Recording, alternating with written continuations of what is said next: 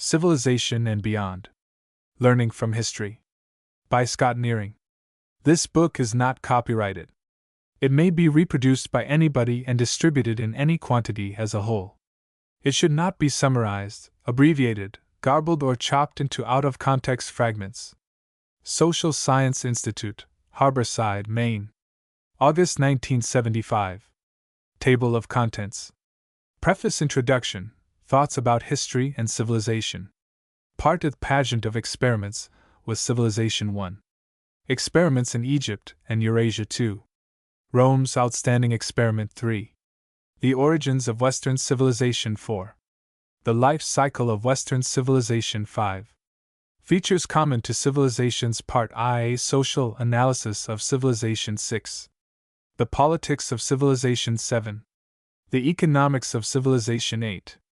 The Sociology of Civilization 9. Ideologies of Civilization. Part 3. Civilization is becoming obsolete. 10. Worldwide Revolution disrupts Civilization. 11. Western Civilization attempts suicide. 12.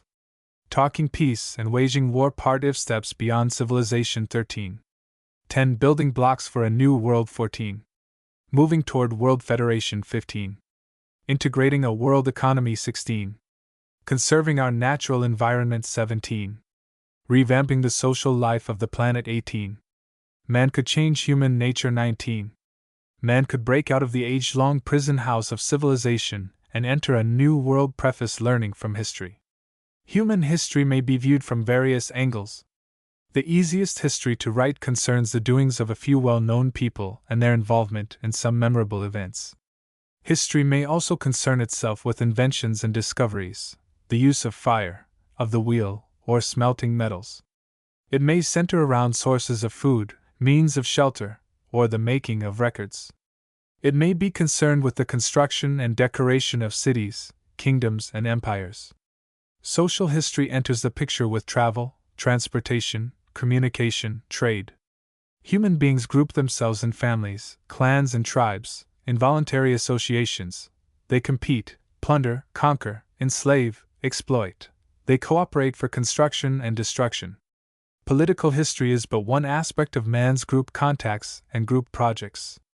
There have been histories of particular civilizations and of civilization as a field of historical research. With minor exceptions, none of the authors that I have consulted has attempted an analytical treatment of civilization as a sociological phenomenon.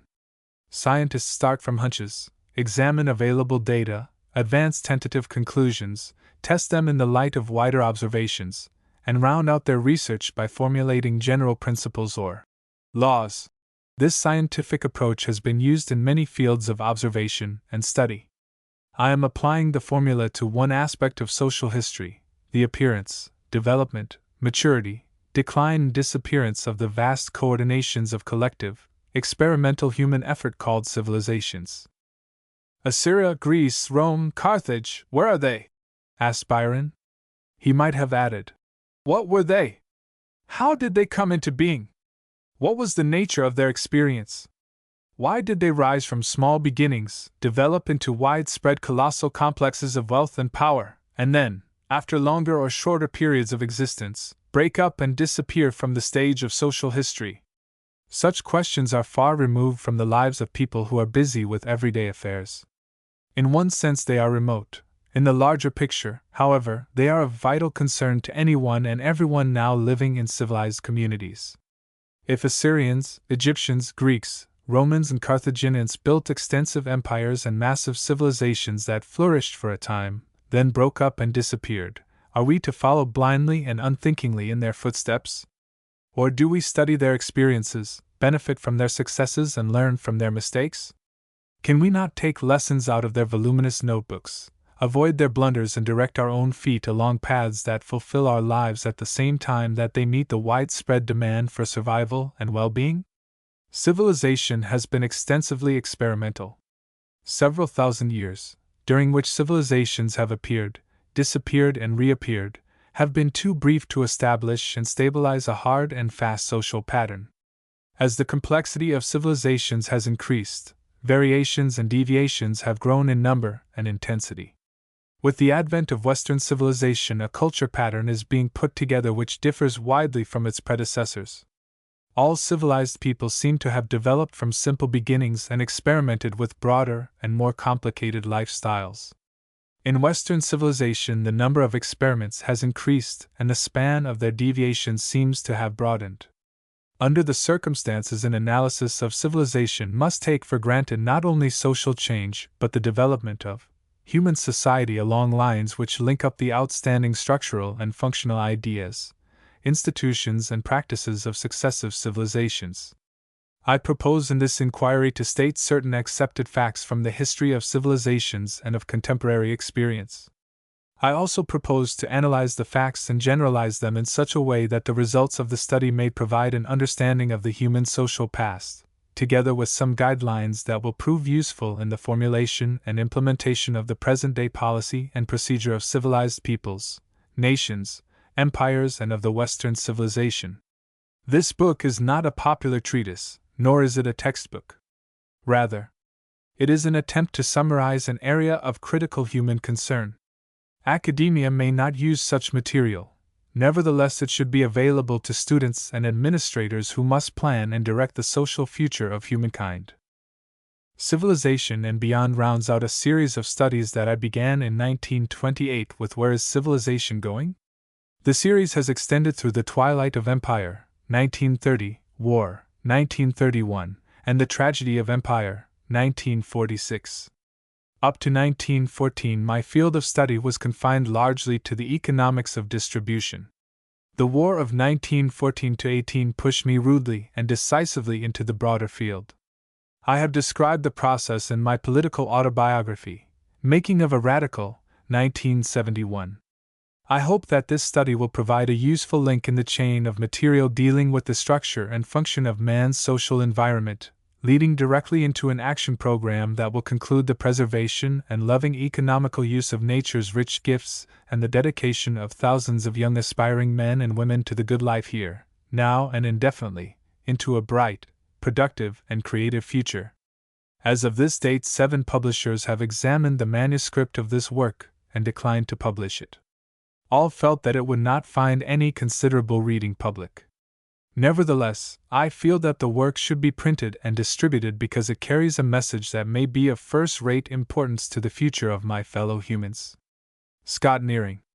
Harborside, Maine, May 5, 1975. Introduction. Thoughts about history and civilization. We may think and talk about civilization as one pattern or level of culture, one stage through which human life flows and ebbs. In that sense, we may regard it abstractly and historically, as we regard the most recent Ice Age or the long and painful record of large-scale chattel slavery. From quite another viewpoint, we may think of civilization as a technologically advanced way of life developed by various peoples through ages of unrecorded experiment and experience, and followed by millions during the period of written history. It is also the way of life that the West has been trying to impose upon the entire human family since European empires launched their crusade to westernize, modernize, and civilize the planet Earth. A third approach would regard civilization as an evolving lifestyle, conceived before the earliest days of recorded human history and matured through the series of experiments, marking the development of civilization as we have known it during the 5 centuries from 1450 to 1975. Thinking in terms of this age-old experience, with 6 or more thousand years of social history as a background, it is possible to give a fairly exact meaning to the word civilization, as it has been lived and is being lived by the present-day West. It is also possible to understand the history of previous civilizations and cycle after cycle of their rise, their development, decline, and extinction. At the same time, it will enable the reader to recognize the relationship and difference between the words culture and civilization. Human culture is the sum total of ideas, relationships, artifacts, institutions, purposes, and ideals currently functioning in any community. 3 elements are present in each human society: man, nature, and the social structure. Human culture at any point in its history is the social structure, the aggregate of existing culture traits, the products of man's ingenuity, inventiveness, and experimentation, set in their natural environment. Civilization is a level of culture built upon foundations laid down through long periods of pre-civilized living. These foundations consist of artifacts, implements, customs, habit patterns, and institutions produced and developed in numerous scattered localities by groups of food gatherers, migrating herdsmen, cultivators, handcraftsmen, and traders, and eventually in urban communities built around centers of wealth and power, the cities which are the nuclei of every civilization. Urban centers, housing trade, commerce, fabrication, and finance, with their hinterlands of food gatherers, herdsmen, cultivators, craftsmen, and transporters, are the nuclei around which and upon which recurring civilizations are built. Within and around these urban centers there grows up a complex of associations, activities, institutions, and ideas designed to promote, develop, and defend the particular life pattern. A civilization is a cluster of peoples, nations, and empires so related in time and space that they share certain ideas, practices, institutions, and means of procedure and survival. Among these features of a civilized community we may list 1. Means of communication, record-keeping, transportation, and trade. This would include a spoken language, a method of enumeration, writing in pictographs or symbols, an alphabet, a written language, inscribed on stone, bone, wood, parchment, paper, means of preserving the records of successive generations, paths, roads, bridges, a system for educating successive generations, meeting places and trading points, means for barter or exchange. 2. An interdependent urban-oriented economy based on division of labor and specialization, on private property in the essential means of production and in consumer goods and services, on a competitive survival struggle for wealth, prestige, and power between individuals and social groups, and on the exploitation of man, society, and nature for the material benefit of the privileged few who occupy the summit of the social pyramid. 3. A unified, centralized political apparatus or bureaucracy that attempts to plan, direct, and administer the political, economic, ideological, and sociological structure. 4. A self-selected and self-perpetuating oligarchy that owns the wealth, holds the power, and pulls the strings. 5. An adequate labor force for farming, transport, industry, mining. 6. Large middle-class elements, professionals, technicians, craftsmen, tradesmen, lesser bureaucrats, and a semi-parasitic fringe of camp followers. 7. A highly professional, well-trained, amply financed apparatus for defense and offense. 8. A complex of institutions and social practices which will indoctrinate, persuade, and when necessary limit deviation and maintain social conformity. 9. Agreed religious practices and other cultural features. This description of civilization covers the essential features of Western civilization and the sequence of predecessor civilizations for which adequate records exist. Successive civilizations have introduced new culture traits and abandoned old ones as the pageant of history moved from one stage to the next, or advanced and retreated through cycles. Using this description as a working formula, it is possible to understand the development followed in the past by Western civilization, to estimate its current status, and to indicate its probable outcome. Long-established thought habits cry aloud in protest against such a description of civilization. Until quite recently, the word civilization has been used in academic circles to symbolize a social idea or ideal. Professor of History Anson D. Morse of Amherst College presents such a view in his Civilization and the World War, Boston, Gin 1919. For him, civilization is the sum of things in which the heritage of the child of the 20th century is better than that of the child of the Stone Age. As a process, it is the perfection of man and mankind. As an end, it is the realization of the highest ideal which men are capable of forming. The goal of civilization is human society so organized in all of its constituent groups that each shall yield the best possible service to each one and thereby to mankind as a whole, producing the perfect organization of humanity. Page 3. Such thoughts may be noble and inspired. They are not related to history. We know more or less about a score of civilizations that have occupied portions of the earth during several thousand years. We know a great deal about the Western civilization which we observe and in which we participate. Professor Morse's florid words apply to none of the civilizations known to history. Certainly, they are poles away from an accurate characterization of our own variant of this social pattern. We are writing this introduction in an effort to make our word pictures of mankind and its doings correspond with the facts of social history. With the nuclear sword of Damocles hanging over our heads, it is high time for us to exchange the clouds of fancy and the flowers of rhetoric for the solid ground of historical reality. The word civilization must generalize what has been and what is, as nearly as the past and present can be embodied in language. Civilization is a level or phase of culture which has been attained and lost repeatedly in the course of social history. The epochs of civilization have not been distributed evenly, either in time or on the Earth's surface.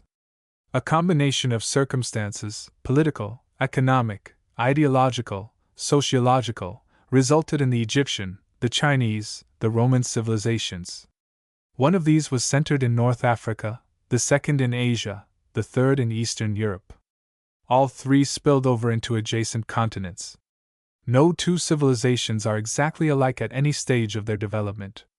Each civilization is at least a partial experiment, a process or sequence of causal relationships, altered sequentially in the course of its life cycle. These thoughts about culture and civilization should be supplemented by noting the relationship between civilizations and empires. An empire is a center of wealth and power associated with its economic and political dependencies. A civilization is a cluster or a succession of empires and or former empires, coordinated and directed by one of their number which has established its leadership in the course of survival struggle. The total body of historical evidence bearing on human experiments with civilization is extensive and impressive. It covers a large portion of the Earth's land surface, includes parts of Asia, Africa, and Europe, and extends sketchily to the Americas. In time, it covers many thousands of years. Experiments with civilization have been conducted in highly selective surroundings possessing the volume and range of natural resources and the isolation and remoteness necessary to build and maintain a high level of culture over substantial periods of time.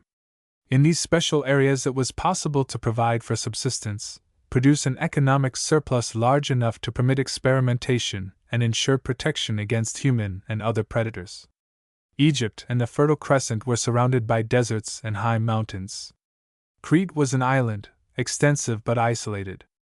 Productive river valleys like the Yangtze, the Ganges, and the Mekong have afforded natural bases for experiments with civilization. Similar opportunities have been provided by strategic locations near bodies of water, mineral deposits, and the intersections of trade routes. Others, less permanent, were located in the high Andes, on the Mexican plateau, in the Central American jungles. Histories of civilizations, some of them ancient or classical, have been written during the past 2 centuries. There have been general histories in many languages. There have been scholarly reports on particular civilizations. Professor A.J. Toynbee's massive 10-volume study of history is a good example. Still more extensive is the 30-volume History of Civilization under the general editorship of C.K. Ogden. These writings have brought together many facts bearing chiefly on the lives of spectacular individuals and episodes, with all too little data on the life of the silent human majority. At the end of this volume, the reader will find a list, selected from the many books that I have consulted in preparation for writing this study. Most of these authorities are concerned with the facts of civilization, with far less emphasis on their political, economic, and sociological aspects.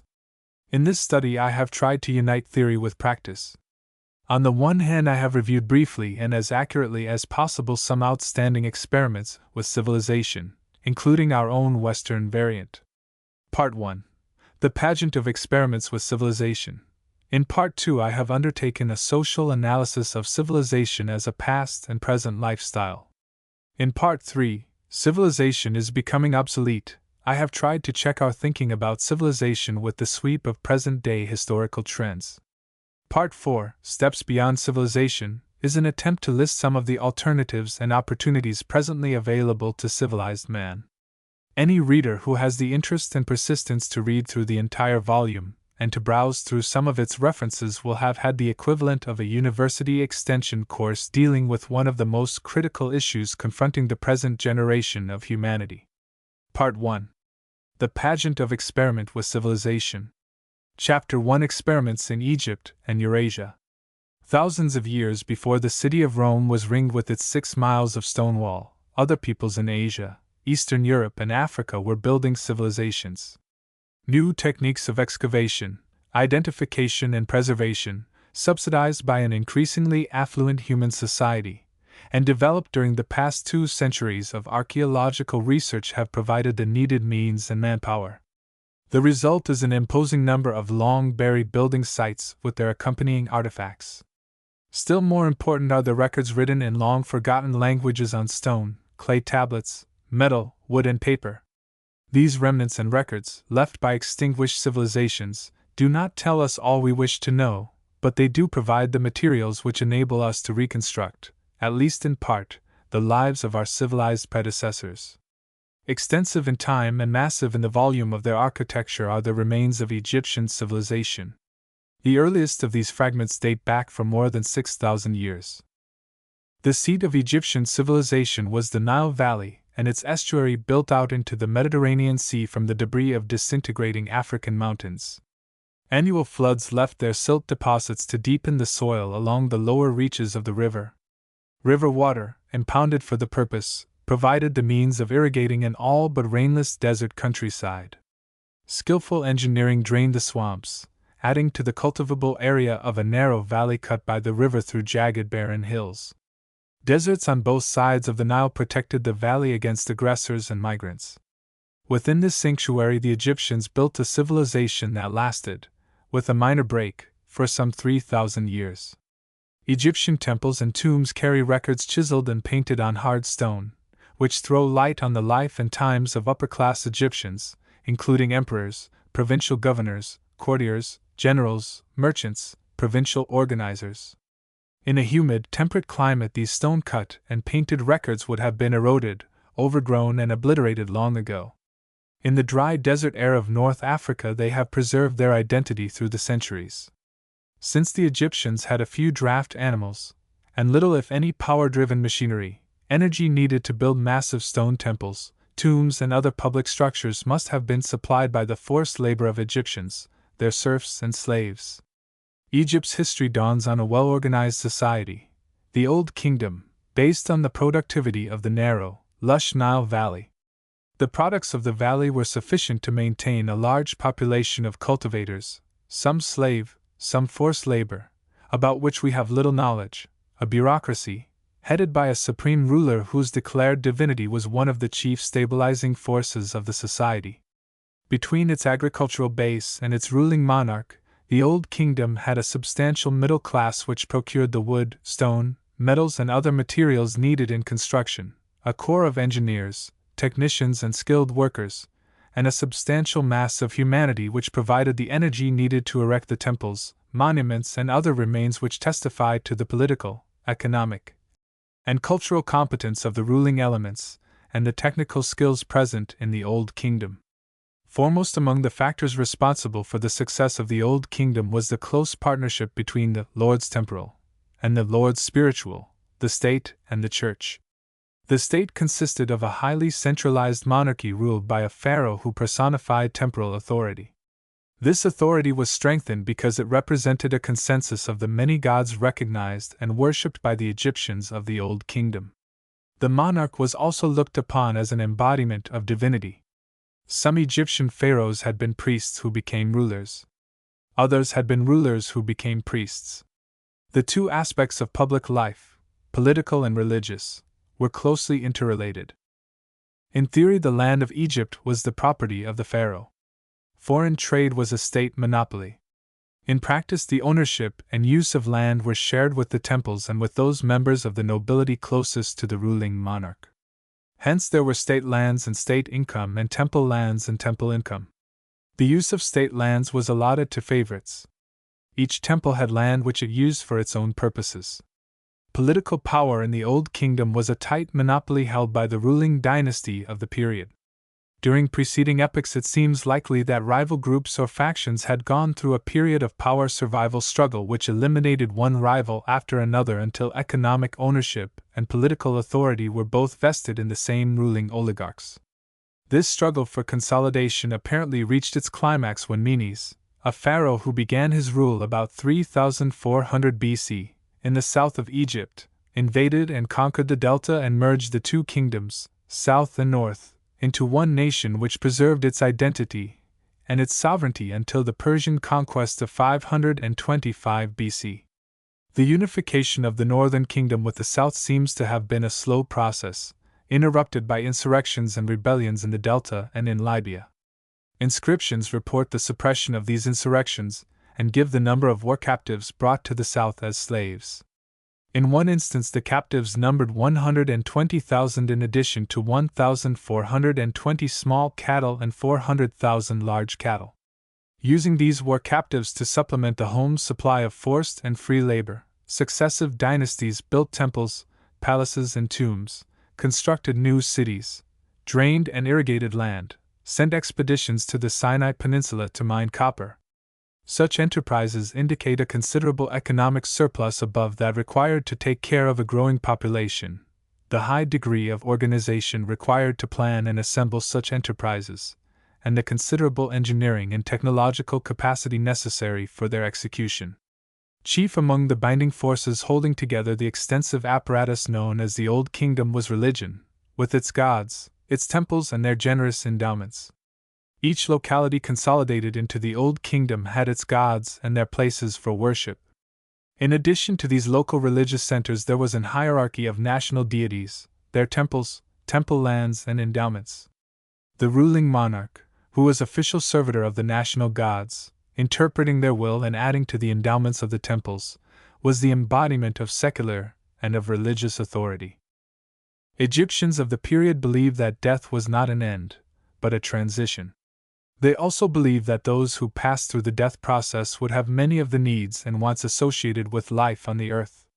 Furthermore, they believed that in the course of their future existence, those who had died would again inhabit the bodies that they had during their previous existences on earth. Following out these beliefs, the Egyptians put into their tombs a full assortment of the food, clothing, implements, and instruments which they had used during their earth life. They also embalmed the bodies of their dead with the utmost care and buried them in carefully hidden tombs where they would be found by their former users and occupied for the day of judgment. Holding such views, preparation for the phase of life subsequent to death was a chief object of the early Egyptian rulers and their subjects. One of the preoccupations of each new occupant of the throne was the selection of his burial place. Early in his reign, he began the construction of suitable quarters for the reception of his embalmed body. The Great Pyramids were such tombs. Other monarchs constructed rock-hewn chambers for the reception of their bodies.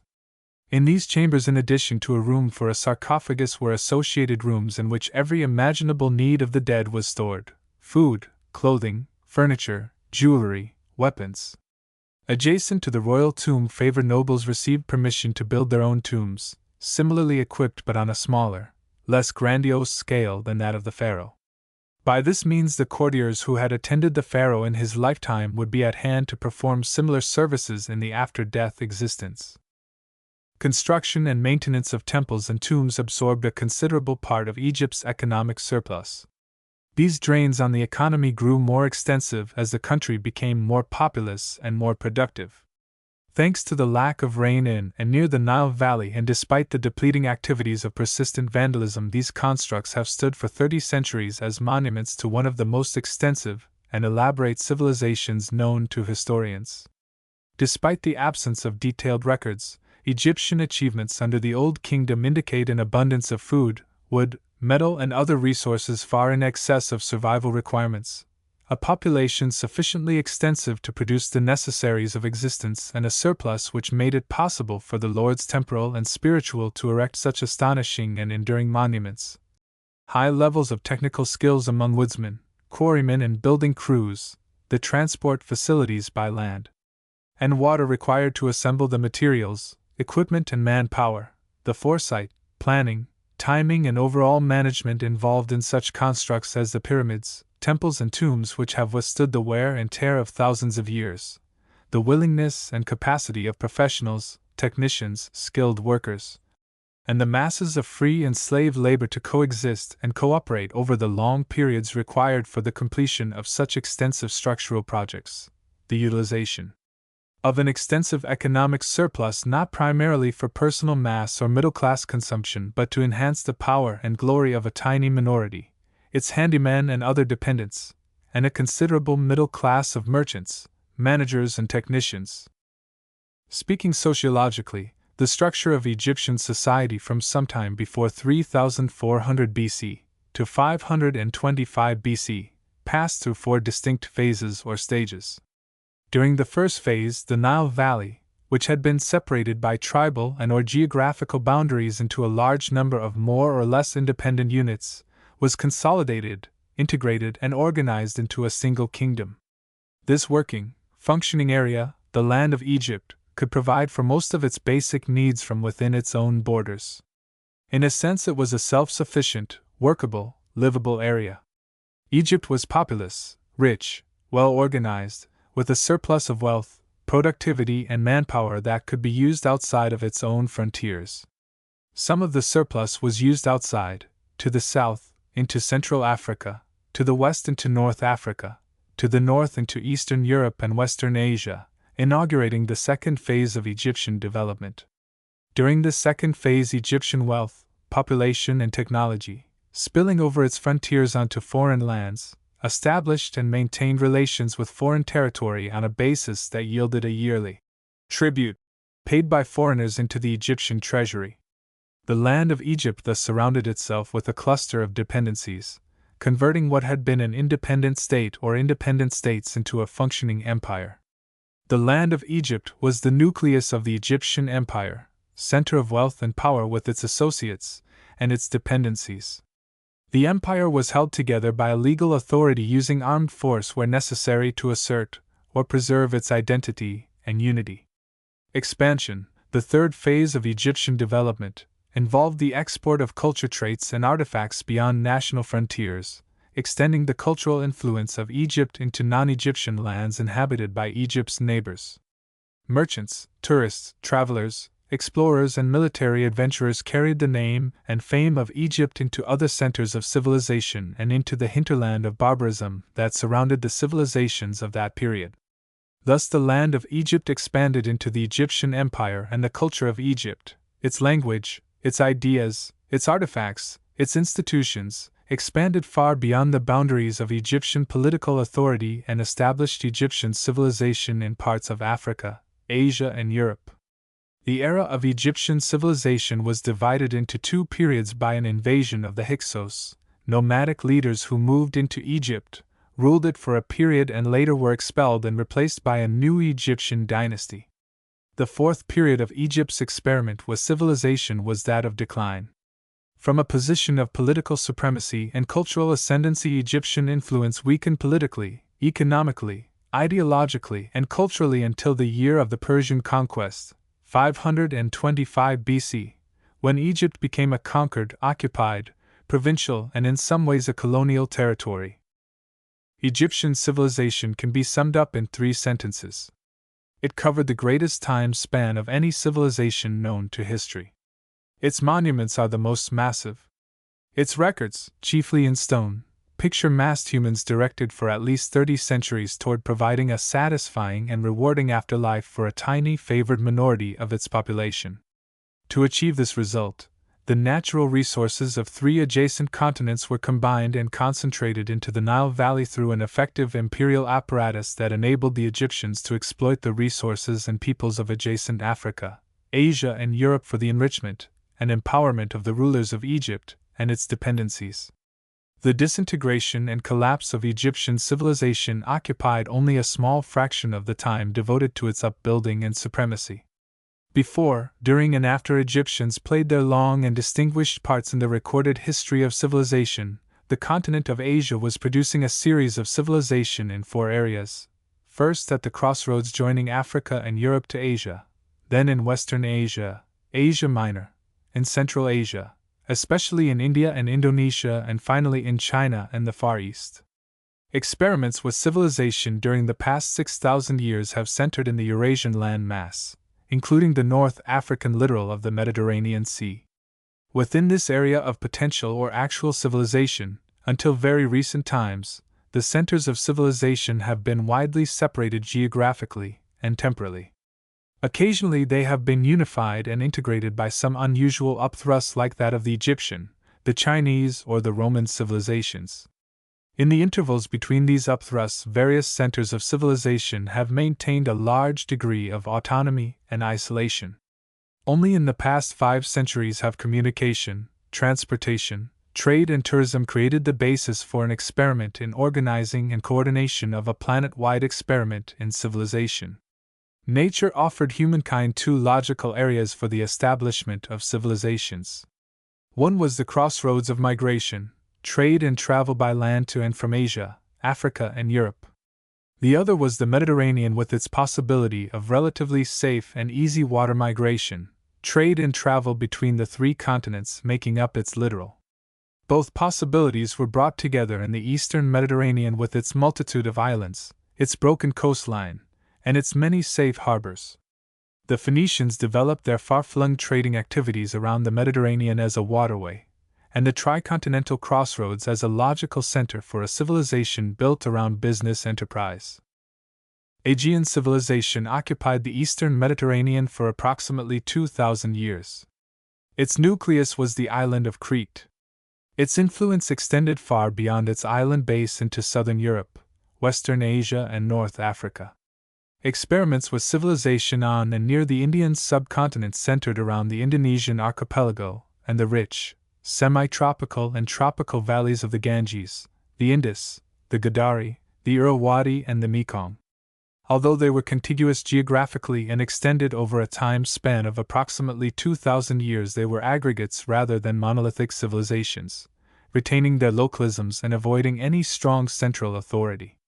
Beginnings of civilization have been made outside the Asian-European-African triangle centering around the Mediterranean Sea and the band of South Asia extending from Mesopotamia through India and Indonesia to China. They include the high Andes, Mexico and Central America, and parts of Black Africa. In no one of these cases did the beginnings reach the stability and universality that characterized the Eurasian African civilizations. Chapter 2: Rome's Outstanding Experiment. Among the many attempts to make the institutions and practices of civilization promote human welfare, Roman civilization deserves a very high rating. First, it was located in the eastern Mediterranean area, the home site of so many civilizations.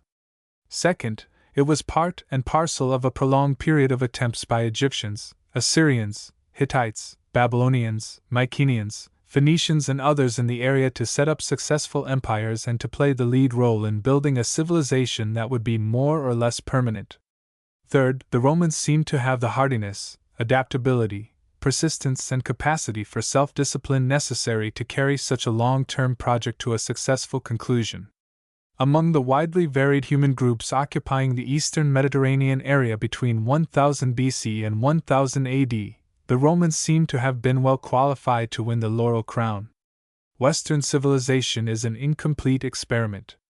Its outcome remains uncertain.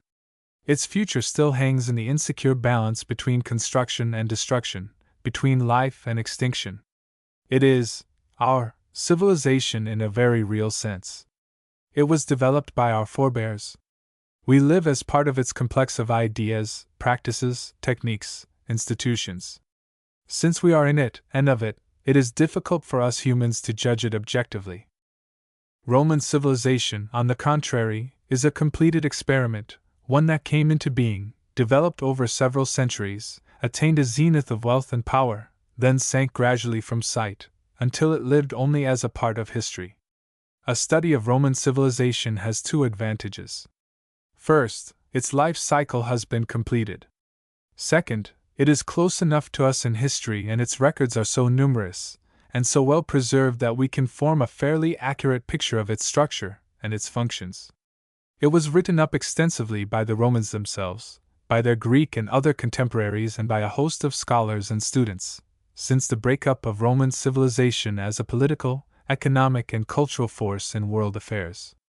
Rome's experiment is sometimes called Greco-Roman civilization because Greece and Italy were close geographical neighbors, and also because Greek culture, which reached its zenith by 500 BC and was closely paralleled by the rise of Roman culture, had a profound effect in determining the total character of Roman civilization. In a very real sense, Greco-Roman civilization was the parent of Western civilization.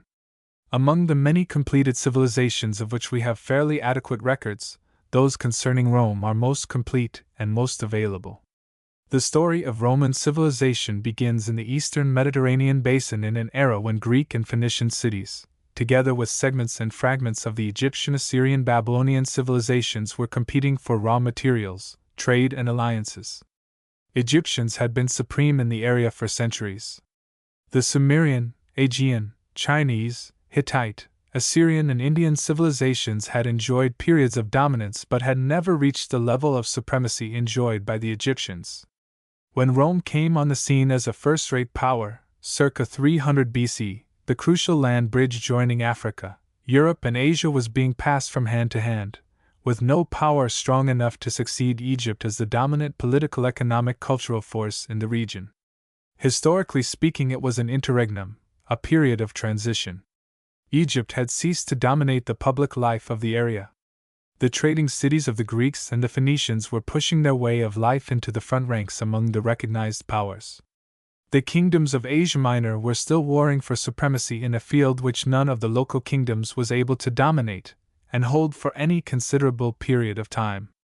Public affairs at the African-European-Asian crossroads were being periodically disturbed and upset by the intrusion of Asian marauders and nomads who came in successive waves, defeated and drove the native inhabitants off from the choicest land and settled down in their places, only to be pushed out in their turn by fresh Asian migrants.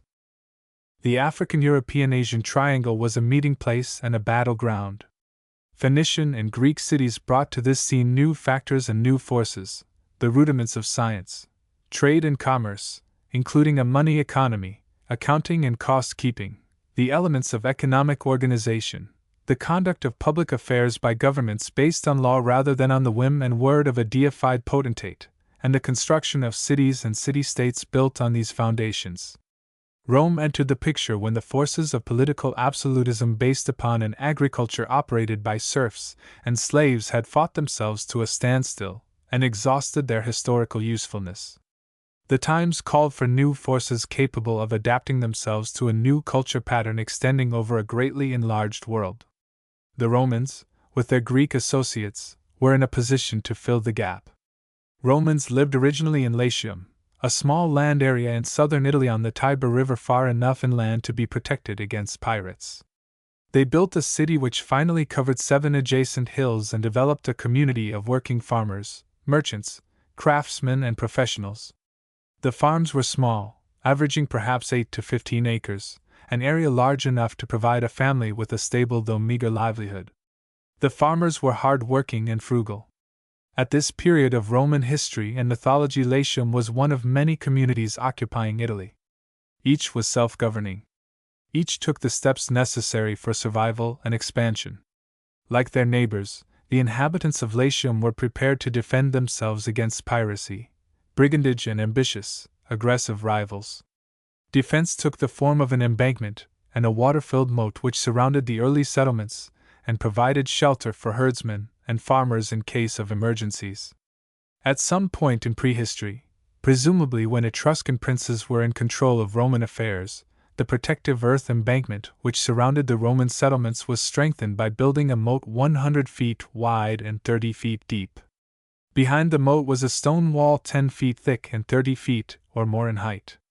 Parts of this defense were built and rebuilt at various times. When completed, they were about 6 miles in length, enclosing an area sufficient to accommodate the chief buildings of the city and living space for a population of perhaps 200,000 people. The defenses were designed to prevent interference or intrusion into the life of the Romans. Behind them, the inhabitants constructed temples, a forum, palaces, and other public buildings, bringing in clean mountain water by an aqueduct that eventually reached a length of 44 miles. Constructing an extensive system of drains and sewers that disposed of city wastes, building a network of roads that eventually gave the Romans access first to all parts of Italy and later to the entire Mediterranean basin. They also replaced the wooden bridges over the Tiber and other rivers by stone bridges carried on stone piers and arches. Early in their building activities, the Romans learned to make a cement so weather-resistant that many of their constructs are still usable 2,000 years after the Romans built them. These and similar building operations made Rome one of the show places of the Greco-Roman world. They also provided for the Romans a level of stability and security far beyond that of their neighbors in that part of the unstable Italian peninsula. At the time Rome was founded, presumably about 700 BC, the Italian peninsula was occupied by a large number of principalities, kingdoms, and tribal nomads, newly arrived from Eastern Europe and Asia. The struggle for pasturage and fertile soil, for dwelling sites and trading opportunities, went on ceaselessly. Romans, like their neighbors and competitors, were reaching out to provide themselves with food, building materials, trade opportunities, strategic advantages. They expanded peacefully if possible, using diplomacy up to a certain point, and only engaging in war as a last resort. But since the entire Italian peninsula was occupied by more or less independent groups, each of which was seeking a larger and safer place in the sun, the outcome was ceaseless diplomatic maneuvering, using war as an instrument of policy in the struggle for pelf and power. For centuries of power struggle, in which Romans played an increasingly prominent role, gave the Roman Republic and its allies substantial control of the entire Italian peninsula. Beginning as one among many small independent states in Italy, the inhabitants of Latium emerged from 4 centuries of competitive diplomatic and military struggle as the de facto masters of all Italy. Power struggles are carried on by contestants who occupy a particular land area with its resources and other advantages. Latium was small in extent, some 2,000 square miles, and had very limited natural advantages. Operating from this restricted base, through 4 centuries of diplomacy, intrigue, and war, the Romans enlarged their base of operations to include the whole of Italy. In this crucial era of its history, Rome expanded its geographic economic base to a point from which it could use the natural and human resources of all Italy as a nucleus upon which to build the Roman Empire in Europe, West Asia, and North Africa. At the beginning of this period, the Mediterranean basin housed a number of African, Asian, and European empires. Each exercised authority over a part of the Mediterranean littoral. Each empire was built around its central city or cities. Each empire had its distinctive institutions and practices. During these centuries, all of the empires were defeated, conquered, occupied, and either dismembered or otherwise brought under Roman control. Extension of Roman authority, first over the Italian peninsula and subsequently over parts of Europe, Africa, and Asia, was the result of a policy of expansion that was aggressively, persistently, and patiently followed by Roman leaders and policy makers. Neighboring territories were amalgamated into the nucleus of the Roman Empire. More remote territories were associated by treaty as allies of Rome, as dependent or client dependencies of Rome, and as colonies or provinces of the Roman Empire. In all cases, they were integral parts of an expanding political, economic, and military sphere of influence with Rome, and later Italy, as the center and nucleus. In the course of this development, the expanding Roman Empire grew to be the wealthiest and most powerful political, sociological, and cultural unit in the Euro-Asian African area. The Roman imperial cycle spanned some 13 centuries. During this period, Roman life was transformed from its small, local seat of authority in central Italy into its new stature as the outstanding power in the Mediterranean area.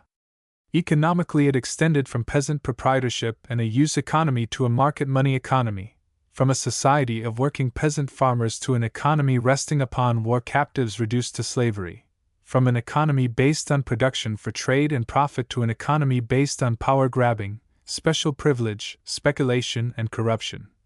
From an austerity economy based on primary production to an economy based on affluence, exploitation, and gluttony. These revolutionary transformations in the Roman economy were accompanied, politically, by hardening of the division of Roman society along class lines with the resulting contradictions, antagonisms, and class struggles, including open class warfare. Domestic contradictions, confrontations, civil strife, and formal civil war were present throughout the entire history of Rome. They existed in embryo in the earliest days of the original settlements on the 7 hills over which the city of Rome eventually spread. As Rome and its interests became more complex socially and more extensive geographically, the number and variety of contradictions, confrontations, civil and military conflicts increased correspondingly. In terms of individual human lives, the changes which took place in Roman society during the 6 or 7 centuries that elapsed between the early Roman settlements and the reign of their Emperor Augustus were profound and far-reaching. Many communities of diverse and often incompatible backgrounds and interests were herded together, helter-skelter, into the city of Rome, Latium, the Italian nucleus, and the subsequent alliances, federations, conquests, consolidations into colonies, occupied areas, provinces, and spheres of influence. The greater the number and diversity of these interests and relationships, the greater the probability of conflict. This empire-building process was not gradual and directed with scrupulous care to preserve the amenities and niceties of polite social intercourse. The job was done by and under the direction of military leaders who are traditionally in a hurry to get results. The subordinates who carried out military decisions were volunteer professional soldiers. Mercenary adventurers and conscripts drawn formed the four corners of the empire. As the empire grew in extent and as its troubles multiplied, the military was more frequently called upon to take over and iron out difficulties.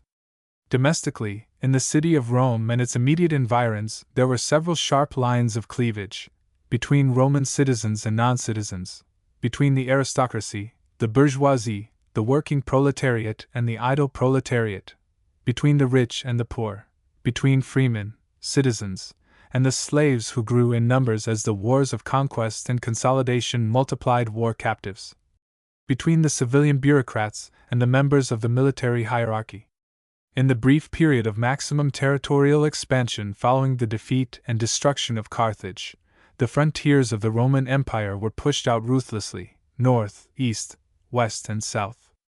In the hurly-burly of rapid expansion, individual rights were ignored, local communities and entire regions were overrun, depopulated, and resettled with the tough disregard of individual and local interests that must characterize any quick, general movement, economic, sociological, or military. If the expansion, expulsion, and rehabilitation had produced greater degrees of stability and security for individuals and social groups, they might have been tolerated and assimilated by the diverse populations caught up in the maelstrom of drastic expansion. But rapid coercive social transformation produces neither stability nor security. Its normal consequence is chaos, conflict, and further change. In the course of these internal conflicts, the Roman Republic was gradually phased out. In theory, it persisted until the establishment of the military dictatorship of Julius Caesar. Practically, while many of its forms remained, the conduct of public affairs passed more and more into the hands of political leaders who were able to command the backing of the legions. When the first war against Carthage was launched in 265 BC, Carthage was at the height of her power. Situated on the North African coast almost directly across the Mediterranean from Italy, the Carthaginians were in effective control of the western Mediterranean. Carthage was firmly entrenched in Spain. It was trading extensively with the British Isles. Fleets of Carthaginian warships patrolled the Mediterranean, guarding against piracy and economic or political interference by rivals. Roman political and business leaders, inexperienced in international political dealings and the promotion of international trade, found their further expansion to the west blocked by Carthaginian political, economic, and military installations. The result of the confrontation was a series of 3 wars that began in 265 BC and ended in 146. During these 119 years, an established power, Carthage, struggled to preserve its position against aggressive Roman efforts to take control of the West Mediterranean basin. The Carthaginians, under the able generalship of Hannibal, mobilized a military force, including elephants, marched from Spain over the Alpine passes into Italy, reaching the gates of Rome. Romans countered with the slogan, "Carthage must be destroyed." When the Third Punic War ended in 146 BC, with the defeat of the Carthaginian military forces, the city of Carthage was leveled. The defeat of Carthage gave the Romans control of the western Mediterranean. During the same period, Roman interests were pushing into East Europe and Western Asia.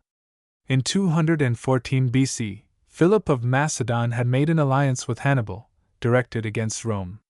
Consequently, 3 wars between Rome and Macedonia followed, the third ending in 168 BC, with the defeat of the Macedonians and their subordination to Roman authority in the form of a Roman governor. When opposition to Roman influence developed in Greece in 148 BC, a commission of 10 was appointed by the Roman Senate to settle affairs in the Greek peninsula. The city of Corinth was burned to the ground and its lands were confiscated. Thebes and Chalcis were also destroyed. The walls of all towns which had shared in the revolt against Rome were pulled down.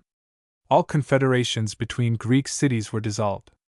Disarmament, isolation, and Roman taxation were imposed on the Greek cities, and the oversight of affairs was assigned to the Roman governor of neighboring Macedonia.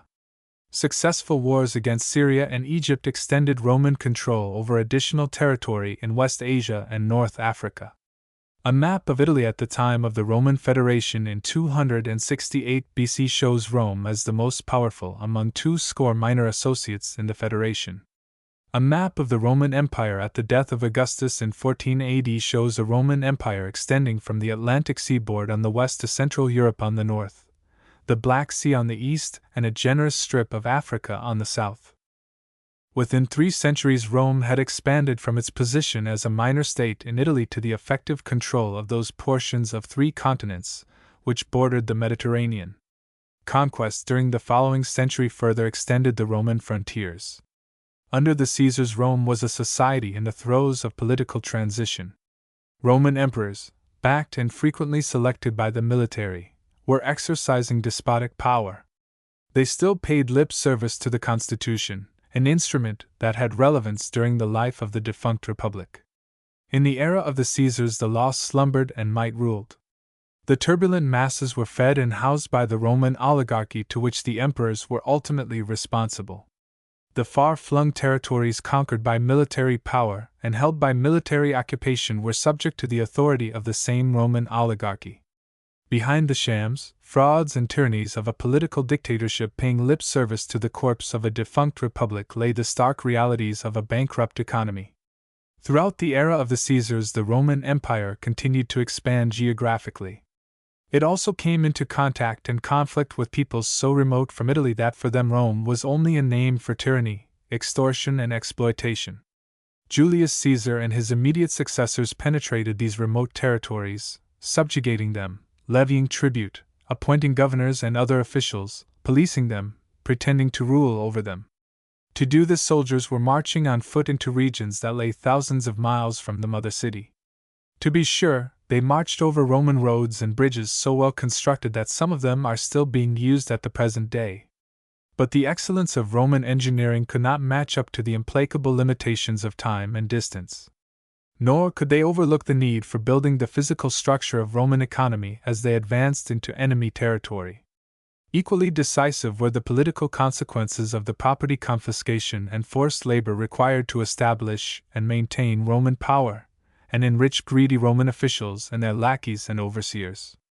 Rising overhead costs, with no corresponding growth of income, an empty treasury in Rome, and a persistent policy of fleecing the provinces to pay for the normal costs of bureaucracy, plus its extravagances and excesses, could lead to only one possible outcome. Higher taxes and more ruinous levies in the newly conquered provinces could not fill the insatiable maw of deficit spending. Inflation was the immediate result, accompanied and followed by the debasement of currency and new expropriations of private property. Government expenses consistently exceeded income. The situation was aggravated by the growth of parasitic elements which persistently produced little or nothing and as persistently multiplied their luxuries and extravagances. The parasites grew richer. The impoverished masses suffered the normal deprivations of poverty plus the weight of steadily rising overhead costs. As Roman authority extended farther from its center, the chasm between its income and its outgo widened. Slave labor aggravated the situation. There was a time when Roman farmers and craftsmen did their own work. That time ended with the enslavement of war captives who swamped the labor market. Like any parasitic growth, slavery and forced labor destroyed the fabric of a largely self-contained economy based on peasant proprietorship. Roman economy was honeycombed with problems created by deficit spending, currency devaluation, and exploitation. At its base was a footloose urban proletariat made up largely of refugees from a countryside given over increasingly to the employment of military captives as slave labor.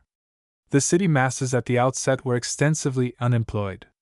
Increasingly they became unemployable, parasitic, restless, demanding. At the outset the slave revolts were local and occasional. As the slaves grew more numerous, unrest spread and hardened into organized resistance. Spartacus, a slave, led a revolt which mobilized armies, defeated the Roman legions in a series of battles, and ended only with the death of Spartacus and the dispersal of his forces. Local and provincial affairs under the Roman Empire were administered by a self-seeking corrupt bureaucracy. Expansion by means of military conquest increased the influence of the military at the expense of the civilian administrators. The consequent burdens of militarism reached from the bottom to the top of Roman society.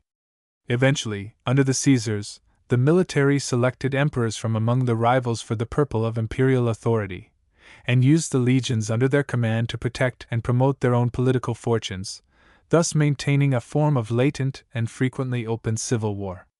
Colonial unrest and provincial self-seeking were promoted by conspiracies among Rome's less dependable allies. Wars of rivalry between Roman candidates for top preferment shifted the power balance out of civilian hands into the grip of the military. Step by step and stage by stage the Roman Empire became a warfare state maintained at home and abroad by the intervention of the military. Wars of rivalry at home in Rome were paralleled by wars of rivalry abroad. During the era of the Caesars, Rome became the Eurasian African honey pot. Wealth centered there. Authority was enthroned there.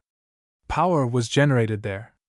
Throughout the sphere of Roman political influence, of trade and travel, the central position of Rome was recognized and acknowledged. Not only knowledge and authority, but folklore mushroomed, with Rome as its central theme.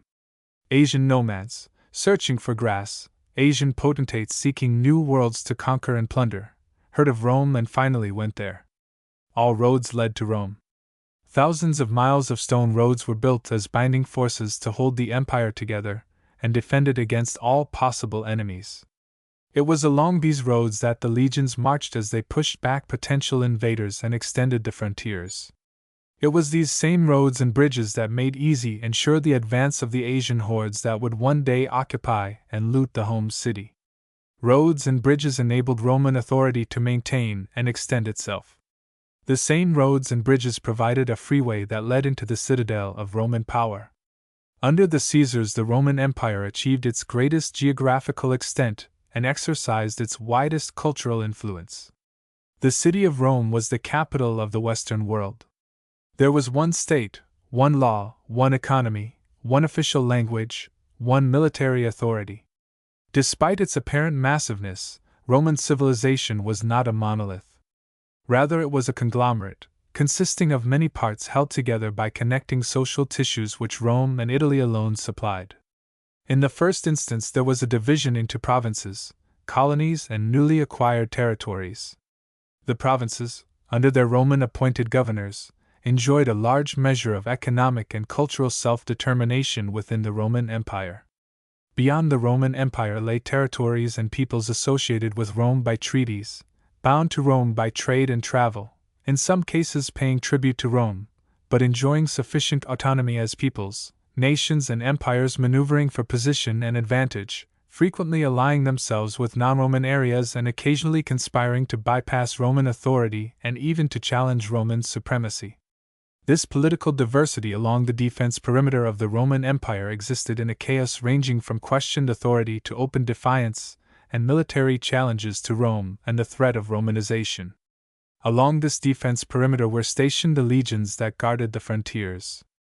Across it moved trade, travel, incursions, invasions, and periodic reprisals, as a result of which the more turbulent neighbors were brought within the sphere of Rome's influence, or, in cases of extreme dissidence and resistance, were depopulated, colonized, and added to the Roman conglomerate.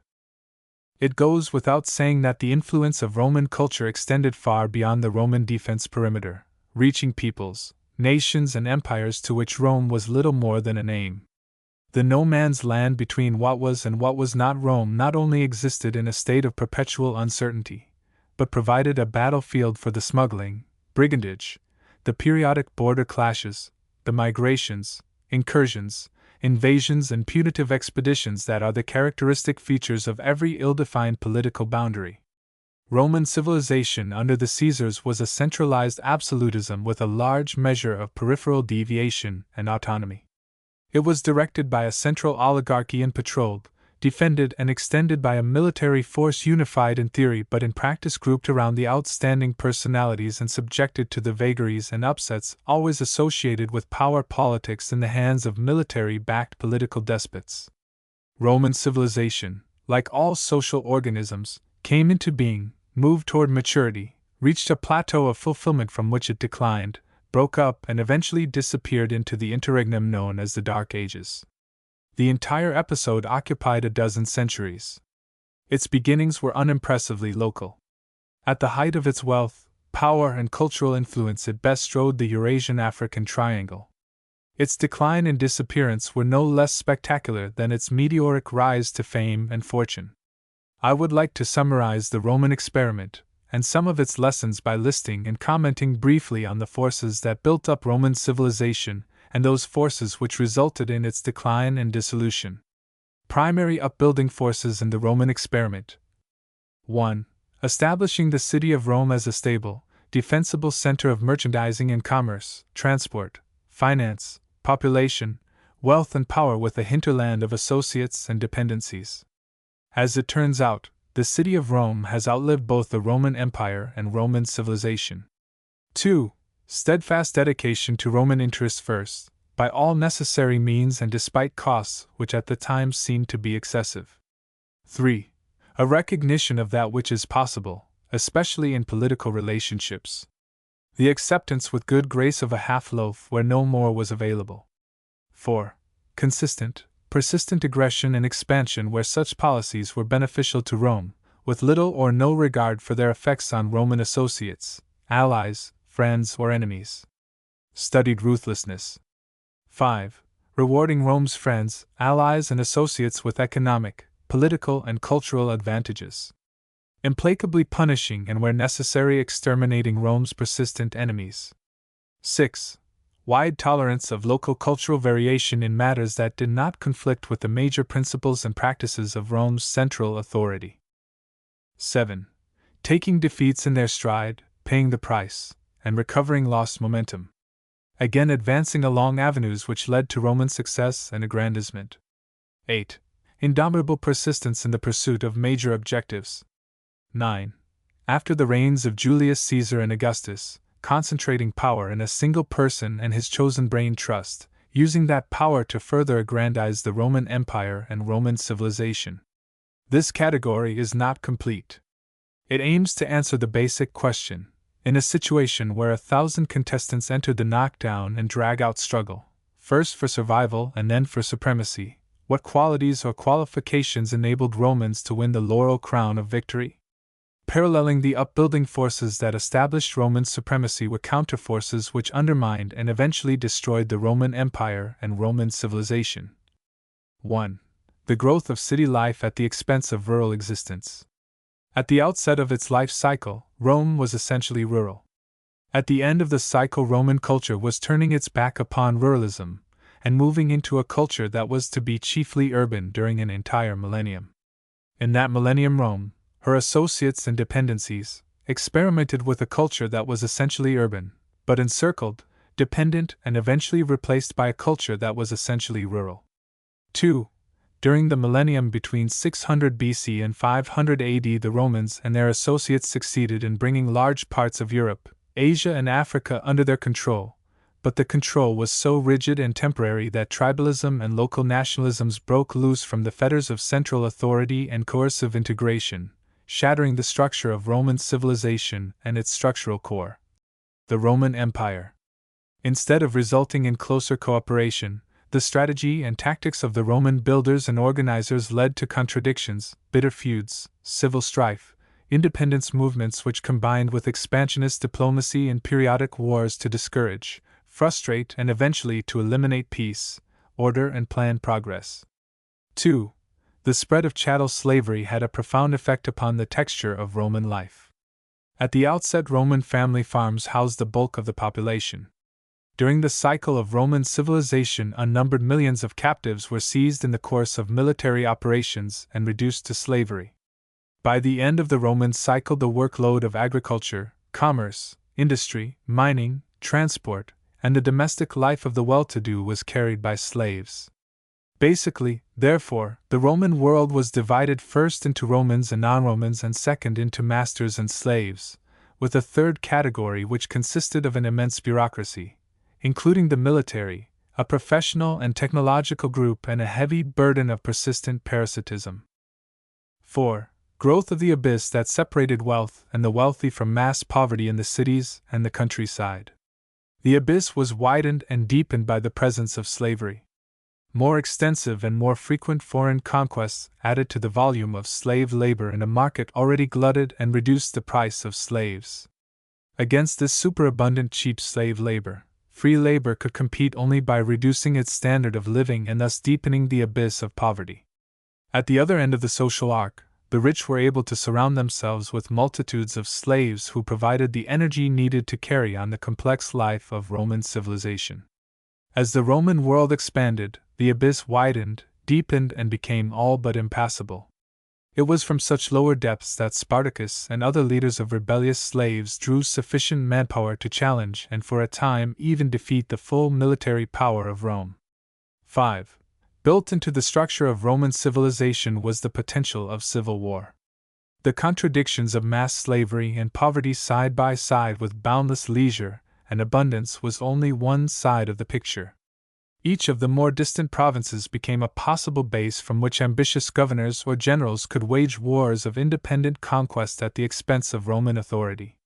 Each newly subjugated people, smarting under defeat and the heavy hand which Rome laid on its dissidents and opponents, became a potential center for disaffection, conspiracy, and rebellion against Roman authority. 6. Conflicts over power succession, in the provinces, and more significantly in the mother city, added another aspect to the many-sided pressures. As there was no legal means of determining the succession, the end of each imperial reign offered the probability of military intervention. 7. Deification of emperors, during the era of the Caesars, led to the denigration and degradation of the common man. The fact that the common men of Rome were more and more likely to be poor slaves furthered the process and deepened the abyss between the haves and have-nots. 8. Among the forces of disintegration operating in Rome, none was more potent and more decisive than the numerical growth of the military, and the increasing probability that any one of the growing contradictions and conflicts would lead to intervention by the military. Roman emperors were dictators, and their retention of authority was increasingly decided by the legions which were willing and able to fight for the perpetuation and extension of their authority. 9.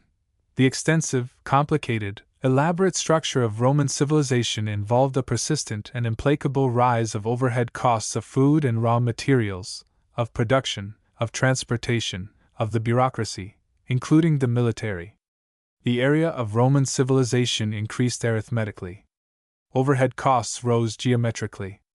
They were expressed in an empty treasury, rising taxes, inflation, expropriation, the degradation of the currency. 10. Side by side with the rise in overhead costs went the increase of parasitism among the rich and among the poor. Something for nothing was the order of the day. Speculation was rampant. Gambling was universal. Instead of living by production of goods and services, Romans let the slaves do their work and lived by their wits. 11. From top to bottom of Roman society, negative forces replaced positive forces. Self-directed labor gave place to slavery. Participation in productive activity yielded to parasitism. Productivity was subordinated to destructivity. The spirit of independence was replaced by the acceptance of increasing arbitrary individual authority. 12. Roman society constantly faced and consistently failed to solve the contradiction between centralism and local interests, and local rights. This contradiction increased with increasing size, diversity, and complexity. 13. Psychological forces played a part in the breakdown and breakup of Roman civilization. People lost faith and hope. They became disillusioned and cynical. They forgot the common good and devoted themselves to the gratification of body hungers. They turned from proud service of fatherland to the pursuit of pleasure for pleasure's sake. Romans lost freshness and vigor. Creativeness had never been as highly regarded among the Romans as it was among the Greeks. Life was lived closer to the surface. It was confined more and more to the present. Growth in the volume of Roman life sapped its vitality so that there was less surplus for experiment and innovation as more and more of the social income was devoted to meeting overhead costs. Moralists have insisted that the decline and dissolution of Roman civilization resulted from the abandonment of moral standards. Undoubtedly, this was true. The upstanding womanhood and manhood of early Rome was replaced by a wealth-seeking, pleasure-loving, parasitically inclined population. But these features of Roman life under the Empire and during the period of Roman decline were the outcome of political, economic, and social forces that have characterized one civilization after another. Instead of insisting that Rome declined and fell because it was immoral, it would be far more accurate to insist that Rome declined and fell because the objectives which it sought, the means it employed, and the civilized institutions which it developed contained within themselves oppositions and contradictions which led to decline and dissolution. Rome declined and fell because the ideas, institutions, and practices upon which it depended, the ideas, institutions, and practices of civilization, could lead to no other outcome. Chapter 3: The Origins of Western Civilizations. An experiment with civilization presently spans the planet Earth. It is called modern, contemporary, or Western civilization. Its artifacts, institutions, and practices predominate in Europe, North America, and Australasia. They play a prominent role in the lives of Asians, South Americans, and Africans. 2,000 years ago, a long-established Egyptian civilization was passing into the shadows. Civilizations in China and India were developing. Roman civilization was approaching the zenith of its ascendancy. 1,000 years ago, Roman civilization, like that of Egypt, was a memory. Chinese and Indian civilizations were holding their own, while the followers of Islam were reaching out into Central Asia, North Africa, and Eastern Europe.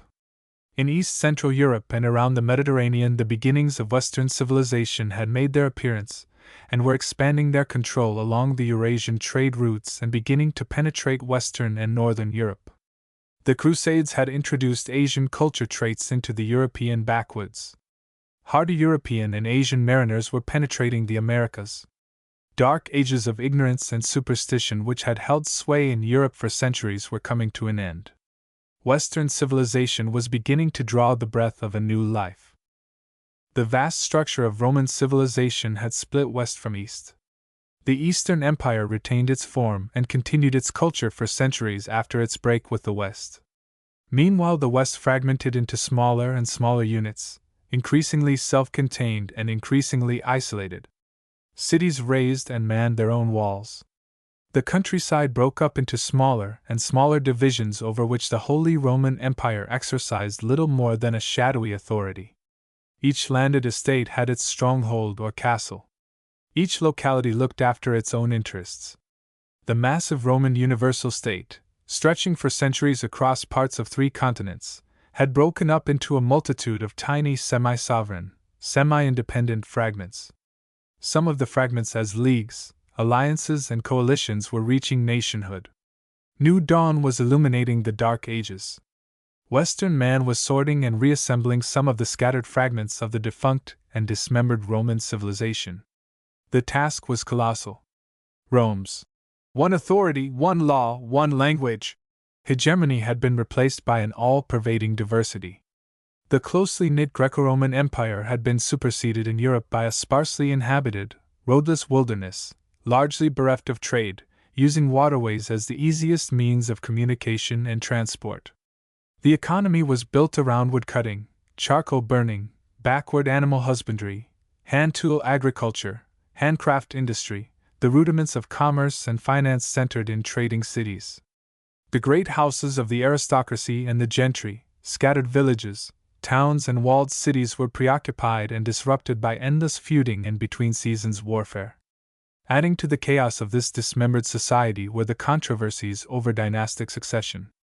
Intermittent incursions of migrating hordes from Central Asia pushed their way into Central and Southern Europe. Covert and open conflicts between ecclesiastical and secular authority added to the general lethargy, confusion, and chaos. Europe struggled for centuries to free itself from Asian invasion and occupation. At the same time, Europe was improving its agriculture, restoring its trade, and expanding its handcraft industries and its commerce. Towns grew in population and productivity. Life standards rose in the cities. Cities based on trade and commerce extended their authority and became city-states. Commercial cities joined their forces to form trading leagues. Lords spiritual and temporal, who had ruled Europe for centuries, were joined by lords commercial, enriched by the growth of trade, transport, and developing industry. Generations passed into centuries, the 14th, 15th, 16th, and 17th. From small local beginnings, the nations of Western Europe emerged: Spain, Portugal, the Low Countries, France, Britain, Italy, Austria, and eventually Russia. Each was a consolidation of local principalities, earldoms, dukedoms, kingdoms. Each was passing through the rural-urban transformation.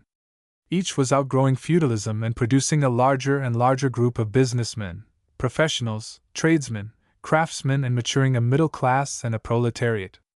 After the 15th century, each state was spilling over its own frontiers, annexing or losing neighboring territory, spreading beyond the boundaries of Europe into the teeming markets of Asia and the newly discovered treasure house of the Americas. A score of European peoples were engaged in the give and take of this struggle for wealth and power, for land and its resources in Europe, North Africa, and the Near East, for booty, trade, and overseas colonies.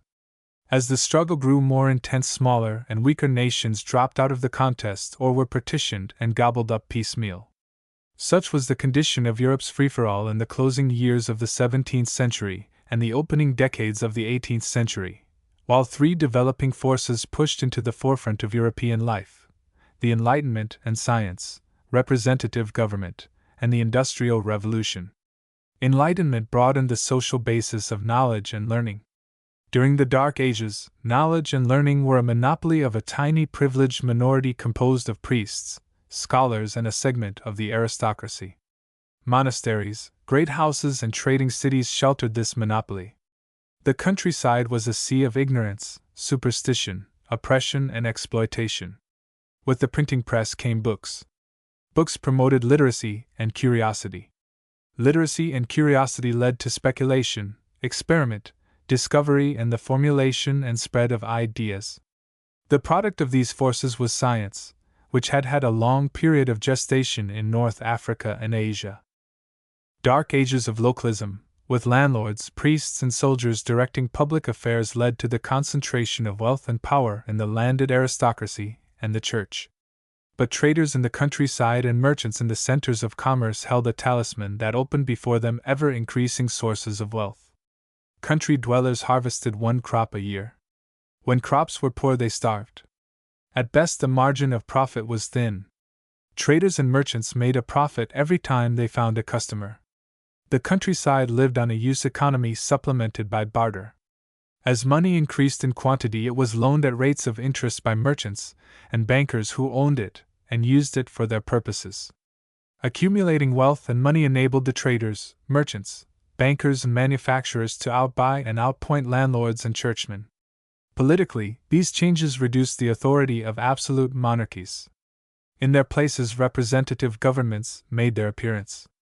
The third force that surfaced in Europe after the end of the Dark Ages was the Industrial Revolution, which led to fundamental changes in the means of production at the same time that advances in natural and social science produced their practical counterpart, an explosive expansion of technology. Science, representative government, and the Industrial Revolution led to a rapid and extensive transformation of Western society, sometimes referred to as the Bourgeois Revolution. As the Bourgeois Revolution worked its way into the structure and function of European society, the developing class of businessmen and professionals who had begun to challenge the power monopoly of the lords spiritual and temporal ended by establishing a higher power monopoly under the control of business, military, public relations oligarchy. This revolutionary transformation of modern society took place during the 1,000 years that elapsed between the Crusades and the closing years of the 19th century. The resulting social transformation had its geographical homeland in Europe, from which it spread around the planet. Politically, these forces found expression through the commerce-dominated, profit-seeking, colonizing empires, with the nation-state as nucleus. Colonizing empires became the dominant force in Europe and in the non-European segments of the planet, which were gradually brought under European imperial control. In the course of voyaging, discovery, and the establishment of trade, Europeans set up military outposts and maintained increasingly large naval forces. The avowed object of these military and naval buildups was to defend and promote Spanish, Dutch, Portuguese, French, and British imperial interests. Actually, military and naval installations were marking out and maintaining the defense perimeters of their respective colonial empires. One of the widely accepted axioms of the period equated colonies with national prosperity. The more successful colonizing empires of the 17th and 18th centuries became the strongholds of 19th century monopoly capitalism. Industrial revolution, flowering in Europe during the 18th and 19th centuries, gave the European commercial empires a lead over potential rivals based on Asian wealth power centers. As a result of this lead, European empire builders were able to establish and maintain their authority in India and Indonesia, dismember the Turkish and Chinese empires, and partition Africa among themselves. Their only potential rivals were the lumbering, isolationist United States of North America and the newly awakened island kingdom of Japan. Both of these non-European nations began playing serious wealth power roles in the same period from 1895 to 1910. Up to that point, Europe continued to be the homeland of monopoly capitalism. The chief centers of heavy industry, commerce, and finance were in Europe. European merchant fleets and European navies sailed the seas. European banks and business houses dominated planetary financing, insuring, and investing. Viewed from outside, the ascendancy of Europe seemed to be complete. Europe held the strategic strong points: productivity, wealth, the means of transportation, mobile firepower. By the end of the 19th century, Europe was the monopoly capitalist motherland. The rest of the planet was made up of actual or potential dependents under European authority. From these outsiders living at subsistence levels, Europeans could get their supplies of food and raw materials at low prices, and to them Europeans could sell their surplus manufactures, their commercial services, and their investment capital at high prices. The resulting European prosperity was expected to continue indefinitely into the future. This planetary structure, with Europe as the center of wealth, power, art, science, free business enterprise, and wage slavery, progress and poverty, left the majority of mankind living as dependents and colonials. The situation embodied several confrontations. 1. The masters of Europe might quarrel among themselves. 2. Non-Europeans might set up rival wealth power centers and challenge Europe's world hegemony. 3. Colonials and other dependents might demand independence and equal status in the family of nations. 4. Rootless middle classes and the wretched of the earth might join forces and pull down Western civilization's house of cards. Western civilization, like its predecessors, was accepting and following one central principle: expand, grab, and keep. The application of this principle took the form of an axiom of public and private life: might makes right. Let him take who has the power, let him keep who can. Grab and keep, in a period of rapid economic expansion, led each of the burgeoning European empires to the zealous defense of its frontiers as the first principle of imperial policy. The second principle, geographical expansion, followed as a matter of course. Expansion inside Europe, with its tight frontier defenses, meant war with aggressive rivals. Expansion abroad, especially in Asia and Africa, was less costly and might prove more profitable.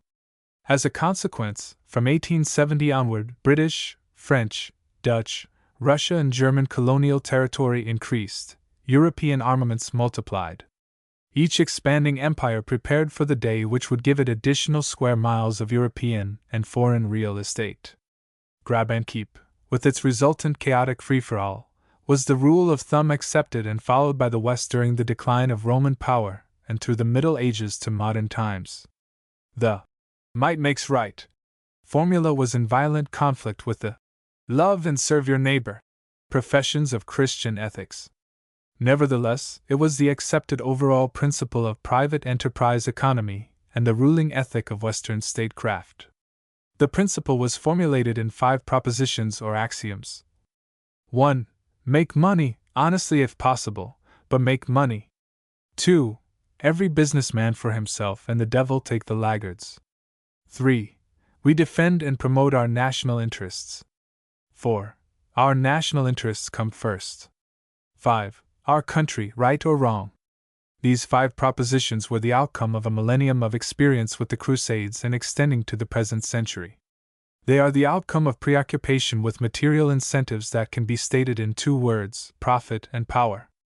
Such propositions, applied to everyday affairs, produced an economy and a statecraft which favored the interests of a part before those of the entire community. Where the whole is favored before any part, there is a possibility of coexistence, and even of cooperation.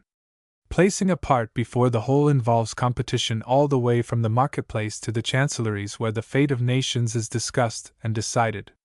The above 5 propositions or axioms result from preoccupation with material incentives, profit and power for managers, disciplined coordination for subordinates, affluence, comfort and recognition for the favored few.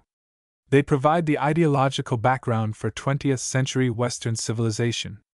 Chapter 4: The Life Cycle of Western Civilization.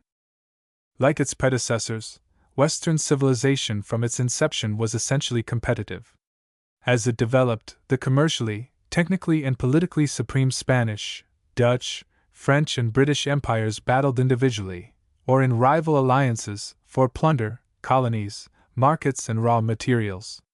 From the end of the Napoleonic Wars in 1815, to the Victorian Jubilee in 1897, Great Britain became and remained top dog economically, politically and to a large extent culturally. Britain was the workshop. British shipping was omnipresent. The pound sterling was the chief medium of foreign exchange. The British Navy patrolled the seas. English was replacing French as the language of commerce and diplomacy.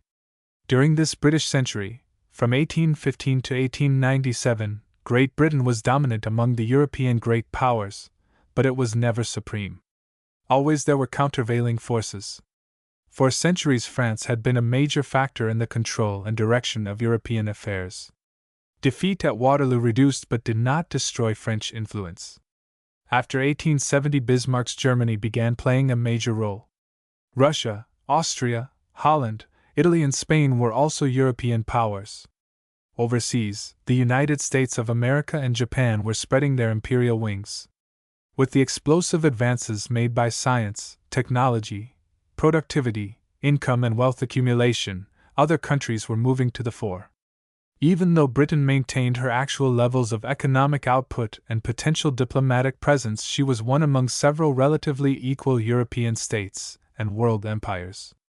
At the same time, her natural resources were being depleted, and with the growing importance of cotton, rubber and petroleum, all of which Britain must import, her economic ascendancy was progressively undermined.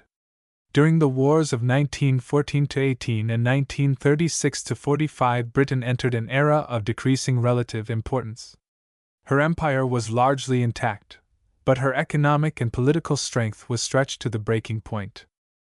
Throughout its history, until the wars of 1914–45, Western civilization had its headquarters in Central and West Europe, with branch offices elsewhere on the planet.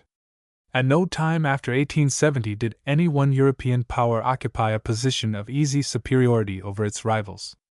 If Great Britain was top dog, France, the long-established continental power, was snapping at her heels.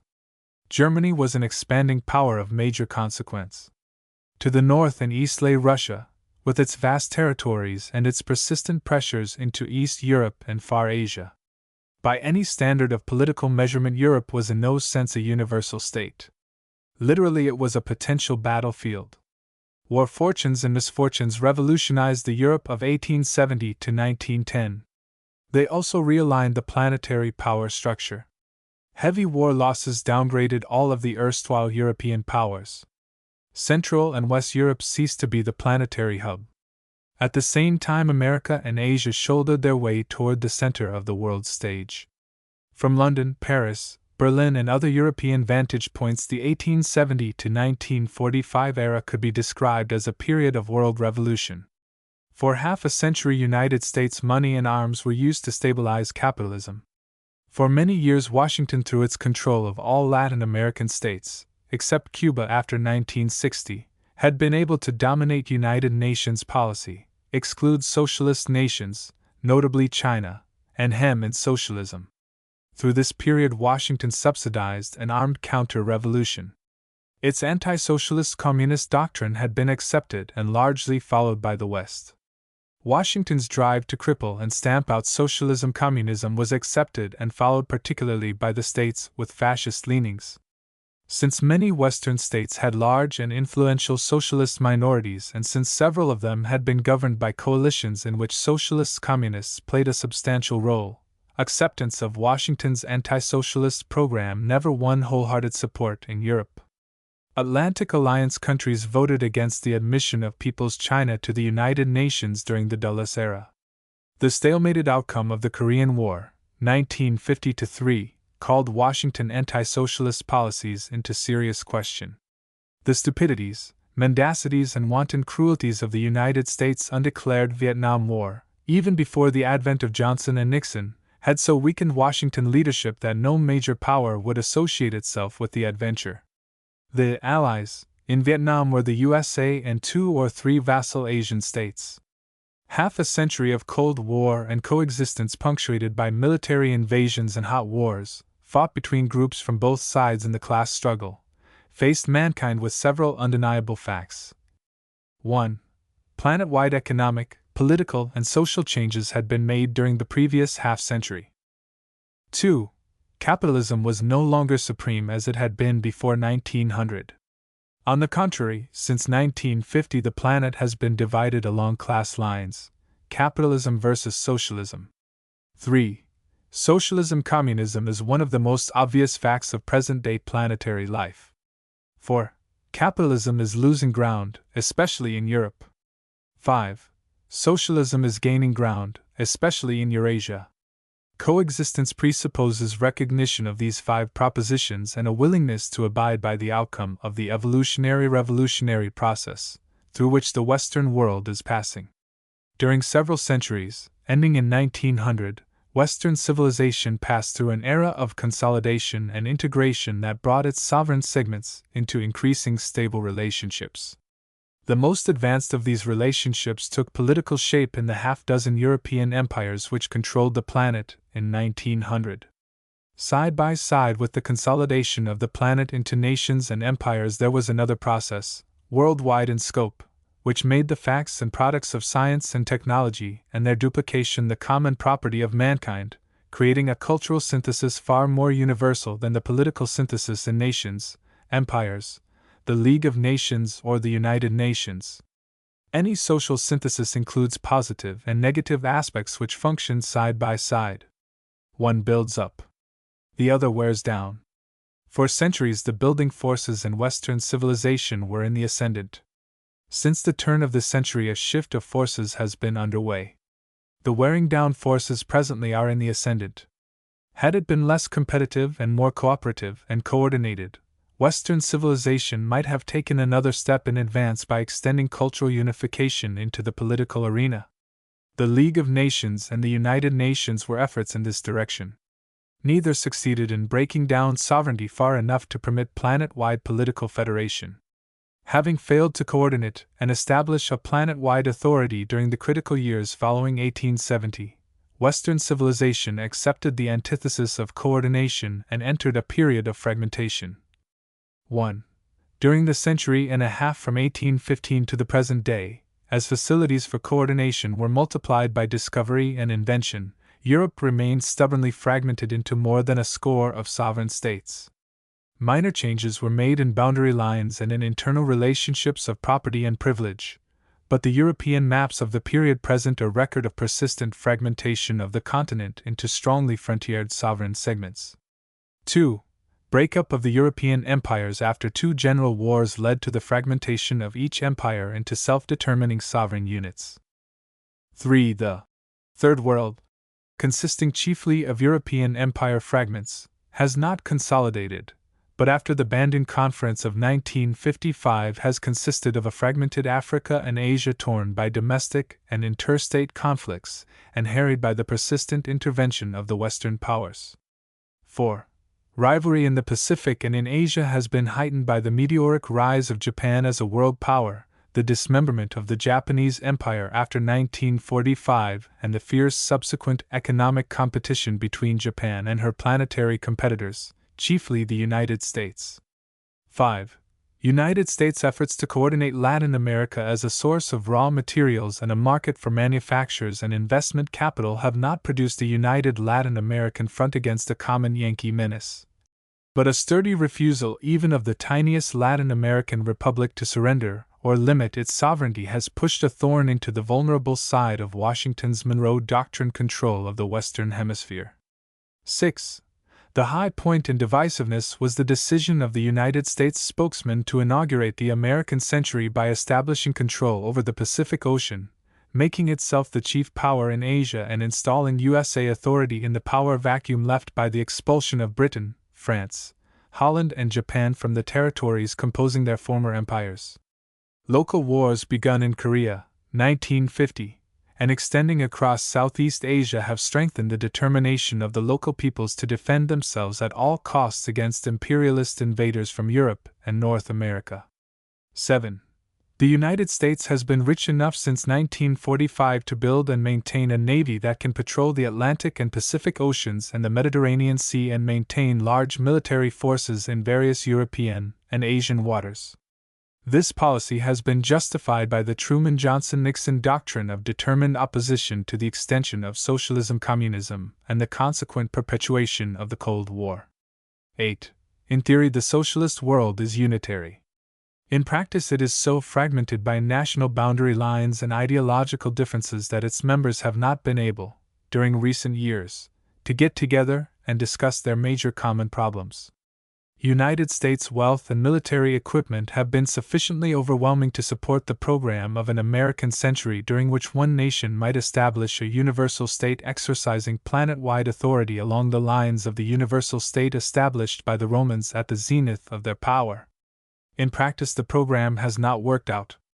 On the contrary, opposition to the United States as the world power or even as the power in Asia has grown steadily and quickly into a widespread anti-Americanism, or anti-Yankeeism. Conceivably, a universal anti-American movement might develop a hot war similar to the anti-Hitler coalition of the 1930s. If that precedent is followed, however, the defeat of the United States would be followed by a period of fragmentation similar to or even more intense than the fragmentation of the 1950s and 1960s. Present efforts to shore up the insolvent USA economy and the resulting opposition of America's leading European trading partners is not reassuring. If Western civilization has passed the zenith of its development and entered a period of decline and fragmentation, even a figure of Napoleonic capacities would be sorely pressed to breathe new life into its disintegrating social structure. At the moment, to the best of our knowledge, no such genius is in sight. Western civilization is in some ways unique. In the main, however, the development of its life cycle has been typical. May we take it for granted that Western civilization has turned its corner, or may we assume that it is still replete with the possibilities of further maneuver, development, and expansion? Perhaps the best way to approach the problem would be to ask three questions. What contribution has Western civilization made to human nature, to human society, and to Mother Nature, and what further contribution can it make in the foreseeable future? Individuals, born or reared in any form of society, are adjusted, shaped, and conditioned by the social pattern of which they are a part. Each society attempts to stamp the individuals with its own image and likeness. The success or failure of this effort to assure individual adjustment to the social norm and conformity to its practices varies with the proselytizing enthusiasm of the society and with the ration of adaptability and self-consciousness of its individual members. Western civilization has produced a bourgeois human being intensively conscious of his capacities and anxious to try himself out in the rough and tumble of the marketplace and on the battlefield, to initiate, undertake, direct, administer. In the main, these are characteristics of the human male, though the female often possesses them in a greater or lesser degree. Western civilization has opened the doors wide to aspirants eager to win out in the game of grab and keep. It has been equally kind to their chief executives, organizers, and managers who rank second or third in the chain of command. These individuals come from widely different backgrounds. The social mobility of a bourgeois society gives them opportunity to climb high on the ladder of preferment. Many of those who fall into line adapt themselves to the civilizing process, accept with alacrity the chances that come their way, but do not reach the top of the success ladder. They have the health, energy, and assertiveness necessary to keep climbing. They accept their assignments and carry them out with modest success. They are the lesser executives who work themselves out by the time they are 50 and find some sinecure or safe position near the top of the social pyramid. Below the high command posts there is a wide range of handymen and specialists who fill particular positions and place their time, energy, experience, and expertise at the disposal of the high command. Among them are scientists, engineers, technicians. Equally important are their spokesmen, advisors, and apologists, lawyers, preachers, teachers, writers, speakers, publicists, carefully chosen for their ability to apologize, pacify, justify, and reassure. On the political side are the diplomats and politicians. Protection for their persons and property is provided by the police and the armed forces, composed of highly paid, well-trained, well-armed destroyers and killers. Social stability and mass support come from an extensive middle class composed of public servants and body servants, small tradesmen, self-employed craftsmen, rentiers, and retired persons who are assured body comforts, social recognition, and preferment for themselves, their relatives, and dependents. Members of this middle class are recognized on occasion, pampered, amused, diverted, bored, frustrated, and eventually corrupted by the soft living which their middle class status makes possible. Close to the middle class come the white-collar workers and the better-paid blue-collar workers. Their lives are cluttered with gadgets and fringe benefits. Their homes are paid for or bought on credit. Below these more or less regularly employed workers on salaries and wages come the semi-employed, racial or class underlings living in poverty at or near the subsistence level. Associated with this range of bourgeois occupations and often closely identified with it are owners of family farms, tenants, and hired hands. Outside of the employment range, but dependent upon the economy, are the defectives and delinquents, the parasites who live on cake and the parasites who live out of garbage cans. Beyond these categories, in the American Empire, there are the colonial compradors and handymen who enjoy standards of living comparable to their opposite members in the North America nucleus. Below them are the colonial masses who live their entire lives under conditions of uncertainty and insecurity. Millions of young people across the planet, born into the complicated and bewildering social network of Western civilization after war's end in 1945 and graduated from school after the onset of the Vietnam War in 1965, find themselves in a complex, frustrating jungle. Should they fit in or drop out?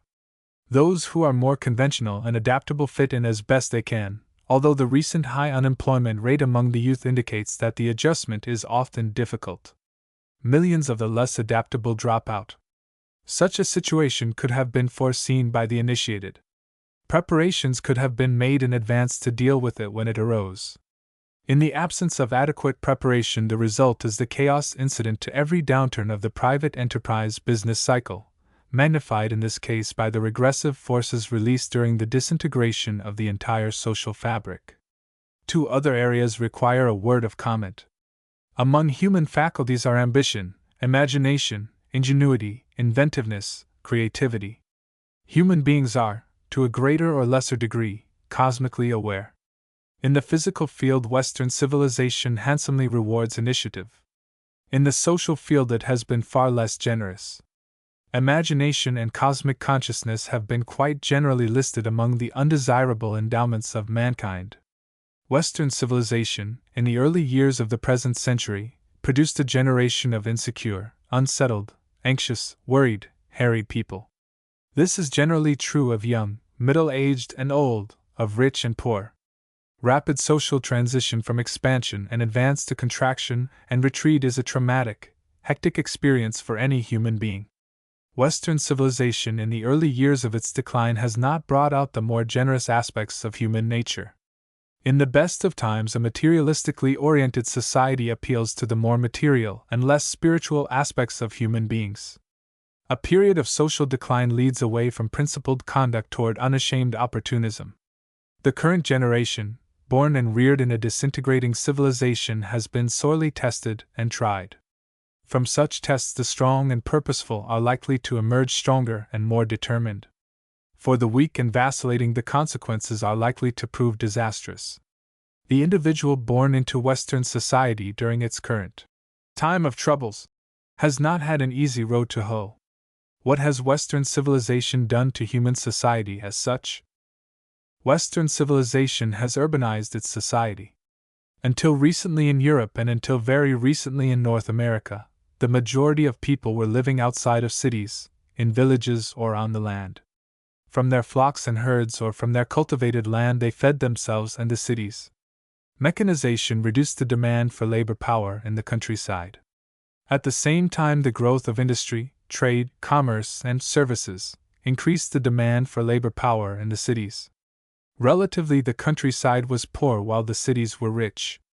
The high prizes were in the cities, bright lights, crowds, and the seductive excitements of seething mass life. Incessant human contacts were part and parcel of city life. City landlords collected high rents, city merchants found many customers. City manufacturers could pick and choose their wage and salary underlings among throngs of young and not so young job seekers. Western civilization grew in and around its cities. Both in form and function it was urban rather than rural.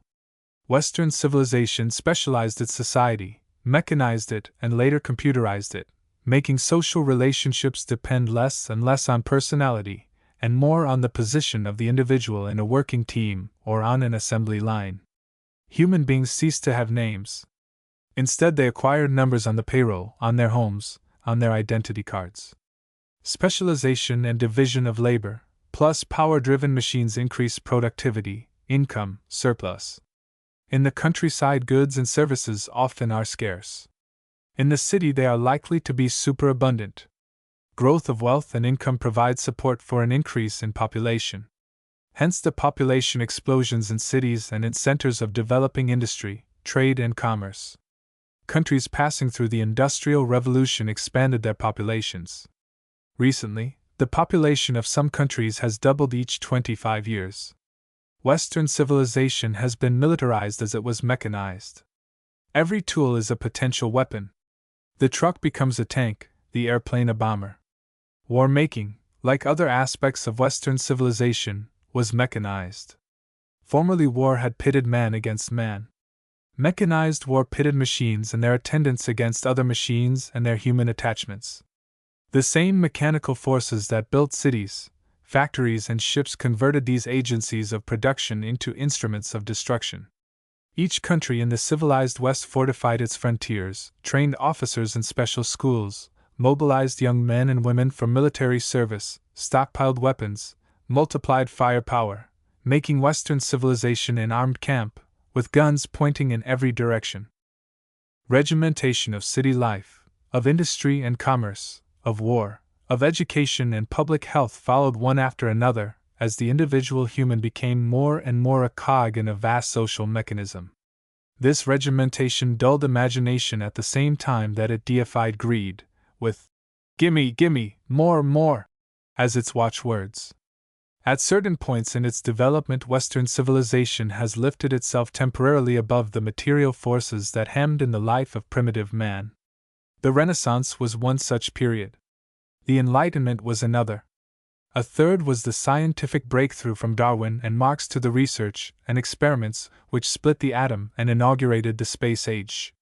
These gains were offset by the growing planet-wide chasm between wealth and poverty, the plunder and pollution of man's natural and social environment, and the terrifying growth of destructive power revealed during two prolonged general wars in one generation. Mechanized war demonstrated its destructivity, physically, socially, psychologically. Prolonged war accustomed an entire generation of mankind to unnecessary suffering and the deliberate twisting, maiming, and destroying which are characteristic features of the war-waging civilized state. Exposure of an entire generation to wholesale destruction and mass murder as a way of life had two quite divergent effects. It converted sensitive introverts into pacifists. It produced millions of trained destroyers and killers, experienced in the science and art of mechanized warfare. Pacifists opposed, denounced, and resisted the warfare state and its progeny. Masses of trained destroyers and killers, the new barbarians, gained experience and improved their qualifications by taking part in conventional warfare and in the innumerable guerrilla adventures and operations that accompanied and followed conventional wars. Previous civilizations have been harried, hectored, and undermined by migrating barbarians, who had heard of accumulated wealth and had come to share or perhaps to take over the honeypot and lick up the honey. Western civilization has faced the problem of migration, intensified by population explosion. But the barbarians, who are tearing the social body of Western civilization limb from limb, are not outsiders, invading a civilization in order to plunder and sack it, but the offspring of well-to-do civilized affluent communities who have repudiated the acquisition and accumulation of material goods and services, turning, instead, to the satiation of body hungers and the freedom of social irresponsibility.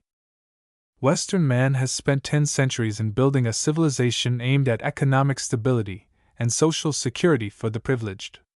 The new barbarian progeny have rejected this civilization of affluence and are busily engaged in fragmenting the social apparatus that has made affluence possible. In a word, Western civilization has organized and coordinated, but in the process it has sowed the seeds of disorganization and chaos. One last word about the effect of Western civilization on human society. The West has littered and cluttered the planet with an immense variety, and with enormous quantities of gimmicks and gadgets, from tin cans to airplanes that fly faster than sound, and rockets that carry their occupants to the moon. Western productivity has multiplied greatly. Too often it has bypassed utility, ignored quality, and outraged beauty. More often than not, its goods, services, institutions, practices, and ideas have remained at the surface without reaching down to life's essentials. If life can be fragmented into physical, mental, emotional, energetic, spiritual, and creative, it must be evident that the Western way has smothered life's more significant aspects under a blanket of trivialities, non-essentials, and inconsequentials. Western civilization has stressed competition, aimed at the acquisition and accumulation of material goods and services. The competitive struggle, in its civilian and military aspects, has played fast and loose with the contents of nature's storehouse. Through uncounted ages, Mother Nature has set up a knife-edge balance among the multitude of aspects and differentiated forms that have existed and still exist on the planet. Humanity has increasingly upset this balance of nature, ignorantly and often stupidly, without pausing to determine the resultant changes. Nowhere is this upset more in evidence than the changes in climate and animal life and their possibilities of survival brought about by the erosion of topsoil. Paul Sears, in his Deserts on the March, has told the story. It can be summed up in 4 words: deforestation, overgrazing, erosion, drifting sands. Another aspect of man's aggressions against nature is the wanton destruction of wildlife, like the American bison and the wood pigeon. Still another example is the extraction from the Earth's crust of minerals and metals accumulated through ages and used to turn out frivolous gadgets, or, more disastrously, the materials and machines of civilized warfare. Instead of conserving natural wealth, rationing it, and thus extending its use to succeeding generations, Western man has burned it up in the firestorms deliberately kindled during the 7 disaster years from 1939 to 1945. In the course of its existence, Western civilization has replaced food gatherers, cultivators, and artisans by hucksters and professional destroyers of mankind and ravagers of the living space afforded by the Earth's land mass. Western civilization has done its most far-reaching disservice to mankind by separating and estranging man from nature. For ages man lived with nature as one aspect of an evolving ecological balance. Civilization's basic unit, the city, as it sprawls, cuts off man from more and more contacts with the earth and its multitudinous life forms, with fresh air, sunshine, starshine, with nature's sequences, day and night, the procession of the seasons, with the birth, growth, death animating so many of nature's aspects. This city is man-made. Well planned, properly built, and organized, it might have become an ornament beautifying and exalting nature. Page the cities of the West one by one. They are monotonous, ungainly, ugly slums and rookeries set off by an occasional bit of creative architecture. Western civilization has differed in certain respects from the long line of its predecessors, stretching back through the centuries. In one sense, it has matured, ripened, taking its ideas and practices from its nearest of kin. In the course of its life cycle, it has already made distinctive contributions. 1. It has become more nearly planet-wide than any of its known forerunners. 2. It has developed unique approaches and controls through its science and its technology, inaugurating the power age by making riotous use of nature's energy sources. 3. It has extended man's conquest of the planet and begun his adventures into space. 4. It has enlarged the field of human creativity by increasing the number and proportion of men and women trained and experienced in productive and creative enterprises. 5. It has opened the door to study and experimentation in extrasensory perception, man's sixth sense. 6. It has made possible an unprecedented increase in the human population of the planet. 7. It has raised its potential for destruction far above and beyond its potential for production and construction. 8. It has brought together, classified and indexed the ideas, materials, techniques and generalizations which made possible this study of civilization, its appearances, disappearances and reappearances. 9. Europeans have carried the burdens of Western civilization and inherited its disintegrative consequences for so long a period that the fate of Western civilization and the fate of present-day Europe are closely interwoven. Western civilization seems to have reached and passed the zenith of its life cycle without achieving the political integration, the stability, or the unified authority attained by the Romans and the Egyptians at the high points in their life cycles. Chapter 5 features comment to civilizations. Each civilization that has left legible records or significant traditions during the past 5,000 or 6,000 years has made distinctive contributions that modified the culture pattern of its predecessors and its contemporaries. At the same time, all of the civilizations have had certain common features that are the characteristic aspects which justify the general definition of civilization presented in the introduction to this study. Civilization is the most comprehensive, extensive and inclusive life pattern achieved by terrestrial humanity. Starting locally and following the three basic principles of urbanization, expansion and exploitation, each civilization has charted a course that led from tentative local beginnings through a cycle of growth, maturity, decline, decay and dissolution. The civilizing process is essentially collective, subordinating the interests of each part to the interests of the whole, while allowing sufficient home rule to enable each part to have the political, economic, and cultural advantages enjoyed by the other parts, always accepting the privileged position occupied by the civilization's dominant empire and its nucleus. Necessarily, a civilization is composed of more or less disparate segments, each one, before its inclusion in the collective whole, maintaining a large measure of sovereign independence. Utilizing advanced techniques of communication, exchange, and transportation, the separate sovereign units are coordinated, consolidated, unified, and universalized. The result is an aggregate of parts, differing in many local respects, but acknowledging the authority of the power center and contributing material goods and manpower to its support and defense. The main sociological purpose of each civilization has been to impose central authority and universality upon political, economic, and ideological diversity.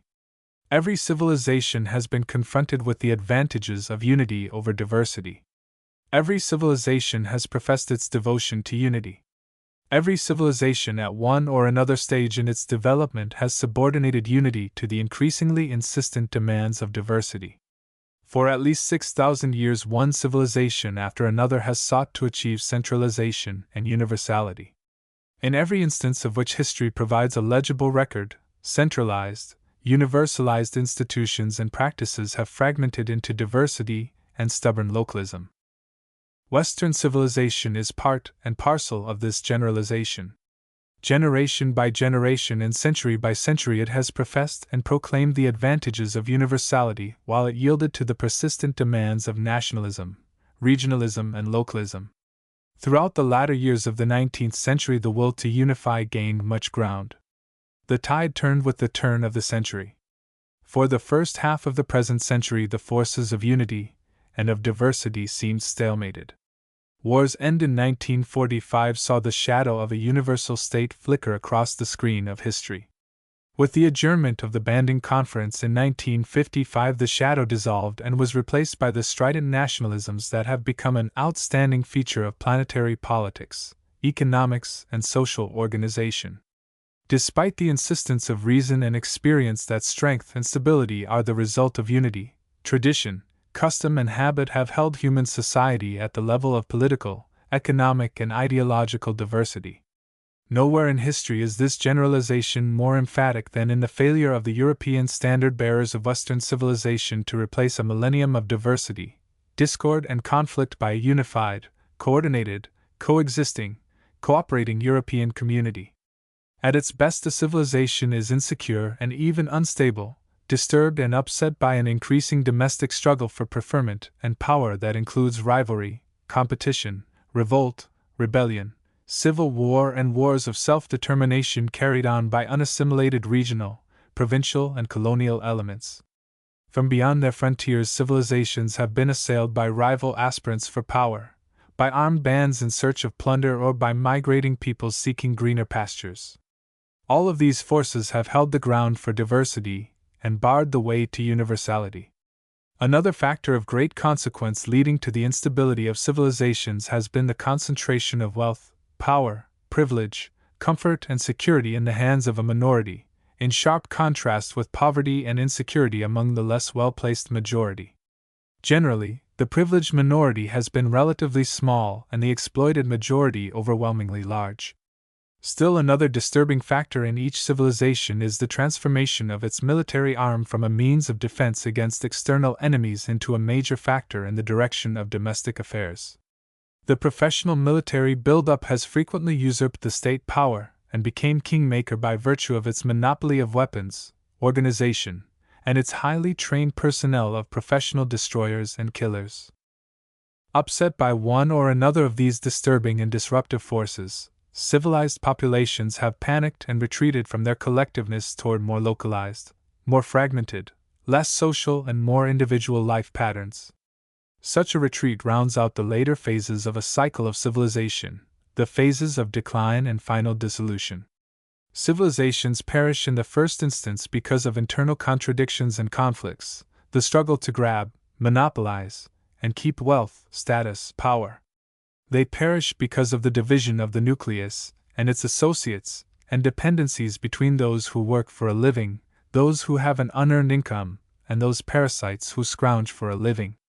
They perish because of the hard class and caste lines that grow out of economic contradictions, because of the development of a social pyramid, layer above layer, until the summit is reached where there is standing room for only a few. Competent, talented persons may rise from level to level in this pyramid. A political and social bureaucracy develops which feeds at the public trough. Then comes a bitter struggle to get both feet in the trough and keep them there side by side with an equally determined effort to exclude outsiders and other intruders. An army of volunteers and novices is converted into a military establishment which becomes a state within the state, extending its control until it makes policy, selects top leaderships, and carries on its internal feuds and wars of succession, dividing the defense forces and using them for partisan purposes. Overhead costs rise, deficits in the public treasury grow, so does public debt. Inflation follows, and the debasement of the currency. Levies are made on private wealth for public purposes. There is expropriation of the property of political enemies. Espionage, secret agents, the growth of informers become part of the society, along with the use of assassination as a political weapon, the increase of violence and crime, and eventually, a flight from the cities. This tragic enumeration only skims the surface of the many and various aspects of a situation that reaches its breaking point in civil war, famine, pestilence, and eventually in depopulation. Social dissolution is accelerated by provincial revolts against central authority, by survival struggle between the empires which were coordinated and consolidated into the civilization, by revolt in the subordinate and dependent segments of the civilization, by rivalry and conflict between racial, cultural, and political subgroups forced into the civilization, held there by coercion, policed by armed force, and taking the first opportunity to win political independence and self-determination. While the momentum for expansion lasted, the civilization grew in wealth and power. When it waned, disintegration set in. Changelessness seems to be impossible in a social group. A civilization either expands or withers, builds up or falls to pieces. Starting from one or more local groups, each civilization has reached out to conquer the world, occupy it, organize it, dominate it, exploit it, perpetuate itself. In each case, expansion, occupation, domination, and exploitation are limited by human capacity, human nature, by the relative brevity of a single human life, by the extreme variations in the capacity of successive leaders. It is limited by geography, by the means of transportation and communication, by overhead costs that increase geometrically as the civilization expands arithmetically, by the means of delegating responsibility, by accounting devices, available raw materials and labor power, by power struggles inside the ruling oligarchies, by the failure to maintain a balance between centrism and localism, by growing local demands for self-determination, by the invasion of nomads seeking to plunder the tempting honeypot at the nucleus of the civilization.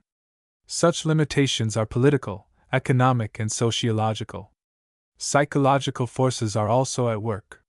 The vigor and vitality of the early builders gradually spends itself. The will to austerity and the sense of loyalty and social responsibility are diffused and diluted. Bureaucracy degenerates into a rat race. The paralysis of parasitism replaces the will to power. Physical gratification gains priority over the service of the gods. Consistently, through its entire written history, civilization has been built upon what the civil law of all nations calls robbery with violence. In every instance when the robbers have grabbed everything in sight, and gorged to the point of physical satiety, they fall to quarreling among themselves or turn with boredom and disgust from the whole sodden mess of discord, disorder, and degeneration. Each step, from the establishment of an urban nucleus of expansion, through the building of rival empires to the final struggle for supreme power, involves the violent subordination of lesser interests to the interests of one supreme authority. Violence takes precedence over persuasion and negotiation. In each case, the final appeal is to armed combat using the most sophisticated weapons available. During the time of troubles, which overtakes each civilization, war and the threat of war become normal aspects of domestic and international relations. A specialized war-making bureaucracy is organized, war plans are made, war games, rehearsals, are carried on, and wars are fought as a means of determining which nation or combination of nations shall have access to raw materials and markets, dominate the trade routes, control the weaker peoples, own and exploit the colonies. To the victor, war is the means of extending national or imperial frontiers and legalizing expansion at the expense of the vanquished. Defeat in war leads to the imposition of indemnities, the payment of tribute, the transfer of territory to the victor, and in extreme cases the extermination of the defeated nations or empires. Settlements imposed by violence and policed by victors lead to resentment, antagonism, hatred, and the buildup of a desire for revenge, including the restoration to the vanquished of lost territories. The logical outcome of such a situation is preparation for a war of independence by the vanquished, countered by military occupation, rigid suppression, and exploitation by the victors in the previous struggle. War is taken for granted as an instrument of policy. It is employed by civilized nations and empires as a means of expansion. Wars of independence and restitution follow conquest, dismemberment, and annexation. Civilized nations and empires prepare for war and wage war as a normal aspect of civilized life. Civilization, and in particular Western civilization, is a time bomb, built to detonate and scatter its fragments far and wide. It is a type of booby trap in which humanity has been caught periodically and horribly mangled. Without exception, each civilization has contained the forces and equipment needed for its own annihilation. At no time reported by history has this formulation been more obvious than during the decades immediately following war's end in 1945. Destructivity was lifted to new levels of efficiency by electronic communication, the tank and the airplane. It was further escalated by atomic fission and nuclear fusion. Advances in science and technology had made dramatic increases in the tempo of production and construction. Utilization of atomic energy had stepped up destructivity to the nth power. Based on assumptions that oft-repeated experience has proved to be false and misleading, civilization in the 1970s is unstable and insecure. Most civilizations are strangled in their cradles or plundered and demolished in the course of the never-ending political, economic, and military conflicts which have marked and marred civilizations since the dawn of history.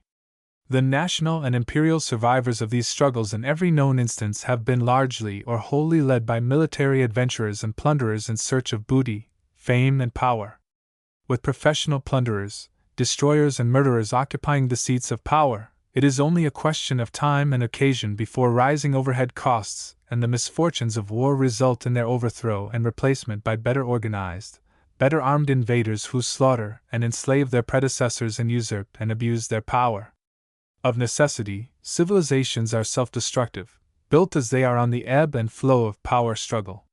Successive conflicts involve an indefinite volume of overhead costs, which grow with the intensity and extent of the expansive survival struggle, creating a series of crises along a path that leads to self-destruction and the return of the experimenters to a condition of pre-civilized self-containment. We in the West, looking back on our own immediate history, refer to this pre-civilized status as the Dark Ages. Actually, such Dark Ages are the transition stages between two periods of experiments with the building of civilizations. In view of this oft-repeated experience, modern man must look upon an epoch of civilization not as a way of life, but an adventure of suicidal self-degradation and ultimate self-destruction. Each cycle of civilization has had its peculiarities, determined by the geographical and historical factors surrounding its origin and development. Yet all have had features in common. Among the common features we would list: 1. A revolutionary movement within the societies under consideration. In each experiment with civilization, the culture pattern was transformed from pastoral and/or agricultural to a culture based on trade, commerce, and finance, from rural to urban, from simple to complex, from local toward universal. 2. In each case, an independent, self-directing, expanding state was built around an urban center. 3.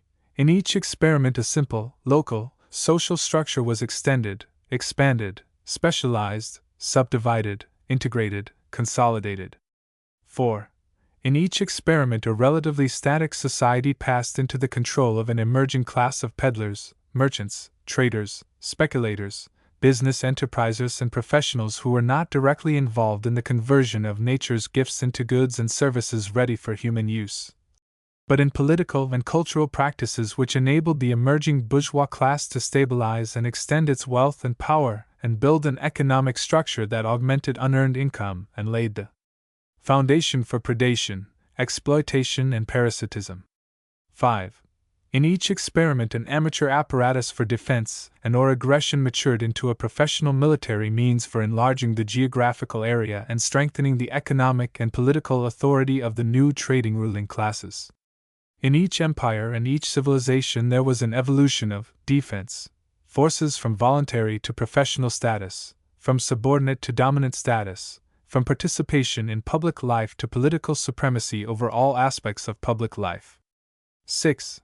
In each experiment, mass labor power, slave, serf, or wage earner, was assembled, organized, and trained to build roads, bridges, aqueducts, housing facilities, and eventually to operate agriculture, construction, industry, trade and commerce, public utilities, and other services in the interests of an oligarchy. 7.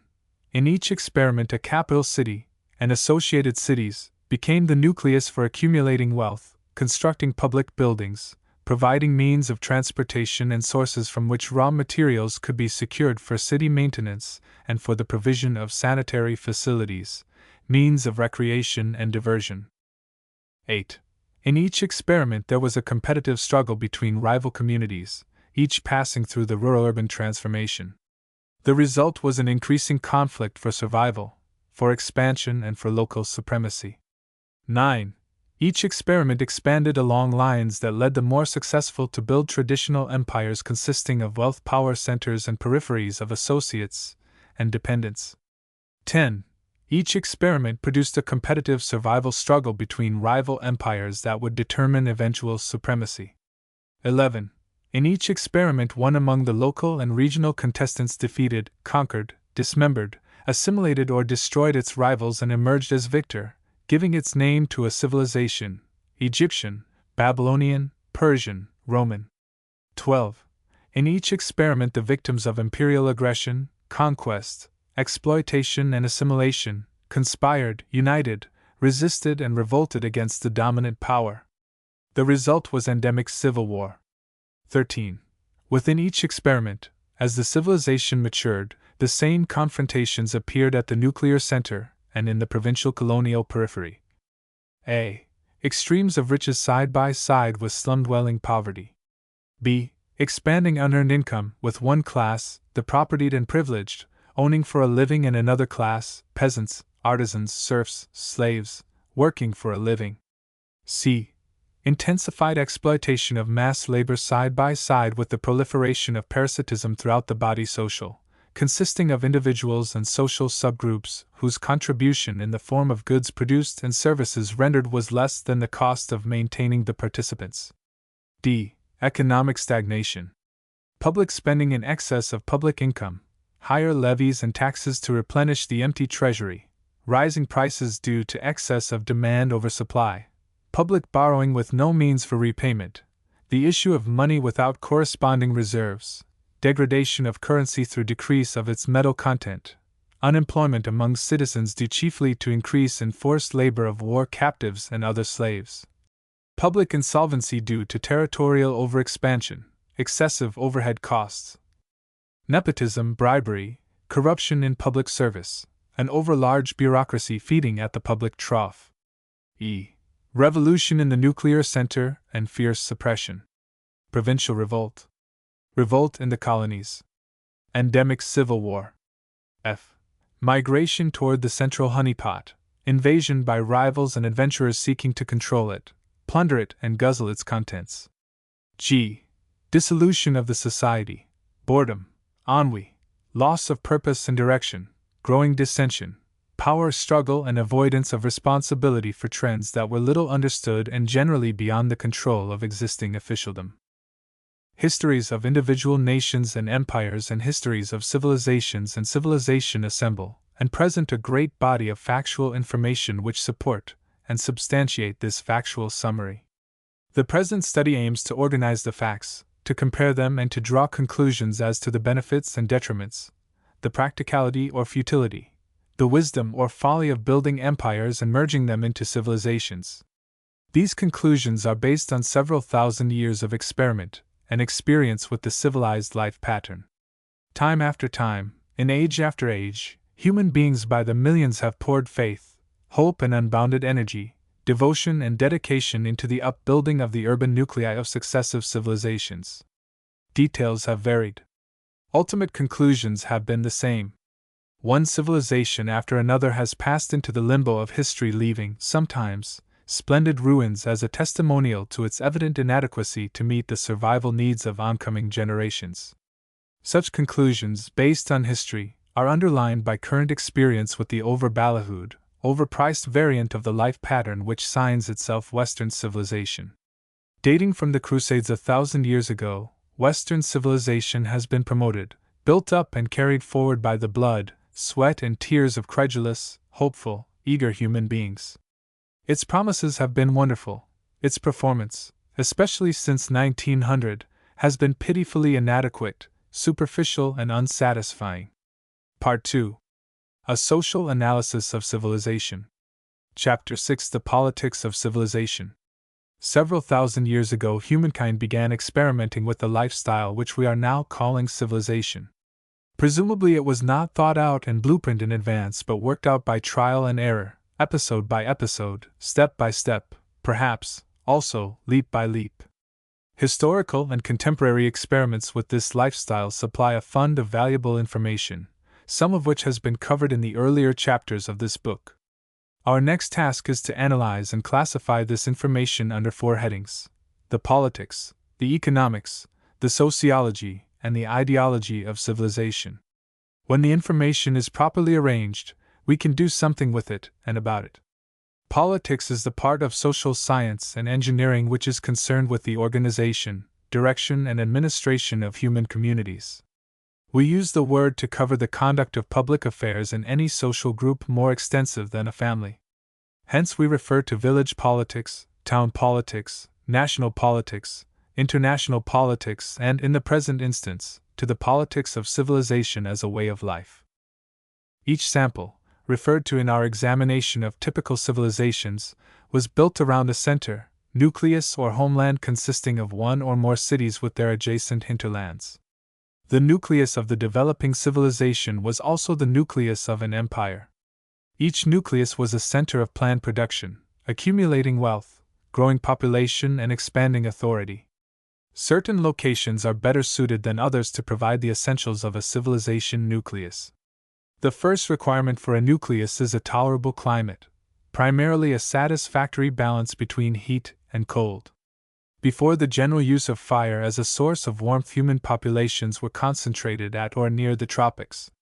With the increasing use of artificial heating and lighting, human beings were able to cluster farther and farther away from concentrated equatorial sunlight.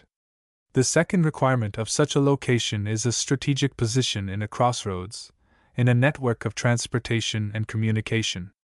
The third requirement is a readily available source of the food and building materials necessary to feed, house, and clothe a community, and provide it with some of the niceties of daily living.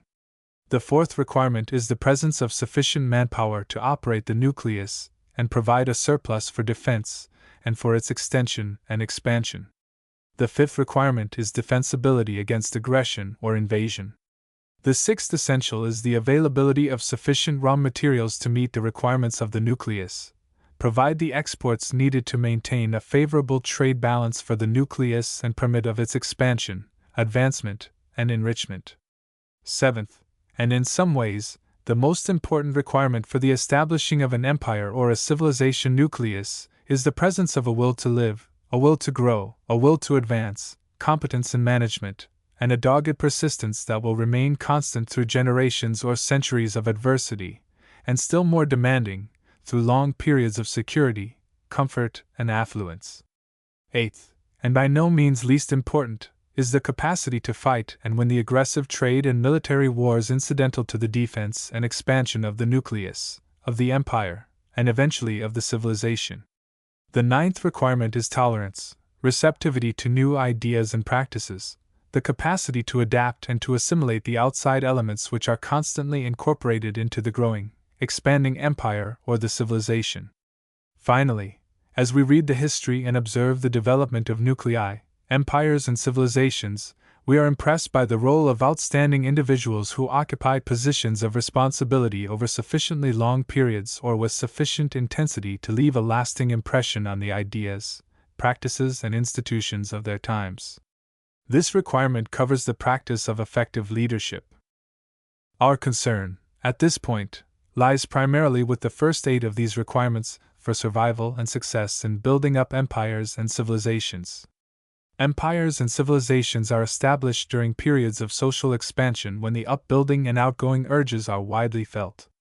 The surge produces not a single center of growth and expansion but dozens or scores of competitors, each aiming to win and keep a position well in advance of its rivals.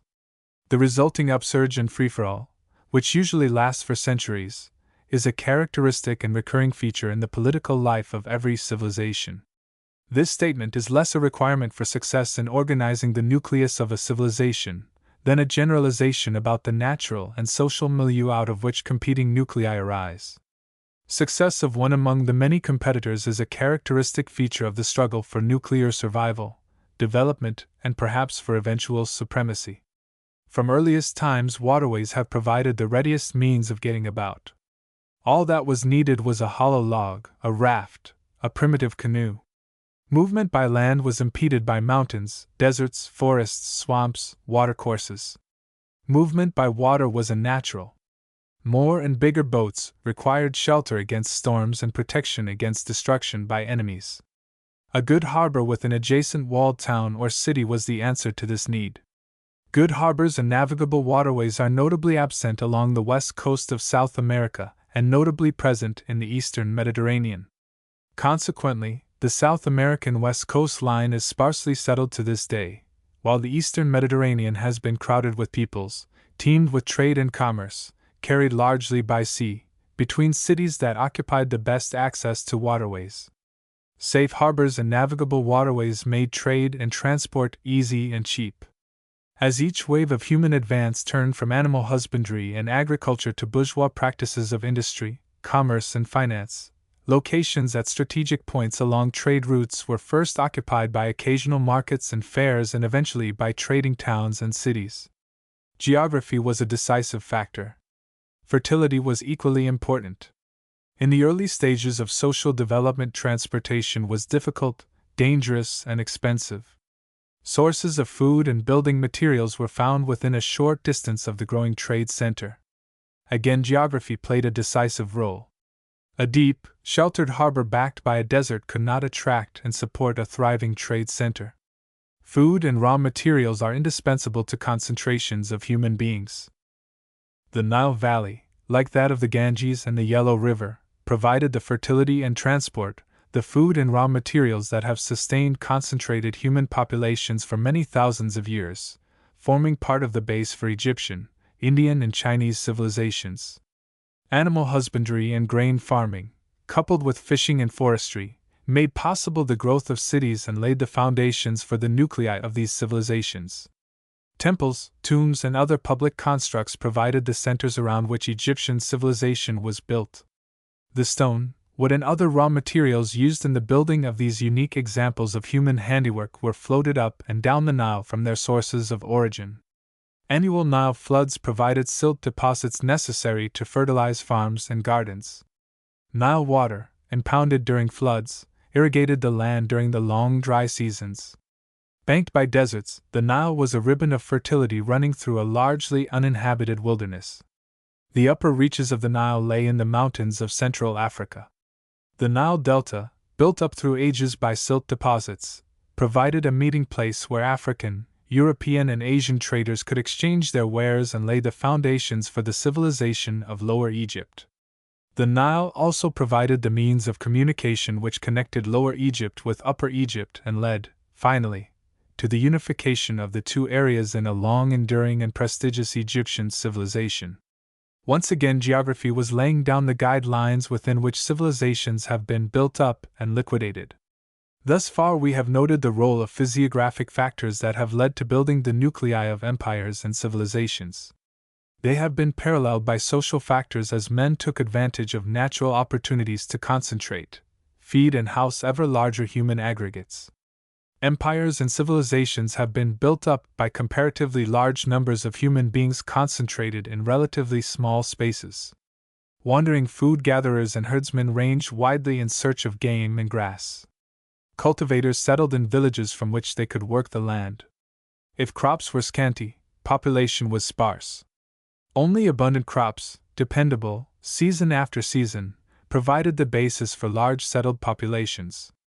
Large, settled populations, adequately supplied with the essentials of life, enabled human beings to organize social centers in which a comparatively few people, tending their animals and working the land, could release a comparatively large part of the population to devote its time and energy to trade and commerce, to industry and transport, to the arts and sciences, and to the organization, direction, and administration of large-scale enterprises such as government, the military, construction, and the mobilization of sufficient labor power to carry on and enlarge their enterprises.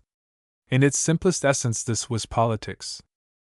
Egyptian government, in its broad sense, rested on a class-structured society: the aristocracy, the priesthood, officialdom, businessmen, highly trained scientists and engineers, skilled craftsmen, and an immense proletariat consisting of tenant farmers, peons, slaves, and war captives.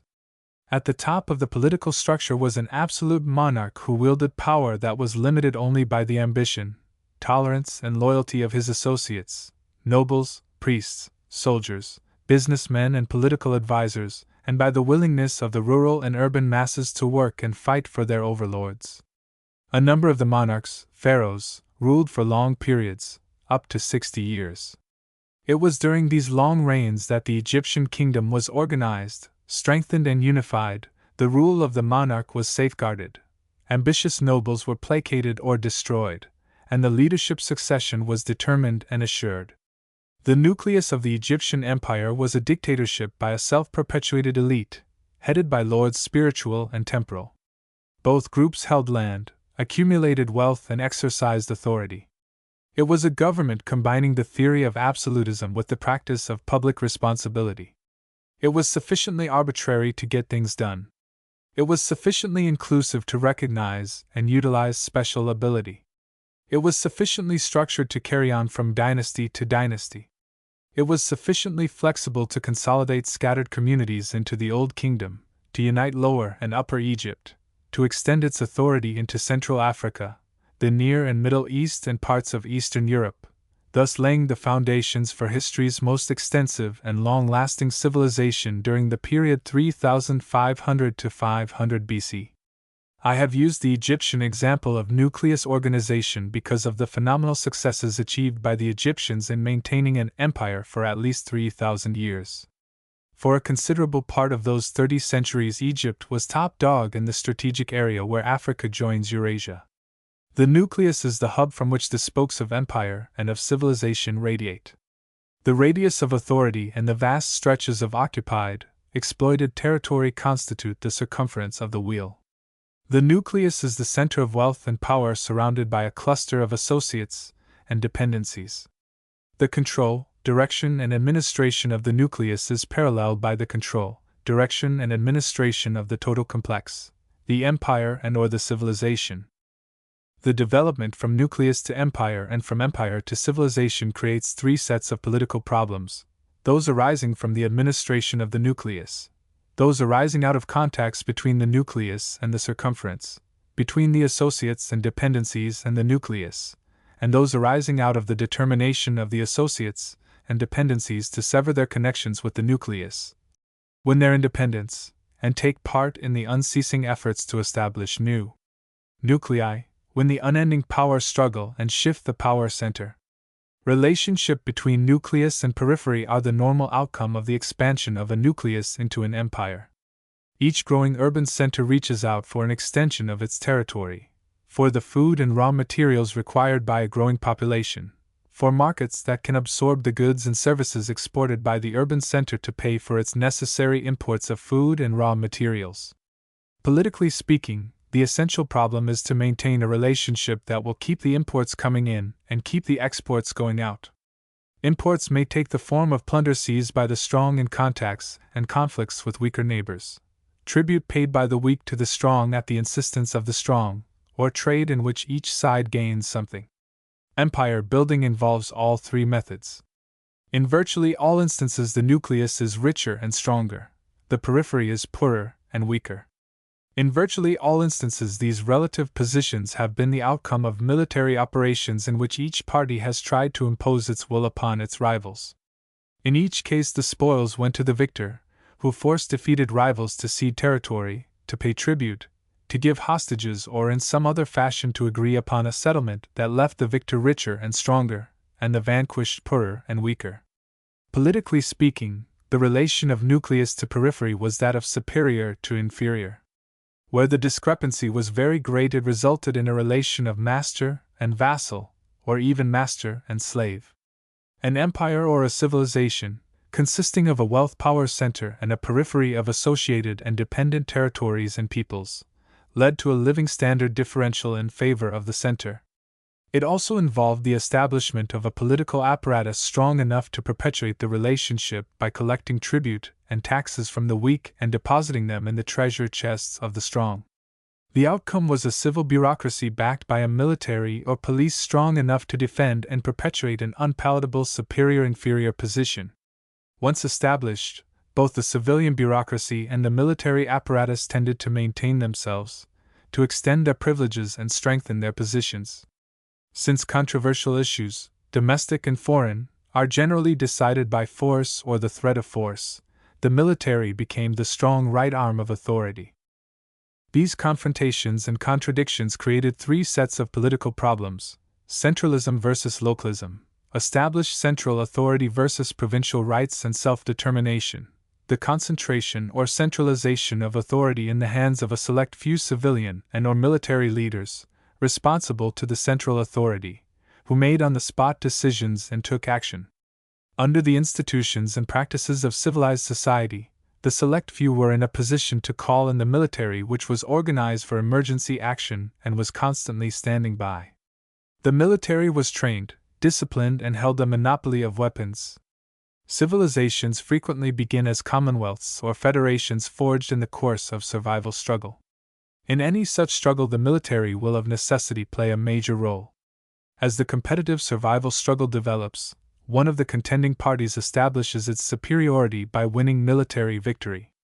In the course of this struggle, the Commonwealth, a cluster of equals, yields place to the pattern of empire, a center of wealth and authority with its associates, subordinates, and dependencies. The strong right arm of politics includes manpower, money, and weapons. The politics of civilization faces a simple mandate: establish, stabilize, and perpetuate a nucleus of wealth and authority. Build around the nucleus a periphery of associates and dependencies. Historically, the process was a long one extending through generations and probably centuries. Throughout the struggle, individuals must have the necessities of daily life.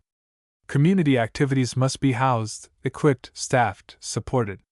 Pastoral and village life were based on a use economy. People produced what they needed and consumed their own products. Each tribe, family, village was a more or less self-sufficient unit. When they were threatened or invaded, people defended themselves as best they could. At worst, they abandoned their homes to the invaders and fled into the forests, mountains, or deserts. Towns and cities, with their industries, trade, commerce, their permanent housing and capital equipment, faced a radically different situation. Since they could not carry their wealth on their backs, they must stay put and defend themselves or face irreparable losses. Defense required careful, extensive, expensive preparations: walls, equipment, stored food, personnel. Unless the city was sacked and burned during survival struggles, it remained as a vantage point to be held at all costs.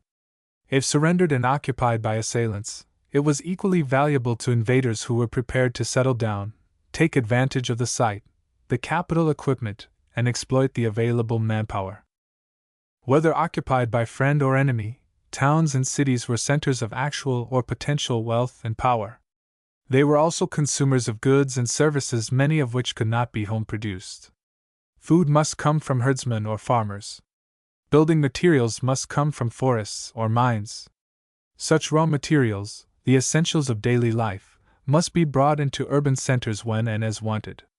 Food and raw materials could be secured occasionally by plunder. A regular supply depended on trade and commerce, or on tribute levied and collected periodically from associated or dependent peoples. In the long run, trade and commerce proved to be more reliable and more productive than plunder. As urban centers grew and developed, they established regular channels of trade and communication, by land and water. Along these channels, needed imports moved into the urban centers and exports and exchange moved from the urban centers into the back country or the provinces. At every stage in the process, care must be taken to prevent intervention by thieves, robbers, or envious rivals. Two devices were used to meet this situation: money to facilitate exchange and a defense organization to deal with intruders. Money and its uses developed money changers, money lenders, and banks. Bankers and banks exchanged currency at a profit and extended credit. Weapons in the hands of trained personnel evolved into locally employed police and centrally organized armed services, performing police functions and fighting wars, domestic and foreign. Politics, local, regional, or national, developed with the growth of population, the profits of expanding urban life, production, technology. As its scope broadened geographically, city survival depended increasingly on wealth and power, money and weapons. During periods of peace and stability, the civil authorities controlled public affairs. In emergencies, such as natural disasters, invasion, civil or international wars, the military authorities took command. Military authority is an institutional feature of every civilization. In periods of public danger, it enjoys complete ascendancy. Like civil authority, the military is a permanent and frequently the dominant feature of each civilization. It is assured of ample income and entrusted with the installations and implements of war making. Both in income and in prestige, the military holds a preferred position. Since military functions center about destroying the person and property of the enemy, domestic or foreign, public funds are made available or are preempted by the military during periods of martial law. As a civilization becomes more complex and extensive, the funds at the disposal of the military tend to increase. The same factors of extent and complexity lead to larger and larger numbers of confrontations and conflicts in which the military is called upon to play the leading role. Increasingly, therefore, the military is at the center of policy making. Finally, a point is reached at which war, civil, colonial, or international, is always in progress somewhere within the territories occupied by the civilization. At such periods, civil law slumbers and military authority is more or less dominant and permanent. Under the slogan, Defense of Civilization, military necessity and military adventurism shape public policy, empty the public treasury, bankrupt and eventually destroy the superstructure of a civilization. The nucleus which lies at the heart of an empire or a civilization has a political life cycle that runs from the unstructured or little structured aggregation of confederation or self-determining local groups to a highly centralized political absolutism holding and exercising its authority by the use of the military. The steps in this process have been clearly marked in earlier civilizations. They are playing a decisive role in the day-to-day life of Western civilization. They extend from early forms of government under leaders selected or elected by popular acclaim, or at least by popular consent, to more or less permanent leadership enjoying many political privileges, including the selection of its successors. Under the pressure of social emergency, engendered within the social group or imposed from outside the group by migration, intrusion, or invasion, leadership takes the measures which it considers necessary to preserve and/or extend its authority. Each emergency offers leadership an opportunity or an excuse to bypass custom and/or law, overlook whatever public opinion may exist, and proceed to the measures needed to meet the emergency. In each organized social group, the exercise of authority has provided the leadership with a near monopoly of money and weapons in the hands of a permanent military elite. The use of this elite to deal with the emergency is accepted by civil authority as a matter of course. When social division of function has produced and armed a military elite, leadership turns to this elite in any emergency arising from natural disaster or social crisis. The outcome is a community directed by a military arm seeking to perpetuate and enlarge its own role in the determination and exercise of public authority, using any means which seems likely to produce the desired results. Politically, therefore, any expanding empire or civilization reaches a point at which absolute monarchy, exercising unquestioned authority, makes and enforces public policy by the use of the military or with its help. Many commentators write as though the essence of civilization was its art galleries, concert halls, its universities, and its libraries. Such agencies are the trappings, decorations, and fringes of a civilization. There is no justification for such a selective approach. The strong right arm of every civilization has been its wealth, money, and its martial equipment, its guns. Success in politics has been described as the art of selecting the possible and bringing it to fruition. Every community is more or less fragmented by deviations, contradictions, confrontations, and conflicts.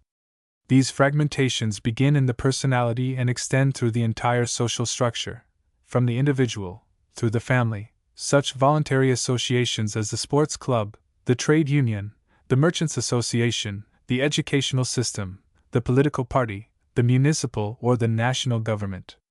Unrestrained and undirected social fragmentation leads to conflict, destruction, perhaps to chaos. Success in politics rests on an understanding of the chaos and its causes and an integration of conflicting forces behind specific programs and around charismatic personalities. One aspect of the problem is especially disturbing and baffling to the uninitiated. Compared with the brief adulthood of an individual, the lifespan of communities is immensely long. The individual is at his or her best for a few years or decades. Communities and their institutions endure for hundreds and in some cases for thousands of years. Under the most favorable conditions, an individual can hope to play a part in community affairs for a decade or two. Before he comes on the stage of public affairs and after he leaves it, social life stretches indefinitely. Politics is one aspect of that more or less extensive social experience. Its immediate objective is to bring order out of chaos and replace randomness by purpose and, if possible, by plan. In the wake of the bourgeois revolution, which was directed particularly against monarchy and generally against absolutism, the most obvious and attractive social pattern was a republic, ruled by the citizens in a manner which in their opinion was best calculated to promote their safety and happiness. Under a republican government, public affairs would be openly and freely discussed by the citizens at a time or place of their choice by word of mouth, through a free press or in public gatherings. At stated intervals, elections would be held at which all citizens of proper age would select representatives, and a legislature or parliament where questions of public concern could be debated and appropriate measures adopted. Implementation or execution of these measures would be placed in the hands of executive officers responsible to the parliament. As a safeguard against any miscarriage of the public will, the right of petition was guaranteed. In some instances, the right of referendum and recall was provided. To obviate any miscarriage of justice, provision was made for courts, responsible to the citizenry, as an independent arm of government competent to protect and assert popular rights.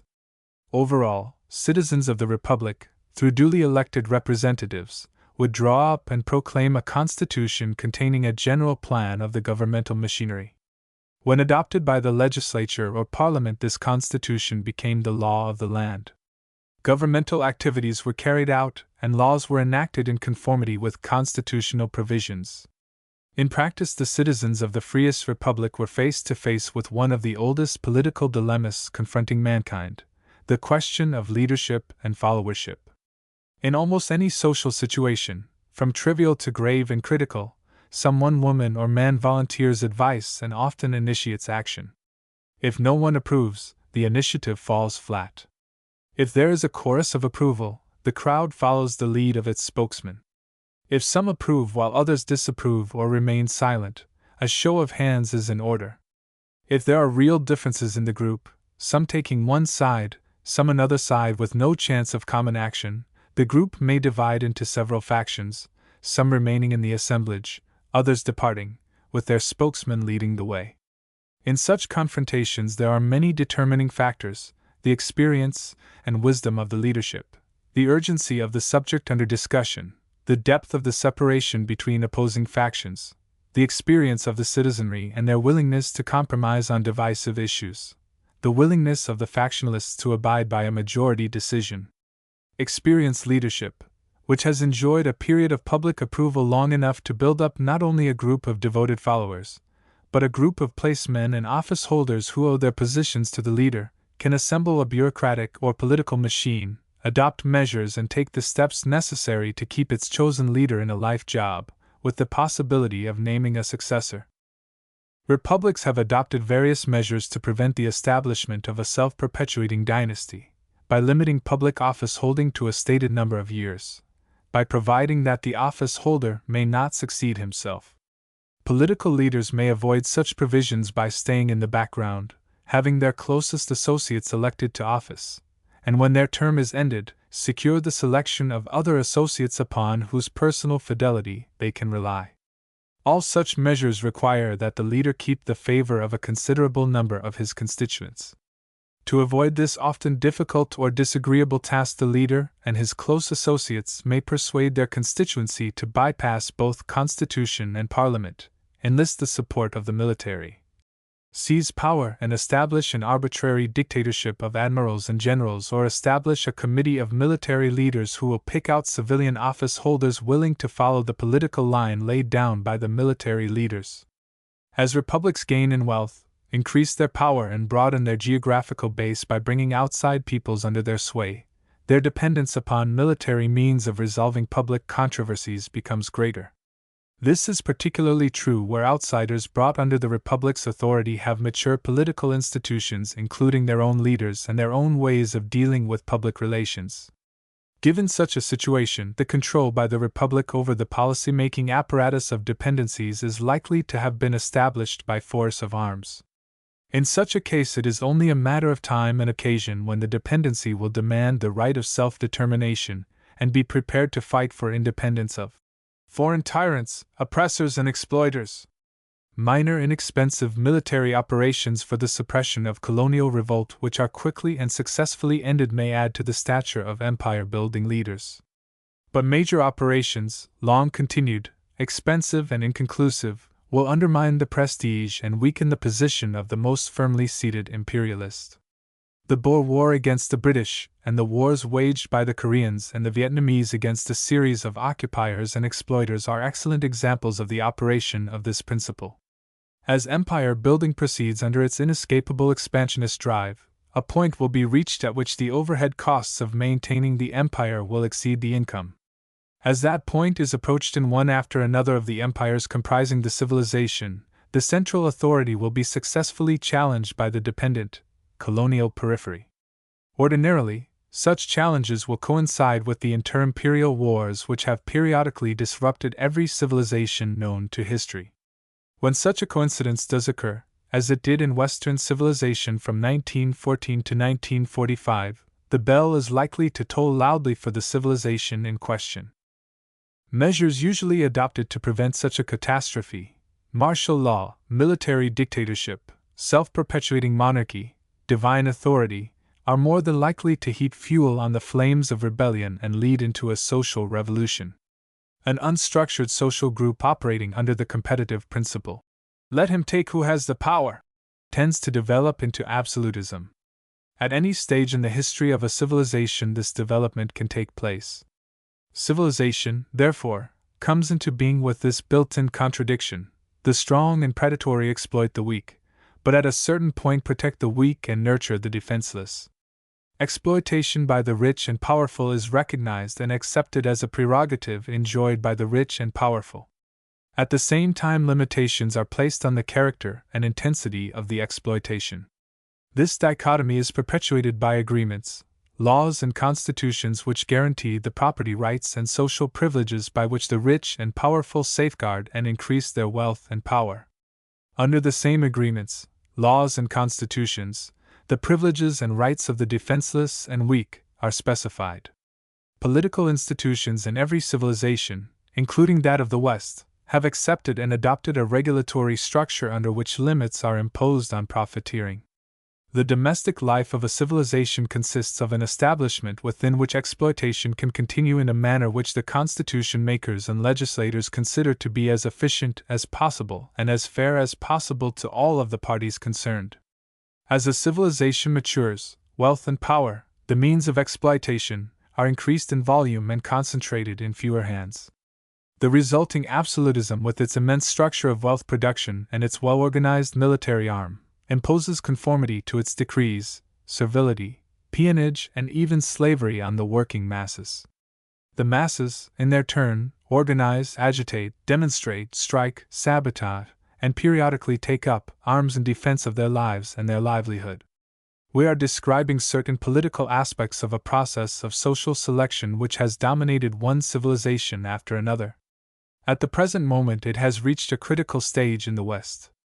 We apply the term social selection to the result of this process because there is a parallel between the natural selection of the biologists and the social selection which sociologists observe in the rapid and extensive changes presently taking place in the centers of Western civilization.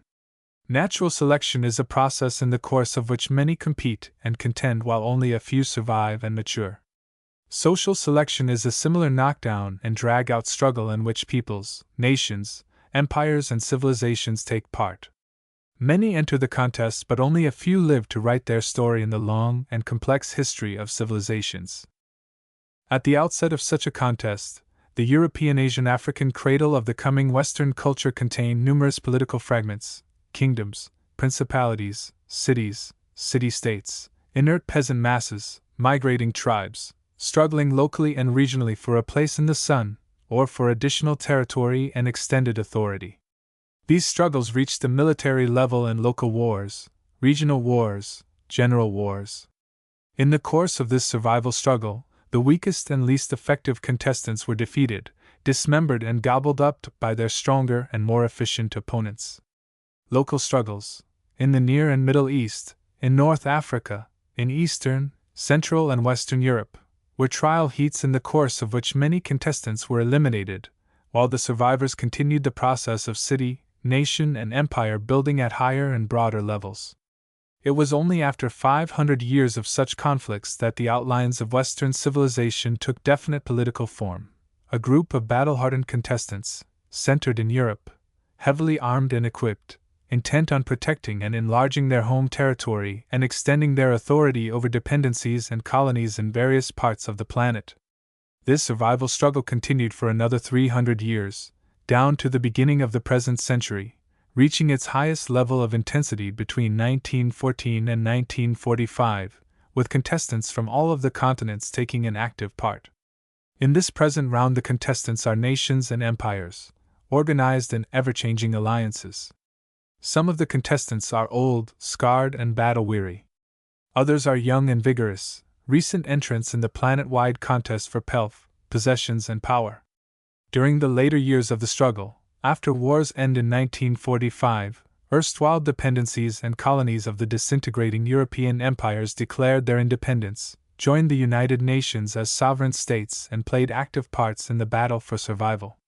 African development typifies the process during the later phases of Western civilization. When voyaging and discovery became a leading activity of European nations around 1450 AD, Northern Africa was directly involved, but the bulk of the continent, Equatorial Africa, remained almost entirely untouched. After 1870, the pattern was dramatically altered as British, French, Spanish, Portuguese, German, and Italian forces moved inland, staking out their claims. Division of Africa among the great powers reached its culmination when this process was completed, about 1910, when the whole vast continent of Africa excepting Ethiopia, Egypt, and South Africa had been parceled out among the rival European empires. In terms of geography and population, Africa was still African. Politically, it was preempted, occupied, dominated, and exploited by European empire builders, who used the all trade name of Western civilization. Excessive costs of empire building, including the disastrous losses of military struggle from 1914 to 1945, impoverished and weakened the European overlords to such an extent that they could no longer maintain their footholds in Africa. At the same time, African minorities in various parts of the continent launched independence movements under the slogan of self-determination, drove out the European occupiers, organized political states, and declared that Africa must be governed by and for Africans. Much of Africa, at the time, was organized along tribal lines, which cut across the boundaries drawn by the European imperialists between their colonial territories. The resulting caves temporarily removed Africa from any meaningful role in the planet-wide contest for pelf and power. Africans are politically sovereign. Economically and culturally, they remain dependent on their former European masters. Politically, Western civilization is in a state of flux. Its European homeland is basically divided by potent fears, ambitions, feuds, and conflicts, and separated geographically from North America and Asia. Despite several attempts to unify the continent politically, Europe was disrupted, fragmented, and weakened by two general wars in a single generation. The European empires were politically and economically upset by widespread colonial revolt in Asia and Africa. Spectacular achievements of socialism-communism, particularly in East Europe and Asia, added to the previous fragmentation a new line of division between capitalist West Europe and socialist East Europe. This process of fragmentation is giving separatist forces ascendancy over the forces of integration and unification. In Roman and Egyptian civilizations, the period of survival conflict led to the centralization of wealth and authority. After 5 centuries of suicidal competitive struggle, the European homeland of Western civilization is crisscrossed by sharp lines of division. Furthermore, the shift of production and military power from Europe to North America and Asia reduces the probability of speedy European integration. In the more important centers of Western civilization, the chief item of public expenditure is preparation for a war of air, water, and land machines that may extend technologically into a nuclear war. While we have no precedent that would enable us to gauge the consequences of an extensive nuclear war, it seems reasonable to assume that it would further fragment an already fragmented European continent.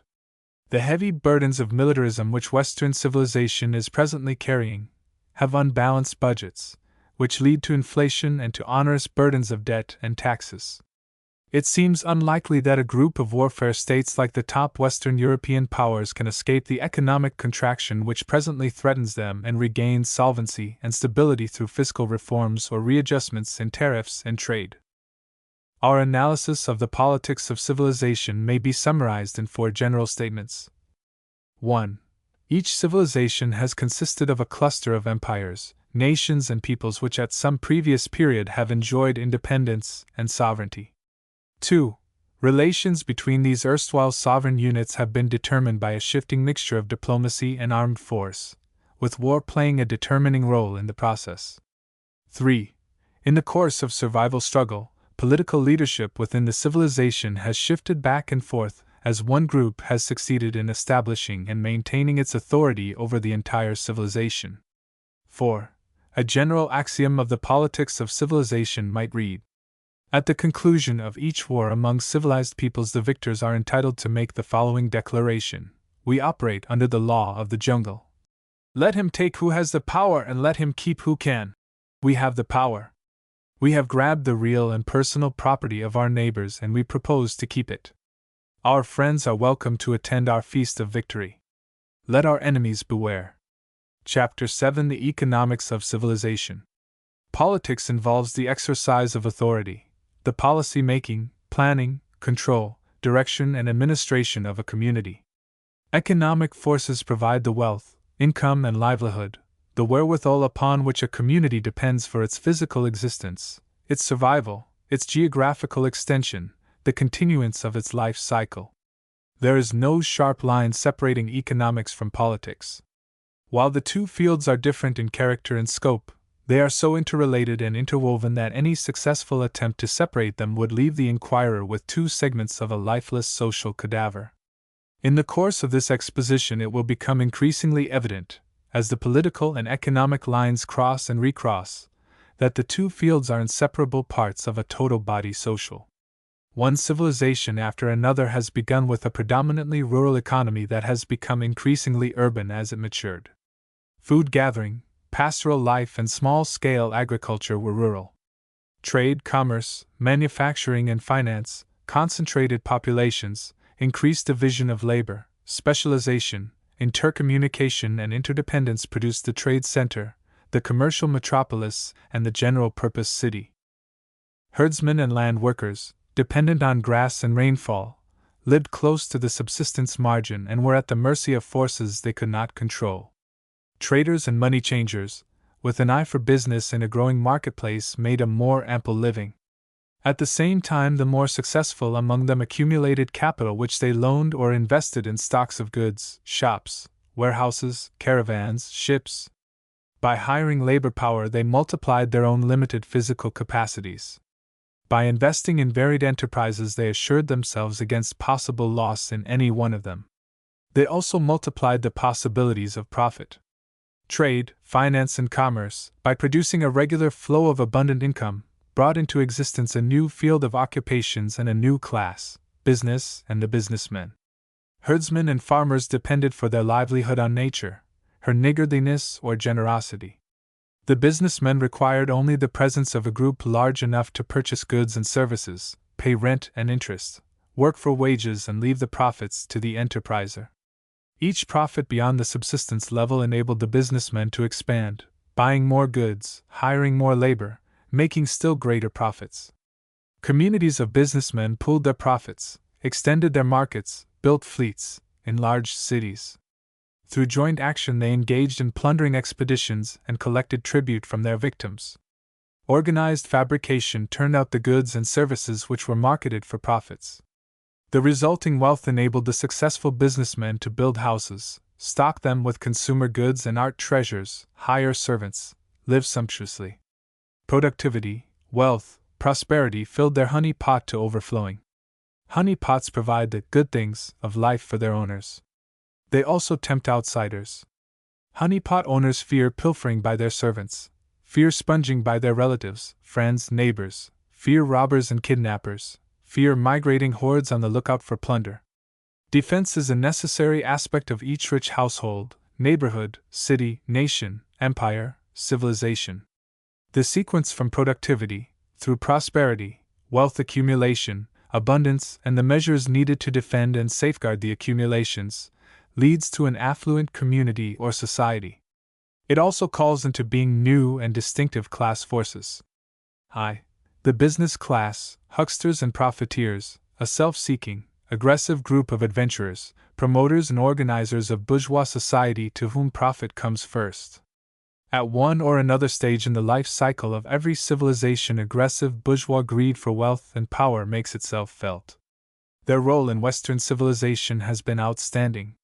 The business class, through its control of the productive apparatus and the sources of credit, has been able to surround itself with subordinates, scientists and other experts, apologists, strong-arm squads, police and military, spies and assassins. 2. A middle class, made up of business class subordinates plus self-employed tradesmen, professionals, independent farmers and craftsmen. 3. A class of blue-collared and white-collared producers of goods and services who hold their jobs during good behavior. When not needed or wanted, they are pushed into the ranks of the partially or wholly unemployed. Most civilizations have added to the working force serfs, peons and or chattel slaves. 4. A class of hangers-on, economic parasites, who consume more than they produce. The payment of unearned income to property holders and the creation of monopolies enables this class to live on rent, interest and profit in proportion to their ownership. As parasitism increases and multiplies, it proves to be a dead weight which eventually drags down any economy that tolerates it. V. A class of dependents, defectives and delinquents, supported by society but contributing little or nothing to its maintenance or its advancement. Every civilization has maintained a greater or lesser degree of mobility between the classes. Mobility makes it possible for those with greater ability and energy to leave the countryside, settle near the marketplace, and climb the ladder of success. It has also made it possible for policy makers to dump those whose services are no longer needed or wanted by the ruling oligarchy. Among the driving economic forces in a civilization are hunger, fear, greed, ambition. In practice, these forces have proved far more effective than whips and clubs in the hand of slave drivers. They animate the rat race for pelf, power, success, which attracts idealism, energy, ability, and throws out the carcasses of those no longer able to make a contribution to the wealth and power of the oligarchy and its establishment. Hunters, herdsmen, cultivators, craftsmen, mariners, miners perform services that maintain the solvency of any economy in which they play a leading role. Fast talkers, adventurers, promoters, manipulators, gamblers add little or nothing to the income of the communities in which they operate. Often, however, as gargantuan consumers, they play an important role in building up the deficits, which finally wreck an economy. Accumulations of wealth in market centers tempts the ambitious and the adventurous to enter the rat race and grab more than their pro rata share of the honey. The most obvious way to do this is to secure possession of the honey pot. Far away, in the tribal past of a civilization, lay a period of scarcity in which the members of the community shared the scarce income or starved. As the tribal wealth increased, the leaders, their families, and retainers got more than a fair share of the available goods, services, preferment, privileges. At a very early stage, the ants stored away what they could spare, while the grasshoppers had a good time. Investing their stored wealth in land or productive enterprises, the ants added unearned income to their normal earnings from productive labor. Because the ants held the wealth of the community, they were able to exercise authority and determine community policy. One result of their decisions was the creation of titles to land and stored wealth. A second result was the institution of property custom and later of property law, under which those who owned property enjoyed special privileges which gave them still larger shares of the community wealth and income. Wealth ownership and the exercise of authority, concentrated in one person or family, created a basic division in the community between those whose livelihood depended on their labor and those whose income was determined by their ownership of property and their exercise of authority. In the course of time, this development divided the community into a property-owning, governing minority which was wealthy, and a property-poor majority whose livelihood depended upon the willingness of the property-holding minority to use their land and productive implements in operations that turned out goods and services. Property ownership and income were protected by law. Labor income depended on the bargaining power of the property-less majority. Property income yielded wealth to the property owners. Labor income, under the pressure of competition in the labor market, yielded only subsistence. Thus the community was divided into owners and workers. The owners controlled and spent or invested the income. The workers were provided with the necessaries and a few crumbs of comfort. Private property and property law supported by state power institutionalized a basic division in every civilization. One segment of a civilized community enjoyed wealth and power. Other segments produced goods and performed services.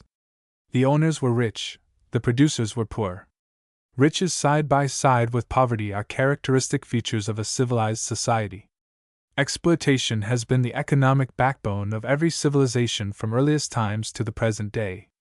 Each civilization has exploited and used up its natural resources. In every civilization, individuals, groups, classes, and sometimes castes have exploited or used up fellow humans and fellow creatures to suit their own purposes and advance their own interests. Abraham Lincoln gave a classical definition of human exploitation in a simple sentence. "It is the principle that says you work and toil and earn bread and I will eat it." Exploitation of nature and of fellow beings by man began long before written history. During periods of civilization, and notably in present-day civilization, exploitation has determined social relationships. It has also become one of the pillars of every civilized community. Civilized peoples use up natural resources as a matter of course. The more advanced technically have stripped their environments of replaceable and irreplaceable resources. They have also perfected techniques for using the productive power of their fellow creatures. One way to do this is by owning the body. Another way is ownership of land, capital, and consumer goods, which enable the owner to live without labor on the products resulting from the labor of others. Owners of property and wealth receive an income because they are owners. They may be very young or very old, able-bodied or helpless. Their livelihood comes to them not because of anything they do, but because of the property titles which they own. The owner of land may collect rent. The owner of capital may collect interest. The owner of an enterprise may collect profits. Each lives by owning. Workers produce goods and services. They are paid an income proportion to their production. Owners of land, capital, and consumer goods are paid incomes proportion to their ownership. Workers work for a living. Owners live by ownership, chiefly of land and the implements of production. Owners of property frequently are rich. Workers, by comparison, are poor. The line separating owners from workers also separates riches from poverty. Income from services rendered from work is earned income. Income from property ownership, by contrast, is unearned income. The relation between earned and unearned income is not confined to one generation. Under laws passed by the owners and their retainers, the owners of private property may give or bequeath this property to their descendants. In the course of time, a community is divided between workers who are poor and owners who are rich.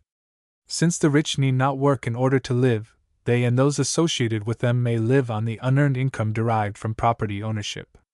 In a word, they may become parasitic. Parasitism may lead to social decay. Generation after generation, the owners and their dependents may live in comfort, or even in luxury, while those who work and their dependents may lack simple necessities. This is the confrontation of riches and poverty which has played so large a role in every civilization. Through the ages, in one civilization after another, the glaring contrast between riches and poverty has appeared, dividing the community and laying the foundation for class struggle and class war, both of which decrease social efficiency, intensify class antagonism. In the early stages of any culture cycle, barter is replaced by a money economy. Money is a medium of exchange, usually issued by a public authority and used in daily transactions, to pay tribute or taxes and to meet other general expenses. In its earlier forms, it is made of relatively scarce materials that are in general demand, limited in supply, and easily divisible into smaller units. Gold, silver, and other metals meet these requirements and have been used as money through the ages. Cash money and promises to pay speed up wholesale and retail exchanges in the marketplace. They fill the bill in normal times. But there are emergencies and other exceptions. One of the commonest of the emergencies is war. In a previous chapter, we pointed out that war is a characteristic feature of a civilization that has passed the top point of its expansion and begun to decline. Then the chickens come home to roost. Civil war, colonial wars, and wars between imperial rivals follow each other, creating emergencies in which demand for certain strategic goods and services rises steeply, with no corresponding increase in supply. Prices increase. The common defense requires immediate purchase of supplies. The public treasury is exhausted. The government borrows from money lenders, bankers. It also prints paper money and puts it in circulation. If the credit of the government is good, if the emergency is of short duration, matters right themselves and the economy survives without serious derangements. But war emergency disrupts and sometimes destroys an economy. This outcome often results from military defeat. Another exception to normal economic transactions is buying on credit, buying today and paying tomorrow. The temporary gap between purchase and payment is filled by credit, a promise of the purchaser to pay later and the confidence of the seller that the bill will be paid. Such credit transactions are covered by notes, bonds, and mortgages made out by the buyer and accepted by the seller. Until the debt is settled, the borrower pays the seller interest at an agreed rate. Bankers enter the picture, providing capital and collecting interest on their loans. Where credit is abundant and relatively cheap, borrowers spend beyond their incomes, hoping to pay later when the loan falls due. Borrowing and overspending are among human frailties. They are also forms of risk-taking or gambling. Who knows whether the banker who promises to pay on demand will be alive and doing business next week when his promise to pay is presented for settlement? When the promise to pay is issued by a government which decides the value of currency, and accepted by that government as payment for taxes and other obligations, it is more readily acceptable than paper issued and guaranteed by an individual money lender or banker. Each civilization has had a background of simple use economy, food gathering, animal husbandry, agriculture, in which most of the people produced what they needed and consumed what they produced. Such an economy employs money rarely.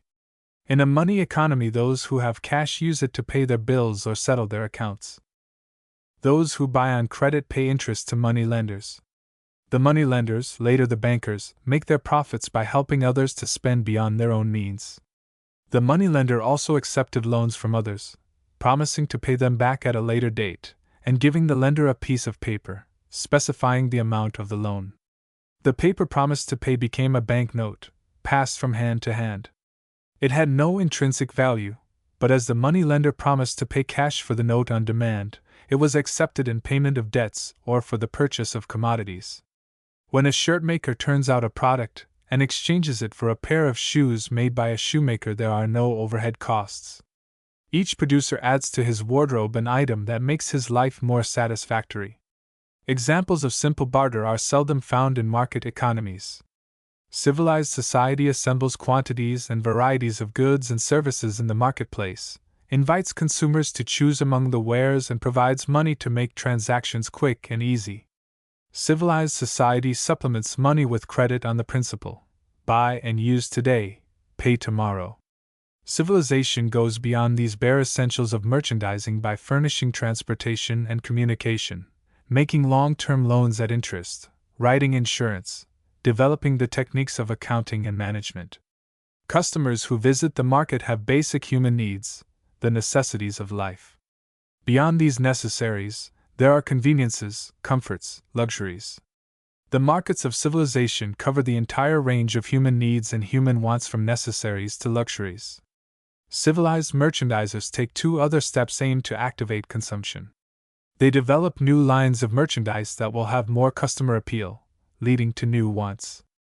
They also advertise new wares that will create new wants, bring back old customers and attract new ones.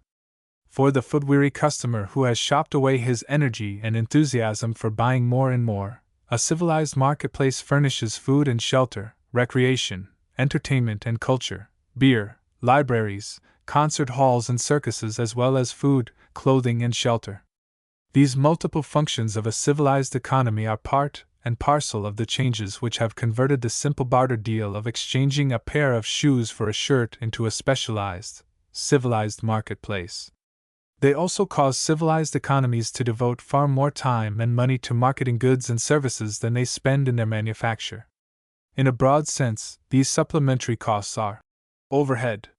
Shirt makers and shoemakers convert raw materials and partly finished goods into shirts and shoes. Operating costs of manufacture are minimal in a civilized economy. The major items that go into the final price of the product are overhead costs. Current accounting practices include an overhead, taxes, interest, insurance, and general items. Actually, the price of goods and services in a civilized economy includes minimal charges for raw materials and labor and maximum charges for overhead. There is another phase of overhead which pyramids with each advance in the extent and complexity of a civilization: taxes to cover the costs of government. As the civilization expands and specializes, governmental services multiply. The number of government workers grows in proportion and often out of proportion to the total production costs. Expenses of government rise, and with them the corresponding need to increase taxes. Overhead costs in the village or small town are low. Much of the public service is done by citizens who volunteer their time and energy. In the centers of civilization, public service is a profession, often well paid and usually quite permanent. Expansion is a basic feature in the life of every civilization. Expansion increases overhead costs. When American Indians made their silent way through the forests or roamed the plains, there was no overhead. Each provided his own means of locomotion. With roads came bridges. With roads and bridges came capital costs. As dirt roads gave way to macadam and macadam to asphalt and concrete, as country roads, winding over hill and through dale, were replaced by graded superhighways cut straight through or built over all obstacles, the costs per mile rose fantastically. All of these added costs appeared somewhere in the tax bills which citizens were required to pay. In any enterprise, overhead costs rise in direct proportion to the extent and complexity of the social order. As they rise, they increase the prices of the goods and services which citizens, or consumers, must pay for their livelihood. A good illustration of this principle is the price of an identical acre of land, in the remote countryside, on an improved highway, in the suburbs of a growing city and at the city center. Increasing wealth brings greater risks. Wealthy cities, like wealthy individuals and families, must pay for their protection against robbery and piracy, against extortion and expropriation. Among important business enterprises, insurance ranks high. The costs and profits of insurance are suggested by elaborate insurance company buildings and the high salaries paid to their officials. Insurance, usually a private overhead, comes high. Public insurance, maintenance of law and order, crime and punishment, the secret and open police, the armed forces, land and sea and air, are vastly more expensive. If, to these limited costs of overhead are added the costs of militarism as a public enterprise and the ruinous costs of military adventurism and its inevitable wars, the mounting costs lead to insolvency and eventual economic and social ruin. Another overhead cost which plays havoc with civilized nations and peoples is the support of a bureaucracy. Increased extent and complexity exhaust the community capacity for voluntary service and lead into an era where the volunteers who carried on the limited public activities of a village are supplemented and eventually replaced by a constantly growing body of public servants. Growing extent and complexity plus the need for finding safe places for those who are useful to the rich and powerful widens and deepens the public crib. In large enterprises, private as well as public, paperwork employs a small army, which must be fed and housed at a level worthy of a great nation. Business machines reduce the personnel necessary for a given social enterprise, but their high capital and operational costs increase overhead. Another aspect of overhead costs is the multiplication of parasitic professions. In simple villages, there are few body servants, no able-bodied individuals who fetch and carry at the word of command, or who only stand and wait for the moment when some whim, fancy, or real need may call for their services. Village life, with its limited area and still more limited resources, has little economic surplus upon which parasitism can feed. There is landlordism, of course, but the margin of surplus is small. The city, the province, the nation, the empire present a different picture. Parasitic professions abound and proliferate: money changers, money lenders, realtors, confidence men, gamblers, fortune tellers, priests, entertainers, artists, thieves, robbers, and prostitutes abound, consume more than their share of the community income, without making an equivalent return in production or service. Their support adds to the social overhead. Another source of social overhead are the numerous followers of the something for nothing cult who receive unearned income, an income derived from civilization in its mature and its final stages. Broadly, there are two types of income: earned income and unearned income. Earned income is something for something, or return for goods provided or service rendered.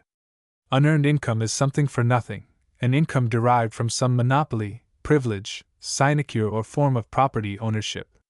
Property in persons or things has been a characteristic feature of all civilizations. Property owners, receiving rents, interests, dividends, in proportion to the amount of property which they own, are not called upon to make equivalent return in exchange for their property-based income. This personal parasitism of property owners is aggravated by provisions of property law under which the owners of property can give, sell, or bequeath these sources of unearned income to family members, friends, associates. Eventually, unearned income, handed on through generations, creates a class or even a caste of citizens who live without rendering an equivalent of services on the labor of their fellows, adding a significant amount to the total of overhead costs. Wealth ownership, the exercise of power, living in luxury on unearned income, add to overhead costs, but are accepted as respectable in civilized communities. Another and far less respectable form of social parasitism is the manipulation of social forces in a way that will bring the operator more than a fair share of social income with no equivalent in service. Such as politics, or politicizing. Politics, as a source of livelihood, takes many forms, some less legitimate than others. The most usual source of office holding is the humble work of the clerk, handyman, or messenger, responsible for carrying out the nagging routine of government. Beyond this common labor of public service are public servants skilled in their several professions. Beyond and above them are department heads, and still higher are the appointed or elected officials responsible for the success or failure of a given public policy. Who are the occupants of town, city, state, and national positions of authority and responsibility? Preferably they are elected or appointed because of their popularity, or are the successful product of civil service examinations.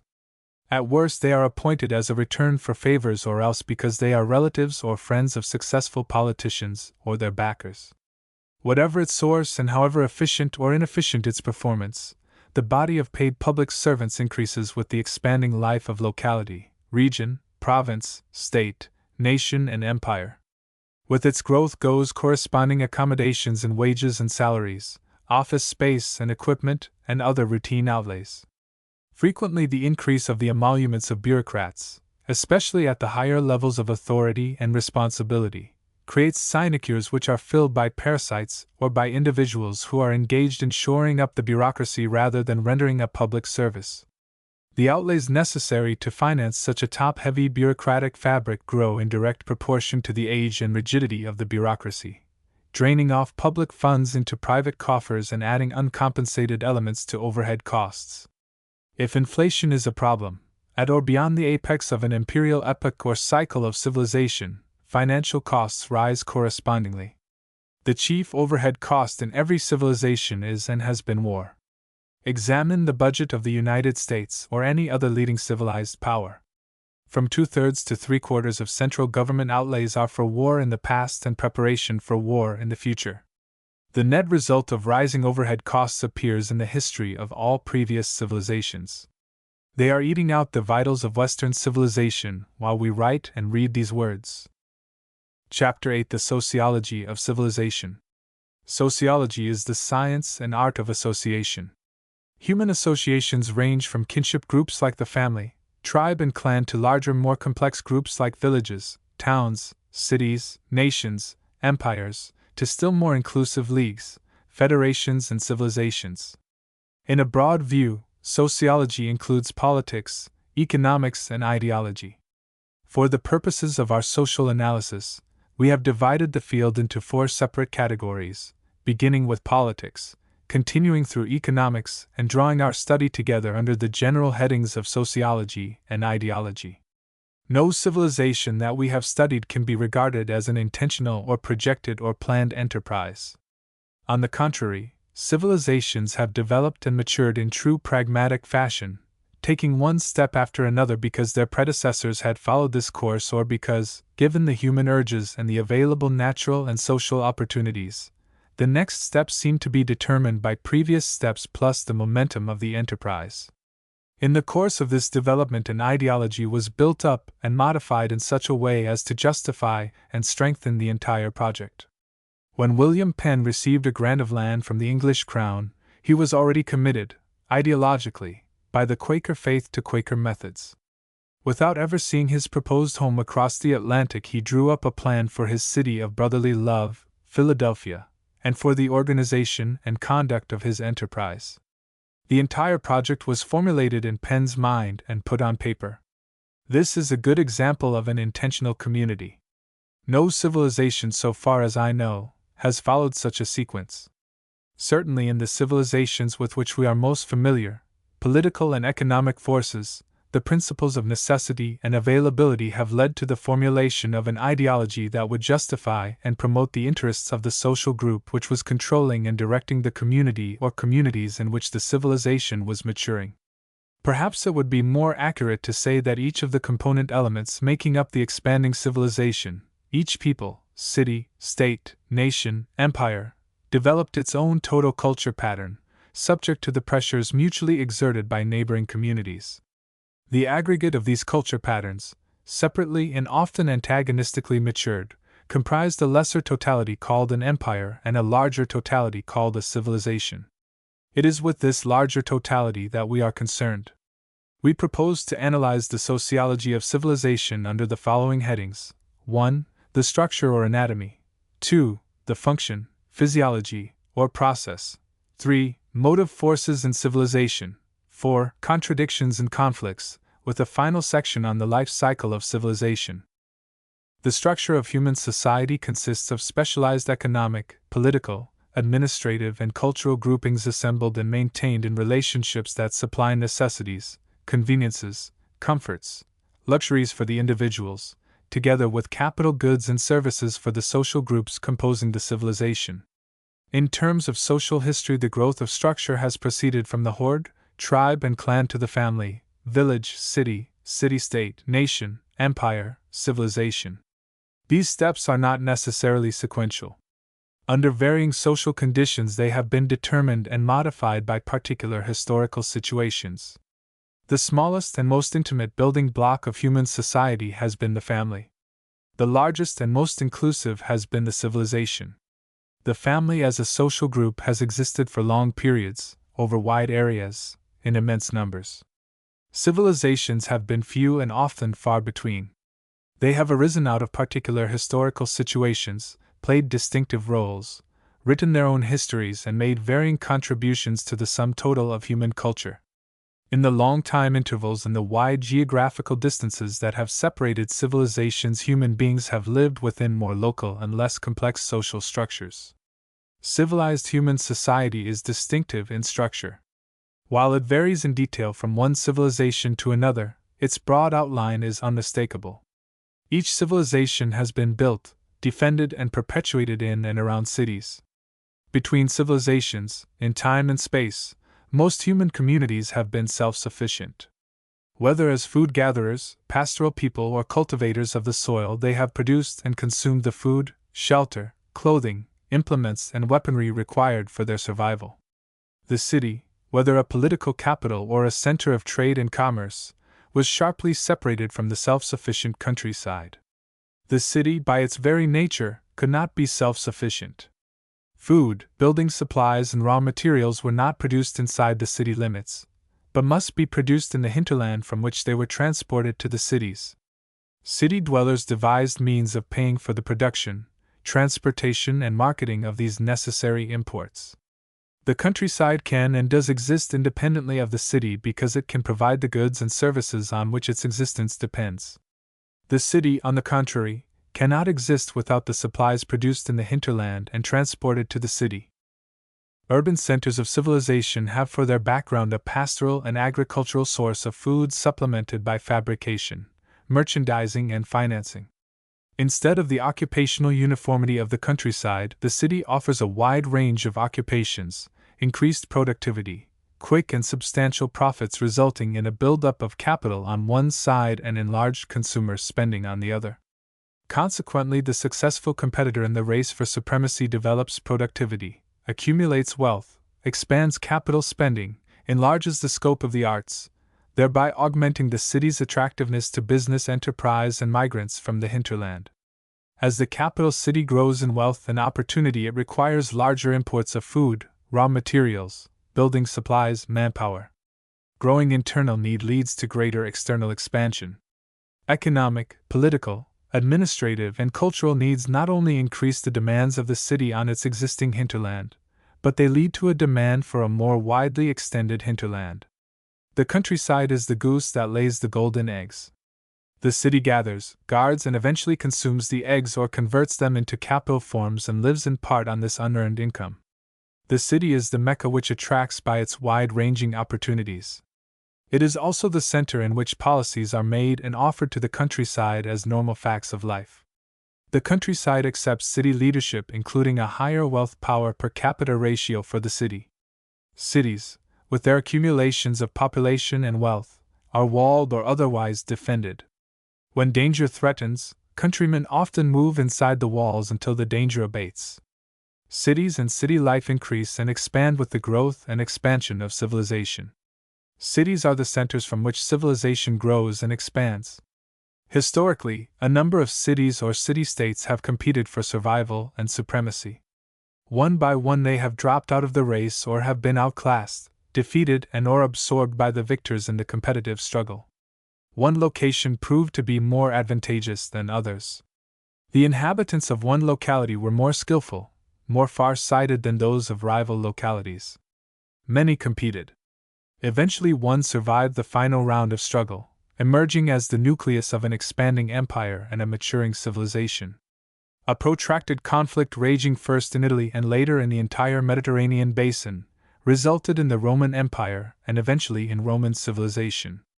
A similar series of struggles, this time planet-wide, gave the British a taste of planetary supremacy in the 19th century and opened the door wide enough to give the United States oligarchy a glimpse of an American 20th century, which never eventuated. Occupational differences within the city led to a differentiated class structure. As the trading city developed, businessmen eventually played a dominant role because they were able to command larger incomes, accumulate more wealth, and offer more aggressive leadership.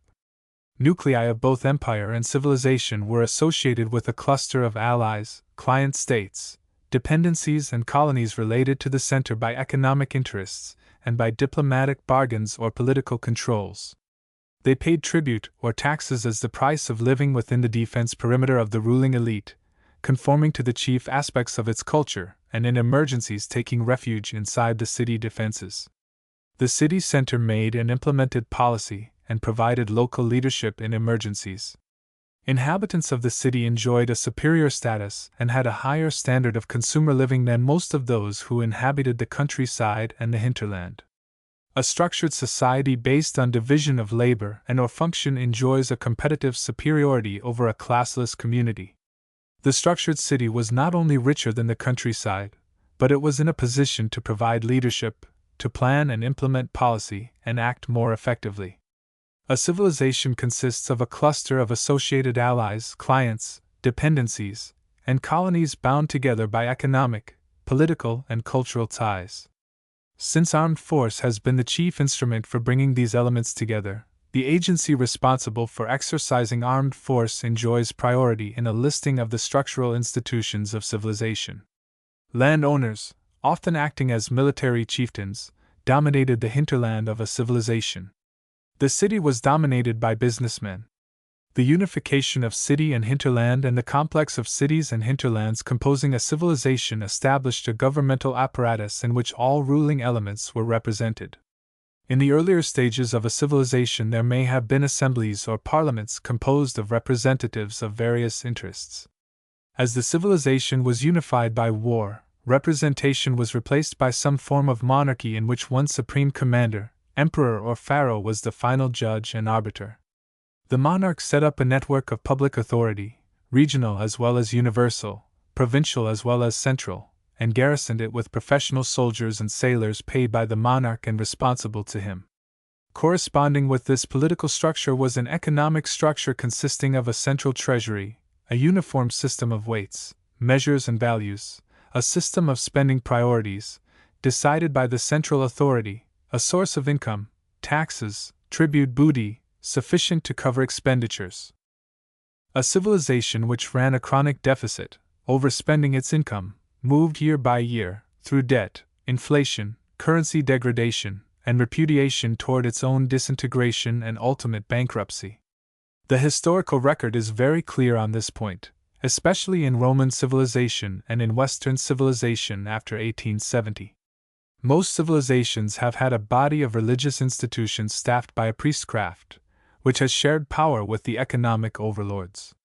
During certain periods in the long history of Egyptian civilization, the priestcraft held the balance of power.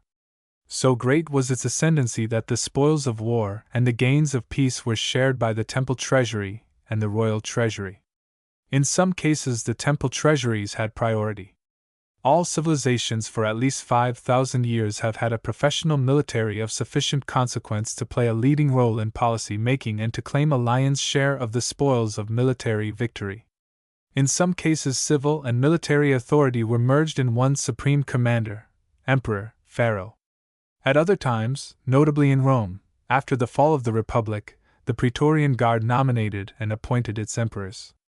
Well up toward the summit of each known civilization, for groups have shared authority and competed for supremacy: landlords, wealth lords, warlords, and priests. Where these four major shapers of public policy and directors of public administration were of like mind, they shared wealth and power. When they differed, one or another enjoyed priority and exercised some measure of control over the other three. Less personal, but of major concern among the institutions of civilization were the channels of communication and transportation that have played so decisive a role in the life of every civilization. Top-ranking among the means of communication were common language, spoken and written on metal, papyrus, paper, a unified system of accounting and cost-keeping, permanent records. Among the means of transport were waterways, including canals, viaducts, roads, bridges skillfully built and kept in good repair. Another significant institution of civilization is the idea of ownership, the division of property into public property and private property, and the right of the private property owner to do what he will with his property, subject always to the overriding principle of eminent domain, the right of the community to expropriate private property for public uses, with or without compensation. Another institution of civilization is the provision of public services in addition to means of communication and transportation. These public services include a water supply, the disposal of waste, public defense of life and property, food and diversion, bread and circuses for the needy, fire prevention and fire fighting apparatus, educational facilities, including libraries and reading rooms, outside recreational facilities such as parks and playgrounds. All of these facilities could be provided by the rich and powerful for themselves and members of their families. They could be supplied more effectively, and apportioned more justly when they were public services open to all. The countryside lacks the financial and the administrative means of providing a wide range of public services. Indeed, countryside dwellers pride themselves on being able to provide necessary services on a family, household, or village basis. City dwellers learn to regard such public services as a matter of public right. Their existence is a magnet which draws a steady stream of migrants from the countryside into the cities. Civilizations are dominated by business interests. It is for them to provide facilities for the transaction of business, cash money, credit instruments, installment buying, means for changing money, insurance, discounting facilities.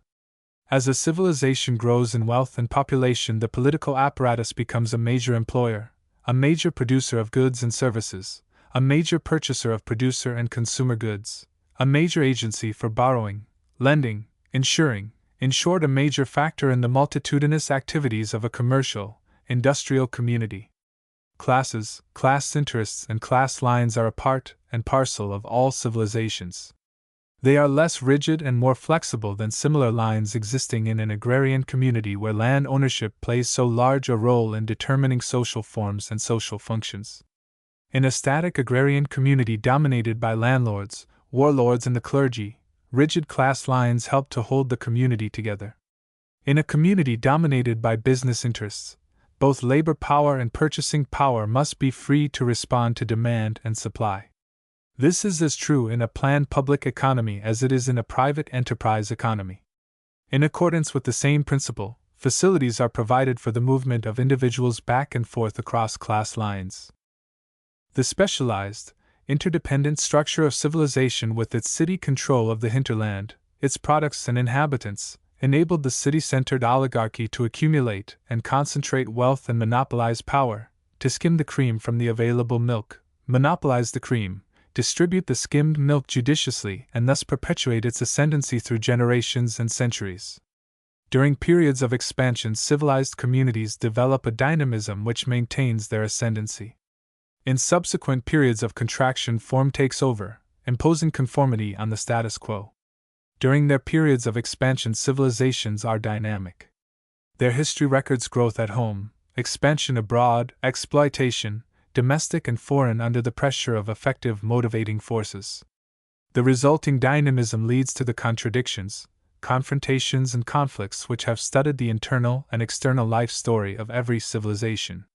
Perhaps the most outstanding aspect of the dynamic functioning of civilization is its growth and magnitude. It might be more accurate to describe the process as an explosive expansion, explosive because rapid and spectacular. Form limits function. At the same time, function modifies and ultimately determines form. The two factors are omnipresent and complementary. Except for purposes of analysis, they are two inseparable aspects of every human society. Where form predominates, social status results. Where function predominates, fluidity, flexibility, and dynamism are the outcome. Rapid change occurs on the home front at the same time that it is taking place abroad. Growth at home takes place in two fields. The first is the extension of the homeland frontiers, broadening the geographical area of the nucleus around which the civilization is being built. The second aspect of growth involves an increase in multiplicity, variety, and complexity, and perhaps also a higher level of quality. Increase in quality is an optional feature of growth and expansion. Toward the end of a cycle of civilization, quality declines. For the record, we list 14 aspects of the domestic growth of civilization: 1. Population; 2. Production of goods and services; 3. Trade, commerce, finance; 4. Wealth, capital, income, capital construction; 5. The defense establishment; 6. Growth in numbers and in variety of consumer goods and services; 7. Specialization; 8. Formal education, literacy, learning; 9. Advances in science and technology; 10. Growth in the arts; 11. Rising standards of luxury for the oligarchy; and growth in the volume of the professional and technical middle class and their living standards; 12. Growth of the state bureaucratic apparatus in its complexity and in the number of its personnel; 13. growth of the sources of unearned income and especially in the number of persons living on unearned income. 14. Growth of dependents, delinquents, criminals, and other outlaws. This list is not exhaustive, but it is indicative of the wide area in which domestic growth takes place. Paralleling their domestic expansion, civilizations expand geographically up to the point of diminishing returns, determined by the growth of overhead costs. This process has taken the civilization, its personnel, its institutions and practices into territory not heretofore occupied, sometimes with the consent of the foreigners, but more often in the teeth of their determined and long-continued opposition. Expansion of a civilization is of necessity a movement from an urban center and beyond the urban center. Each civilization has been built around one or more urban nuclei which accepted and practiced expansion as the primary law of their beings. Expansion takes many forms. It may be peaceful, as travel is peaceful. It may be competitive, as trade is competitive. It may be economically aggressive, the search for markets, for raw materials, for investment opportunities carried on simultaneously by representatives of long-time rival cities, states, empires. It may be a movement for a place in the sun, mass migration, colonization. It may take the form of planned military invasion having as its purpose the conquest and occupation of foreign territory, the subjugation of the citizenry of the conquered lands, the establishment of an alien government in the conquered territory, the reduction of the natives to the status of second-class citizens in their own homelands, exploitation of the natural resources, the levying of tribute, the imposition of taxes and the expropriation of movable articles such as bullion, works of art and other treasure by the invaders, conquerors and occupiers. Policies of expansion, conquest and occupation rely upon weaponry and war-making as essential instruments. Historically, their role has been frankly recognized by builders of every empire and the leaders of every civilization. All civilizations known to history prepared for war and utilized war as the final arbiter in their pursuit of expansionist policy. Empire builders and civilizers have taken it for granted that might made right. The mighty, in terms of military striking power and killing power, have fought over and inherited the earth. The practices of every civilization have centered about exploitation of natural resources, of labor power, of rivals in the race for supremacy, of weaker and less aggressive peoples. Expansion gives the ruling oligarchy of the expanding nation, empire or civilization command of the strategic vantage points from which the principle of exploitation can be made continuously operative. We have dealt with exploitation in connection with the economics of civilization, Chapter 7. Its central concept is the "you work, I eat" formula.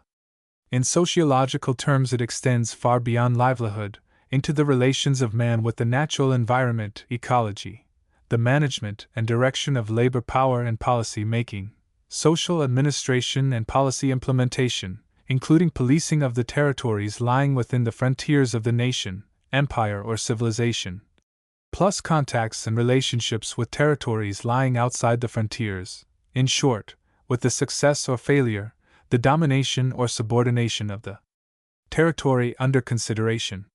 Structurally and functionally, a civilization cannot remain static.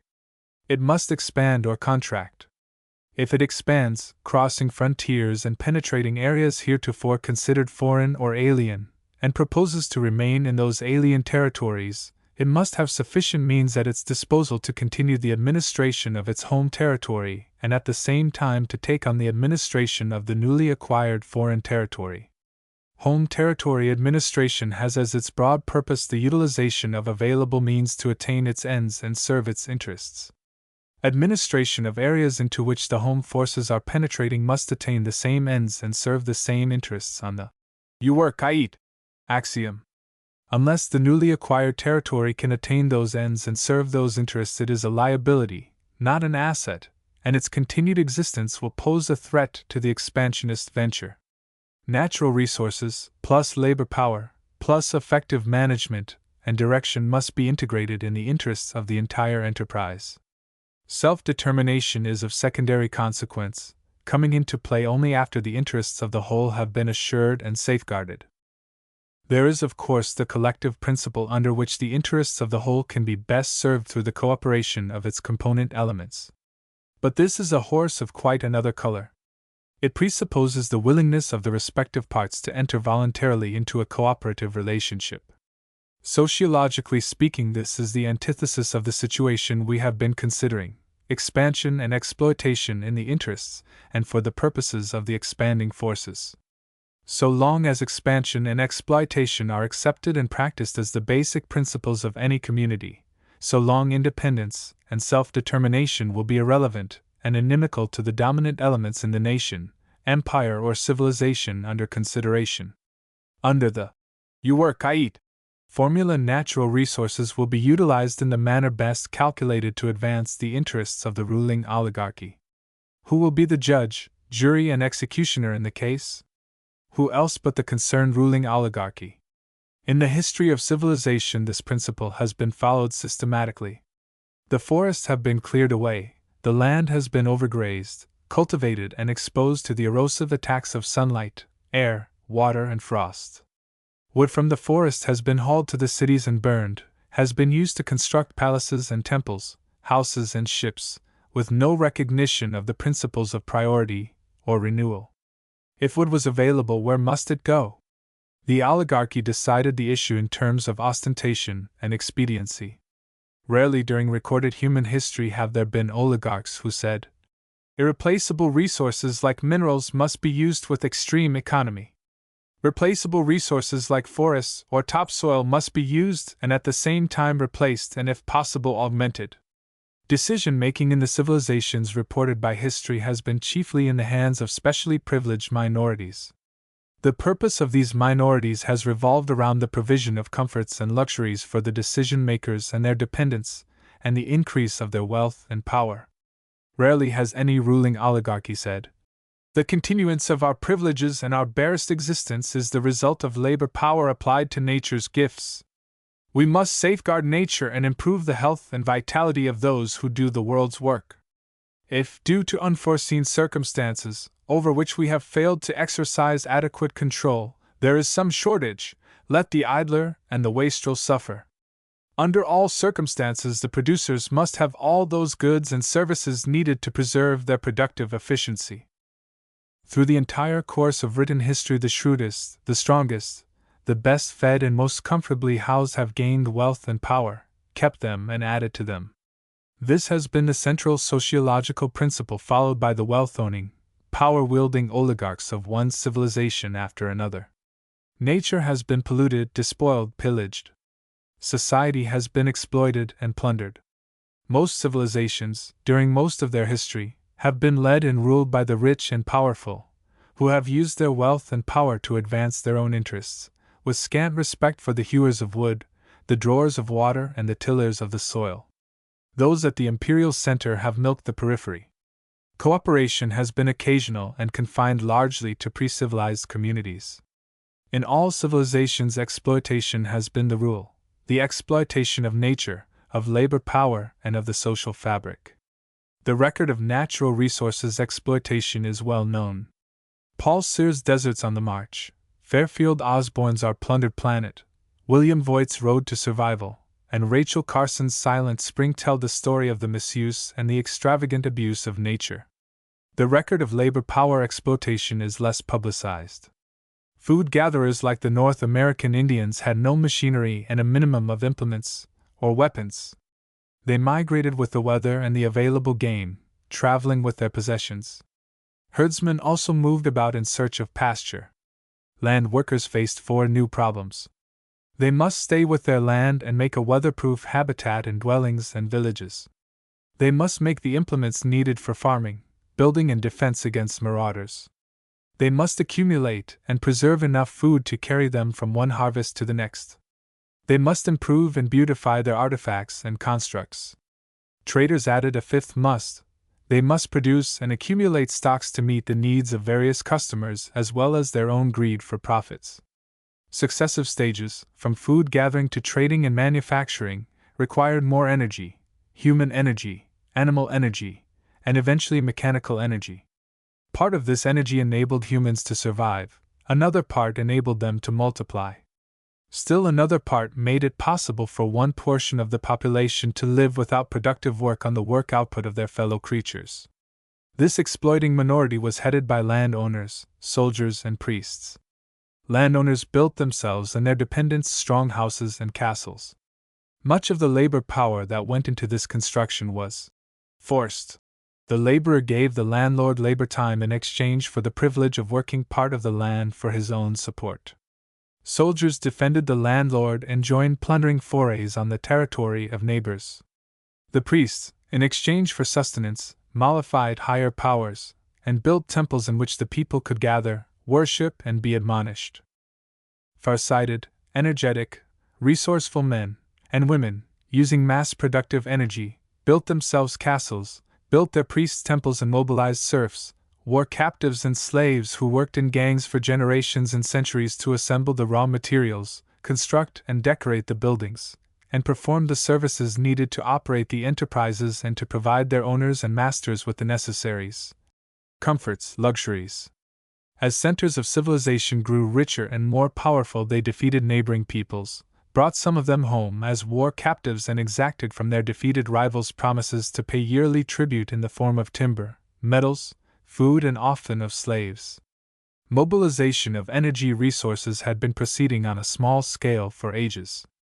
Successful civilizers made this one of their chief tasks, mobilizing energy forces and materials and using them to build palaces, temples, mausoleums, and whole city complexes with appropriate defenses against marauders and other enemies. Administrative networks, adequate to produce such results, planned and directed the construction and administered and policed the operations.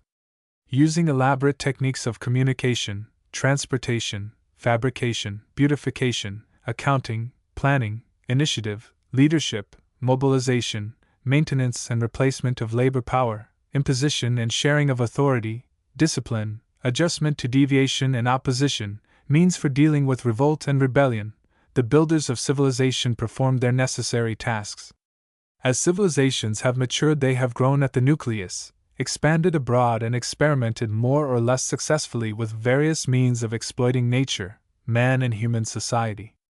Most of the competitors for survival and supremacy dropped out or were forced out in the course of continuous survival struggles. Survivors of the obstacle race dealt successively with personal rivalries, class conflicts, civil wars, dictatorships, tyrannies, with overhead costs that grew more rapidly than income, with empty treasuries, inflation, depression, economic stagnation, with increases in top-heavy bureaucracies, with parasitism, with hooliganism, with the growing role of the military in decision-making and administration, sharing the honeypot with migrants and invaders, with rivalry and power struggle at home and abroad, with division, fragmentation, and eventual dissolution. Any student of the sociology of civilization must turn from this analysis of function with the conviction that whatever the advantages of civilization as opposed to earlier phases of human association, the pattern of civilization in action is workable only to a very limited extent. Civilization is not an example of perpetual motion. Rather, it is a social life cycle, with a beginning and an end, and a pack of troublesome contradictions and conflicts in between. Civilization is an integrative process. During the course of its competitive survival struggle, potential building units of an expanding civilization are tested out and included or rejected in much the same way that a stonemason checks and tests the individual stones of which his wall is being built. The analogy is not entirely accurate. A wall becomes a completed part of a total structure. A civilization is a process of existence from conception and birth to dissolution and death. At any point in the process, there is a delicate balance between integration and disintegration. As a matter of fact, both integration and disintegration exist and act constantly, side by side. If the integrative forces are in the ascendant, form is built and function is accelerated. If the disintegrative forces are dominant, form breaks down and function stagnates. This shifting balance and or imbalance with its resulting build-up and or breakdown exists geographically, biologically, sociologically. It can perhaps be best described as successive change. It cannot be referred to as evolution except in its integrative aspect. Disintegratively it becomes devolution. Civilization is a result of sociological buildup at a certain cultural level. It has not been universal in all human societies, but exceptional, both in time and in geographical space. What has caused the pattern of civilization to appear, disappear, and reappear again and again during the period of written history? There have been many answers. The most general answer is divine intervention by beings above and beyond mankind. Whether such intervention has taken place or is taking place, human beings are unable to say with finality, but several thousand years of recorded history, plus our own daily experience, provides convincing proof that the political, economic, ideological, and sociological constructs which have appeared and disappeared in the course of social history are, at least in large part, the products of human brains and human hands. They are man-made. The social pattern of civilization, like other social patterns which preceded civilization and which continue to exist side by side with civilized communities, is the result of human ingenuity and human energy, of human inertia, ineptitude, and the human urges to build, decorate, and destroy. Variety in human culture is caused by the variety in the human natural environment, the human social environment, and in man himself. Natural advantages exist and vary from place to place. There are fertile valleys. There are also mountains and deserts. There are a few fine harbors, but for the most part landings are difficult and dangerous. Certain islands have become the bases of civilizations, but this is true of only a very small number of many existing islands. Civilizations have flourished in certain climatic zones and not elsewhere. At one historical period, civilizations were established in the tropics and semi-tropics. In the present period, they are located chiefly in temperate climatic belts. Another source of differences between civilizations is the variation and the adaptability of certain peoples to the peculiar conditions out of which civilization grows. Still another explanation of the presence or absence of civilization in particular times and places is the great man theory of history. All human communities, pre-civilized and civilized, have had gifted leaders whose thoughts and actions have brought about social changes. These greats were the divinely, ideologically or sociologically inspired. Divine inspiration or revelation led to the founding of religious faiths. Ideological and sociological inspiration resulted in domestic cultural changes and the extension of economic, cultural, and ideological activities into foreign lands, thus pushing the frontiers of nations, empires, and civilizations farther from the chief wealth power centers. Thomas Carlyle wrote that history is the lengthened shadows of a few great men. Arnold Toynbee concluded from his study of history that religion has been a prime motive force in the building and preservation of civilizations. Technology has been a motive force of hard-to-define importance in revitalizing, changing, expanding, and perpetuating civilizations. Increased productivity, expressing itself as increases in income, accumulated wealth, and various forms of capital investment, have provided the economic basis for population growth and the more effective exploitation of natural resources and labor power. Advances in the means for transportation and communication, accounting, planning, management, and defense. Among the social motive forces responsible for the development of civilization is the accumulation of wealth in an impoverished world. The most important single factor in this connection was the development of a class of businessmen in a society dominated by landlords, churchmen, and soldiers. Landlords, churchmen, and soldiers lived during periods of animal husbandry and primitive agriculture on the very narrow margins produced during bountiful harvests. When harvests were bad, husbandmen and farmers were reduced to starvation levels. Lacking means of storage and refrigeration as well as facilities for transporting heavy materials such as food, fuel, and building materials, pre-civilized society accumulated wealth slowly in mobile forms, precious metals and jewels, and made few productive investments. The advent of trade, business, and the trading class created a small but potentially powerful class whose income and wealth were not derived from direct contact with nature but came from trade, money changing, lending, insuring, and other activities associated with the accumulation and investment of wealth and profit-yielding enterprises. Only in a secondary sense did business depend on animal husbandry or agriculture. As their primary task, businessmen devoted themselves to the exploitation of labor power, and the storage and merchandising of the products turned out by herdsmen, farmers, craftsmen. Part of their profits went into more elaborate standards of feeding, clothing, and housing themselves and their dependents. Another, and a more crucial part of their profits went into ships, warehouses, and the implements used in converting raw materials into consumer goods and services, transporting them to the markets, displaying them, and persuading consumers to diversify their needs, purchase a greater variety of goods and services, and thus increase the number and profitability of business transactions. As this process mushroomed with the expansion of civilization, consumers demanded a greater number of more expensive artifacts and consumer capital goods, from housing and house furnishings such as bathrooms and well-stocked kitchens to refrigerators, washing machines, air conditioners, telephones, television sets, bicycles, automobiles, and elaborate recreation facilities and equipment. The expansion of mass production and the mass market paced one another, constantly raising the ante. Mass production, mass marketing, and pyramiding profits resulted, first and foremost, in the enrichment of businessmen. Their riches automatically pushed them into a position of preeminent importance from which they were able to make public policy and utilize public authority for the protection and advancement of their own class interests. It also called into being a vast array of new professionals: teachers, engineers, scientists, technicians, social workers, and propagandists, converting the middle class from a shadowy remnant of feudal society into the largest class numerically and the most influential class politically in the entire modern community. At the same time, economic enrichment and expansion increased the importance of the war-making apparatus. The expansion of civilization has involved a competitive struggle carried on constantly along several fronts: economic, political, cultural, ideological. The means of struggle in every civilization has included the military as a political force and as a final arbiter in deciding who should win and who should lose civil and intergroup wars. Victory and defeat determined the fate of land and natural resources, populations, capital installations, taxing facilities, domestic policing.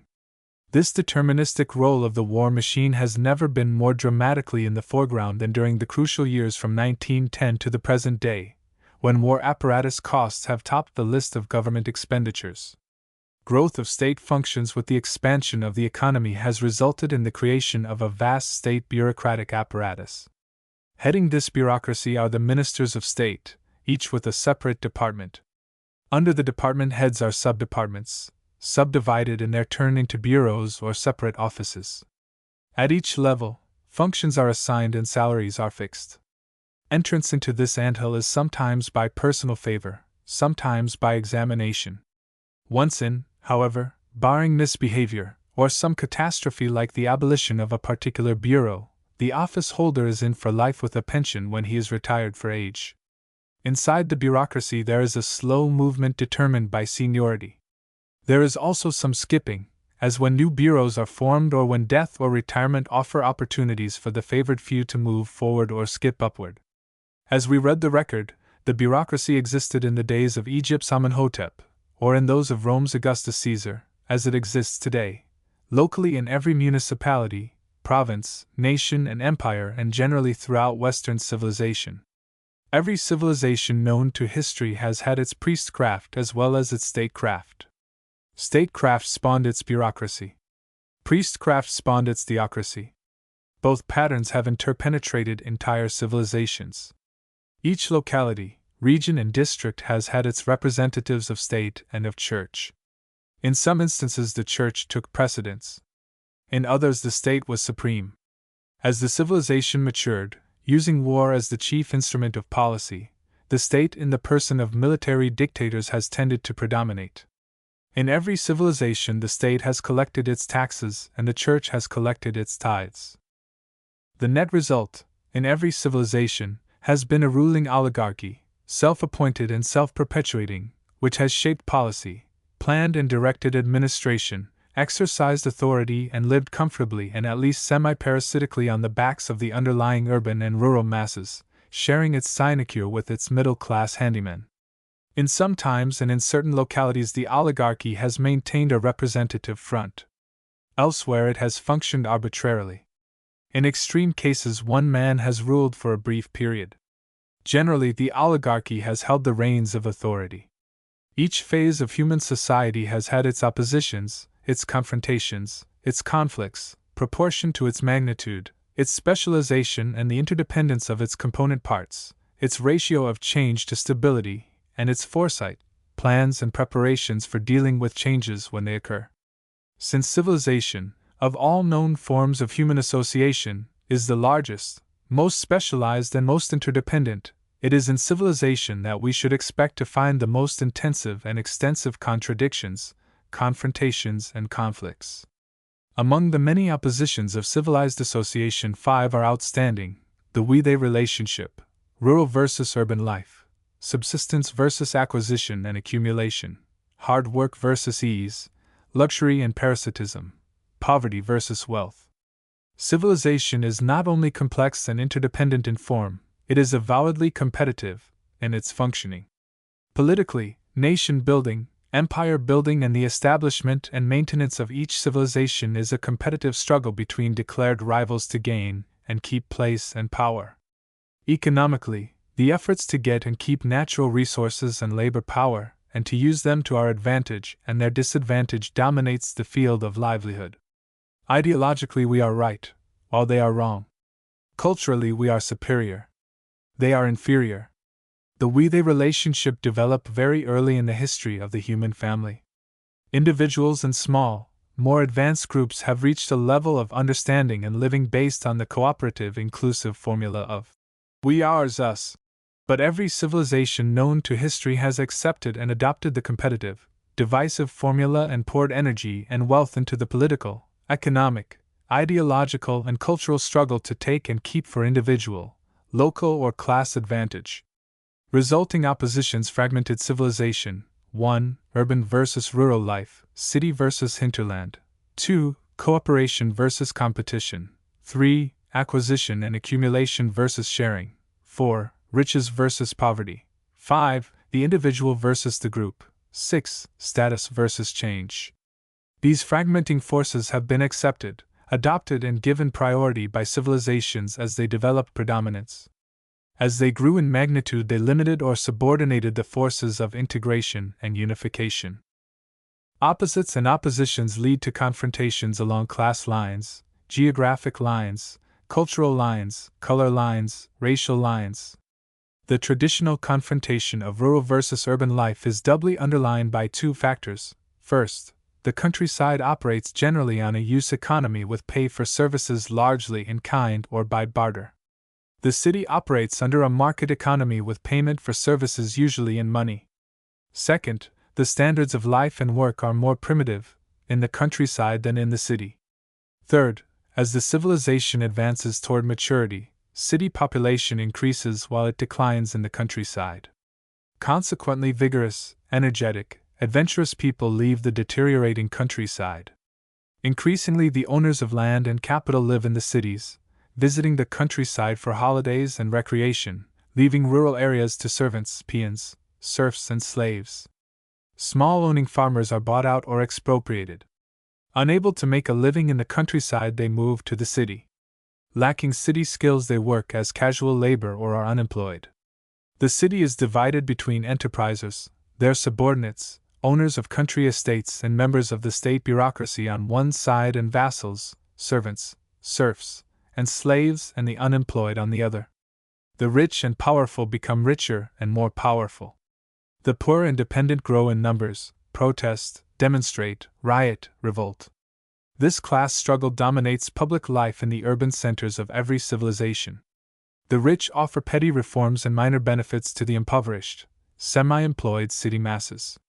At the same time, the urban oligarchy breaks up into rival factions, the ins and the outs.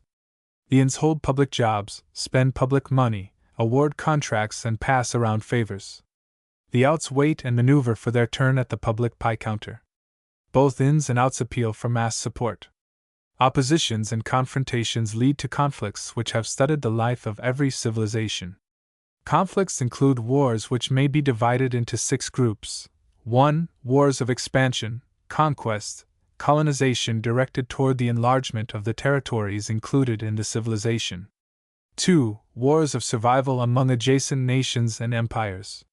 3. Wars fought to suppress unrest and revolt in the colonies and dependencies of an empire or civilization. 4. Wars fought to repel the invasion of migrating peoples attempting to occupy territory over which an empire or a civilization claims jurisdiction. 5. Peasant, serf and slave revolts and rebellions against the authority of empires or civilizations. 6. Civil wars to determine the leadership of particular empires. Wars of leadership succession. Conflicts and power seizures within particular oligarchies. In every civilization, final decisions regarding domestic and foreign issues have been made by an appeal to arms. There were laws and legal institutions in many civilizations under which confrontations might have been prevented and armed conflict avoided. Where these legal means failed to provide solutions, contestants turned to armed force as the final arbiter. Competitive survival struggle has played a prominent role in the life of every civilization known to history. Competition at its highest level employs armed force as its instrument of policy. War, domestic and foreign, has, therefore, dominated the history of every civilization. Walter Bagehot called war a state maker. In the same context, war may be referred to as a civilization maker. Conflict, including war, has played a major role, often a determining role in building and maintaining civilizations. It has also been a major and perhaps the major factor in undermining and destroying civilizations. Arnold Toynbee contends that war has been a proximate cause of the overthrow of one civilization after another. No observer of current Western civilization can fail to note the determining part played by war during the first half of the present century. Every completed civilization known to historians has passed through a sociological life cycle: origin, growth, expansion, maturity, violent premature dismemberment, and death in the competitive survival struggle, or gradual decline and eventual dissolution. Every completed civilization has had small, local beginnings, on an island like Crete, or a group of islands like the Japanese archipelago, or a tiny spot like Latium on the Tiber River, or an isolated area like the desert-surrounded Nile River Valley in Africa. The seed ground or nucleus of each civilization has been a small, well-knit group of vigorous, energetic people, well-led, living in an easily defended, limited area, enjoying relative isolation, but also having ready access to the outside world. At the beginning, the growth cycle has moved slowly, from victory to victory, as competing neighboring peoples have been brought under the authority of the victor in local wars. After generations or centuries of struggle, a point is reached at which the nucleus of the growing empire begins to expand, through trade, colonization, diplomatic alliances, conquest, into an era of survival struggle in which rival cities reach out for the same piece of fertile land, the same markets, the same mineral deposits. Again, the life and death survival struggle tests out the people, their leaders, their ambitions, determination, tenacity. Earlier struggles were local. Now the struggle area has become regional. At the outset, the peoples were amateurs in the science and art of expansion, occupation, consolidation, exploitation. Through the hard school of struggle, they became professionals. From victory to victory, they gained in territory, in wealth, in administrative skill. One by one, rivals were eliminated, annexed or associated with the nascent empire which was by way of becoming the central empire of a maturing civilization. Generations of effort and centuries of time have gone into the empire-building process. The farther the civilization has expanded, the greater the necessary input of manpower, wealth, enterprise, and administrative talent needed to keep the enterprise strong, solvent, masterful. Eventually, the expanding civilization reaches a point at which the costs of further expansion are greater than the income derived from further extension of its authority. Up to this point, expansion had paid its own way. Beyond this point, it is a losing proposition, politically, economically, sociologically. At this point begin times of troubles, bad harvests, colonial or provincial revolts, power struggles between individuals or classes in the homeland, new rivals moving in to share in the prospective plunder of the mother city. From this time of troubles, the civilization enters a new phase of its life cycle. Up to this point, victory has brought plunder and prosperity which have financed new foreign adventures and led to new victories. Beyond this point lies stalemate, economic stagnation, military defeat. Building an empire and establishing it as the central force in a civilization is a long and arduous process. Once the process is reversed, the decline may move quickly or slowly, but as it proceeds, the civilization is fragmented and eventually dissolved or taken over by a more vigorous rival. At all stages of this cycle, there have been life and death survival struggles. Peoples, nations, and empires entered the contest, played their parts, made their contribution to the upbuilding process. There were ups and downs, advances and withdrawals, victories and defeats. There were many contenders for survival and supremacy. Usually there was one survivor which gave its name to the civilization. The period of ascendancy of any civilization has been historically brief. The struggle to the summit was long and exhausting, the descent from the summit more rapid than the ascent. Literally, like the bear that went over the mountain to see what he could find, and who found the other side of the mountain, the civilizations that have reached the summit of wealth and power have found on the other side of the summit a steep downward sloping time of troubles that ended in dissolution and liquidation. Civilization, as a sociological life pattern, has proved to be seductive and alluring in prospect, but in retrospect unsatisfactory and frustrating. Civilization has proved to be not an opportunity for the ambitious, but a trap for the ignorant, inexperienced, and unwary. For the many contestants who set out to conquer the world, the experience has been disappointing and on the whole disastrous. For the few who have reached the summit, the experience has been frustrating. Civilization as a way of life is like any other contest. The struggle is good for those who are able to benefit from it by learning its lessons. Whether they win or lose is a matter of no great consequence. For the losers, the experience often is heartbreaking and death-dealing. Students of social history have been tempted to draw a parallel between the biological life cycle of an individual and the sociological life cycle of a civilization. There are elements of likeness between biological birth, growth, maturity, old age, and death of human individuals and of human civilizations. All of the individuals and civilizations that we know have passed or are passing through such a life cycle. The same thing may be true of the larger universe of which we are a minute fragment. However exact or inexact it may prove to be, the parallel certainly is unmistakable, alluring. It may also be seductive and mortal. Chapter 9: Ideologies of Civilization. This study was laid out along inductive lines, an examination of the facts with such generalizations as the facts suggest or justify.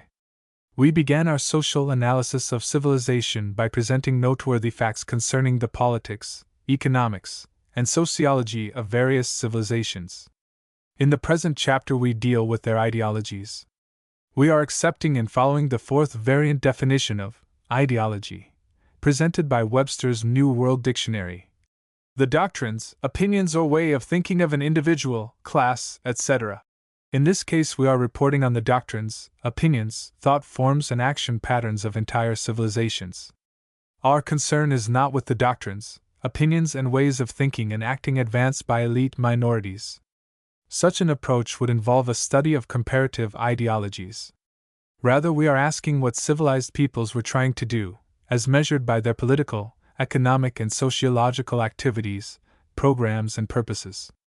It may be presumptuous for an individual to generalize about civilizations of which he knows so little. On the other hand, if we recognize the limitations under which all assumptions and generalizations operate, it is possible and often helpful to assume and generalize, although the generalizations may be no more than interim reports, subject to later amendment, correction, or rejection. What were the prevailing ideas of civilizations, and what ideas were put into practice? What purposes dominated and directed the lives of civilized peoples? How successful have civilized peoples been in achieving their objectives? At the outset, we must realize that in any complex society there are wide ranges of ideology, from the body of ideas held by small uninfluential sects to the purposes, ideas, policy declarations, and actions of governing oligarchies. We do not wish to defend or attack the ideas, but to summarize them and understand them in a way that will give a group picture of the purposes, ideas, policies, and day-to-day activities of the civilizations in question. For convenience in our discussion, we will take up, first, civilized societies as collectives, and then the operation of civilized ideology as expressed in the lives of individuals.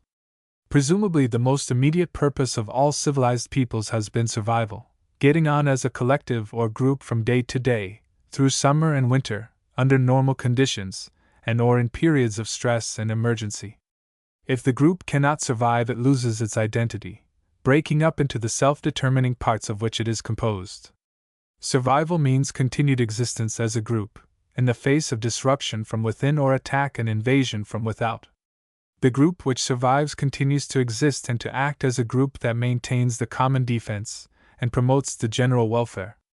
Each social group competing for survival has a sense of its own identity and a belief in its capacity to survive. This ideology is strengthened by the belief that the group has special qualities and is protected by powerful entities that will guarantee its success in the survival struggle. The group considers itself better qualified to survive than neighbor groups. Such ideas, carried to their logical conclusion, make the group in question superior to its neighbors in survival qualities and a people chosen by its gods. A superior people, chosen by its gods, is in a class by itself. Other people, by comparison, are inferior. It is the destiny of the superior people to take the lands of their inferior neighbors, and whenever opportunity offers, to defeat the neighbors in battle, capture them and force them to do the bidding of the captors. Cults of ideological superiority are widespread. Put into successful practice by a victorious tribe, nation, or empire, they develop into cults of superiority which assert, "We, the victors, are stronger, better people than our weaker neighbors." As one victory follows another, the belief in superiority grows. People in an expanding empire or burgeoning civilization are obviously better survivors than their less successful competitors. Competitive survival struggle modifies the cultures of both victors and vanquished. The dispersal and adoption of culture traits, supplemented by negotiation and accommodation, broaden the geographical area of the victors, increasing the population and adding to the material resources, the wealth and income of the enlarged group. It may also involve the corresponding decrease of the geographical area, population, wealth, and income of the vanquished. In order to protect itself, preserve itself, to enlarge itself, and, where possible, to improve itself, each competing group aims to set up standards of ideas and conduct to which all living members of the group are presumed to agree and to which they must adhere. When new members enter the group, by birth or adoption, they are duly indoctrinated with the group ideology. Early in their history, the individuals and subgroups composing every civilization adopted such standards and promulgated them by the decree of a leader or by the common consent of associated groups, as the outcome of negotiation, discussion, give and take. During the history of every civilization, such agreements were reached and recorded in compacts, treaties, laws, constitutions, specifying the nature and limits of the collective cultural uniformity at which the community aimed. The struggle for collective uniformity was long and often bitter. Individuals and factions resented and resisted the imposition of group authority. Internal conflict led to civil wars, in the course of which the group was divided or the solidarity of the group was reaffirmed despite hardships imposed on disagreeing, divergent minorities. Closely paralleling the group need for survival and uniformity, solidarity, was the need for group expansion or extension. In the competitive struggle for survival, which played such an important role in the life of pre-civilized communities, strategic geographic location was often decisive. Soil fertility, mineral deposits, timber reserves, access to waterways, location on trade routes all played a part in community survival, stability, and growth. Such geographical advantages are few and far between. Often they are already occupied and defended by stable communities. Their control and utilization are basic in determining the survival or elimination of rivals in the competitive struggle. Above and beyond the need to occupy the corner lots of the planetary land mass was the urge of civilized peoples to advance from littleness to bigness as a goal in itself. Confined by limitations on communication and transportation, pre-civilized man was circumscribed and localized. With the advent of cultivation, land workers were tied to a particular piece of real estate on which they lived and worked. When asked whether the village across the valley was Sunrise Mountain, the local peasant could reply, "How should I know? I live here." Reacting against restricted living impressed by curiosity and the spirit of adventure, the imaginative and adventurous members of each generation pressed outward from the homeland toward wider horizons. Many traveled. Some migrated. Others pursued the will-o'-the-wisp of expansion by adding field to field. The grass always looked greener on the other side of the mountain. The ambitious expansionists therefore tried to control both sides. "Move on! Move on!" became the watchword, without any particular emphasis on quality. In one civilization after another, bigness, magnitude, was accepted as a symbol of success, because the more you get and keep, the happier you will be. Mastery of strategic advantages, plus the illusion of mere bigness, without any specification to quality, became keys to survival and success. Civilized man exploited natural advantages and augmented his power over nature and society by increasing his wealth and multiplying the population. At the outset of the struggle, strategic geographical advantages were occupied and utilized by local groups. Through survival struggle, one of the groups, better organized, better led, more determined and productive, succeeded in securing possession of one strong point after another, until an entire region, like the Nile Valley or the Mediterranean basin, had been conquered and occupied by a single great power. The measure of success in the power struggle is the occupation of strategic strong points. Natural resources, including land and labor power, are among the chief spoils of victory. 7 basic goals or principles were involved in the building of civilizations: group survival, propitiating the gods, recognizing and following aesthetic principles, achieving and stabilizing property and class relations, expansion, bigness, individual conformity to the collective pattern, and collective uniformity in a united world of human brotherhood. At times and in places, the basic propositions were accepted, rejected, fought over. Each civilization which followed them successfully was able to establish itself, maintain itself, and up to a certain point add to its prestige, wealth, and power. The first goal was success in the struggle for survival. Collective uniformity and expansion opened the path to wealth and power in the city, state, the empire, the civilization. From a multitude of local beginnings, the struggle for expansion and consolidation led to ever larger aggregations of land, population, capital, and wealth concentrated in the hands of an increasingly rich, powerful oligarchy, protected and defended by a military elite pushing itself ceaselessly toward a position from which it could make and enforce domestic policy and order. A second collective goal has been propitiating and wooing the unseen forces of the universe, holding their attention, keeping them on our side, relying on their influence for defense against enemies, mortal and immortal, and help in providing water in case of drought, fertility, assistance in healing the sick, comfort for the dying, consolation for the bereaved, and success in business deals. These multiple aspects of ideology are summed up under the term religion. Each civilization has had its religious ideas and ideals, its religious practices and institutions. Many civilizations have divided their attention between civil ideology and religious ideology. In some cases, religious ideology took precedence, resulting in a theocratic society under the leadership of religious devotees. In other cases, notably Roman civilization and Western civilization, religious ideology was subordinated to secular interests. In the early stages of Western civilization, religious ideology took precedence over secular ideology. With the rise of the bourgeoisie, secular ideology moved into the foreground, making loud religious professions, but also making sure that business for profit had the last word in the determination of public policy.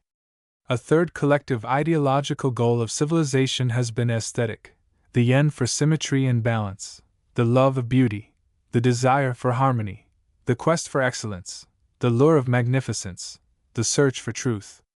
Out of these urges have arisen the pictorial and plastic arts, architecture, music, the dance, science, and philosophy, providing outlets, occupations, and professions that have colored and shaped many aspects of civilized living. A fourth collective goal of civilization has been the establishment and maintenance of social structure, including classes and or caste lines based partly upon tradition, partly on function, and partly upon proximity to the honeypot, the wellspring of wealth, income, prestige, and power. Since the principle of private property has been implicit in every known civilization, the ownership of land, capital, and consumer goods and services has been a prerogative of the ruling oligarchies, shared by them with their associates and dependents, and used as their chief means of establishing and maintaining the "you work, I eat" principle of economic relationships. Private property, and its derivative, unearned or property income, has enabled the ruling oligarchies of civilized communities to receive the first fruits of every enterprise. They have also enabled the oligarchs to establish a priority scale of income distribution under which those who held property and its derivatives could have first choice among available consumer goods and services. Second choice went to the associates, retainers, and defenders of the oligarchs. Third choice went to the preferred, professional experts who spoke for and represented the oligarchy. Fourth choice went to the artisans, skilled designers, builders, fabricators. What remained went to hewers of wood and drawers of water, the workers, women and men, who provided the necessaries, comforts, luxuries upon which physical survival and social status depended. Generally, this proletarian mass, including chattel slaves, serfs, tenant farmers, and war captives, were outside the pale of respectability. In a caste-divided community, they were scavengers and untouchables, living a life close to that of domestic animals. Most civilizations have permitted gifted individuals to move vertically, from the bottom toward the top levels of the social pyramid. Vertical movement was severely restricted, however. Generally, people lived, served, and died on the class or caste level into which they were born. Members of classes and castes are not free agents. They have privileges and rights. They also have obligations and duties. Classes and castes are functioning parts of an interdependent social whole which can maintain balanced order only so long as each segment recognizes its obligations and performs its duties. Social balance therefore depended on class collaboration. Successful collaboration, in its turn, is the outcome of a general acceptance of class and caste and general willingness to go on living and functioning in a class-divided society. A fifth collective goal of civilization has been expansion from the nucleus outward, with final authority exercised by and from the nucleus. At the outset of the survival struggle which led to the establishment of one language, one religion, one law, one authority, one loyalty, each among the many contestants had its own language, its own religion, its own law, its own authority. These rival forces were temporarily confederated against internal disruption or foreign invasion. Liberty and union, now and forever, one and inseparable. In the course of the survival struggle, the separate parts of which the civilization was composed began with the local autonomy permitted by confederation, and ended up with one among the many contestants donning the imperial purple and establishing itself as the master and supreme dictator, the Caesar or Pharaoh of the conquered, unified world. Foreign territories conquered and brought by force of arms within this imperium were subjects of a central authority which they never really accepted.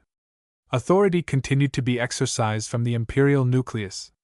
The newly conquered territories were policed by professional soldiers whose primary loyalty was national but whose responsibility was to the aggregate composing the Roman or the Egyptian civilization. The acid test of the expanding civilization was embodied in the degree of acceptance of wholeness as opposed to self-determination. Were the individual members, the provinces and colonies composing the whole, willing and able to sink their differences in an unquestioned wholeness, or were they prepared at the first opportunity to exercise their right to self-determination and declare their independence of the whole?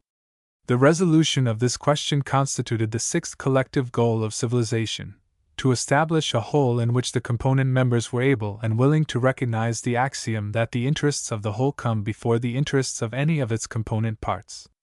The issue of central authority versus local self-determination has been one of the basic issues of the present century because during the preceding period, the British, French, Dutch, and Spanish empires had been built up by the conquest and occupation of foreign lands. If the 19th century was an epoch of expanding imperial authority, the 20th century has been an epoch of the dismemberment of empires by movements for independence and self-determination. Seventh, and finally, among the collective goals of civilization, each has developed an ideology that justified empire building by conquest, exploitation, chattel slavery, peonage, waggery, the supremacy of the empire nucleus, the subordination of the periphery to the nucleus, and other aspects of ascendancy and mastery, including divine rights in politics and natural rights in economics. Civilizations expect the individuals and groups of which they are composed to preserve the status quo, work as disciplined members of an effective team, and be satisfied with the outcome. This brings us back to the goal with which we began this discussion of the collective goals of civilizations. The primary task of any civilization is to survive. Each individual human being, living and working in a civilized community, occupies a sphere of action, enjoys the advantages and disadvantages, and accepts the responsibilities and duties which pertain to his sphere. Within his sphere, the individual succeeds or fails in so far as he leads a rewarding personal life and contributes his share toward the collective life of the group to which she or he belongs. If the individual in a civilized community is to live a good life, the first task is to maintain normal health, good spirits, and a determination to get the most out of life and to contribute at least the equivalent of what he receives in service to his group. As a civilization expands and extends its influence, the individual must contribute his mite to the entire enterprise while adding to his own store of goods and services. Acquisition and accumulation satisfy a human desire to have and to keep. They also add to the wealth and well-being of the community on the widely accepted utilitarian formula. Happiness comes in direct proportion to the extent and variety of one's possessions. In most civilized communities, the building unit is a family. It is this family unit, usually directed by a male or father figure, who acts for the family and represents it in the community. In passing, the reader should note that the breakdown in family life now so prevalent in many parts of Western civilization is a departure from the civilized norm. It is really a measure of the extent to which Western civilization itself is disintegrating. The revolution in science and technology, mass production, and the distribution of goods and services through a mass market have put acquisition and accumulation of goods and services as a life goal to a severe test. Until the early years of the present century, no civilization had provided affluence for more than a small fraction of its population. The vast majority consisted of slaves, serfs, war captives, and tenant farmers. Only an exceptional few were in a position to live in comfort or luxury on unearned income. As each civilization matured, ownership of land and capital diverted the flow of consumer goods and services into the coffers of a diminishing proportion of the total population. The vast majority lived at or below the subsistence level. General affluence was a goal that was talked about and dreamed about, but there was no way to test its practical effects on the population as a whole. Under conditions presently existing in many parts of the West, millions of individuals and families following the utilitarian principles of acquisition and accumulation have secured and kept an abundance of goods and services in strict accordance with utilitarian principles. Yet they have not been and are not happy. Quite the contrary, in many cases they are unhappy, particularly in the second and third generations of affluent family life. This is notably true in the United States, Scandinavia, Switzerland, and other parts of Western Europe.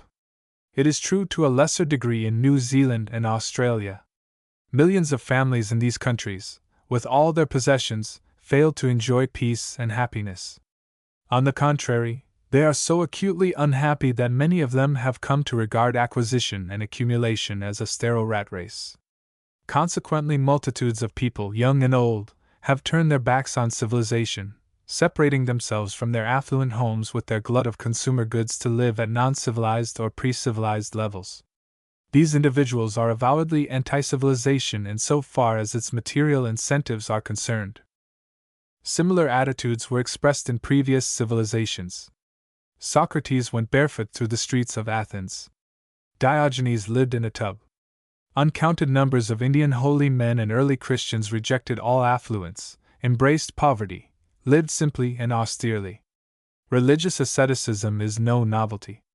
But the wholesale rejection of acquisition and accumulation as a way of life certainly marks a turning point in the popular attitude toward the utilitarian axiom that human happiness is directly proportioned to the quantity and variety of material possessions.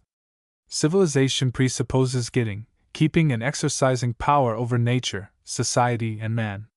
Each civilization has added to man's utilization of nature. This has been a notorious aspect of Western civilization since the inauguration of the scientific technological revolution. After a century of intensified exploitation of the natural environment, entire communities are reacting with dismay and disgust against the resulting pollution of air, water, and land, the wanton waste of soil fertility, forests and minerals, and extermination of various forms of wilderness. Freedom to exploit nature's storehouse has not brought happiness. On the contrary, it threatens the existence of other life forms and even the continuance of human life on the planet. Private enterprise and other forms of permissiveness have led to practices that circumscribe and hamper life. Their declared objective is the liberation and enlargement of human life and well-being. Where they have been tested out, they have proved themselves to be obstructive and destructive rather than creative and constructive.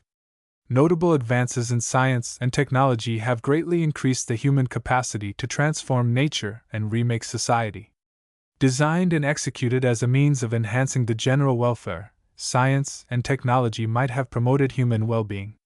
But employed as a means of exploiting nature and society for the benefit of a favored few, science and technology, whether directed by European and American promoters of the African slave trade, Spanish conquerors in Latin America, by Belgians in the African Congo, by European whites in their dealings with the North American Indians, by the Nazis in Europe, or by Americans in Southeast Asia, have involved merciless exploitation accompanied by revolting atrocities. Never in recorded history was the capacity of man to modify nature and exploit society more publicly tested out than in the atom bombing of Hiroshima and Nagasaki and the purposeful devastation of jungle life and village life in large parts of Vietnam and Cambodia. Reported in the public press and pictured, live, over radio and television, these latest developments in the ugly record of man's exploitation of nature have become part of the record of the decline and dissolution of Western civilization. Exploitation of human society for the benefit of the few at the expense of the many is an old story that extends through the entire record of written history. Every civilization has produced a cluster of institutions and practices that enable the few rich and privileged to live in affluence at the expense of the impoverished many. This juxtaposition of riches and poverty is the logical outcome of a system of social relations designed to provide the few with comfort and luxury, while the many are forced to accept penury and hardship. Exploitation, carried to its logical conclusion, permits and requires a parasitic minority to live in abundance while the majority must content itself with scarcity, extending to death from malnutrition.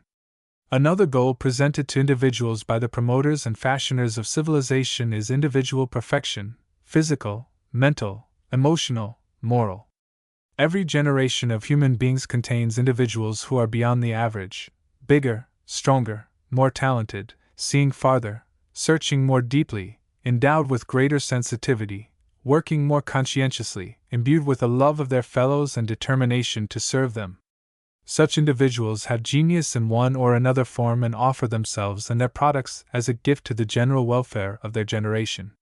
Scientists, poets, musicians, inventors, artists, teachers, healers, philosophers, statesmen have appeared in each civilization, adding their might to the sum total of community culture.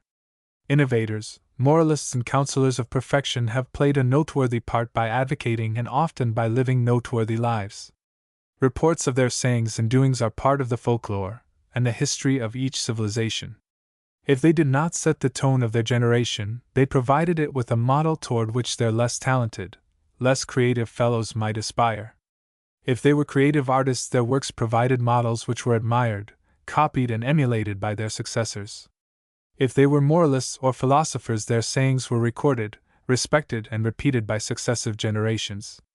Each civilization has adopted lines of thinking and codes of action which embody the best and most advantageous in theory and in practice. These codes of thought, feeling, and action are attributed to some outstanding individual and passed on from generation to generation as codes of conduct to which all right-thinking individuals may or should aspire. Human beings know everything about themselves except whence they came, what they should do, and whither they will go. To compensate for this lack of knowledge and wisdom, each civilization has established and maintained religious organizations and institutions whose duty it was to search out the truth, record it, and teach it to successive generations. In some civilizations, the religious institutions have dominated the secular. At other times and in other places, the secular has maintained its ascendancy over the religious. In still other cases, the religious and the secular forces have maintained an uneasy balance, leading to acrimonious bickering and sometimes to civil war. Central to their discussions is the nature of life. Is it continuous, as it appears in vegetation and the animal kingdom, or is it discontinuous like the rocks on the mountainside or the grains of sand on the seashore?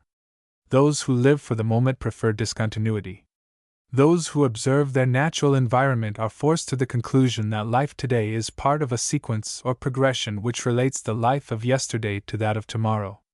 Recorded history, from fossil and geological remains to the books on library shelves, assures us that man has had a past. Projecting this experience, it seems quite reasonable that, barring accident or a purposed intervention, man will have at least some future. To prepare for that future, using the knowledge and wisdom at our disposal, seems to be a must for any reasoning creature. Even for the short planetary lifespan of the average human, the logic of this position seems inescapable, whether it applies to the next hour, day, year, or century. In terms of our children and grandchildren, it is even more impressive. Today we find it desirable to live as well as possible. If there is any future, the same principle should apply to its implementation and utilization. If the hereafter begins tomorrow, and if those whose well-being concerns us will probably be alive tomorrow, the science and art of the future, futurology, takes its place beside other fields of theory and practice as a must for all responsible members of the human race. If the conditions presently existing in human society afford skills and technical experience necessary to make significant changes, why wait? Why not proceed forthwith to live a better life? This dilemma has confronted individuals and subgroups in various civilizations. It has been particularly in evidence during periods of decline and social disintegration. It has led people of both sexes and all ages to uproot themselves from the old social order and re-establish themselves in a social order nearer to the heart's desire. Such efforts have been described as intentional communities, to distinguish them from a traditional, currently existing social order which emerged from the past encumbered with vestigial remains and obsolete institutions and practices having little or no relation to the needs and wants of a changing world. Pilgrim Fathers in New England, William Penn in Pennsylvania, Lord Baltimore in Maryland aimed to organize local intentional communities. Similar efforts were made by the Mennonites, the Doukhobors, the Hutterites, the Mormons in North America. The Christians during the decline of Roman civilization led a movement to convert a large geographical area to a new and better way of life.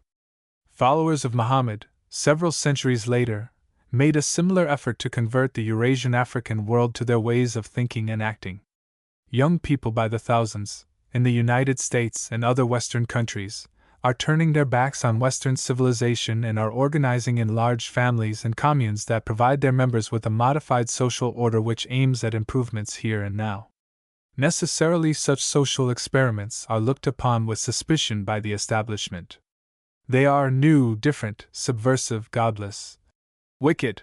Hence, they are criticized, denounced, rated, and often broken up as threats to existing law and order. Intentional communities may grow out of consumers' cooperation. They may begin as farm collectives.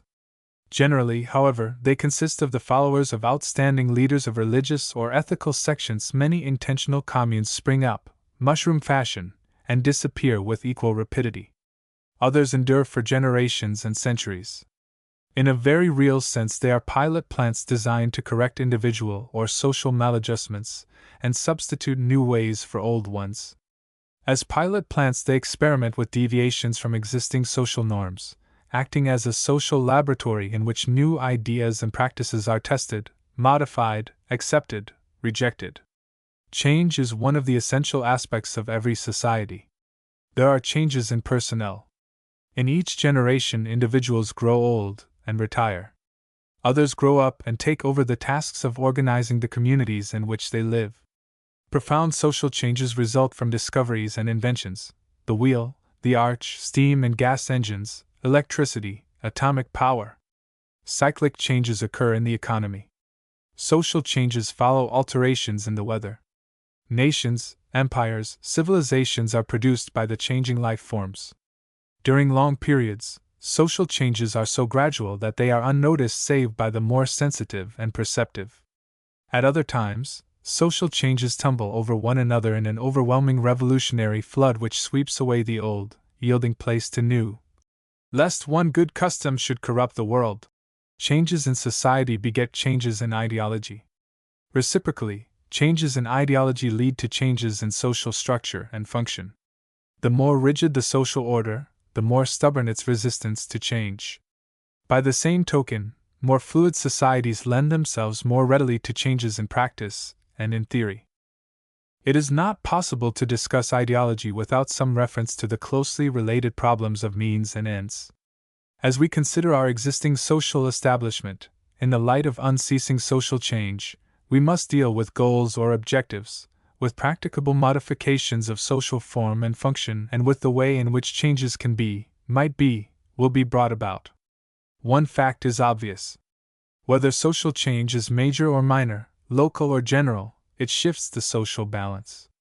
Any shift in the social balance involves reactionaries, conservatives, liberals, radicals, some of whom will gain, while others will lose in the course of each social transformation.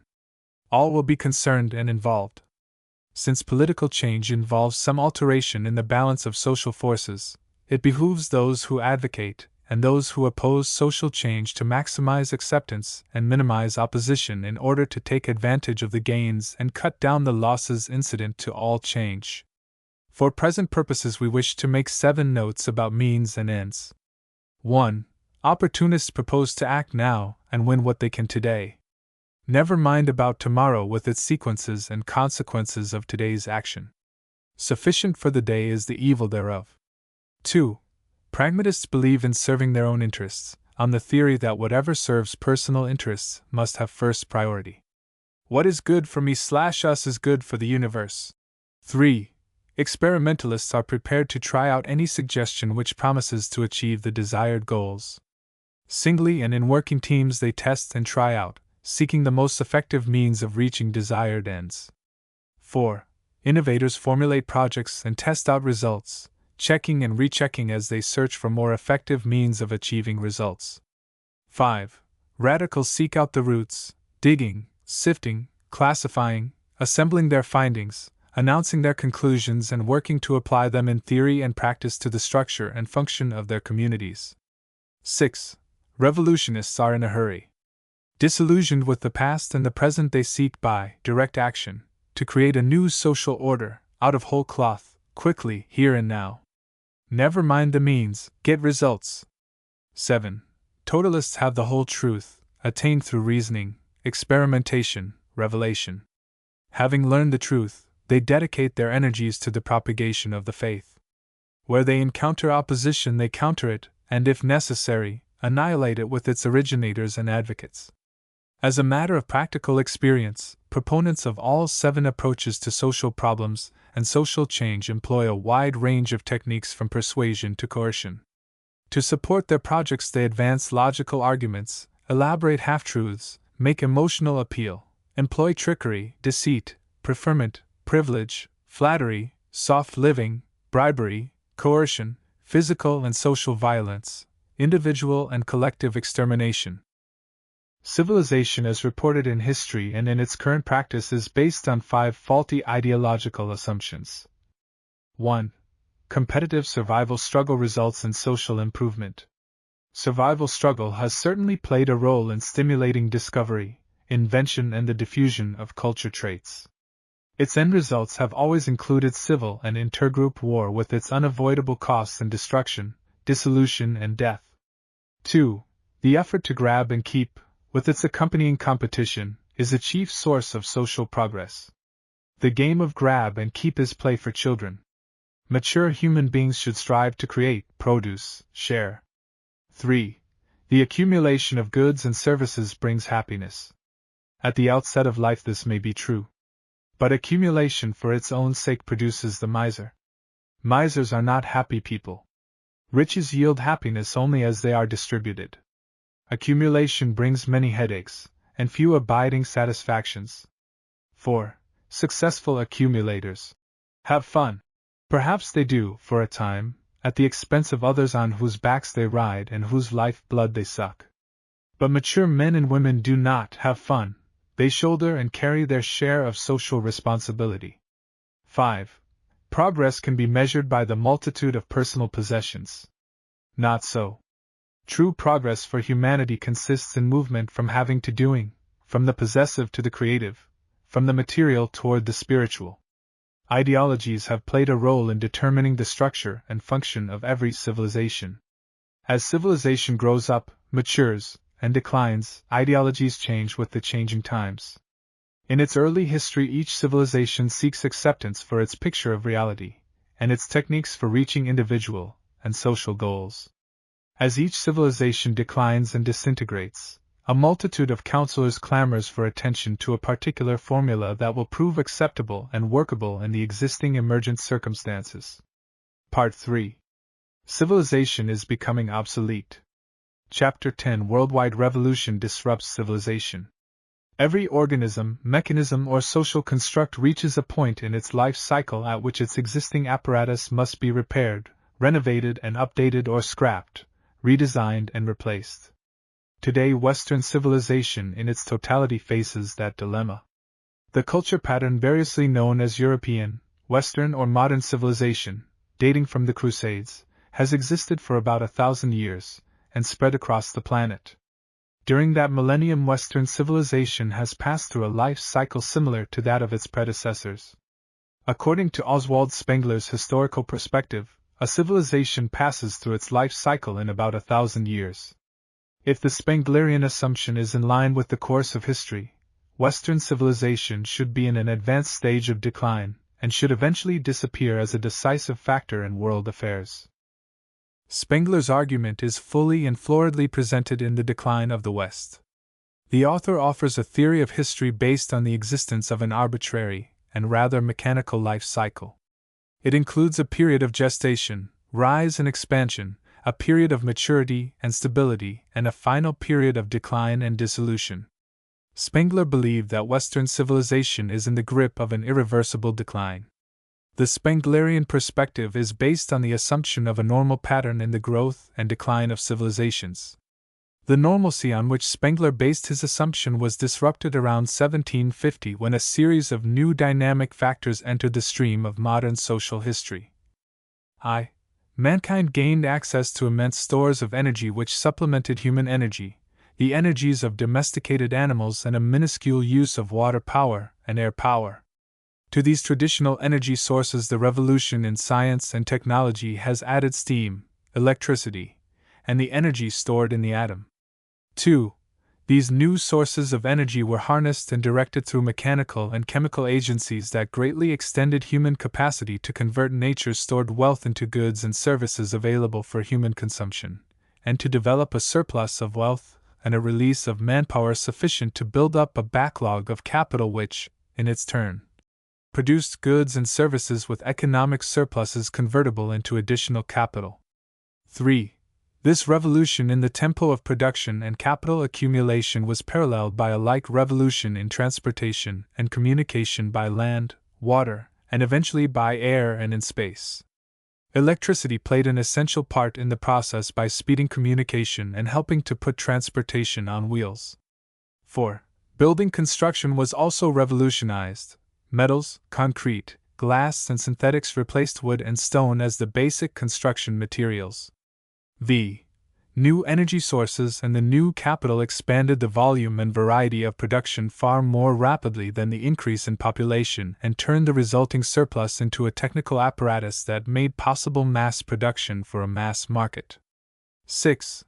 Mass production, transportation, construction, and marketing ushered in an era of surplus that replaced the age of comparative scarcity with an age of rapidly increasing abundance. Changes in the means of production play havoc with any established social pattern.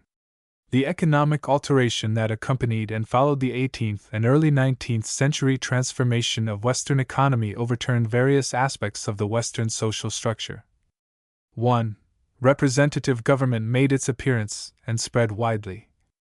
2. Social services and social security, previously reserved for the elite, were provided for wider and wider circles of the population. 3. Changes in technology, advances in science, the replacement of landlords, clergymen, and soldiers by businessmen and professionals, including the military, as the recognized leaders of the modern society, put social control in the hands of a new ruling bourgeois class. 4. The bourgeois revolution brought into existence two other classes, the industrial proletariat as an ally and/or an acceptable leader of the peasant masses of Europe. At the same time, it enlarged the middle class to a point at which it was able to play a decisive role in the formulation and direction of social policy in industrialized communities. 5. Fragments of the industrial proletariat and the greatly enlarged middle class came together in an avowedly revolutionary movement, Socialism-Communism, which reached the power summit between 1910 and 1917. 6. The bourgeoisie countered with a Cold War aimed to exterminate socialism-communism, using propaganda, petty reform, and armed intervention as its chief agencies. 7. The high birth rate, the prolongation of life, and mass education provided society with a substantial body of skilled, experienced, socially conscious, alert citizens, increasingly aware of the historical changes through which they were living and determined to intervene whenever their well-being was threatened. 8. Extension and equalization of opportunity opened the way for an informed citizenry to express itself and defend its interests. 9. Emerging planet-wide social consciousness spread an awareness that the concerns, plans, and programs of any part of the human family are of vital importance to the whole of mankind. Change is a universal force which operates in nature, in society, in man himself. At times it takes place so gradually that one day seems like another.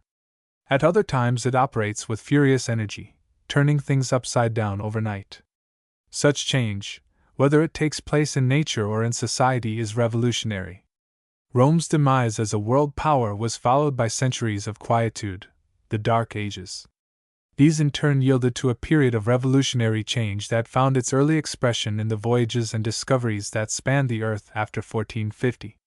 3 centuries later, the rebirth of Western humanity expressed itself in the Industrial Revolution that flooded across the planet, and became an early stage of the planet-wide sweep that has played havoc with nature, turned the old society upside down, and presently promises to produce a new society for a reborn human race. Worldwide revolution is the predominant force in the 20th century. Its existence, and some of its consequences, have become an all-embracing theme for thought and discussion. They have put into the hands of present-day humanity the ideas, experiments, and experiences needed for transforming nature, rebuilding social institutions and practices, and opening the way for mankind to move confidently into a future replete with intriguing and exciting possibilities. An excellent summary of this entire field is appearing in a 6-volume history of mankind, sponsored by the United Nations Educational, Scientific, and Cultural Organization, UNESCO. Volume 6 of the history is titled The 20th Century.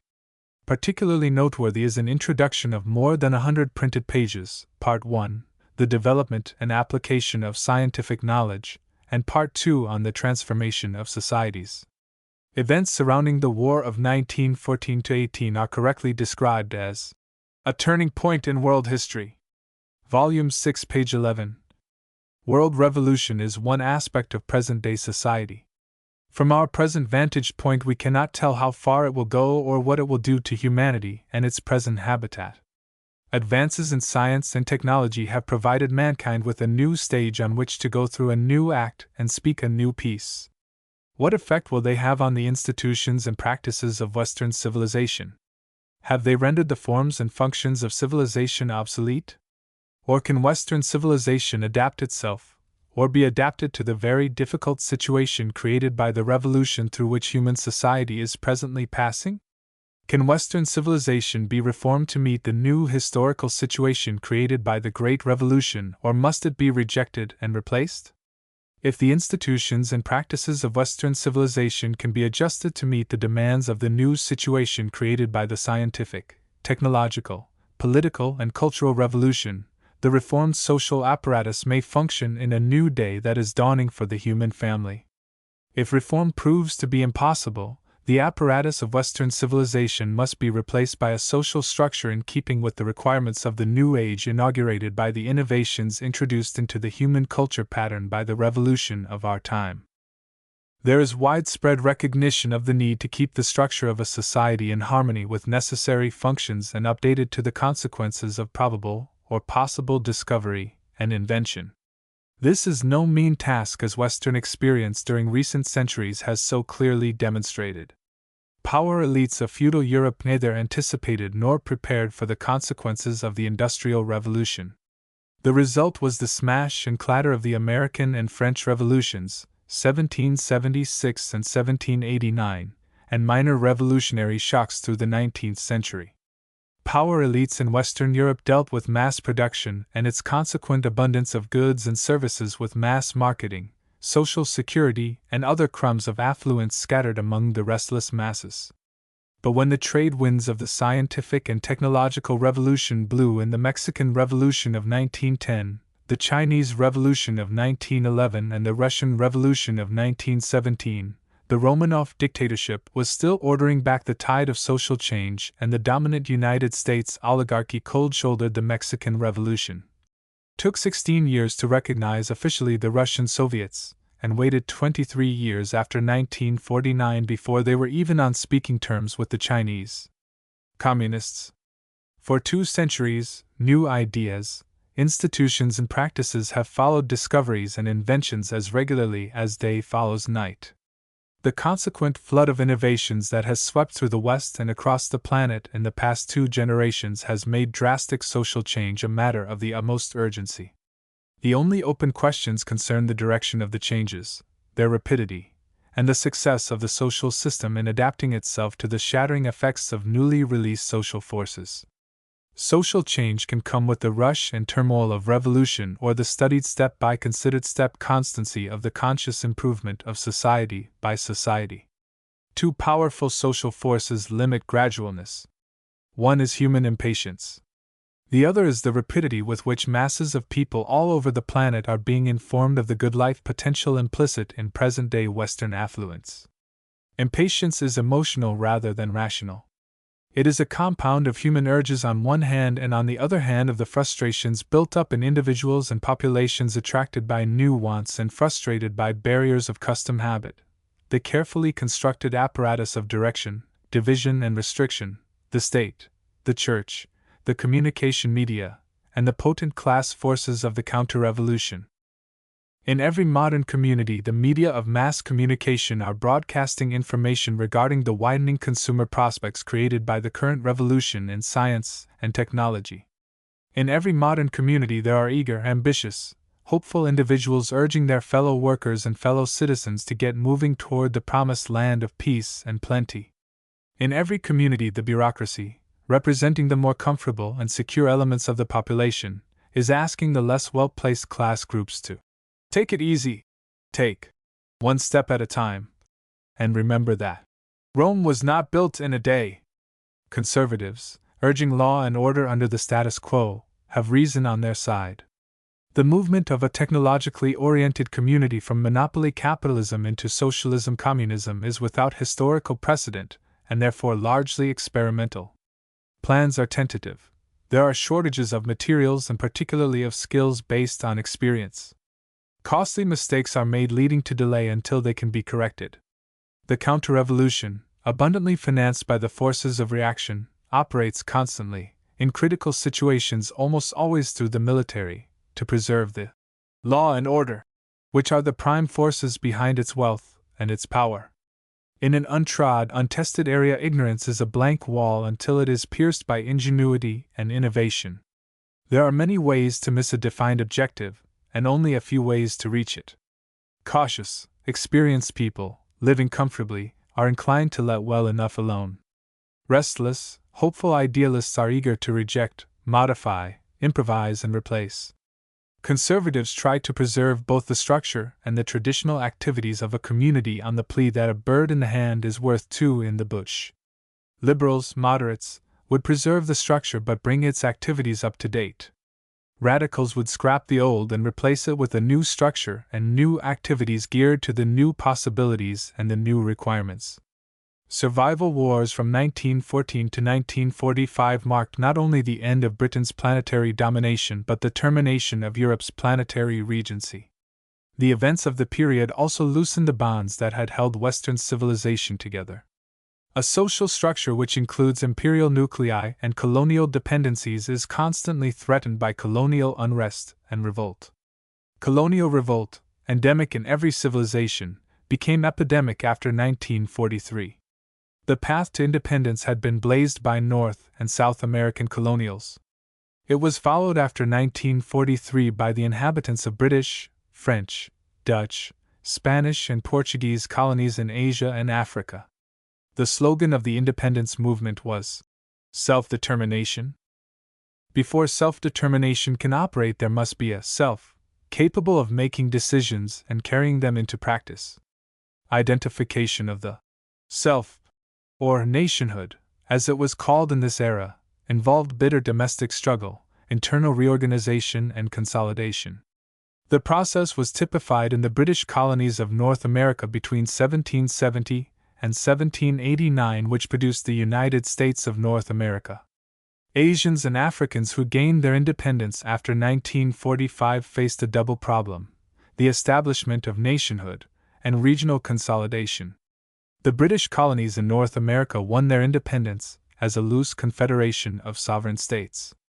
After war's end in 1783, they were able to form a regional federation, the United States of North America. Despite their efforts, they were unable to include Canada, which was under strong French influence. British colonials in Asia and Africa after 1943 were less fortunate. After winning their independence as Indians or Burmese, they were unable to take the next step and organize a United States of Southern Asia. The Bandung Conference, in 1955, of representatives from Asia and African countries failed to realize the hopes of its conveners. After prolonged deliberations, it was able to go no further than the 5 principles of self-determination and coexistence, under which the independence of each participating nation was reaffirmed and each agreed not to interfere in the internal affairs of its neighbors. The conference adjourned without establishing any form of organization or making provision for further meetings. After the Cuban Revolution in 1959, hopes ran high for the establishment of a bloc of Latin American states, led by the elected president of Brazil, João Goulart, that might act as a bulwark against further Yankee aggression in Latin America. In 1962, a military coup overthrew Goulart, drove him into exile, jailed and disenfranchised his supporters, and lined up Brazil, largest and most populous nation of Latin America, solidly behind the Monroe Doctrine of United States supremacy in the Americas, implemented by Washington's burgeoning Pentagon diplomacy. African developments were even less fruitful than those in Asia and Latin America. Asians and Latin Americans generally had reached the level of self-identification necessary for statehood and national self-determination. Large parts of Africa, living at pre-national levels of tribal identification, devoted their energies to the realization of nationhood. Their constitutions announced their frontiers and proclaimed their sovereignty, but intertribal rivalries and personal ambitions turned each new nation into a battlefield for prestige and authority, with the military often making the final decisions. Asians and Africans had won telling victories in their struggle to drive out their former imperial masters. When it came to the affirmative task of organizing responsible regional federations, their failure was dismal. Asia and Africa were regionally disunited. Former colonial people, still monitored by alien representatives of monopoly capitalism, were fragmented by the self-determination struggle into theoretically sovereign nations, many of which lacked the experience and the local expertise which are the indispensable prerequisites of self-determination and a fruitful regional federation. Another aspect of the World Revolution produced more tangible results. The latter half of the 19th century brought into being a grassroots movement of peoples demanding everything from petty reforms of administrative machinery to planned revolutionary transformations of the established monopoly capitalist structure. This movement crystallized as an anti-capitalist, anti-imperialist, pro-socialist national and international struggle. From the publication of the Communist Manifesto in 1848 until the beginnings of socialist construction in 1917, it was a movement of protest against poverty, unemployment, war, waste, inequality, exploitation. After 1917, it became a movement to end imperialism, war, and exploitation and substitute a planet-wide social system that would give every human being a chance to play a meaningful part in utilizing nature, improving society, and creating socialist women and men, capable of cooperating for the general welfare of mankind. The Enlightenment had diminished ignorance, spread information, and brought elementary education to the masses. Self-government had given people confidence in their ability to make the phrase, "We the people," a working formula for social improvement. The Industrial Revolution had converted millions of superstitious, frustrated peasants into craftsmen and professionals confident in their ability to use nature effectively, to advance their own interests, and to improve society. These and secondary social forces laid the foundation for the social revolution that mushroomed across the planet during the opening years of the present century. The occasion for the revolution was 4 years of destructive war, 1914-18, during which two rival gangs of imperialists led their dupes and victims to shed blood and destroy property in a struggle to decide which band of plunderers should exploit natural resources and labor power for its own advantage. General War presented 20th century man with a dilemma, an opportunity, and a choice. Should he continue the grab-and-keep society that had flowered in Europe and elsewhere during the previous century, with its consequent poverty for the many, unemployment, exploitation, and the power struggle of the empires, or make a revolutionary change? As the stalemated War of 1914-18 with its frightful destruction of life and property continued year after year, the determination in favor of revolutionary change grew and crystallized. David Lloyd George, Britain's Prime Minister, put the situation into words presented to the Versailles Peace Conference on March 25, 1919. "The whole of Europe is filled with the spirit of revolution. The whole existing order in its political, social, and economic aspects is questioned by the masses of the population from one end of Europe to the other." Memorandum of Lloyd George to the Peace Conference, 1922, Command 1614. Lloyd George proved a true prophet. Mass discontent and the spirit of revolt spread rapidly. Soldiers at the front mutinied. The armies of Tsarist Russia dissolved as the privates and officers alike returned to their homes, determined to stop war, end Romanov tyranny, and build a better life for the Russian people. To gain these results, they replaced the Tsarist absolutism by local, regional, and nationally elected people's soviets. Before the war began in July 1914, the socialist parties of Europe were divided between moderates who were willing to accept welfare state reforms and allowed the grab-and-keep structure of monopoly capitalism to continue in authority, and revolutionaries who demanded the abolition of capitalist imperialism and its replacement by socialism. European reformist socialists shouldered arms in July 1914 and shot down their comrades across the frontiers. European revolutionary socialists, led by Lenin in Russia, Liebknecht in Germany, and Jouwers in France, gained in strength as the war proceeded. Liebknecht and Jouwers were assassinated. Lenin lived in exile until he went back to Russia and led the revolutionary forces that liquidated Tsarism in the closing months of 1917. For the first time in the history of Western civilization, a proletarian revolutionary force had established its authority over one of the most extensive and populous nations on the planet. For the first time, a responsible government threatened to abandon the fundamental assumptions and principles of Western civilization. Could this new, subversive, government survive in the merciless free-for-all in which Western man was engaged? Could it not only survive but build up a social system which contradicted and condemned the underlying precepts of the West? In a word, could socialism be built in one country, surrounded by civilized monopoly capitalist powers? Historical events have answered these questions in the affirmative. At this writing, the Soviet government has survived continuously for more than half a century. During that period, it has transformed economically, politically, and culturally backward portions of Europe and Asia into one of the most advanced areas on the planet.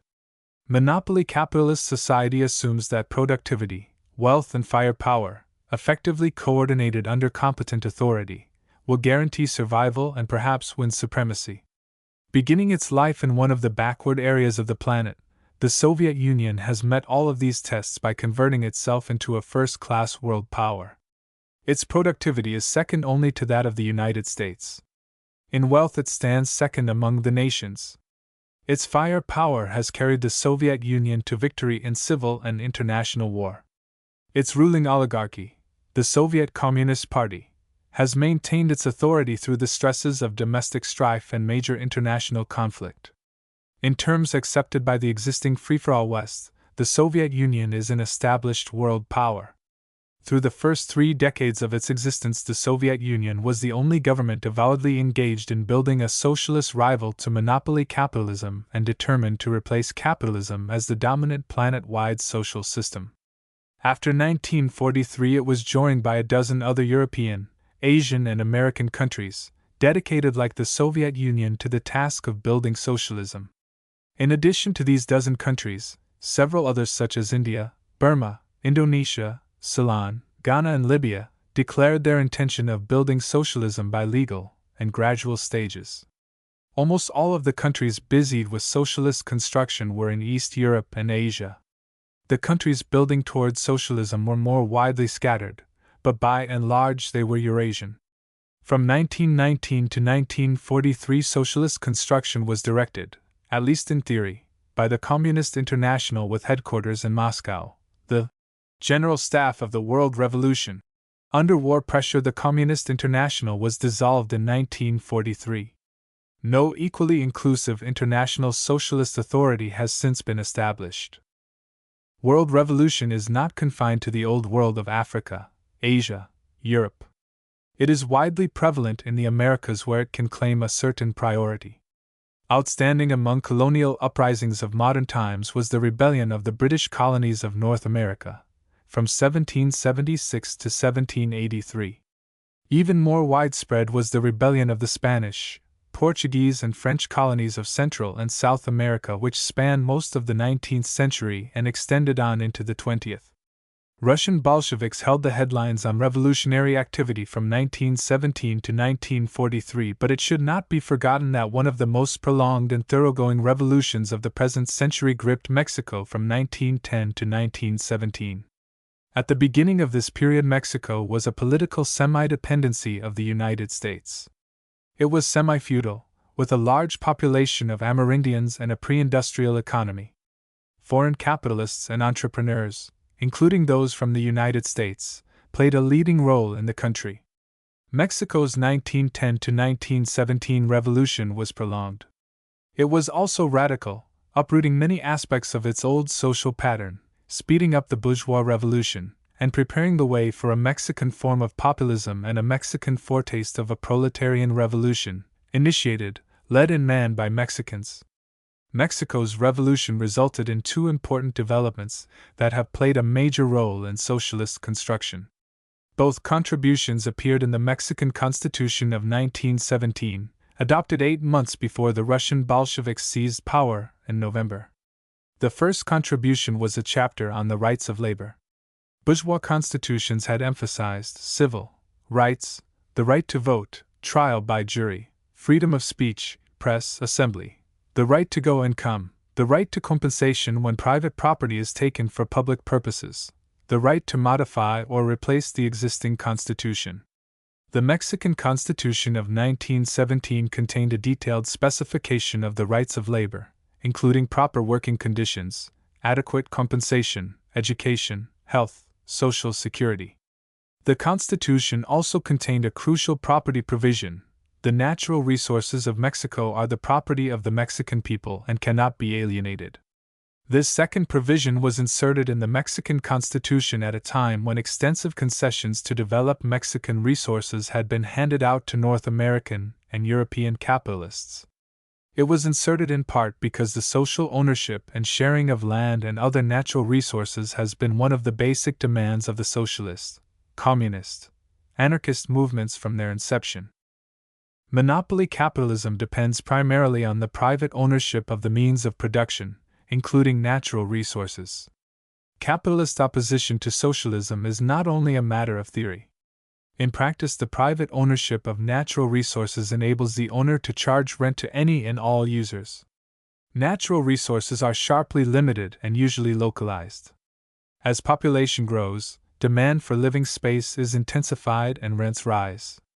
It is not an accident that the stretches of black earth, of copper, iron, petroleum, the precious metals, and the land occupied by Mexico City, London, New York, and other population centers poured a stream of wealth into the treasuries and augmented the power of their owners.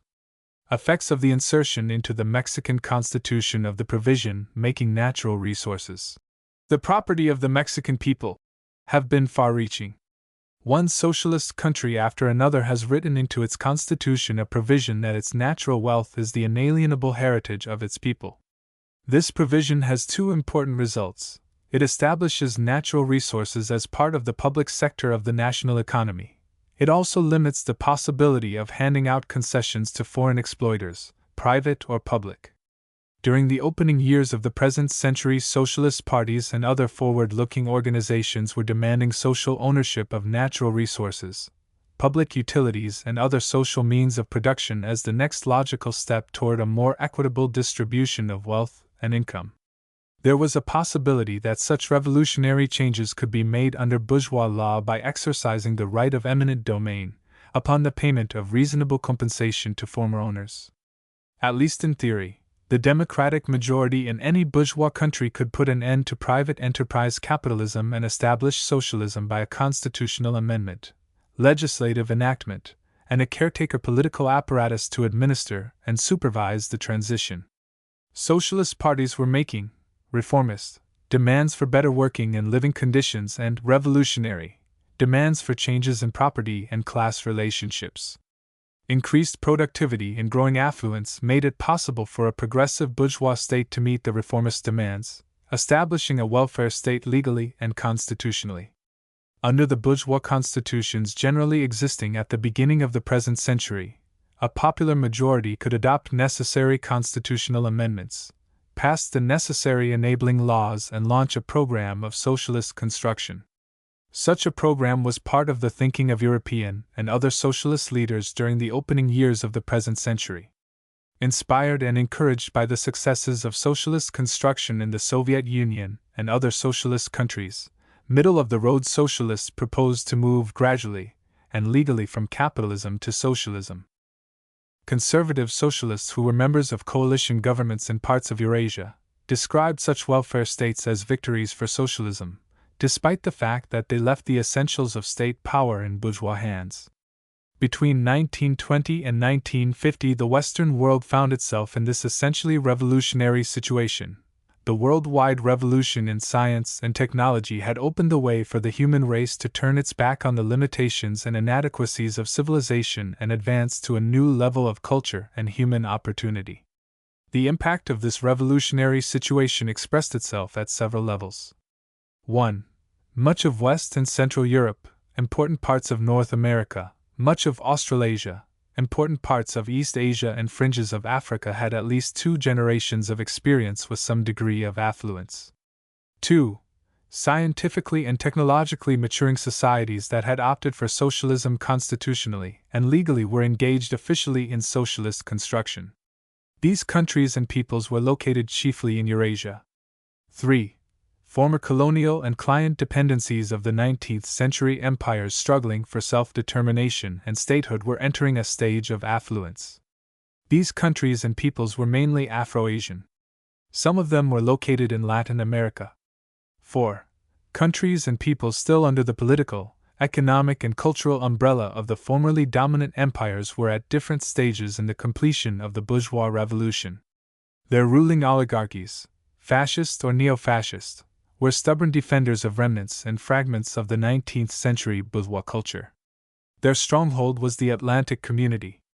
During the Cold War years following 1945, each of these groups was undergoing the drastic social changes incident to the worldwide revolution of the period. Meanwhile, many wars, civil and international, were fought in the Americas, Africa, and Asia.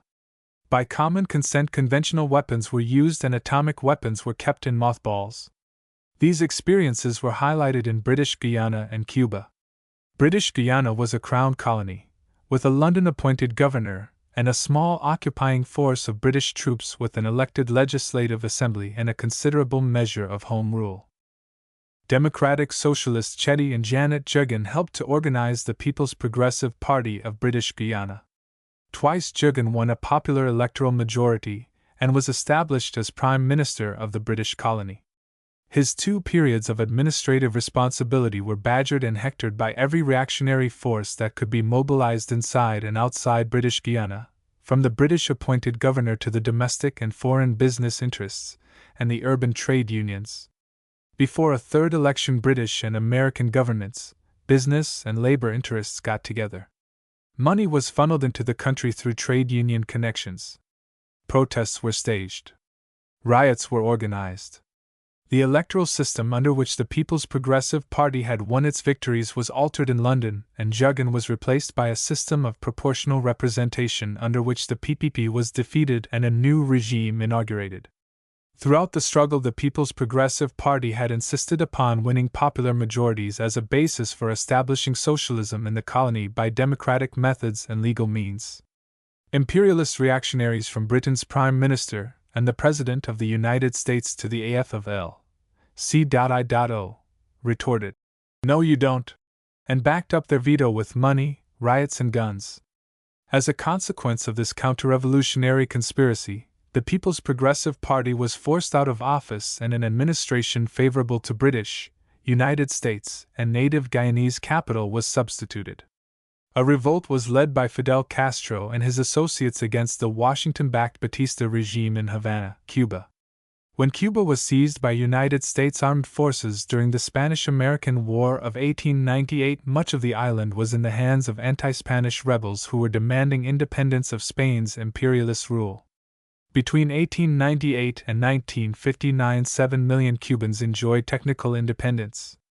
Actually, the island, located only 90 miles from Florida, was economically a United States colony and politically a Washington dependency, with United States armed forces stationed in the Guantanamo Bay Naval Base. After seizing power in 1959, Castro went to the United States seeking a market for Cuba's chief export, sugar, a source of food supplies not produced in Cuba, and the manufactures necessary for the economic and social life of an essentially agricultural island. Batista had emptied the Cuban treasury before he fled the island in 1959. Castro therefore needed loans to meet the immediate needs of the Cuban economy. He also sought to continue arrangements under which the chief market of Cuban sugar was in the United States. Castro was turned down cold. All doors, political and economic, were closed to him. As a revolutionary with left leanings, he got the cold shoulder in New York as well as in Washington.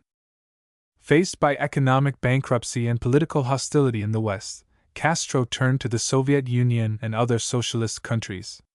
They bought his sugar on long-term contracts, provided him with manufactures, extended loans. Under these economic and political conditions, Castro's Cuba had no choice.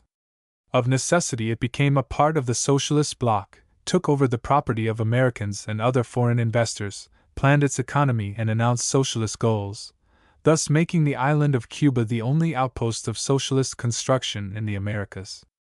Socialists exercised authority in one country from 1917 until 1943. Thereafter, the land area devoted to building socialism steadily increased. By the time China threw off imperialist leading strings and opted for socialist construction in 1949, a third of mankind was living on territory under nominally socialist control. Most of this territory was Asian. An important part lay in Eastern Europe. Until 1917, effective control of the planet was held by a half-dozen empires headed by the British, who exercised authority over a quarter of the human race living on a quarter of the Earth's land area. After 1917, socialism mushroomed as a potential competing social system, challenging monopoly capitalism in Europe, replacing it in large sections of Asia and even threatening to destroy the foundations of Western civilization. Action and reaction are equal and opposite, is an axiom of physical science which is also applicable in the social field. The sweep of world revolution and the growth of socialism-communism after 1945 called into being an opposing force of counter-revolution.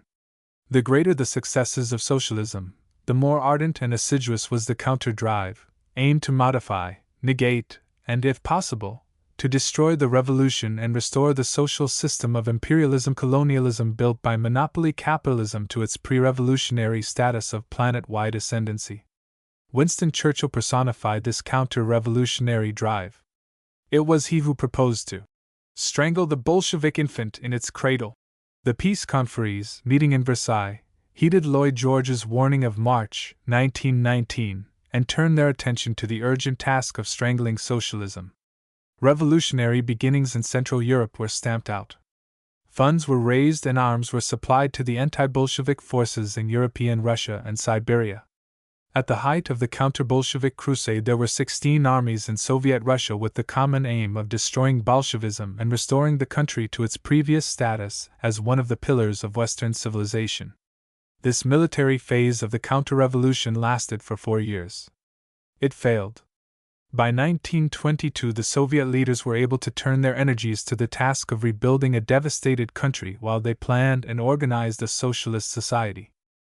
Counter-revolutionary forces failed to overthrow the Bolsheviks during the Civil War of 1918 to 1921. They failed again when the Nazi armies swarmed into the Soviet Union in June 1941. The years from 1941 to 1945 cost the Russians perhaps 20 million dead, 6 million dwelling units, and immense damage to their economy and their social organization. When the war ended, responsible observers in the West predicted that if the Soviet power survived, decades must elapse before the country was back on its feet. War destruction had played havoc with much of Europe. The Soviet Union was especially hard hit. Under the Marshall Plan, billions of dollars of United States aid were poured into Britain, France, Belgium, and West Germany. At the same time, the Soviet request for United States loans was refused categorically by President Truman. Alone and unaided, the Soviet people repaired the extensive damage inflicted by the 1914-18 war, the Russian Civil War, and the 1941 military invasion from the West, and went on with the task of socialist construction which the war had interrupted. Within 5 years, by 1950, the Bolsheviks were again on their feet, going strong, extending substantial aid to China and other professedly socialist countries and playing a crucial part in the struggle for disarmament and peace. At war's end in 1918, the Soviet Union was struggling to draw the first breath of socialist life. 3 decades later, after expelling the Nazis, the Soviet Union was a sturdy giant of a nation standing head and shoulders above its nearest European competitors. During the interval, Soviet Russia was attacked, denounced, boycotted, encircled, invaded, ostracized as the leading figure in an international communist conspiracy.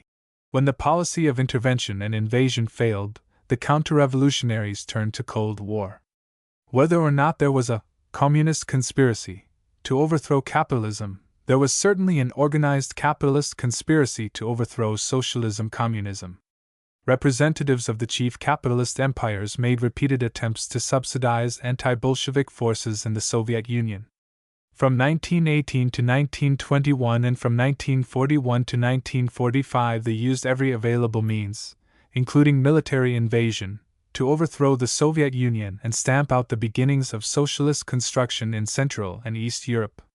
From the military invasions of the Soviet Union immediately following war's end in 1918, Western spokesmen, led by President Wilson, did their utmost to subsidize counter-revolution inside the Soviet Union, to send American and other armed forces into the country, to vilify, denounce, boycott, and handicap the Soviet government.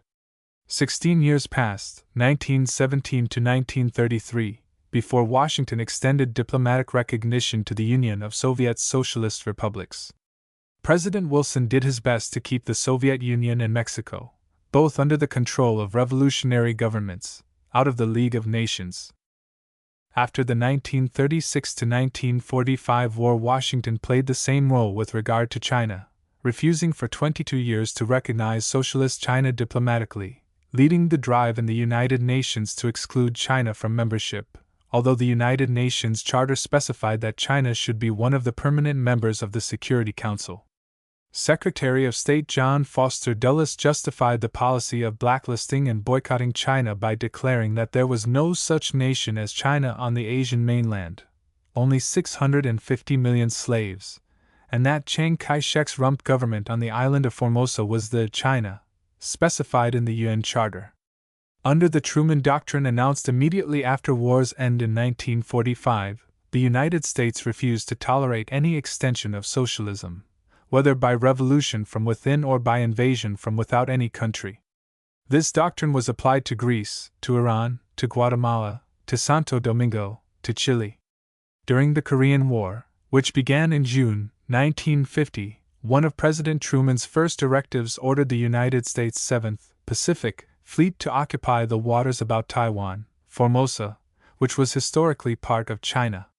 In order to implement this anti-communist policy, Washington used a newly created International Secret Service, the Central Intelligence Agency or CIA, gave it an initial appropriation of $100 million and turned it loose to spy, corrupt, undermine and overthrow governments that refused to accept or follow Washington's leadership.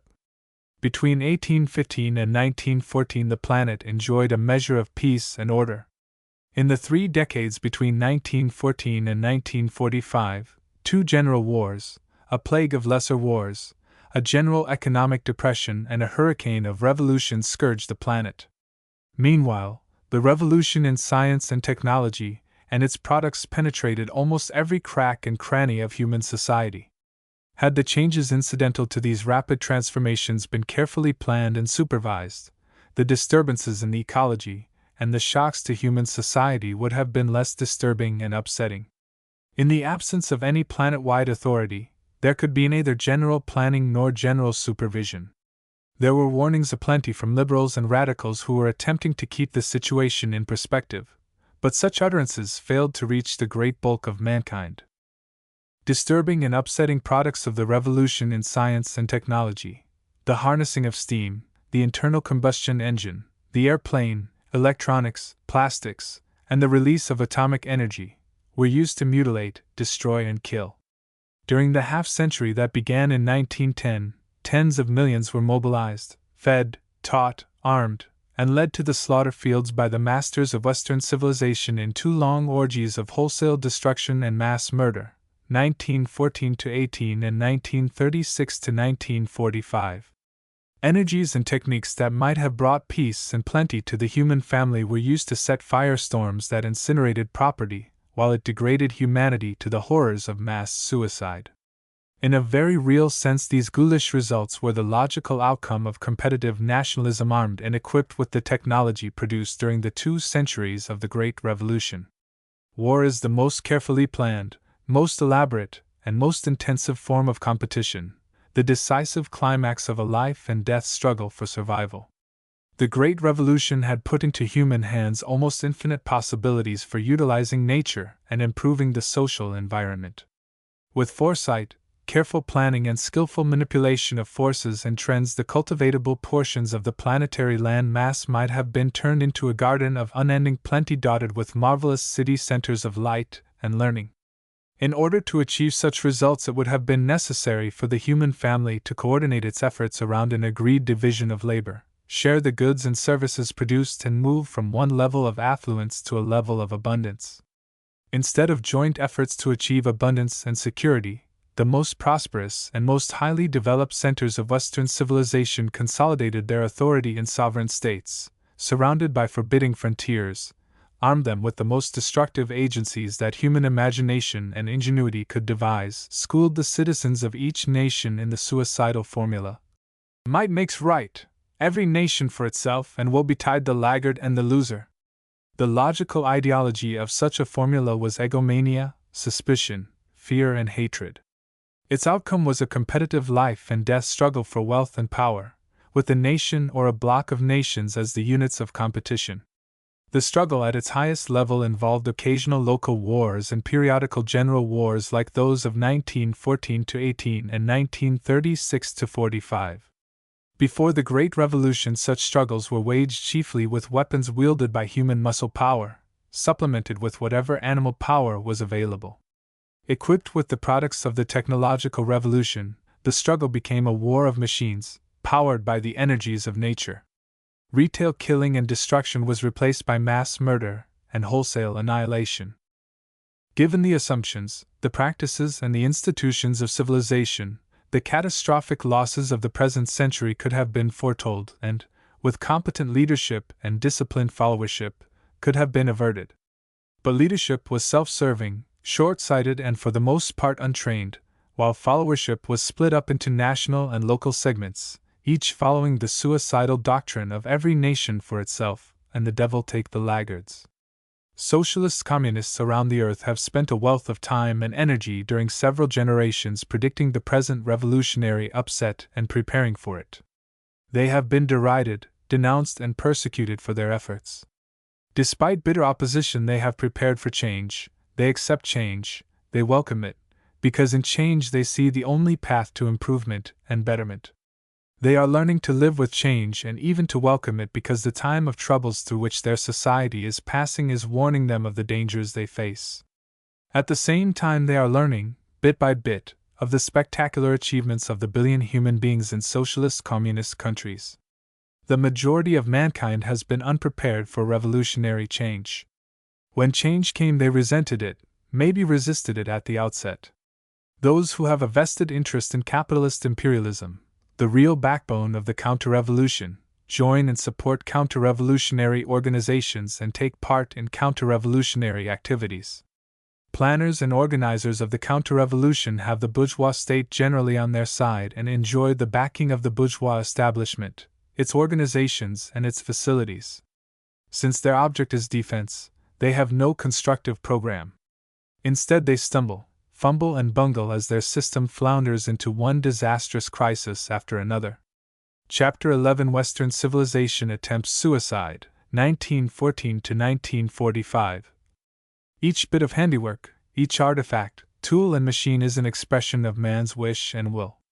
Each transcends nature and is an affirmation that takes its place in the vast storehouse of human culture.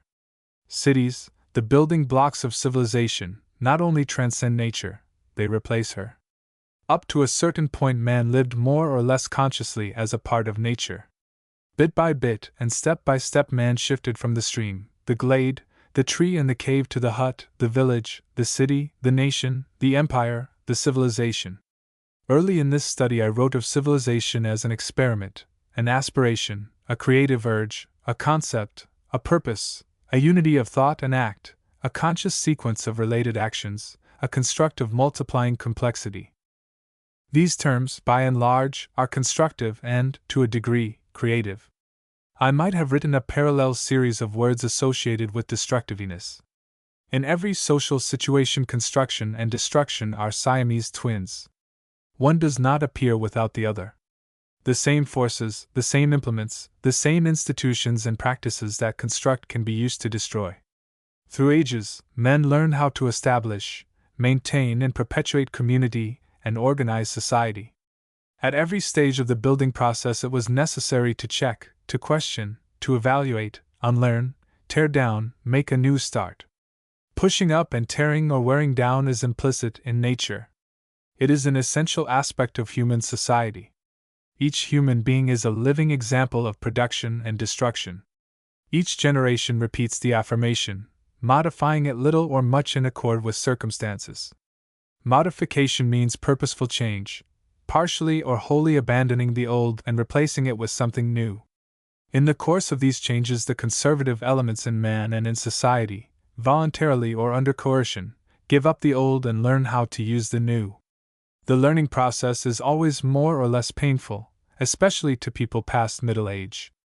The worldwide revolution resulted from a long-continued related series of affirmations, punctuated and interrupted by contradictions and conflicts.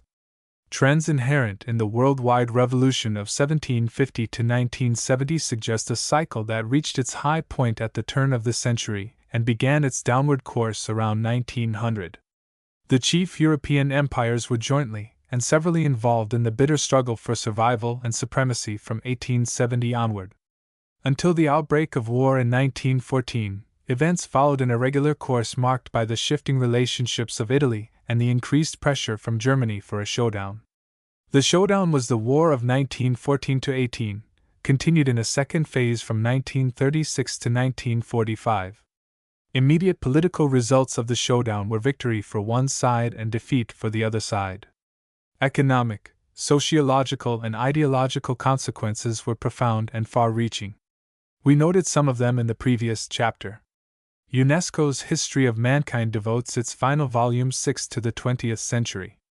The authors note that the chief European powers emerged from the General War of 1914–18, weakened in every way, in men and wealth, in the balance of their economies and the stability of their political structure, and above all in their relation to other powers rising or beginning to rise in other parts of the world. Volume 6, page 10. Aside from the victory-defeat relationship which led to political realignments during the post-war years, the essence of the experience is to be found in the UNESCO phrase, weakened in every way. Another way of describing the experience is to state that the participants in this 4-year bloodbath were bled white. It is easy to be specific. In the course of the war, 60 million people were mobilized. Most of these people stopped what they had been doing until midsummer of 1914 and began an entirely new line of activity. Up to that point, most of them had been living with their families, in their neighborhoods, going through a daily routine that included household cares, production or service work, the conduct of neighborhood affairs, the maintenance of normal livelihood activities, the upbringing of the new generation, and perhaps most important of all, adaptation to a rapidly changing social situation.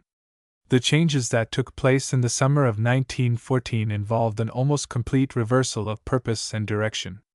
Up to that point, Europeans were devoting a considerable proportion of their time to production and the maintenance of the normal life routine. At that point, they left their homes, exchanged ordinary clothes for uniforms, laid down the implements of peace, picked up the weapons of war, and prepared, under very expert leadership and direction, a series of mass movements designed to disrupt the ordinary life routine of other human beings on the other side of lines drawn on a map, but having little relation to customary life activity, and even less to geography. Execution of this purpose involved a mass movement from the home territory into that occupied by the enemy. If the enemy resisted, he must be forced to do the will of the invaders. Instead of cooperating in a joint effort to maintain and improve the general welfare, uniformed, armed, expertly led masses began beating up each other, until one side gave in and cried, "Enough!" Plans for war had been drawn and redrawn for years, for decades. Elaborate preparations had been made. Destructive weapons had been designed and built. Transport had been provided, food stored. Defensive preparations had also been made in the form of fortifications so placed as to obstruct or prevent the enemy from crossing the frontier. When sport lovers go from home for a day to play a competition in another city or province, they go, play the game, and then go back home to continue the ordinary life routine. In the case of the project we are now considering, they left home in July 1914 and returned months or years later. Many never got back home because they were killed in battle or died of wounds. Many were missing, they disappeared. If casualties in the 1914–18 war had been numbered in dozens, or scores, or even in hundreds, the communities from which they came could have gone on without them, handicapped perhaps but not seriously disrupted. But when they were numbered in thousands and tens of thousands, it was a quite different story. Actually, they were numbered in millions. Mobilized to carry on the war were 42.2 million on the Allied side. On the side of the Central Powers, 22.8 millions. The total, 65 million. 12 million of those mobilized were Russian, 11 million were Germans, 8.4 million were French, 8 million were from the British Empire. From Austro-Hungary came 7.8 million, from Italy, 5.6 million. Turkey furnished 2.9 million, Bulgaria 1.2 million, 4.4 million came from the United States, 0.8 million from Japan. Lesser numbers came from other countries. Except for Spain, the largest contributions of war conscripts came from the countries with the largest populations. With the exception of Spain, all of the great powers of Europe provided their cannon fodder, the human beings which Europe's great powers assembled to take part in this profligate orgy of mass murder which went on for more than 4 years, from July 1914 until November 1918. Body count reports and estimates give the total number of human beings murdered in the 4-year period as 8,538,315. The legal definition of murder is killing, not accidentally but with the intention of taking life. This figure of 8.5 million murdered human adults, most of them in the prime of life, refers to the murdered bodies that were recovered and disposed of. In addition, there were prisoners and missing. As the 1914-18 war proceeded, it became less a series of combats between human beings. More and more it was a war of machines such as battleships, tanks, big guns, and by war's end, of airplanes. Human beings drew up the plans, made the blueprints, shifted the gears, pushed the buttons. Their efforts were supplemented and multiplied by the killing power of physics, chemistry, and mechanics brought to the task of wholesale murder, which produced 8.5 million dead human bodies. Prisoners and missing accounted for 7,750,000 additional human beings. Many of them were torn to shreds and smithereens by the gigantic concentration of mechanical and explosive power, designed, constructed, and transported to the European battlefields for the express purpose of carrying on this month-long and year-long collective endeavor to take as much life as possible and destroy as much property as possible, while war declarations authorized and legalized mass murder and wholesale destruction. Not all victims of the hideous 1914-18 bloodbath were killed. Wound casualties numbered 12.8 million among the Allies, 8.4 million among the boys, young men, and adults mobilized by the Central Powers. Some of the wounded were crippled for life. Some were less severely injured, but all 22.2 million were more or less severely handicapped when they stood up to face the rigors of civilian life at war's end. All were denied the possibility of living normal, productive, creative, satisfying lives. Wars are fought on battlefields. In the War of 1914-18, many of the battlefields included villages, towns, cities. These complex institutions, occupied by men, women, and children, were smashed and burned wholesale. The figures which I have used in listing the 1914-18 war losses were compiled by the United States War Department. They are more or less accurate, but they underline the fact that for years on end the centers of Western civilization concentrated their energies and devoted every means at their disposal to cripple or destroy fellow human beings and their habitations. When we read of the destruction of the Roman Empire, we console and perhaps try to fool ourselves by saying that the immense network of civilization which the Romans and their Greek associates spread across Eurasia and Africa during the historical period that began about 700 BC was destroyed by hordes of migrating barbarians. When we turn to our own civilization, however, there are no barbarian hordes to take the blame.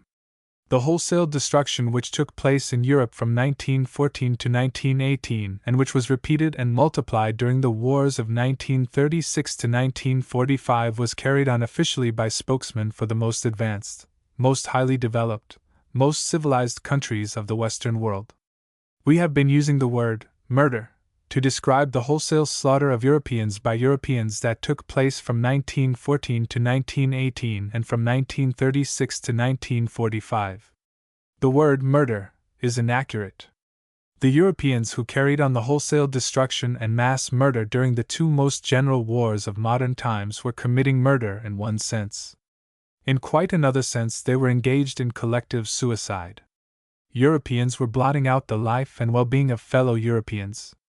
When the process came to a temporary halt in 1945, every European participant in the struggle was weaker in human potential and poorer in economic means than they were when the war began.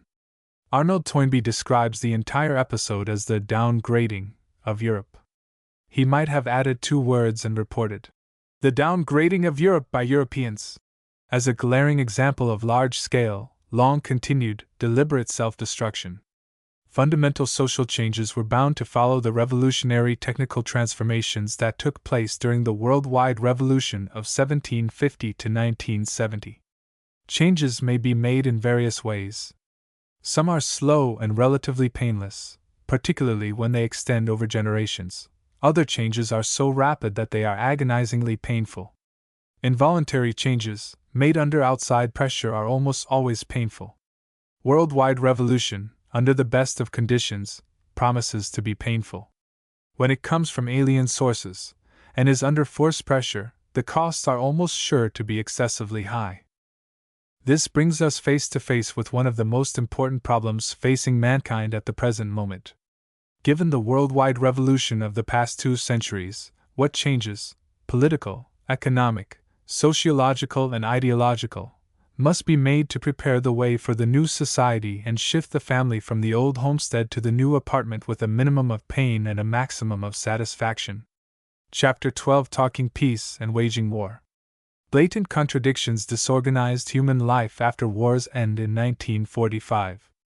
In the crucial area of war and peace, 3 groups were bidding for attention: dedicated peace partisans, peaceniks, nationalist enthusiasts waging wars of liberation, and massive semi-official and official nationalistic groups busily preparing for the next big war. Occasionally these groups joined hands on hot issues. Generally they were far apart. Often they were in active opposition.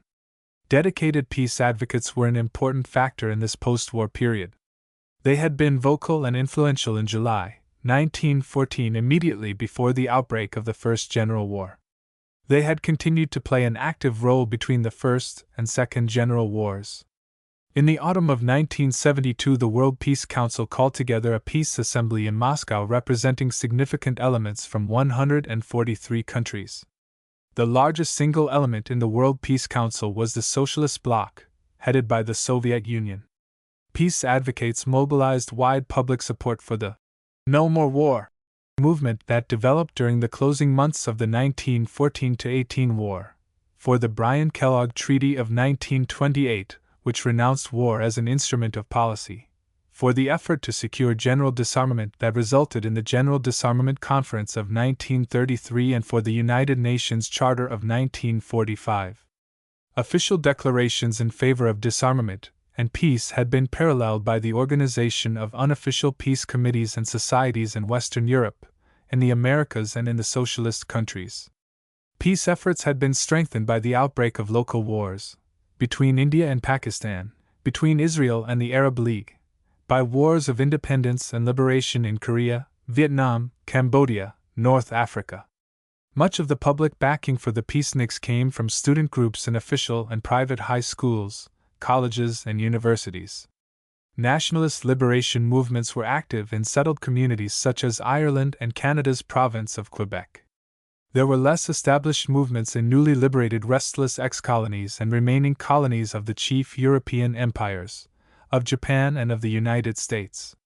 The widely advertised World Peace Council turned more and more from general advocacy of peace, such as the Stockholm Peace Petition, to the support of liberation movements among colonials and suppressed minor nationalities.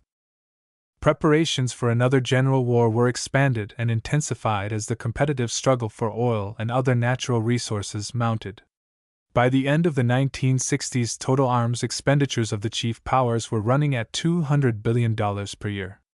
In 1973, the total reached $225 billion. There was much general talk about peace, but the most insistent notes sounded for a high level of spending on armaments. Britain's Prime Minister Heath voiced a sentiment vigorously promulgated by every representative of national security. British interests come first. Confusion was heightened by the presence of men who faced all 3 ways: talking peace, waging small wars, and preparing for the next big one. In February 1974, in his State of the Union message to the U.S. Congress, President Nixon spoke of our goal of building a structure of lasting peace in the world. At the same moment, the Washington administration was feeding the fires of war in Southeast Asia and asking the United States Congress to increase 1975 USA defense appropriations from $80 billion to $90 billion per year. When war ended in 1945, there was a planet-wide sigh of relief and a devout hope that after so many years of local and general wars, the time had come for Western man to take a long, decisive step in the direction of peace. The United Nations Charter expressed this hope to end the use of war as an instrument of policy.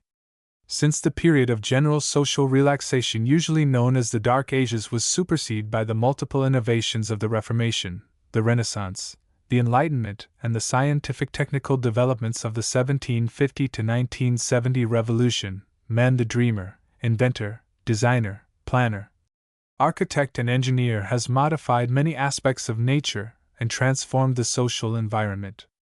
Until the Reformation and the Renaissance, European ruling oligarchies and territories along the Mediterranean and throughout Western Europe were able to perpetuate their privileges and preserve the lifestyles of an agricultural feudal society. Improvements in navigation and the growth of trade, commerce, and industry opened the way for the bourgeois revolution with its rapid growth of cities and the parallel increase of wealth, income, and living standards among the newly enriched businessmen and their associates and dependents.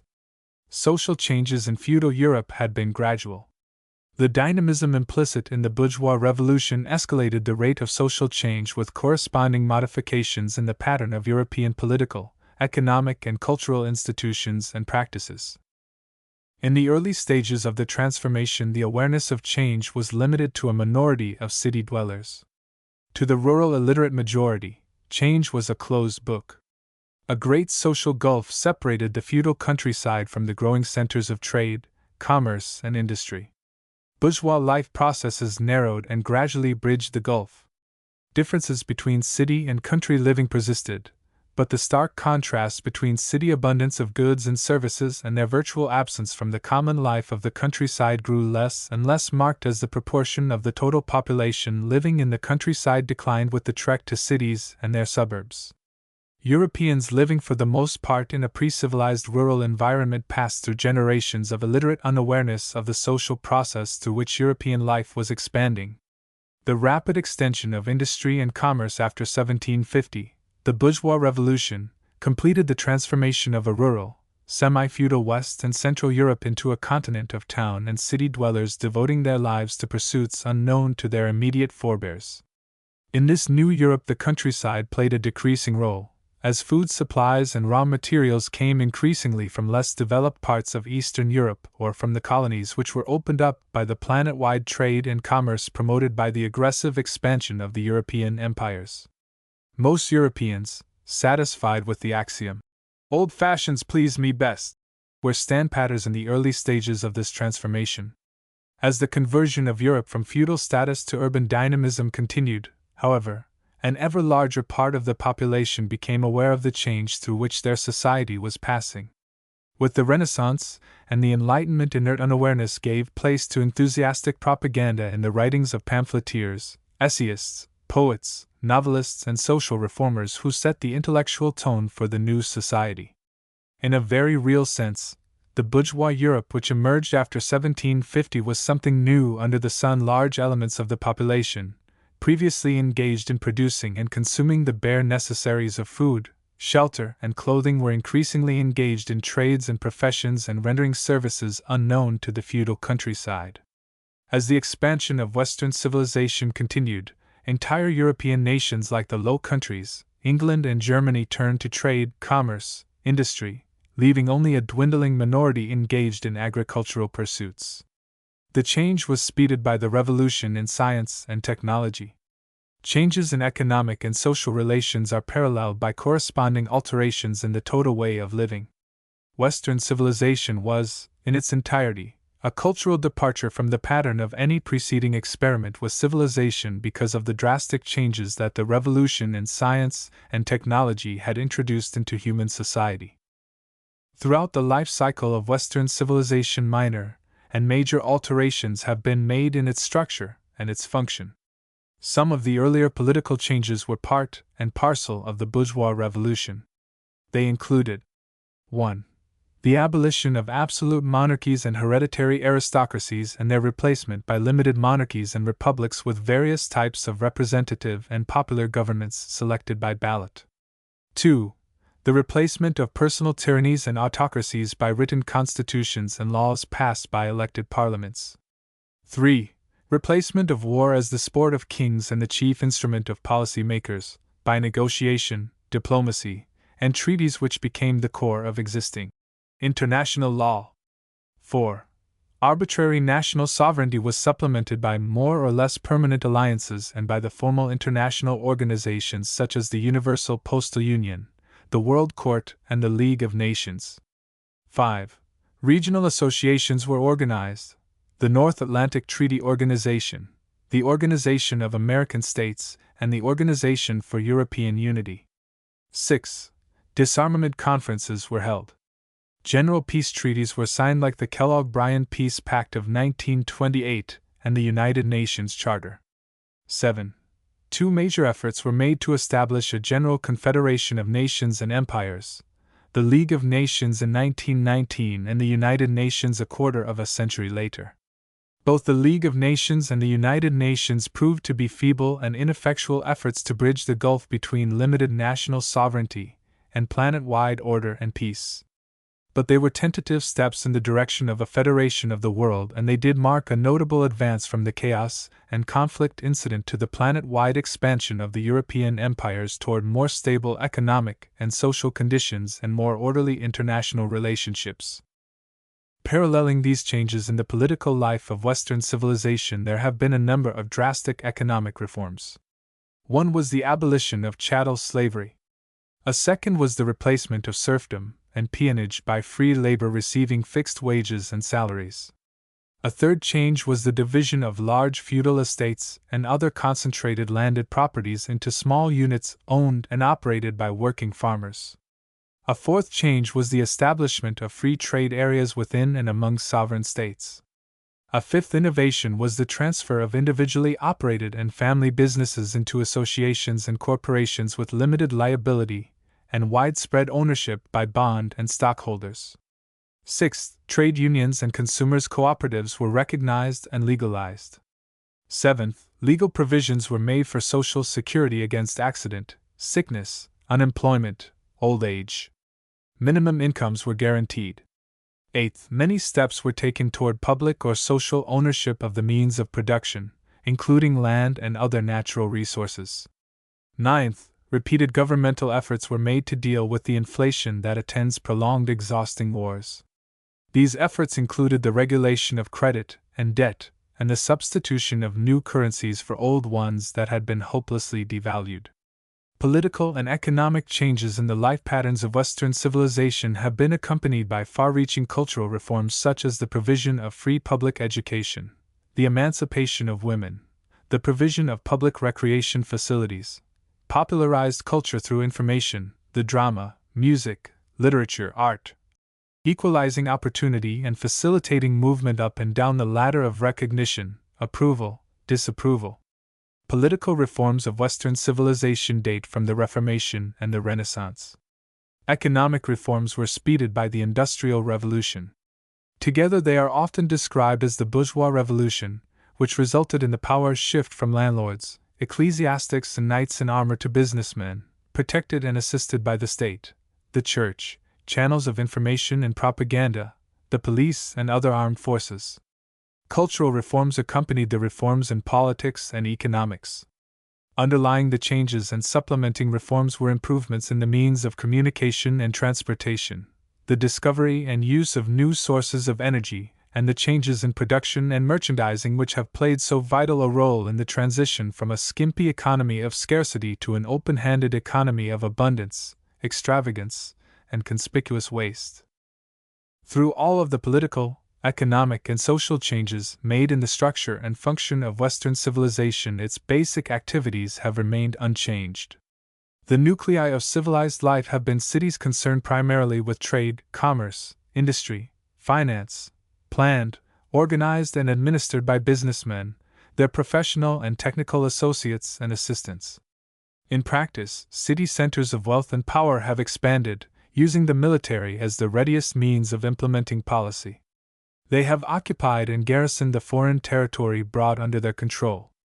At home and abroad they have exploited nature, men and other animals in their interest and for their profit. The trading cities of medieval Europe, the emerging nations of the 15th and 16th centuries, the colonizing empires of the 17th and 18th centuries, and the industrial European empires of the 19th century devoted their energies increasingly to expanding into new territory, occupying and exploiting it, and fighting the wars which pockmarked the ceaseless struggle for pelf and power. In short, they continued to build up the institutions and to follow the practices of civilized peoples. This has been true of the millennium that began with the Crusades and has hastened the rise of Western civilization and its extension to planet-wide proportions. Similar conclusions can be drawn from the life stories of the score or more of civilizations that rose, flourished, and sank into inconsequence during the previous 5,000 years. Each civilization has had its own habitat, its own life pattern. Each has had its own languages, laws, traditions, and customs.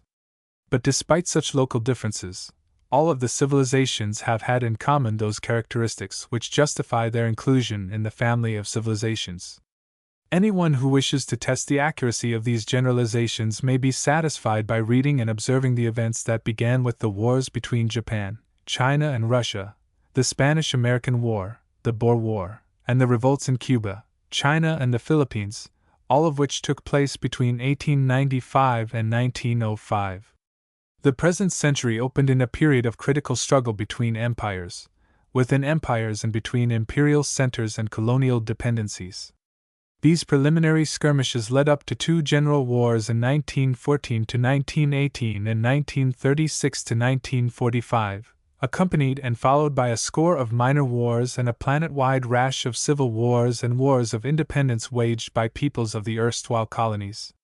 Three Johnny-come-lately empires played star roles in the drama: Germany, the United States, and Japan. The histories of all three countries from 1870 to 1950 provide ample support for the contention that the central theme of Western civilization, as of its predecessors, is a competitive struggle for wealth and power, aimed at expansion and exploitation, using war and the threat of war as instruments of policy. Even under the pressures generated by the innovations and the political and economic changes of the current worldwide revolution, the principal objectives of civilization have remained constant: geographical expansion, military, economic, and cultural occupation, exploitation of the newly acquired territories and peoples. Each civilization has built up and maintained a professional military apparatus, and used it as the final arbiter in the determination of domestic and foreign policy. The means used to achieve these objectives have varied from time to time and from place to place. The basic pattern of civilization has appeared, disappeared, and reappeared. Each civilization has made heroic efforts to reform itself when submerged in a time of troubles that made its institutions and its practices intolerable to those in power or those groups and classes which had grown so desperate under its exploitation and oppression that they preferred death to continuance of the established order. Each civilization has made its contribution, retaining its essential form while modifying its practices to meet the requirements of particular situations. Western civilization is no exception to this general rule. Following the all but universal principle that action and reaction tend to be equal and opposite, subjugated occupied peoples revolt against foreign occupation and exploitation. Again, Western civilization is no exception, as the movements for independence and self-determination that followed the 1946 post-war collapse of the European empires clearly showed. Reaction against Western civilization went beyond revolt to include the rejection of the obsolete concepts, forms, and practices inherent in civilization. Rejection has been accompanied and followed by proposals for replacing civilization by concepts, forms, and practices more in keeping with the social relations and situations resulting from the current world revolution. Most reforms of civilization have been attempted during the life of Western civilization because during that era both the structure and functioning of civilization have been called into question. In no civilization, Egypt, Rome, or the modern West, have the essential principles of civilization been seriously modified. Again and again, during the times of trouble that marked the breakdown of successive civilizations, particular institutions were rejected, but civilization as a way of life has been accepted and re-established in the course of each new cycle. During previous cycles, the breakdown of a civilization had been followed by a period of rest and recuperation before the beginning of the next experiment. The breakdown of Western civilization, a negative reaction, has been accompanied by a planet-wide drive to replace the concepts, forms, and practices of civilization by the concepts, forms, and practices of socialism-communism. Socialism-communism as a way of life for nations and continents is a new experiment on the planet Earth. Heretofore there have been small groups, families, tribes, and sects that have adopted and followed cooperation as a way of life, but widespread planned cooperation on a national or continental scale is a novelty. As a result of these changes, conflict-torn and fragmenting Western civilization found itself divided into three factional groups. I. Corporate business organized domestically and internationally to preserve and extend its wealth and power. Big business interests, their dependents and backers were concentrated chiefly in West Europe and North America. Their network of interests and controls was planet-wide. Literally, they were the backbone of Western civilization. 2. Builders of socialism-communism, an alternative and rival life pattern, have been concentrated in East Europe and Asia. The socialists-communists occupied a minority position in most of the countries dominated by big business. Their program called for the replacement of capitalist competition and conflict by a cooperating, planned, planet-wide society operated for service rather than for profit. 3. A third segment, made up largely of nations and peoples located in Africa, Asia and Latin America, who up to war's end in 1945 had been colonies or dependencies of the big business-directed empires. Since 1945 they have become increasingly independent and self-determining. The threefold division of the planet was determined in part by the age-old ideas, principles and practices of civilized peoples during the past 6,000 years. In part, it was the outcome of the planet-wide revolution of 1750 to 1970. It was likewise the result of the wars, revolutions and independence movements that have upset and realigned the world since 1776. Under the impact of these forces, human society was being unmade, re-examined and remade. By comparison with its own beginnings and with its predecessors, Western civilization has made many changes in its political, economic and sociological way of life. It has also developed national and regional variants of its overall pattern. Despite these changes, and with the possible exception of its very large and significant socialist-communist sector, the West has retained the structural and functional features of previous civilizations, urban nuclei supporting themselves by trade, commerce and finance, expansion up to and beyond the point of no return, the life and death power struggle within and between its constituent peoples, nations and empires.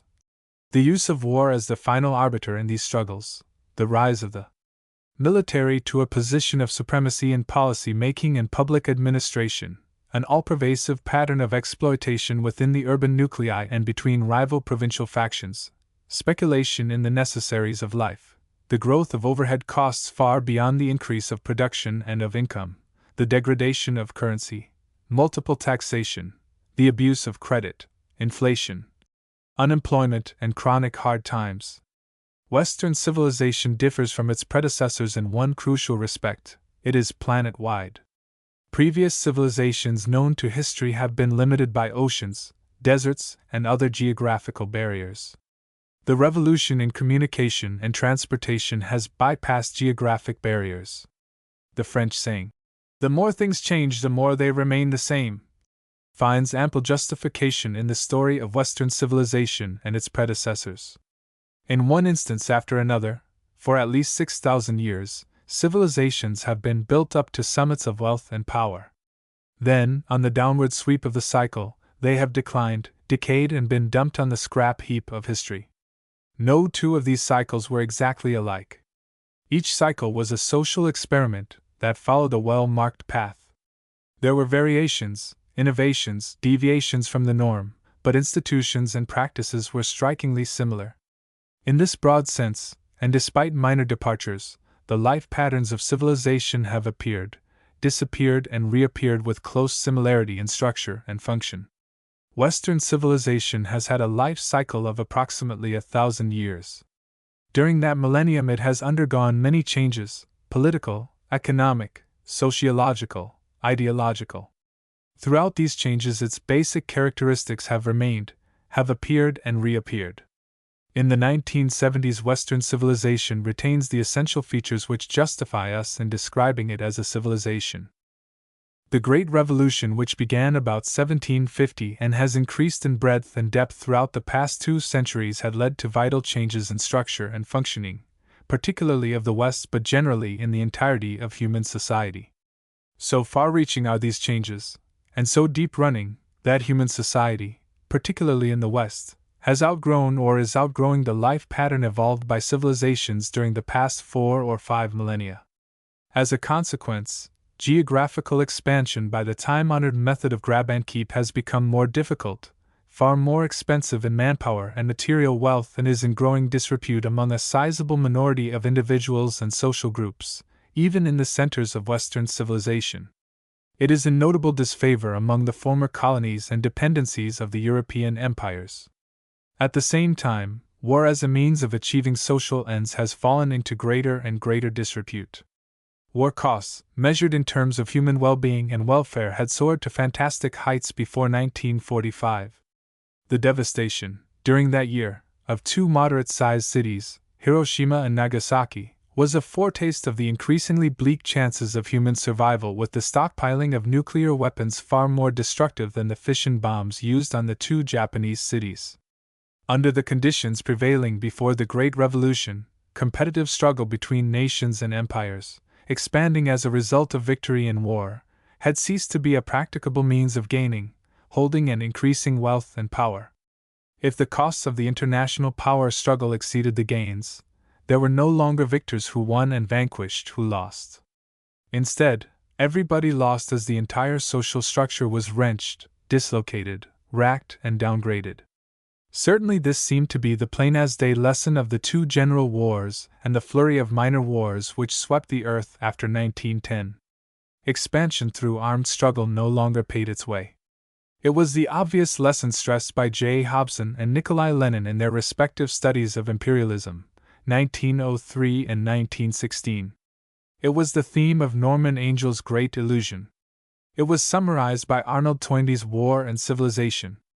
If the costs of expansion exceeded the income, the outcome of expansion would be dismemberment for the vanquished and bankruptcy for the victors. Indeed, this formula generalizes the experience of the survival struggles during the war years, which began in 1911.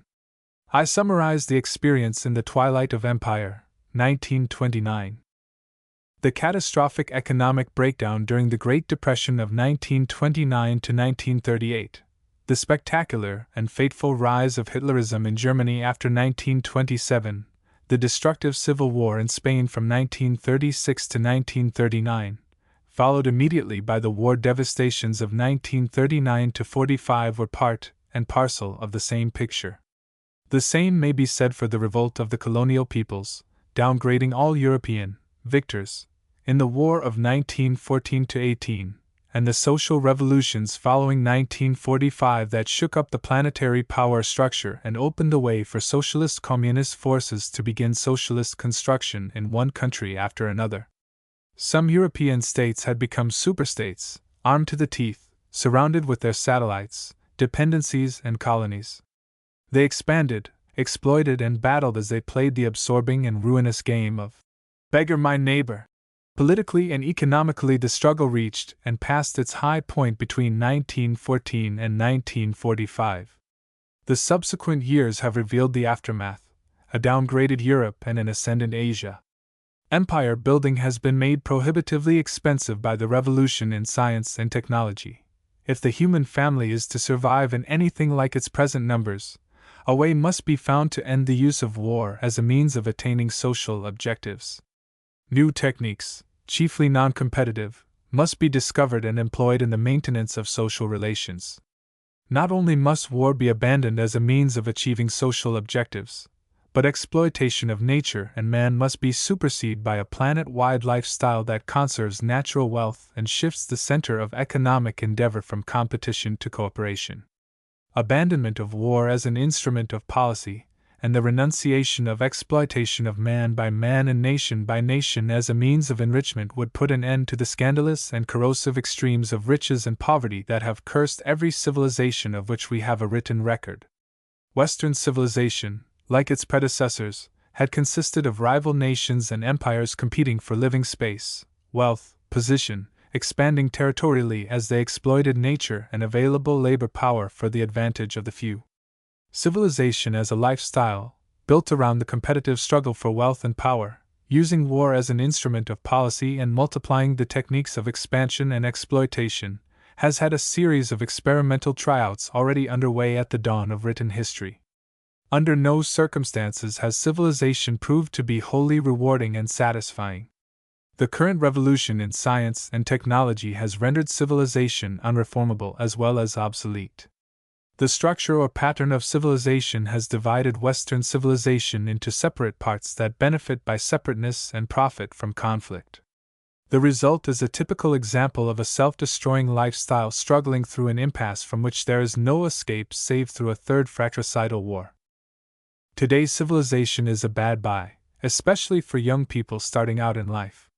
Civilization still has its advantages for those who have lived actively, achieved many of their material objectives and retired to spend their declining years in a well-feathered nest. For some privileged young people, willing to settle for comfort and conformity, civilization offers the leisure to learn, and an opportunity to test themselves out against a big field of ardent competitors. But for energetic, forward-looking, idealistic young people, the opportunities offered by Western civilization are deemed inconsequential, trivial, and in the long run, inadequate. For them, the game is not worth the candle. Today's civilization is a bad buy for two reasons.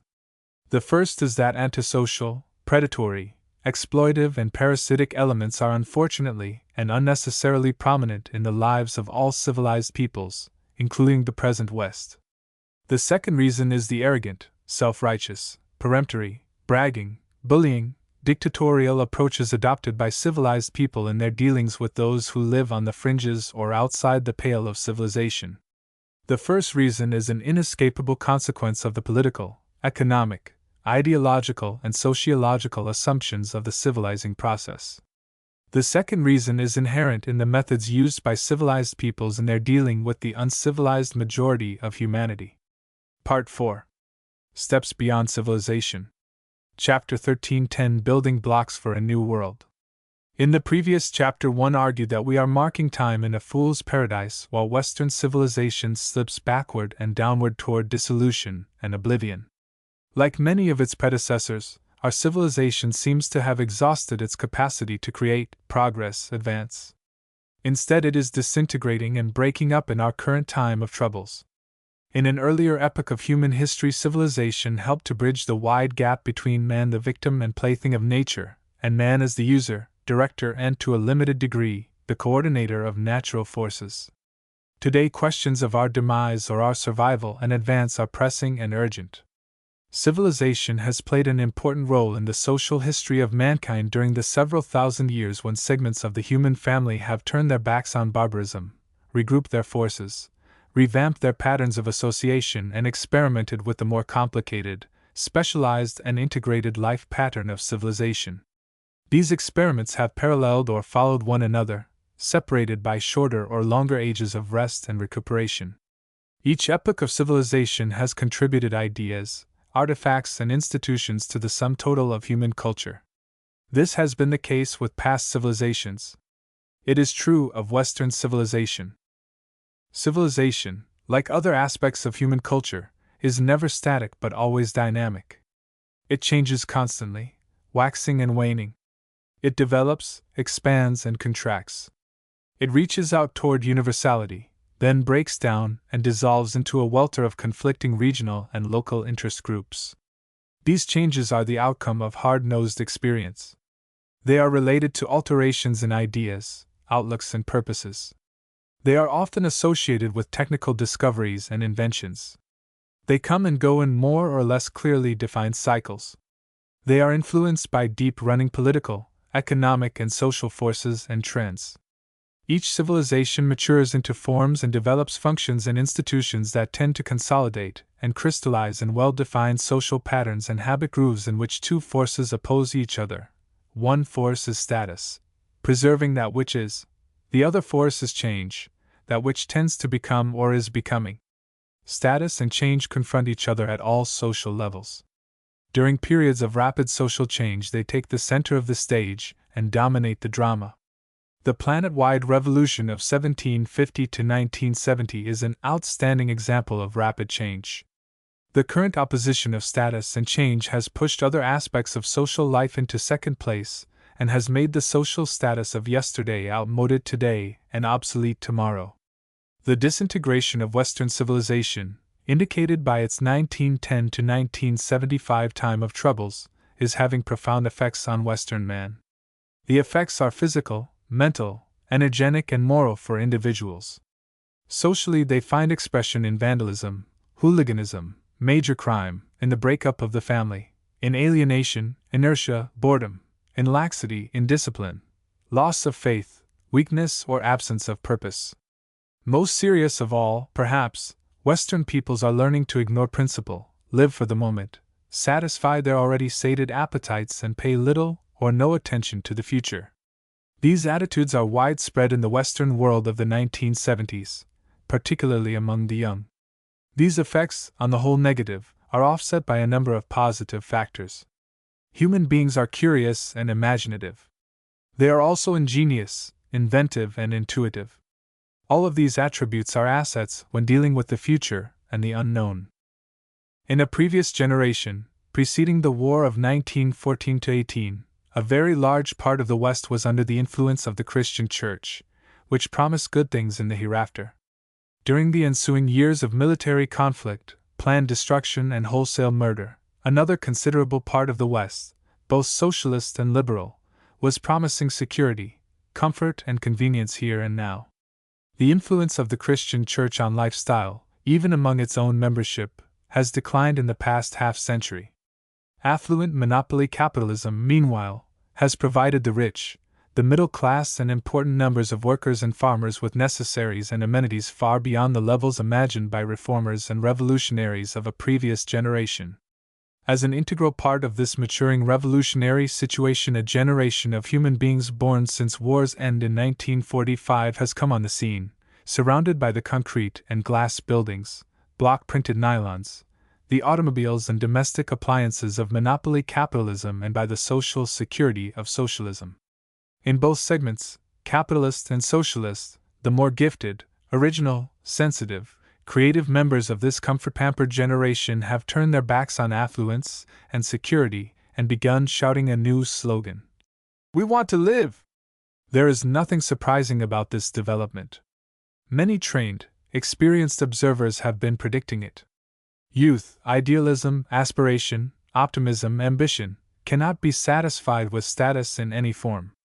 They want to live, to achieve, to face difficulties, to overcome dangers, to express themselves, to create. They are not content merely to arrive at physical affluence. Affluence and social security cannot satisfy. They merely sharpen the appetite for a continuance of the life journey, on the best terms permitted by the current time of troubles. Among the members of the post-war generation, this ambitious, perceptive elite is aware of two disturbing and compelling realities. The first is the peril to mankind implicit in a continuance along its present disaster course of war, with its inescapable counterpart, social dissolution. The second is the possibility that out of the wreckage and rubble of an outmoded cultural pattern, a mature, chastened, more experienced, more consciously purposive generation will arise, possessing the wit to see the necessity of creative advance, and the wisdom to guide the pioneers of humanity along the difficult and dangerous path that they must follow if they are to reach the land of purpose and promise. Current frustrating experience with the breakdown of Western civilization, coupled with historical precedents, confront the present generation of mankind with a compelling challenge and a unique, precious opportunity. The challenge arises out of experiments with particular civilizations and with civilization as a way of life. Our analysis of this situation leads to only one possible conclusion: repeated experiments with civilization unmasked as a way, not of life, but as a cycle of rise, expansion, maturity, decline, and certain death. The challenge is emphasized by the failure of reforms and reformers of civilization to make changes in structure and function sufficient to meet the challenge of the birth-maturity-death cycle. Nor has it been possible for Western civilization to take advantage of the drastic changes and challenges arising out of the current world revolution. Man's top negative priority at the present moment is to reject the wiles, the temptations, the mortal conflicts, and the annihilative destruction which have disrupted and decimated civilized society during the past 6,000 years and reached their apex in the Great Revolution of 1750 to 1970. These experiences prove beyond the shadow of doubt that this pattern of human collective life is inadequate to meet the present and future needs of the human family. Man's top positive priority is the present-day occupancy of the planet Earth by 3,700 million human beings who wish to survive, to utilize and conserve the natural habitat, and to improve the social environment. Within narrow limits, almost all members of the human family want to live and to help other humans to do likewise. Multitudes of human beings, particularly among the youth, want to enjoy outward-looking, satisfying, productive, creative lives. They also want those near and dear to do the same thing. What steps must they take in order to realize their hope and fulfill their aspirations?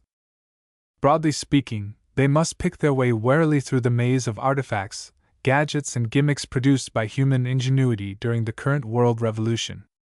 Most of them are superficial and time-consuming. A few are fundamental. They are of the utmost importance as implements to human advance. Taking what advantage they can of recent innovations, avoiding dead ends and illusion leading to rainbows, the more sensitive and more competent segments of mankind must close ranks and move upward and onward to a new level of culture. The chief instrument available for such an enterprise is the 20th century version of the political state. The bourgeois revolution was achieved through the developing, evolving political state. The political state is the binding force that held scattered fragments of the human family together during the stresses and strains of the current revolution in science and technology. It is the political state that must be depended upon to resist the fragmentating forces of a disintegrating Western civilization, to preserve the social structure and administer human society through the transition from civilization into the structure and functioning of the new social order which is presently supplanting civilization. Through Europe's transition from feudalism to capitalism, the feudal state, here and there, step by step, was replaced by the bourgeois state as the chief structural building block of Western civilization. The bourgeois revolution, in various parts of Europe, lasted for several centuries. The process was well underway by 1450. As lately as 1945, feudal pockets remained in Eastern Europe. An even more profound transformation of European society is made in the course of the Great Revolution of 1750 to 1970. The transformation is in its early stages. During the process, the political life of Europe in transition will be administered by the political institutions of the bourgeois state, together with the closely related state patterns of socialism-communism which have come into being during the present century. During this transition, the bourgeois state itself has evolved. At the outset, it was a revolutionary force devoting its energies to the elimination of feudal institutions and practices and replacing them by the institutions and practices needed for the advancement of bourgeois interests. Today, the bourgeois state is a bulwark of conservatism, devoting its energies to the preservation of bourgeois forms and practices and doing its utmost to fulfill its counter-revolutionary role of resisting and, if possible, destroying the institutions and practices needed to replace the political institutions and practices of civilization by the new institutions required to move mankind from the outmoded lifestyle of civilization to a lifestyle beyond and above that to which humanity has become adapted during the now obsolete epoch of civilization. At the same time, the socialist-communist variant of the bourgeois state pattern is providing the framework within which the institutions and practices needed for the transition from civilization to a newer and more universal social order are being matured. At the next stage in the birth process, the institutions and practices necessary for upbuilding the social order that will replace civilization are being worked out in theory and embodied in experimental practice. In practice, an accurate distinction must be made between the conservative bourgeois state, the temporary transitional state, and the universal socialist-communist state that will shepherd humanity along the difficult and dangerous path of the political life pattern beyond civilization. In theory, such distinctions are needed as part of the scaffolding within which the social pattern of beyond civilization will be constructed. Like most decisive epochs of human history, the revolution through which we are passing has had both a negative and a positive aspect. In Chapter 11, I wrote about one of its destructive aspects, the extreme destructivity of two periods of general war. At this point, I would like to list 10 positive contributions made by the same revolution toward the development of a social lifestyle that is offering itself as an alternative to civilization. 1. New sources of energy. Up to 1750, human beings had the energy of the human body plus the energy of domestic animals. They used wind to turn mills and sail ships and water to turn crude wheels. They also burned various things, particularly vegetable fibers, to produce heat. During the revolution, they have learned to use steam, electricity, and chemical explosives. Recently, they have learned to use the energy in the atom, to use water power extensively and, to a slight extent, the energy of the sun and the tides. 2. The revolution has taught people who previously feared change to welcome change and take full advantage of discoveries and inventions that modified nature and profoundly altered human society. 3. Among the inventions were the extensive use of the wheel for movement on land, the use of steam engines and electric motors for moving, manufacturing and transportation, and the use of electricity for communication. 4. Increased human mobility on land and water, and more recently, in the air, and still more recently, in outer space. Easy and rapid movement, and almost instantaneous communication brought people together in towns and cities, built up trade in goods and services, increased speed of communications, and enabled people living at a distance from one another to keep in close touch, bringing human enterprises and human beings into continuing contact. Human life, thought, and action were coordinated. Increased mobility unified human society. 5. Research is now an accepted aspect of all phases of human life and activity. Research is a recognized occupation. Research teams solve problems, map the paths of enterprise. We are learning first to think, then, only after careful study, decide on courses of action and follow them through. 6. The field of inquiry and research covered the entire range of human experience. Information, resulting from research, provided the subject matter of new sciences. In the new fields, new skills were developed and new professions built up. The members of this new technological intelligentsia, added to the learned professions, created a large group who expected and enjoyed affluent living conditions. 7. Spreading affluence increased the number of families that enjoyed abundance of goods and services, comforts and luxuries mass-produced and offered in a mass market, lifting people out of scarcity by growing abundance. Scarcity ceased to restrain. Instead, people learned the values of restraint, economy, frugality, simplicity. 8. Increase in size and complexity called into being a new profession. Management with the necessary planning, budgeting, cost-keeping. 9. Large numbers of well-fed, housed, educated, and aware human beings created the possibility of arousing, mobilizing, and utilizing people, especially young people, to take part in voluntary group projects, cooperate, and create. Such experiences developed social awareness and led to large-scale mass action. 10. People growing up in affluence, living above the rigors of poverty, asked questions about themselves, their society, and the universe in which they lived. They learned that they and their fellows had not only the 5 accepted senses, but additional senses with corresponding experiences. This opened their eyes to the possibility of additional or extra senses, opening the immense field of extrasensory perception. Yes, B. These 10 areas, opening up largely during the years of the Great Revolution, are new wine, which cannot be contained in the old wineskins. They raise questions and open up vistas which transcend the narrower confines of civilization. They are among the materials and facilities out of which a new world is coming into existence. Chapter 14, Moving Toward World Federation. One of man's earliest collective experiences is summed up in the saying, "United we stand, divided we fall. United we survive and prosper. Divided we quarrel, fight, and sooner or later break up into smaller sovereign competing groups." If human beings wish to utilize nature or to enjoy the advantages of collective action and group life, they must get together and stay together. This necessity for collective action has appeared and reappeared all through written history. It is one of the most important lessons of present-day human experience.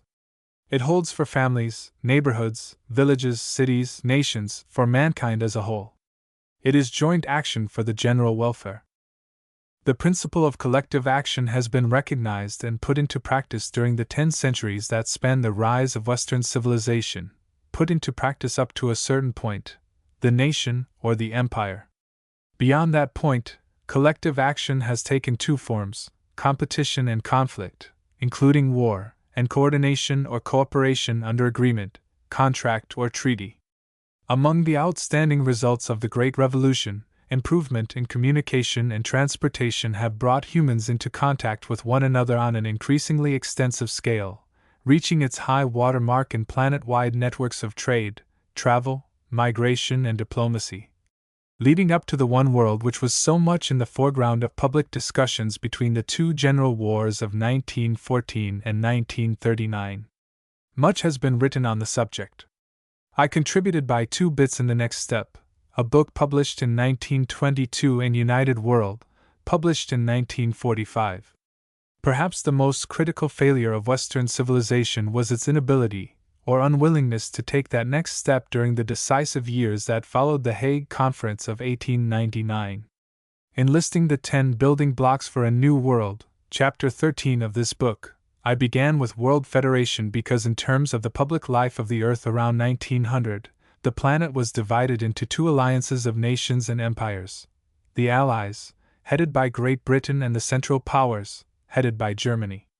Instead of cooperating to gain their declared objectives of peace, prosperity, and progress, these 2 power blocks engaged in an armament race from 1903 to 1914, leading up to General War in 1914, with a second General War between the rivals in 1939. When I was organizing Part 2 of this study, a social analysis of civilization, I had to decide whether to begin with economics or politics. As an economist, I was inclined to put economics first, but since the study centered on civilization, and since all known civilizations were not groupings of economic subdivisions but aggregates of nations, empires, and their dependencies, and since the expansion of civilization has consisted in enlarging the geographical area of the civilization in question, I decided to begin with politics. As the study has progressed, I have seen no reason for reversing the choice. On the contrary, since I began collecting data for this study at the time of the First General War, I have watched the unfolding political struggle for economic and cultural objectives with the increasing conviction that politics is the primary focus, with economic forces always in play, but usually in the background, leaving the center of the stage to politics. This is another way of saying that the present-day world is divided primarily into political nation-states rather than into areas of economic function. Always, economics is important. But, at least superficially, political considerations are in the foreground to clinch decisions. A time may come when economists or sociologists occupy the central offices where primary decisions are made. That time has not yet arrived. In so far as the present generation is concerned, politics is in the foreground. The politicians make the crucial announcements and sign the key documents. Therefore, our survey of the steps beyond civilization begins with politics. Our attention centers on the political aspects of world federation with economic considerations present and always operating, but not dominating the crucial decisions. For better or worse, in 1975 and the years immediately succeeding, we will be living on a planet divided into some 140 politically sovereign states. In view of the widespread pressure towards self-determination, the number of sovereign states has increased considerably, especially since war's end in 1945. Presumably the principle, "United we stand," applies to those 140 sovereign states. Sovereignty includes the right of self-determination, putting the interests of one particular state above the interests of the entire family of nations, the part before the whole. Here is a contradiction and a possible conflict of interest. Britain's Prime Minister Heath, like many another spokesman in his position, summed up the issue in the pithy phrase, "British interests come first." If the French, Italian, Japanese, and other prime ministers take a similar stand, implied by the principle of sovereignty, situations are bound to arise in which the interests of 2 or more nations clash, opening the way for conflicts at many levels, differences of interpretation, negotiations in the course of which concessions may be made by both parties. The differences may be settled by diplomats sitting around conference tables or by armies on the battlefield. With 140 sovereign states on the planet, the probability of conflict would seem to be overwhelming. As a matter of daily experience, such confrontations and conflicts do occur. Most of them are handled by negotiation. A few lead to armed struggle. Since 140 sovereign states exist on one Earth, means must be found that will enable them to coexist, if possible, without conflict, and certainly without military conflict.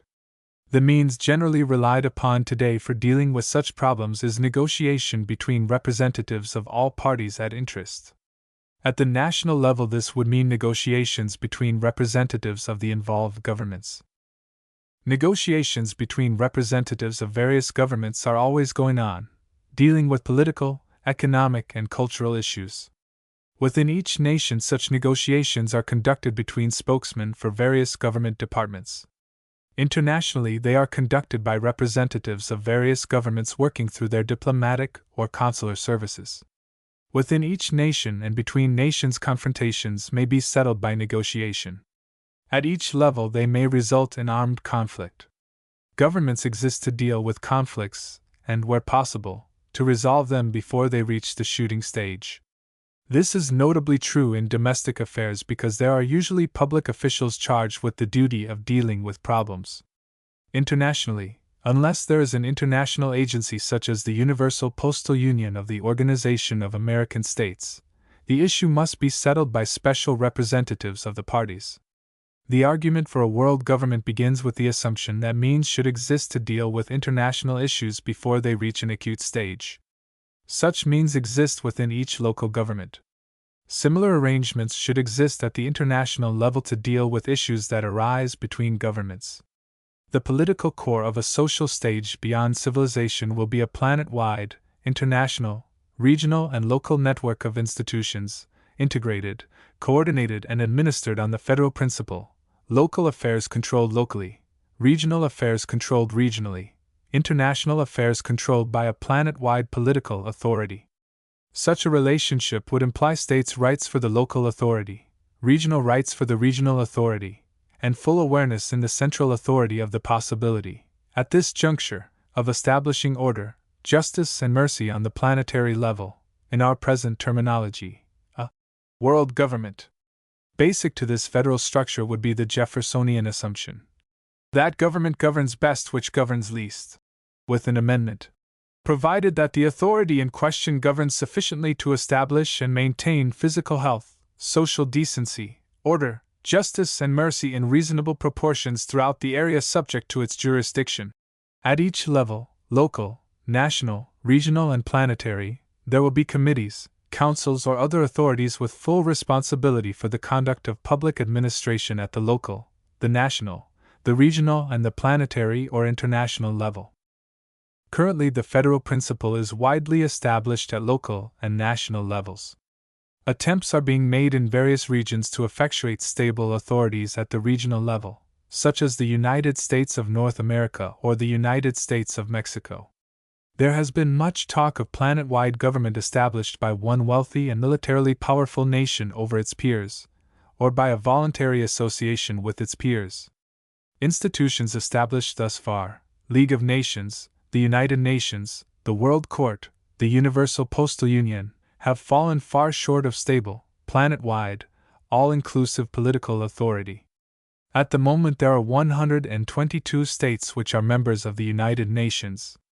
There are perhaps an additional score of nations which have applied for membership, or which might be accepted if they made an application. Accept this rounded figure, and we have perhaps 140 nations or potential nations on the planet. Some are long established and stable. Other nations are newborn, with small populations, few resources, and minimal means of defense or offense.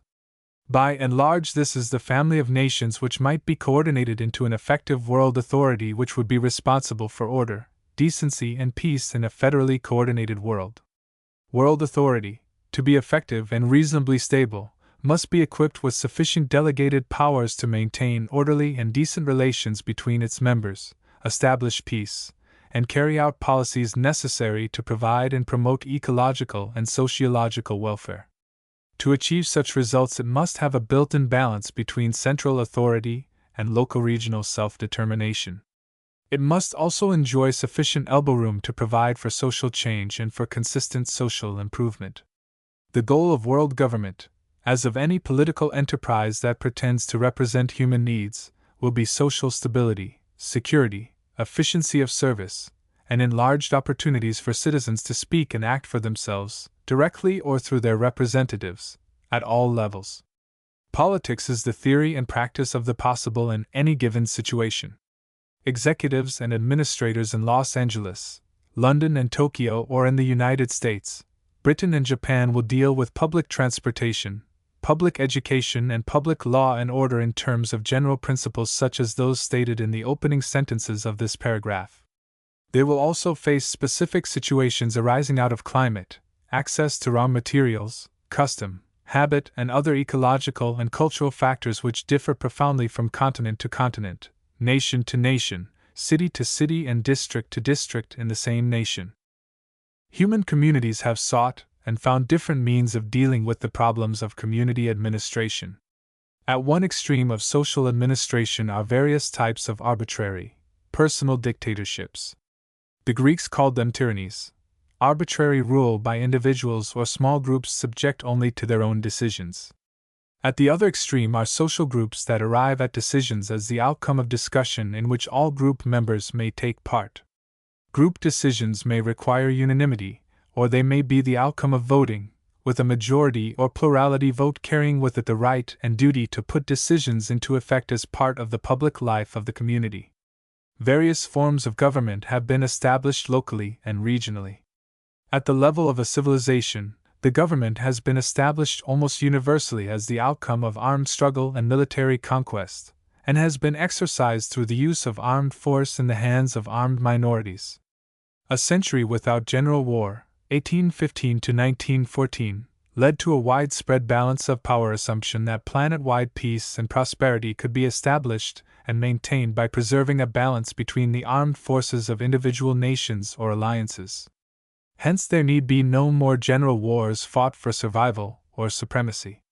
The bitter struggle for markets, raw materials, and colonies that followed the French-German War of 1870 developed into an armament race after 1899. From the Hague Peace Conference of 1899 to the outbreak of general war in 1914, desperate efforts were made to maintain the power balance and avert a general war. The failure of these efforts proved the ineffectiveness of the balance of power formula.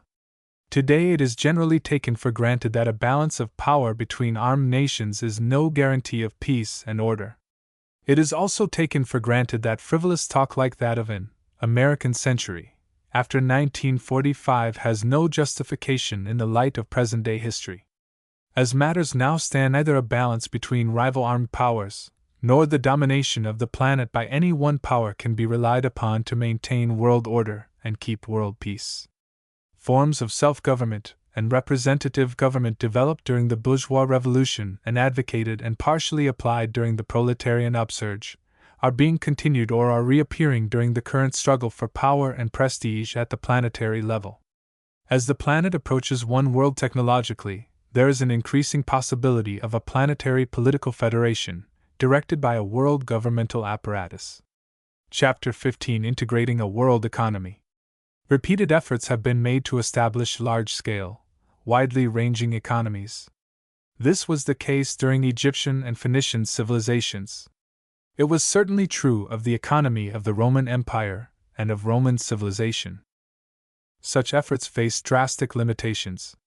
The most formidable was the narrow margin of surplus produced by hand labor in the forests, on the fields, and in the workshops, operated, in the main, with hand tools, with minor inputs of energy supplied by domestic animals, and with the small amounts derived from wind and moving water. Two further limitations existed. First, as each civilization matured, its leaders and policy makers ceased to labor on the land or in the workshops, preferring to keep their hands and clothes clean, to free themselves from irksome demanding toil and devote themselves to tasks more befitting gentlefolk. This was notably true of landlords as a class. It was also true of the richer traders, merchants, and moneylenders, particularly of the third and fourth generations. Expansion of empires and the civilizations which they developed entailed military operations. Military operations, in their turn, produced war captives, who must earn their keep and, if possible, something more. Sold in the market to the highest bidder, war captives and their descendants became chattel slaves. As civilizations were expanded by conquest and matured by struggle, they developed some type of forced labor to balance the increased parasitism of the masters and the growing numbers who were called upon to produce services rather than material goods. Certain areas of civilized economies were taken over by the public authorities. Planning and building of cities and their ports, of highways, including bridges, of viaducts, aqueducts, of drainages for the cities, of public buildings. The construction of defenses, including city walls, were partly or wholly public enterprises. Temples and tombs for the mighty were often in the same category.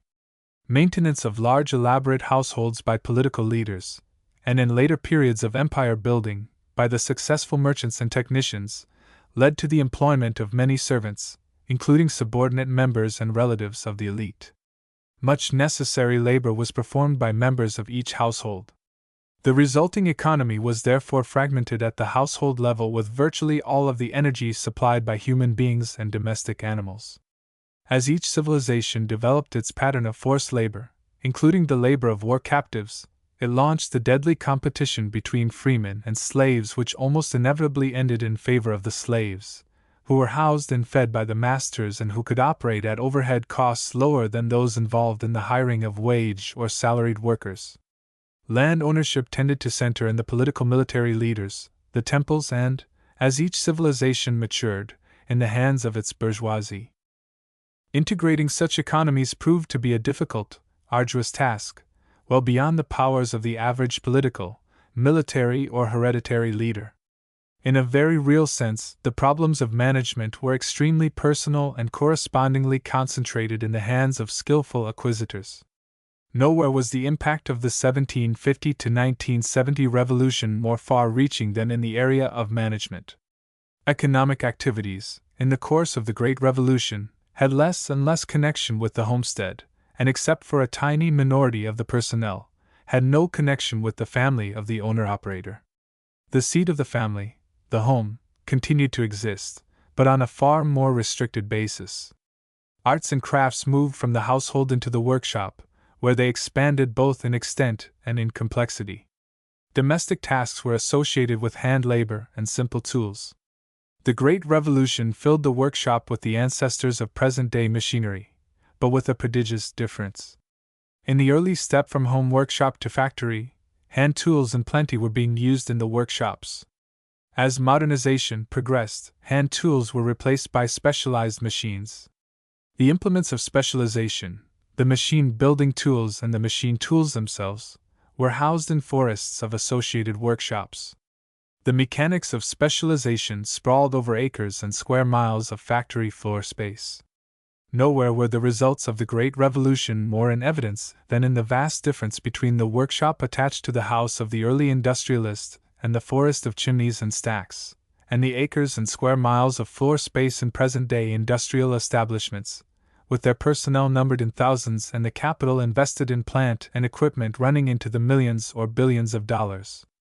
2 centuries of the Great Revolution have given present-day industrial society a capital plant the like of which has never existed on the planet in any historical period. After 200 years of meteoric development, it exists today on a planet-wide scale and at a level of all-pervasive dominance undreamed of even up to the middle of the last century. Modern industry, plants, steel plants, cement plants, open-pit mines, textile plants, machine tool plants, auto plants, rubber factories, oil refineries, not only occupy extensive acreage per plant, but the same interests and corporate managements operate dozens of plants in widely separated geographical areas and produce a great variety of goods and services. An experienced observer feels entirely at home in any industrial center, on any continent. In Detroit, in Dusseldorf, in Osaka, in Shanghai, in Bombay, the architecture of the plants is essentially the same. The machines in the widely separated plants bear a striking resemblance to one another, and the problems of management are similar. Unit plants and their coordinated managements in the aggregate compose the present-day world economy. They are the essence of its being. They occupy the skyline and dominate the economic life of modern industrial society. They are the units which make up the sum total of modern industry, which, in its turn, is the bony structure around which have grown the sinews and muscle of present-day planetary economy. Modern state structure goes back through the half-dozen centuries during which it has been developing. Its ancestors may be met with in the history of previous civilizations. Modern industrial structure, on the other hand, is something essentially new under the sun, newly imagined, designed, constructed, productive. It has no ancestry before 1750 because its essential building unit, the modern machine, did not exist previous to that date. In the last chapter we dealt with the growth of states into empires and the aggregation of empires into civilizations, with the possibility that the existing states could be welded into a world federation. One of the chief obstacles to such a development is the centuries of conflict during which modern nations have been built up and the strong bonds of nationalism have been established as a means of holding divergent groups of people in line by particular oligarchies operating in particular civilizations. On the economic level, such difficulties are minimal. The process of coordination and consolidation was far advanced before the end of the last century. The practice of integration, joining productive units in functional sequences, was also accepted and followed, with little regard for political or cultural considerations. The result has been an economic integration which has developed inside the chief industrial nations and across national boundaries. Despite political obstacles, economic integration has proceeded with giant strides, especially during the past 100 years. Under a well-developed world political federation, the world economy could be integrated and used to provide the necessaries, conveniences, and minimal comforts for the entire human family. There are nationalistic obstacles to political federation. Economic integration is an obvious must and a logical outcome of the industrial integration that has gone on so swiftly during the Great Revolution of 1750 to 1970. When we talk about integrating the world economy, we are dealing with a problem which no previous civilization has faced because no previous civilization had machines or the social and cultural institutions which have grouped themselves around the ultra-modern machine phenomena. World economy in 1975 includes three essential elements: the planet Earth and its resources, the institutional structure of modern society, and human beings with their diverse concepts and skills which provide its motive force. These three factors, land, capital, equipment, and human energy, are the threefold apparatus upon which 3.7 billion human beings depend for the goods and services which sustain them from day to day and year to year. At an earlier period, this economic apparatus centered around the land and its cultivation, agriculture. Since the onset of the Great Revolution, the goods and services have come increasingly from a factory office-centered occupational apparatus. When we consider the integration of the world economy, it is this industrialized, modern economy that we have chiefly in mind. No previous civilization faced such a problem. There are no real precedents upon which we can rely. We must go forward, if we do go forward, experimenting with problems which face the human family for the first time. The integration of planetary economy in 1975 is a total, or unitary, problem. It is not a problem of one continent, of one nation or empire, of one racial or cultural group. It is a problem which the human family faces as a human family, occupying our planet Earth. It is our capital equipment. It is the success with which we apply our know-how to the earth, using our capital equipment and our skills, producing the goods and services upon which our physical existence depends. We rise or fall, sink or swim in terms of our own capacities, our own abilities to adapt ourselves to historical circumstances which will determine the conditions of life on the earth. Indeed, our decisions and consequent actions may determine our own extinction or survival. Planetary economy will aim to provide the means of livelihood for its constituents along 6 lines: to conserve the human heritage of natural resources, using them sparingly and, where possible, adding to them; to produce and distribute those goods and services which are needed to maintain health and provide for social decency; to produce and distribute goods and services honestly, efficiently, and economically; to assure simple necessaries for all, including dependents, defectives, and delinquents; to give high priority to local self-sufficiency; to maintain enough central economic authority to guarantee adequate goods and services to successive generations of the planetary population. An effective world government, therefore, must adopt and administer an economic program designed to a. Utilize and conserve natural resources, making them available, on a just basis, for the use of successive generations. b. End involuntary poverty and insecurity and the exploitation of man by man and of one social group by another social group. c. Make necessary public services generally available on equal terms, to all mankind, and d. Guarantee equal opportunity to earth-dwellers based on the greatest good to the greatest number. Feeding, clothing, housing, and educating an agricultural village was a prime consideration at an early stage in social history. Providing the necessaries and amenities of life in a commercial industrial city occupied the attention of city fathers as a consequence of the shift from agriculture to trade and commerce as the principal source of livelihood. Caring for the physical, physiological, and cultural needs of populations in the United States, Britain, Japan, and other growing commercial industrial nations presented difficult challenges. The organization, expansion, defense, and improvement of the American, British, Japanese, and any other contemporary empire posed even larger and more complex problems which have nagged mankind during recent generations.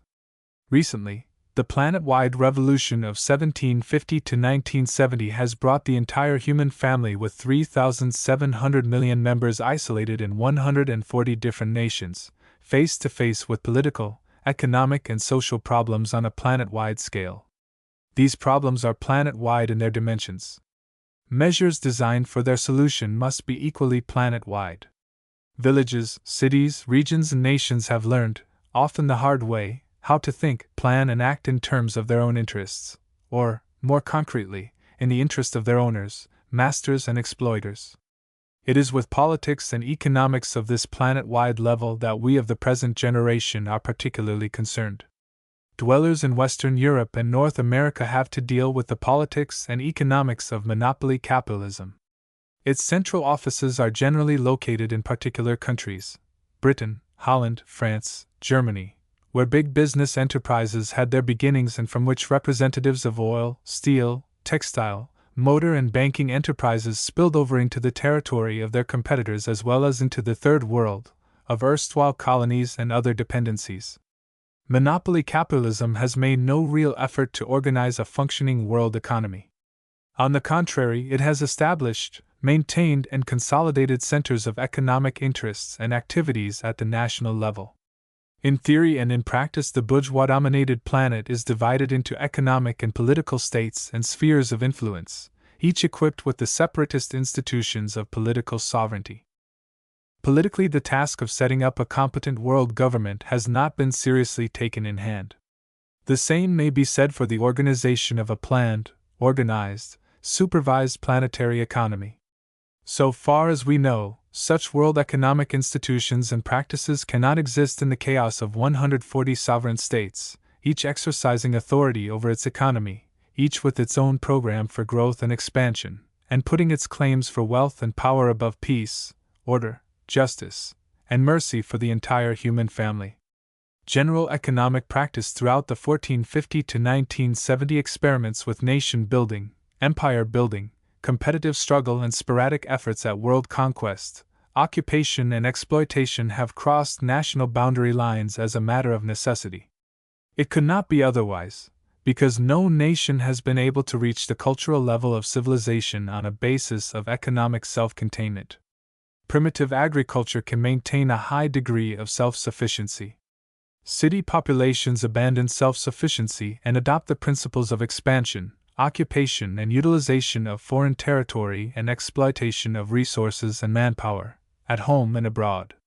As Western civilization has matured, power struggles at the top, conquest, occupation, and exploitation have come more and more to the fore until, in the era of monopoly capitalism, they dominate the field. In this period of human history, nothing less than the just sharing of available goods and services will implement the principle of to each according to his need.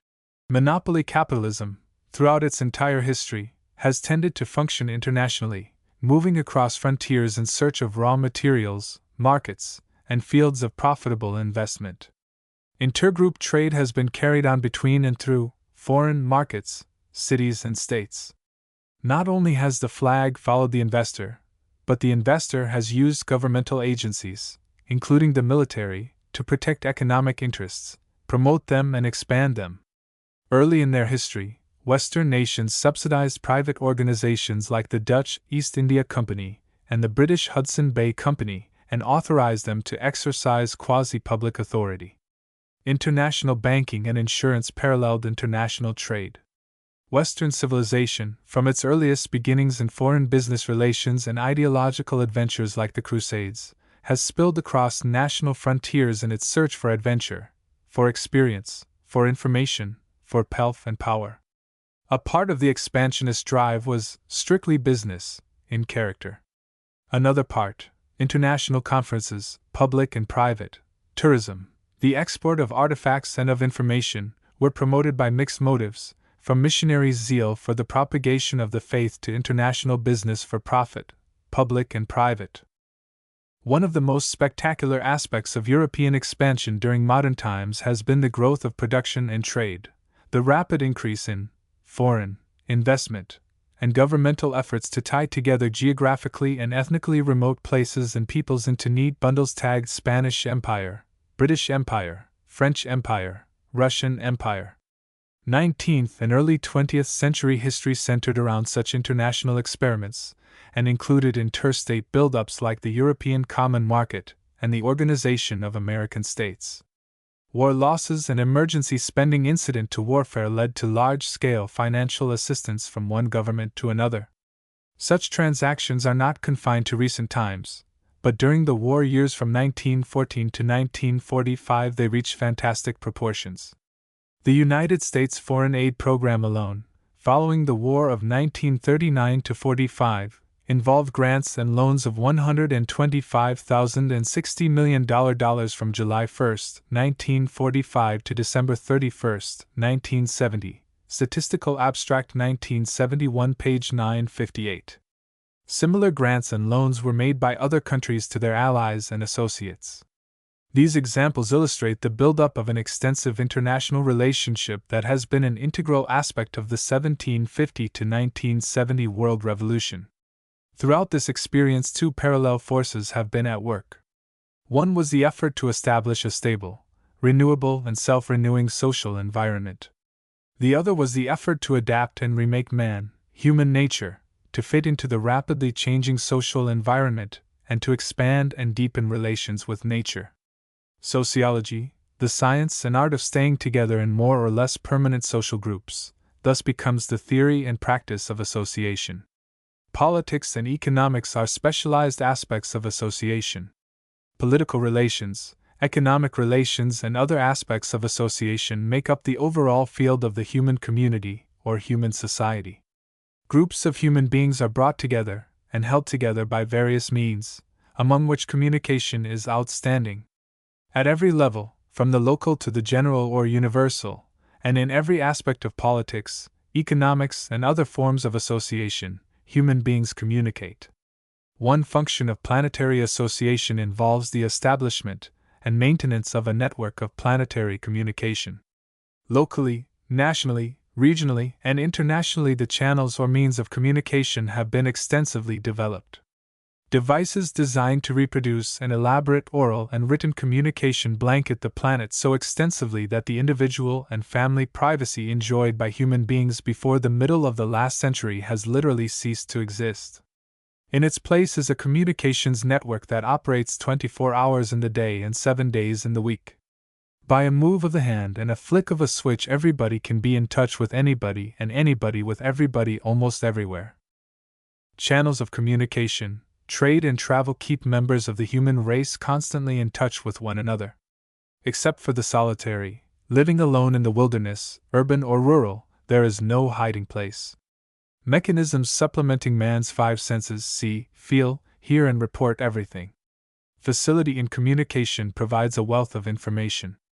Using available means of human communication, a central planetary authority can inform, alert, and arouse the entire human family with its 3,700 million members. Socially minded, it could announce and initiate the measures necessary to maintain peace and order through conformity to a common program of social action.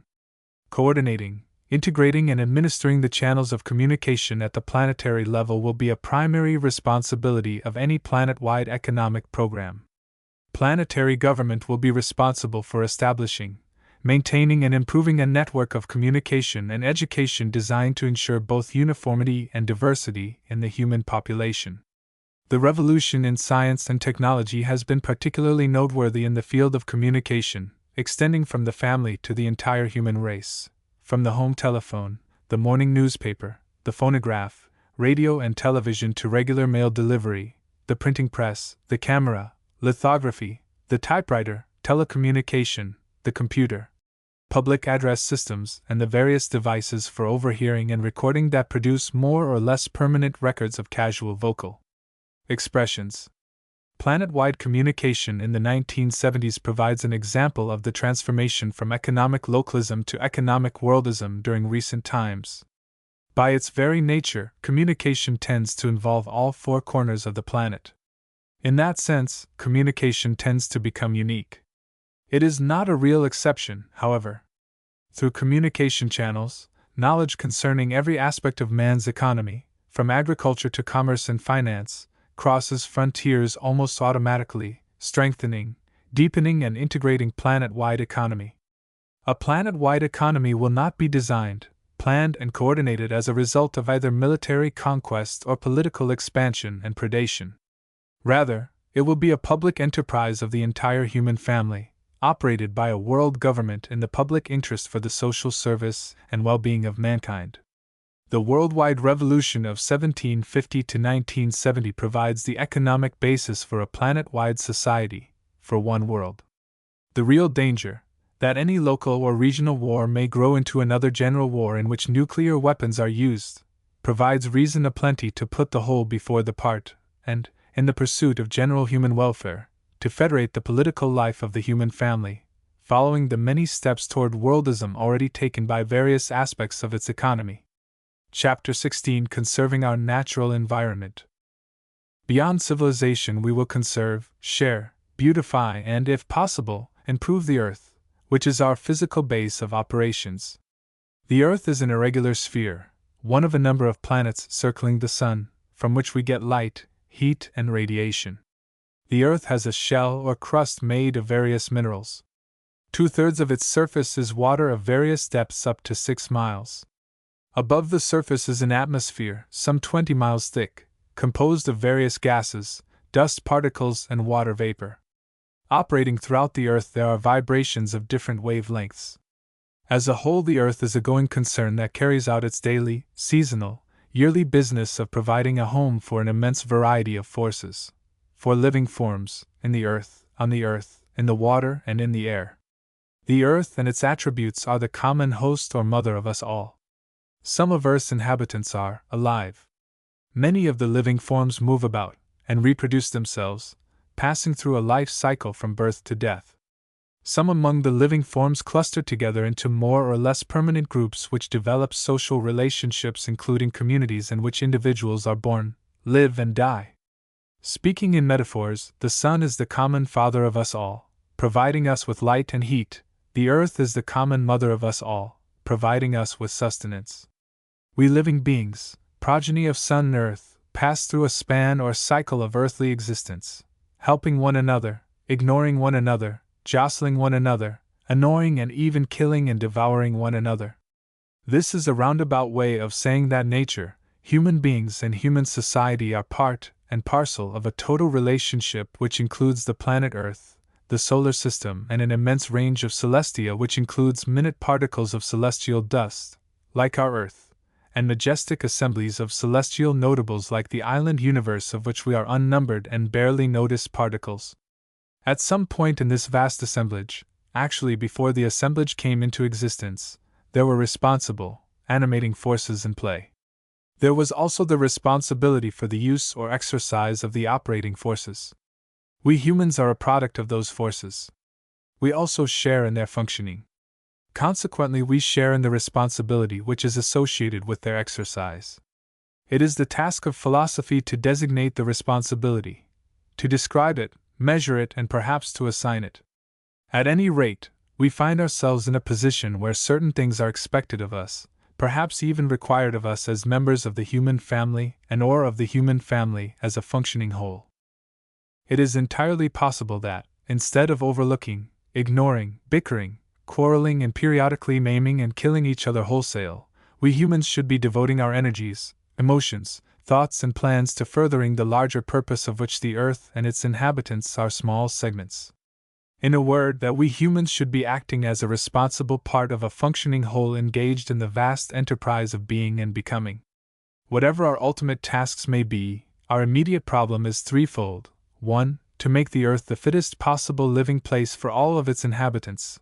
2. To organize human society in the way best calculated to achieve that objective. And 3. To make every reasonable effort to prepare ourselves to play a meaningful part in this cosmic drama to which we have been assigned. Item 1 is the theme of this chapter. Item 2 is the theme of chapter 17. Item 3 is the theme of chapter 18. Passing beyond civilization, we will attempt to conserve, share, beautify, and if possible to improve our Earth. Our first task is to make the Earth the fittest possible place for all of its inhabitants. In a way, that is a simple assignment, but its implementation will take us into every nook and corner of the land, water, air, radiational field, and every other aspect of the planet, including the weather. When we say all forms and phases of life, we mean all microscopic life, all lichens and mosses, all vegetation on land, in the water, in the air, all insects, all birds, all fish, all quadrupeds, all two-legged animals, all centipedes, and all those in between.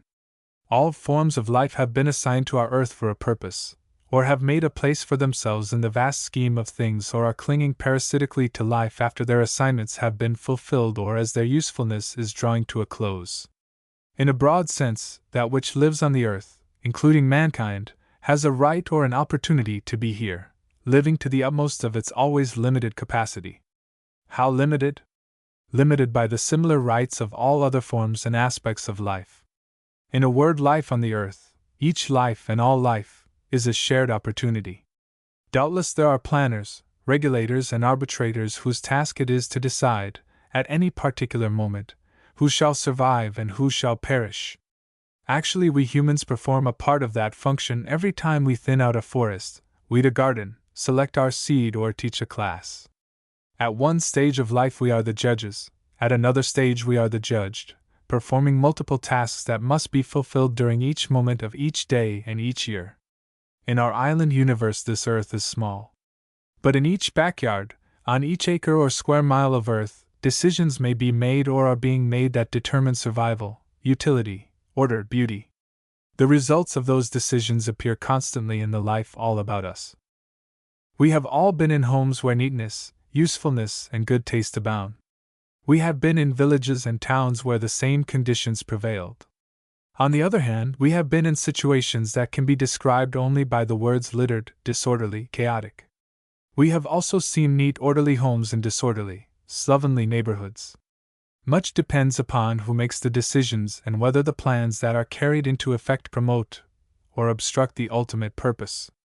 At the moment, we have the satisfaction of orderly, beautiful neighborhoods at the same time that we are surrounded by a disorderly, littered, chaotic international battleground. The earth with its oceans and its atmosphere is a storehouse containing many, if not most, of the essentials for survival, growth, and development, for mankind as well as a multitude of other life forms. Perhaps its most valuable single asset from the human viewpoint is its topsoil. Topsoil plus light, air, and moisture provide the elements necessary for producing vegetation. Vegetation, in its turn, furnishes the nourishment on which animals thrive. At the top of our priority list for the well-being of the earth stands the injunction, conserve and build topsoil. Topsoil is lost through erosion, wind erosion, water erosion, erosion through overcropping. It is held in place by stones, grasses, and the roots of shrubs and trees. Untouched by human hands, on the prairies and in the forests, topsoil is deepened year by year as winter frosts break up soft rocks, as dead grasses, leaves, twigs break down into humus, to become part of the topsoil and provide the nourishment for a new round of vegetation. Topsoil is renewable, replaceable. Lost through cropping and erosion, it may be rebuilt and deepened by natural processes. In temperate climates with normal rain and snowfall, the topsoil of grasslands or of forests may be deepened year by year and century by century. Topsoil may also be deepened by dust storms that pick up particles of humus from dry lands and carry them to moister areas. Through a carefully controlled sequence, semi-desert lands planted first to grasses and then to shrubs and trees can be protected against wind erosion. As vegetation flourishes, it increases dew formation and rainfall. Plant roots prevent runoff and retain the water in gullies and low places. Evaporation builds up moisture content in the atmosphere. Water vapor forms drops and falls in rain or snow. Foresight husbandry not only prevents erosion but, practiced on a sufficiently broad scale, increases air moisture and modifies climate, the weather. We are less fortunate with some of the critically important minerals that make up the Earth crust. During early centuries in the history of Western civilization, adventurers and prospectors concentrated on the precious metals. The voyagers and discoverers who sailed 15th-century seas were seeking supplies of gold, silver, and precious stones that could be cut and converted into the highly prized jewels adorning the crowns and scepters of the mighty. Production at that stage meant agriculture, with side occupations such as hunting, fishing, weaving, tanning, pottery, thatching, and peat cutting, in the all but continuous countryside. There was a very little mining, but outside of the commercial towns and the growing capital cities, people made their living by taking care of domestic animals and tilling the soil. Between seed time and harvest, they tightened their belts and prayed the powers that be for a bountiful yield. If it came, they feasted. If the crop failed, they struggled to survive on the narrow margin between hunger and starvation. If they saw any money, it was likely to be copper, with perhaps an occasional piece of silver. Gold was for the rich, of whom at that period there were precious few, even among the owners of land and the wielders of power. Country folk barely scratched the surface of the earth. Roads were wheel tracks in the mud. Bridges were fords that became more or less impassable with high water. These assertions sound strange and romantic to the modern beneficiaries of asphalt and reinforced concrete. They were the lot of most Europeans and North Americans when our great-grandfathers and great-grandmothers were in their prime. What has made the difference between their use of the earth and ours? Chiefly, the newly tapped sources of energy and the wide variety of minerals, whose names were unknown except to scholars and scientists before 1750. It is the new sources of energy and the only recently utilized metals that have made the difference. Farmland can be used and abused many times before its productive possibilities are exhausted. Even then, with foresight, technical proficiency, the investment of labor and capital, agricultural land can be restored to fertility. Iron ore, tin, copper, and tungsten are extracted from the earth, refined, put to some use, or wasted as the case may be, but they are gone. They may be replaced by other minerals. Through geological ages, they may redeposited in the earth's crust. But to all intents and purposes, they are finished. It is a source of pride to promoters and propagandists for the status quo that Western man has removed more metals and minerals from the Earth's crust in the past 200 years than his predecessors removed during the previous 2,000 years. It is also a source of danger, because the possibilities of taking those particular minerals from that particular cubic foot of the Earth are ended. Replaceable natural resources such as soil fertility, grasses, and trees can be restored and reproduced. Irreplaceable natural resources are exhausted by one use. In so far as they are concerned, that part of the Earth's crust has been impoverished, made poorer. Wasted through neglect and careless use, squandered in the senseless destruction of war, the Earth is still a rich treasure house for its multitudinous forms of life. Its remaining treasures can be carefully conserved. Such replaceable resources as topsoil, vegetation, and water can be husbanded. Oceans, mountains, and deserts can be dealt with as we proceed with our programs for the most economical use of the natural resources that remain to us.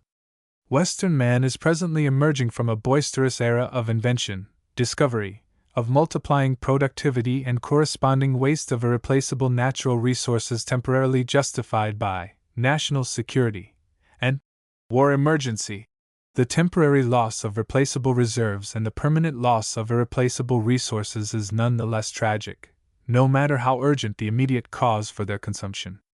At this stage in the history of Earth's conservation, when so much is waiting to be done, if each family, each village and town, each city, state, and nation will do its bit to conserve, plan, shape, utilize, beautify, improve what remains of the natural environment, the results will be impressive enough to justify the time and means devoted to the enterprise. Wherever we go with our plea for the foresight and economical use of the earth and its remaining resources, we are met with the question, "But what can I do?" The answer is simple. Find your place in the nearest team working to utilize, conserve, and, where possible, enlarge the natural wealth of the planet. If no such team exists, join with your neighbors in organizing one. Take seriously your assignment to use the part of the earth with which you are in contact intelligently, economically, wisely. Whether you are a novice or a professional, a homesteader or a long-time resident, be sure that each contact you make with the earth enlarges its possibilities of utility, order, beauty. This crusade to save and utilize the earth as the common mother of so many forms of life must be carefully planned and well organized through successive generations. Men have spent far too much time and energy in destroying. The time has come when they must conserve, plan, shape, utilize, beautify, improve. If the energy is now going into business, sport, social events, frivolities, make-believe, and the deliberate destruction of waste and war could be directed to planning, utilizing, beautifying on the circumferences and at the centers of population concentrations, immense forward strides could be taken in a single generation. The planet still has immense, unused or little used reserves of natural resources. The old order is slipping, floundering, wasting. Civilization has told the best of its story and is busy writing its epitaph. The revolution of 1750 to 1970 provides the opportunity for a new beginning. The place is here. The time is now. Let us conserve, beautify, share, utilize, and, in so far as possible, improve our natural surroundings. Chapter 17: Revamping the Social Life of the Planet. Beyond civilization, we could develop a sociology, a cluster of associations, institutions, outlooks, purposes, and practices designed to revamp the social life of the planet in much the same way and with the same general outlook with which we approach the political, economic, sociological, and ideological problems arising from the presence, on the planet Earth, of some 3,700 million different human beings. There are at least two approaches to the sociological aspects of our planet-wide, coordinated society. One way is that with which nature's cyclism has made us familiar, the day of manifestation, activity, and the night of rest, recuperation, restoration, and renewal. This might be described as a natural, gradual evolutionary way. The other way is based on creative intervention, which shortcuts evolutionary gradualism in the same way that a great leap shortcuts many ordinary steps. Perhaps the conception can be illustrated in a most effective way by the alternative presented during the Great Revolution of 1750 to 1970.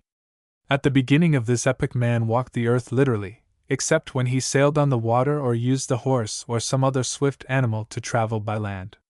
In the course of the Great Revolution, mankind has learned to move his body at speeds which sometimes exceed the movement of sound, on the land, on the water, through the air, and into space. He has done this short-cutting by revolutionary changes in types of energy coming from outside his physical body. In another sphere, communication devices, man has stepped up the movement of his emotions and thoughts and his creative imagination beyond the speed of light. This analogy is not complete, nor is it wholly convincing. But the great revolution in science and technology, applied in the field of social science, can quite conceivably provide humanity with the means of short-cutting the normal, or natural, processes in sociology, as it has already short-cut the normal, or natural, process in human transportation and communication. As long as human beings accept the normal, traditional, natural principles of association and group action, humanity will continue on the treadmill of civilization with its long-established cycles of beginning, expansion, exploitation, maturity, conflict, decline, and extermination. This aspect of planetary sociology may be illustrated by the rise and decline of total membership in the human family. We know that Roman civilization passed through a completed cycle of population expansion to an optimum, followed by a catastrophic population decline. Western civilization has been experiencing a population expansion or explosion that can be measured with a moderate degree of statistical accuracy. Planetary human population doubled from 500 million in 1650 to 1,000 million in 1850. Between 1850 and 1950, population more than doubled, from 1,000 million to 2,500 million. In 1975, the human population of the Earth is close to 3,700 million. An essential aspect of world government will be a population program designed to adjust social structure and planning to the means of production and to make generally available to all humans and, where possible, all living things, the results of invention, discovery and experience with affluence, general security, and wide variations of vocational and avocational choice. In practice, such a program would include the planned utilization and conservation of nature and the conscious improvement of society by society. Social planning at the planetary level could deal chiefly with large national or regional groupings, more or less divergent in viewpoint but conscious of the necessity for bringing local and regional groups together in order to secure common agreement and to take part in directed joint actions. Such efforts must aim at sufficient cohesion to provide for normal social function at all levels, sufficient permissiveness to allow for a measure of self-determination at all levels, sufficient authority to carry on production and distribution at all levels, and sufficient libertarianism to tolerate discussion and opposition at all levels, with a maximum degree of self-sufficiency and self-determination at all levels. Nowhere is the need for social planning more in evidence than in the sphere of human population. In the early years of the present 20th century, the human population was doubling in about 50 years, from 1,500 million in 1900 to 2,500 million in 1950, from 1,900 million in 1925 to 3,800 million in 1975. Had this rate of growth continued for another 100 years, the planet's fertile acres would have been fully occupied by jostling crowds with standing room only signs in the more desirable living spaces. Japan, the United States, several countries of West Europe and China have launched campaigns to reduce net population increase to 1% per year or less. A culture level, to be effective in the present predicament of a human race, oscillating uneasily between the possibility of social advance and the probability of recession into another dark age of ignorance, superstition, and social stagnation, must include certain essential elements. First and foremost, it must be planet-wide. Given planetary unification by communication, transportation, travel, migration, trade and commerce, and cultural interchange, one world has become a factual reality. World oneness is laced by contradictions, confrontations, conflicts, by traditional, customary, habitual, ideological, legal, and national barriers of greater or lesser rigidity. Despite these divisive forces, our need to function in terms of planetary oneness is so great that the term citizens of the world not only makes sense, but is accepted and even flaunted in the face of tough restrictions and hard-nosed nationalism. Segments of humanity that are ready and willing to sign up as world citizens already enjoy world consciousness, carrying world passports, and are experimenting with various aspects of worldist thinking, contact, organization. They are ready and willing to take part in a multitude of planetary experiments in worldwide human association. The Great Revolution of 1750 to 1970 has made two notable contributions to the institutions of Western civilization. In the field of politics, it has contributed the nation-state. In the field of economics, it has contributed industrialization with its twin sociological consequence, mechanization and urbanization. Machines and cities are the Siamese twins of the modern age. They are also the twin forces that help to push the nation-state into its strategic position of sovereign independence. Nationalism today is a unifying force inside the frontiers of the 140 nations that presently litter and clutter the earth. Beyond each frontier, however, nationalism has become one of the most divisive sources of misunderstanding, controversy, disruption, and conflict presently cursing mankind. In the exercise of their sovereignty, the oligarchs who make policy and direct procedure in each sovereign state put national interests first. On a planet which currently hosts 140 sovereign states, this policy of putting the interests of the part before the interests of the whole results in controversy, conflict, and may result in collective self-destruction. It is reassuring and encouraging to compare the rise of nationalism and Europeanism during the past 1,000 years with the rise of planetism and worldism from 1450 to 1970. The development of nationalism and Europeanism is still incomplete, but the drive in that direction has thus far survived the fragmenting forces of self-determination and political independence which have played so vital a role in human society since the beginning of the present century. Europeanization is still a dream rather than a reality. The forces of regionalism, nationalism, and separatism still dominate European life. But the ideology and techniques of Europeanization are widely recognized, accepted, and put into practice. The development of worldism seems to be following a parallel course. Consequently, wisdom, foresight, and the acceptance of change as a major factor in all social relationships seem to justify our assumption that sooner or later man's survival on the planet will depend on a degree of worldist thinking, association, and institutionalism that will guarantee the preservation of order and decency at the planetary level. Since conformity implies and involves a will to diversity, measures to establish and maintain order and peace would include the widest possible latitude and the utmost effort to encourage the greatest possible diversity at regional, national, and local levels. Thus, diversity would become a virtue in much the same sense that conformity became a virtue in bourgeois Europe toward the end of the last century, and in North America during the Joseph McCarthy period. Through the past dozen years, American youth has reversed the trend, adopting a permissiveness under which the sky is the limit in language, clothing, sexual conduct, and professional choice and behavior. Nonconformity is all very well as protest against superconformity, but it fails utterly to meet the basic need of the 1970s for a mass movement away from the institutions and practices of civilization, plus a disciplined and purposive mass determination to assume attitudes, adopt practices, and establish institutions leading beyond civilization to a world culture pattern which insists upon conformity up to a point necessary for survival and social advance, and beyond that point, a diversity, including recognized and organized opposition at the planetary center. At the same time, there must be a degree of regional and local diversity that will provide for the utmost independence, self-confidence, self-expression, and regional and local self-determination compatible with the basic principle, to each in accordance with need. Beyond civilization, matters of general concern will take precedence at the same time that matters of regional and local concerns will be dealt with regionally and locally. In such a society, individuals and communities at all levels will be schooled and experienced in self-discipline and prepared to follow conduct patterns that emphasize the principle, live and help others to live to the fullest and the utmost. Beyond civilization lies the recognition and practice of the principle that the welfare of the whole takes precedence over the demands of any of its parts.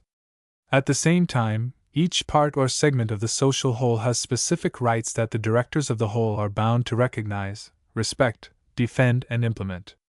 Such results can be achieved under a social pattern aimed at respect for life, all life, the preservation and improvement of the conditions under which the good life can be lived by all members of each community, as well as by the human family as a whole.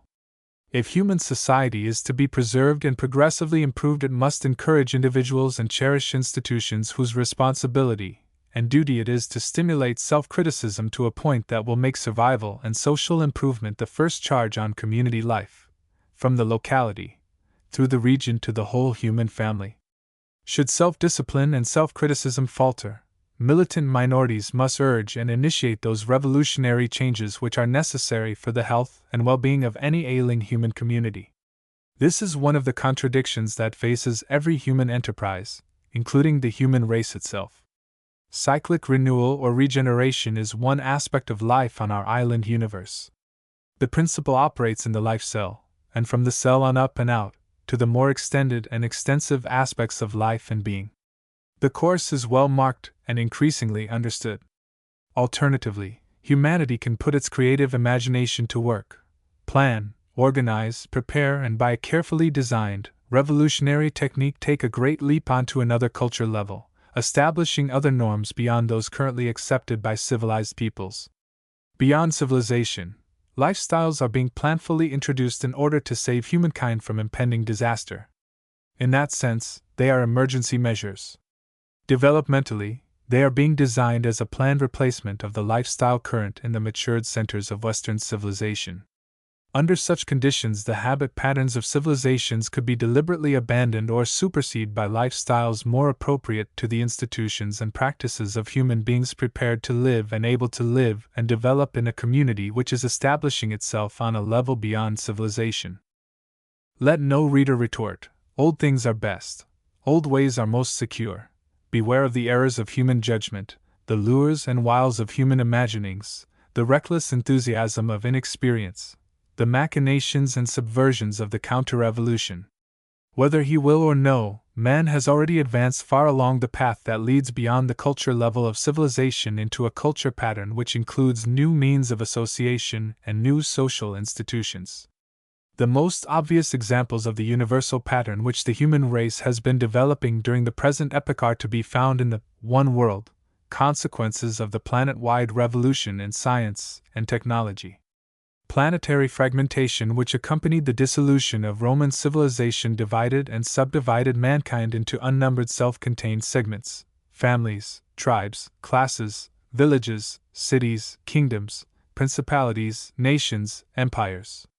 They were separated from one another by geographic, ethnic, ideological, and political barriers which were intensified by tradition, custom, migration, and the competitive struggles among the elite for pelf and power. Ignorance and superstition played a major role in the decentralizing process. Conflicts at various levels led to further social segmentation and isolation of autonomous social groups. In the backwardness of those dark ages, curiosity, fellow feeling, mass migration, the spirit of adventure, trade, travel, and the need for common action to master nature and repel enemies broke down barriers and created fields of mutual interest and general well-being, reversing the trend toward fragmentation and replacing it by a trend toward universality which reached its high point during the closing years of the 19th century. The slogan of this movement was, "United we stand, divided we fall. The bell which tolls for one, tolls for all. When one benefits, all benefit. Peace, progress, and prosperity promote general welfare." Two general wars in 1914-18 and 1939-45 brought premeditated, deliberated suffering, hardships, and death to multitudes. Each war led to a clamor for peace and order that resulted in a world court, the League of Nations and the United Nations. The efforts at planet-wide united action for peace and disarmament were paralleled and supplemented by the growth of specialized public services for communication, travel, scientific interchange, arms limitation. They were further augmented by a spectacular expansion of trade, travel, capital investment, and scientific research and interchange.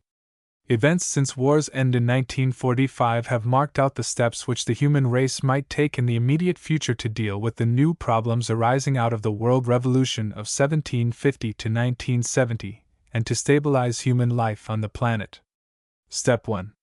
Revise the United Nations Charter to make all citizens of member nations also citizens of the United Nations and therefore under its direct jurisdiction. Step 2.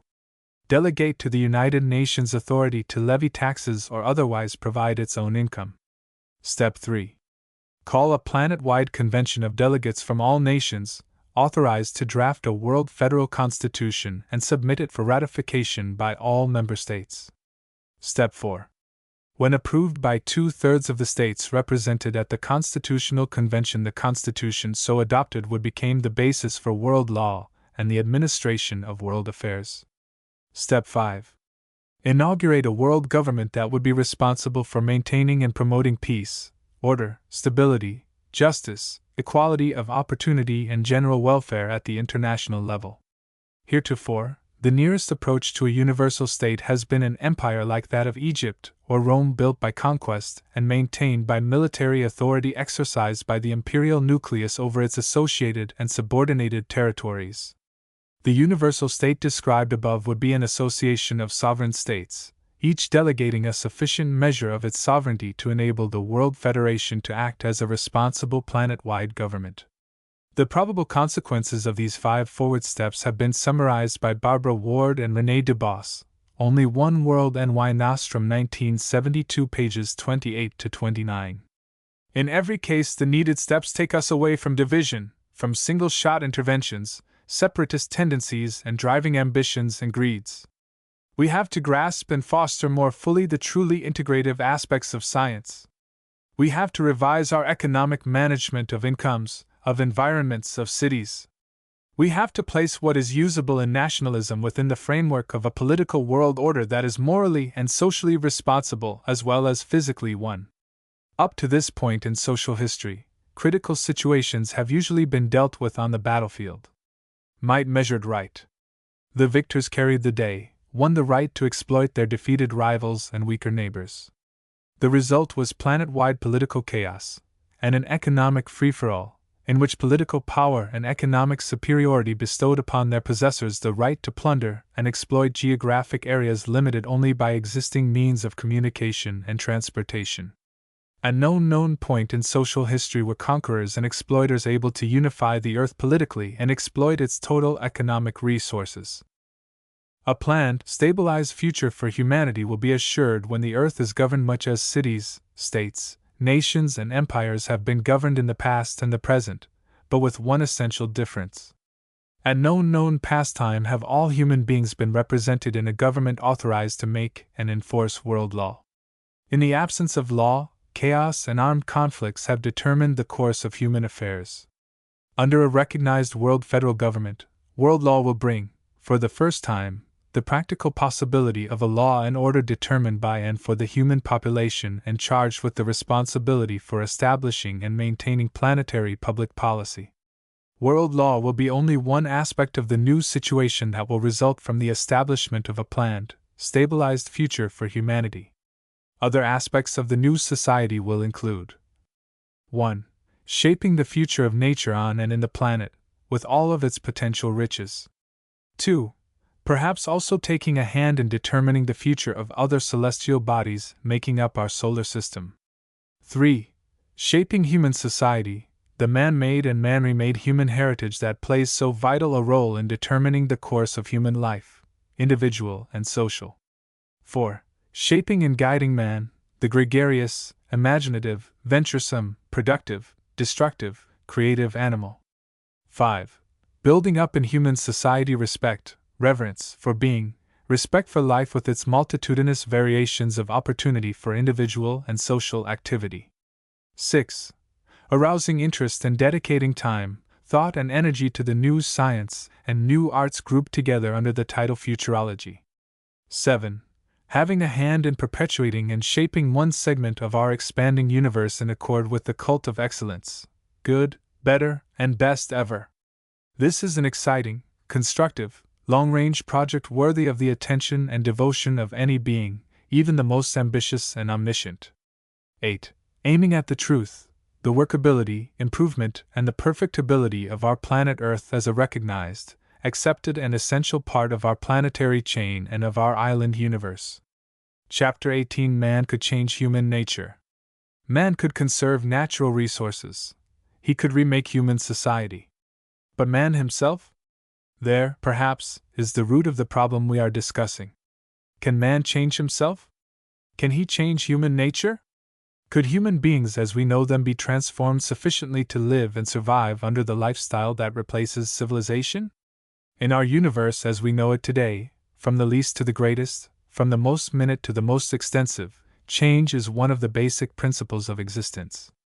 Nature changes. Human society changes. Changes in nature and in society are paralleled by changes in man himself, changes in outlooks and purposes, changes in ways of feeling, thinking, and acting.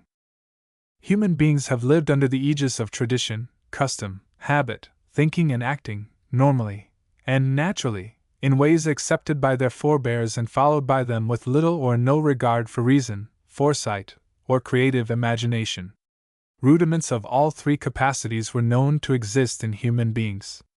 On the whole, the status quo has been preferred, innovation frowned upon, and innovators discouraged, denounced, reviled, and sometimes even put to death. In the field of natural science, revolutionary shortcutting through the use of man's creative imagination has been widely used. The Great Revolution is one aspect of the anticipated result.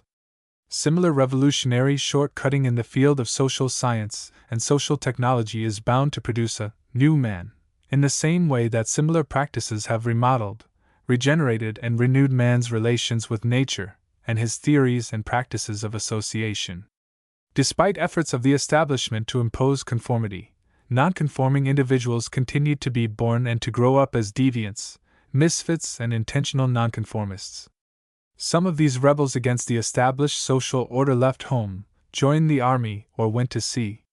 Others stayed at home, bided their time, and, when opportunity offered, joined with like-minded fellows in organized underground opposition or open rebellion against the status quo. History reports the existence of such dissident individuals and social groups and movements in one civilization after another. In a very real sense, any invention, discovery, or innovation in any field of human thought or action, if widely accepted or adopted automatically, becomes a revolt against the status quo. Our experience with innovation during 2 centuries of the Great Revolution gives us every reason to suppose that the flow of scientific and technical invention and discovery will continue for an indefinite period into our future. On the whole, the evidence suggests increase rather than decrease of innovation, and therefore of change. A time of trouble such as that through which Western civilization is now passing offers individuals and social groups unique opportunities to play significant roles in shaping the course of events. In every human population there are individuals who are dissatisfied with the status quo and prefer change to status. For such individuals, a time of social troubles is a holiday. There is also an ever-renewing social group for whom a time of troubles presents a challenge and an opportunity: the young people of the oncoming generation. Adults are generally conditioned and shaped by the social situation into which they were born and in which they matured. Young people are passing through the conditioning process. They are undergoing the process of rapid change. Young people in their teens and early 20s stand, usually hesitant, on the threshold of life. They are bursting with energy, eager, hopeful, anxious to enter the stream of adult activity.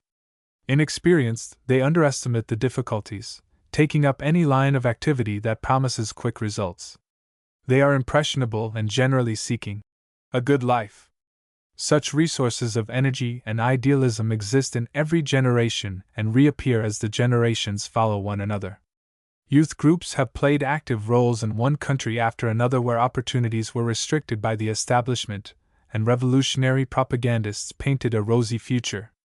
Political nationalism in the 18th century and economic and social emancipation in the 19th century mobilized high school and college-age youth in the Americas, Europe, Asia, and Africa.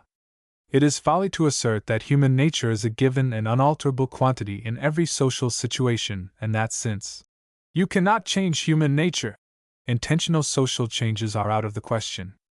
The facts are otherwise. 1. There is a wide diversity in human beings ranging from Herculean physical strength to pitiable weakness, from the mental power of genius to the nonentity of imbecility, from outstanding and unquestionable talent in arts and letters to illiteracy and clumsy inefficiency. This wide diversity in human capacity is one of the outstanding features of human nature, recorded again and again in history and encountered in all human aggregates. 2. There is a period in human life when the habit patterns of childhood are exchanged for the habit patterns of adulthood. At this turning point, youth is likely to follow dynamic and purposeful leadership. 3. There is a wide diversity in social situations, from rock-ribbed stability to entire communities teetering on the brink or plunging over the brink into the maelstrom of revolution. Such diverse situations have existed again and again during the 1750 to 1970 revolutionary epoch. 4. When a revolutionary situation develops, A revolutionary leader well established in a community trembling on the brink of a revolutionary overturn may seize the reins of power and establish a regime founded on opposition principles, dedicated to another set of principles and practices. When such a revolutionary coup is successful, the bells of history have tolled for the older order, and the trumpets of victory have sounded for the new society. 5. The intensity and the direction of the social changes which radiate out from the climax of a revolutionary situation and the subsequent attempts at counter-revolution are the outcome of active, purposive intervention by all of the social groups present at the center of revolutionary activity. The current shift from a laissez-faire economy, letting nature take her course, to a planned, managed, controlled economy is a precedent which gives us a foretaste of what will lie ahead when a planet-wide federal government undertakes the planning, direction, and management of a planet-wide economy and society. The outcome cannot be determined in advance. Unexpected situations will arise, the resolution of which will shape the fate, present and future, of mankind. In a very real sense, our eggs are all in one basket, the Earth. Our future, for generations to come, may be determined by the decisions we are making or the social policy we are initiating at the present moment. Large-scale research and experiment should go a long way toward developing the skills required by competent and successful planetary leadership. Political experiments like the United States of North America or the Union of Socialist Soviet Republics or the League of Nations or the United Nations, the planet-wide search for petroleum, or the joint scientific efforts that went into the splitting of the atom, have given us opportunities to develop the science and art of planet-wide leadership. Behind and beyond our training courses, our formal educational system, which should be in the front rank of our priorities, we could train apprentices in every occupational field, selecting the most apt, the most eager, the seemingly best qualified, and giving them every opportunity to try out their skills and improve their qualifications in their chosen fields of endeavor. Aspirants for any occupational assignment would divide themselves into 3 groups: those who feel that they have chosen wisely, find themselves in congenial surrounds, and want to spend coming years in the occupation of their choice; those who are uncertain and still unable to decide upon the field of their life activity; and third, those who have chosen badly, are dissatisfied with the occupational groove in which they find themselves, and who are ready to move into another field at the first opportunity. The well-adjusted will constitute the elite of their chosen occupations, learning its skills and joining with other well-satisfied professionals and passing on their enthusiasm and knowledge to the next generation of aspirants for inclusion in the same production teams.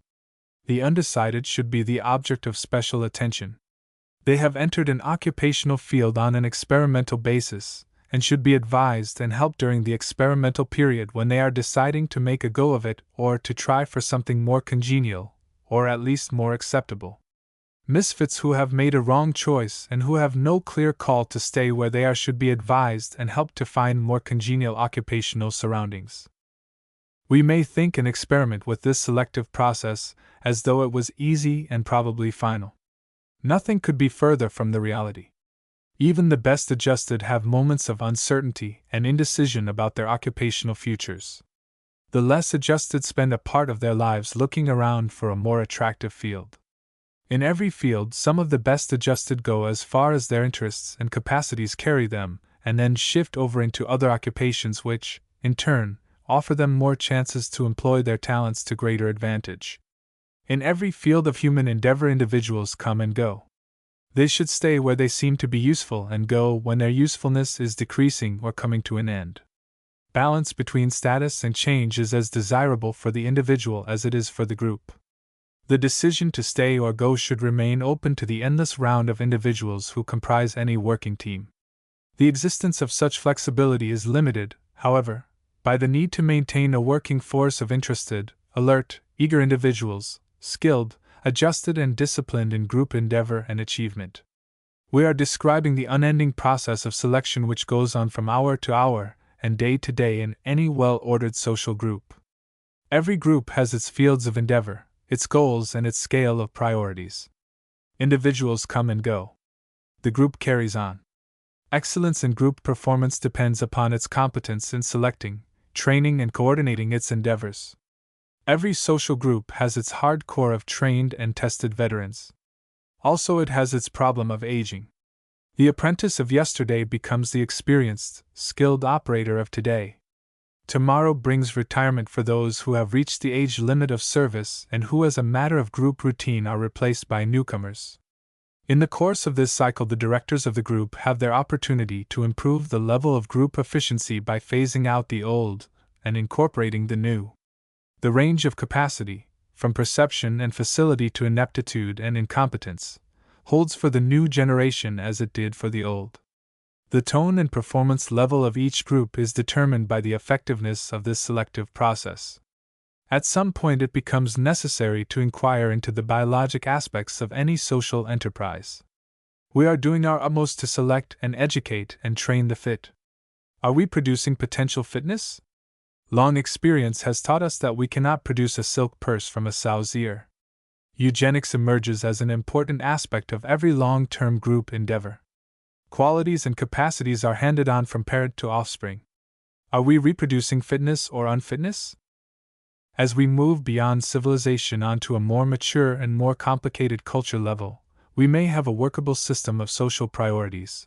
But does our oncoming stream of manpower have the interest, the imagination, the competence, the sense of social responsibility, and the staying power necessary to arouse in a series of generations the will and determination to carry out social policy?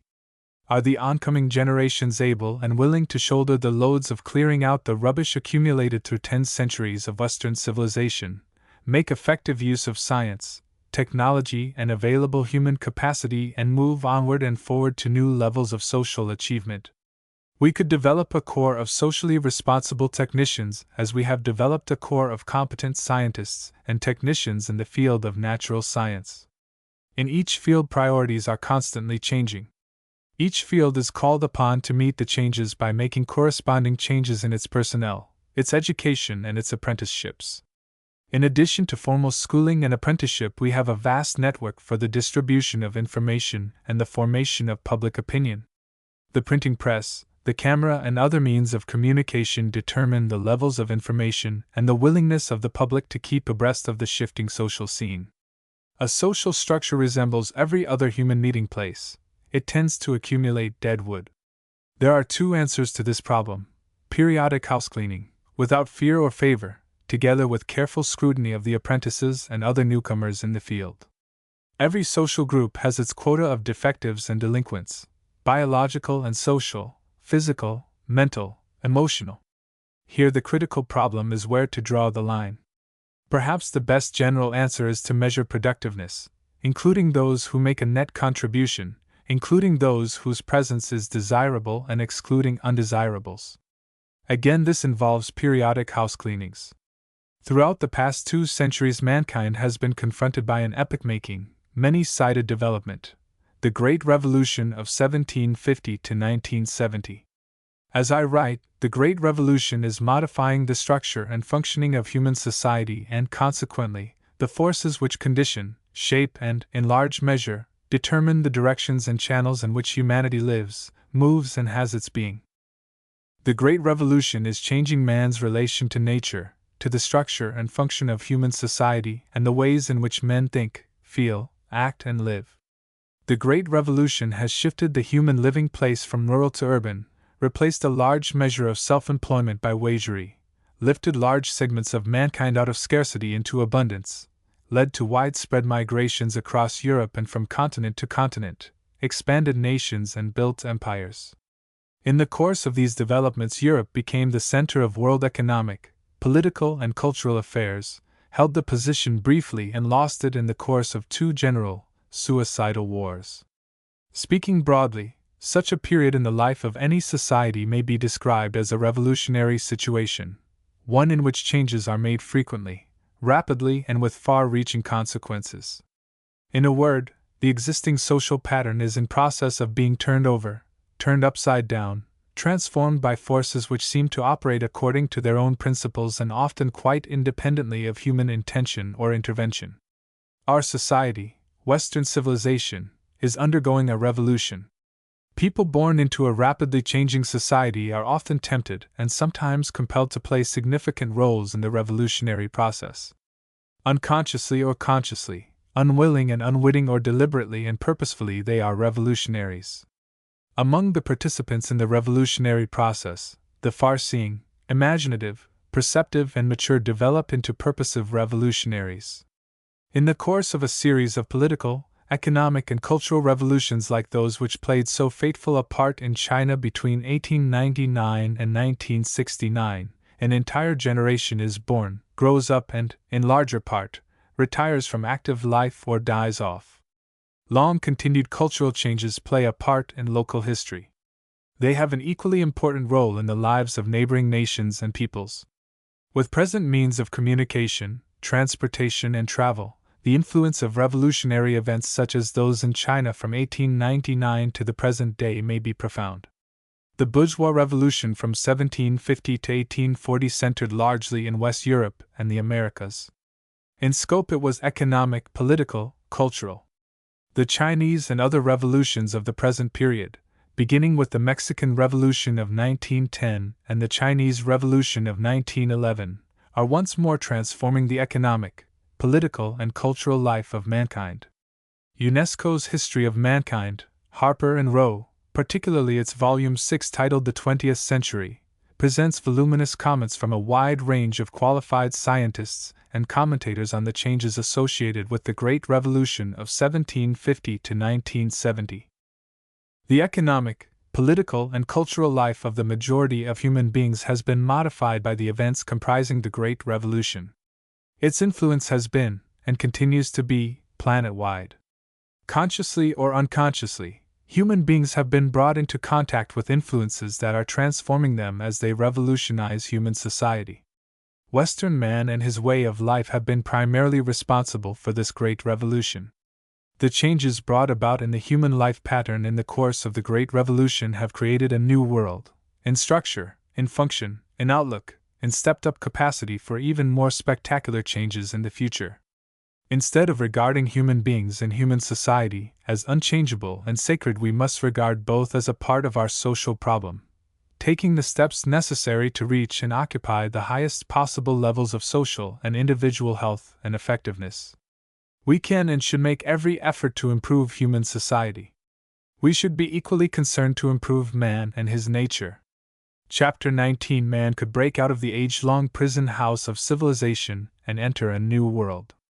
We humans have been living for ages with various lifestyles, as hunters and fishermen, as herdsmen, as cultivators of the soil, as craftsmen, as traders and merchants, as professionals, as exploiters, as parasites, wreckers and plunderers. On the whole, our energies have been spent in relatively small, self-sufficient groups, staying close to nature, as a part of nature.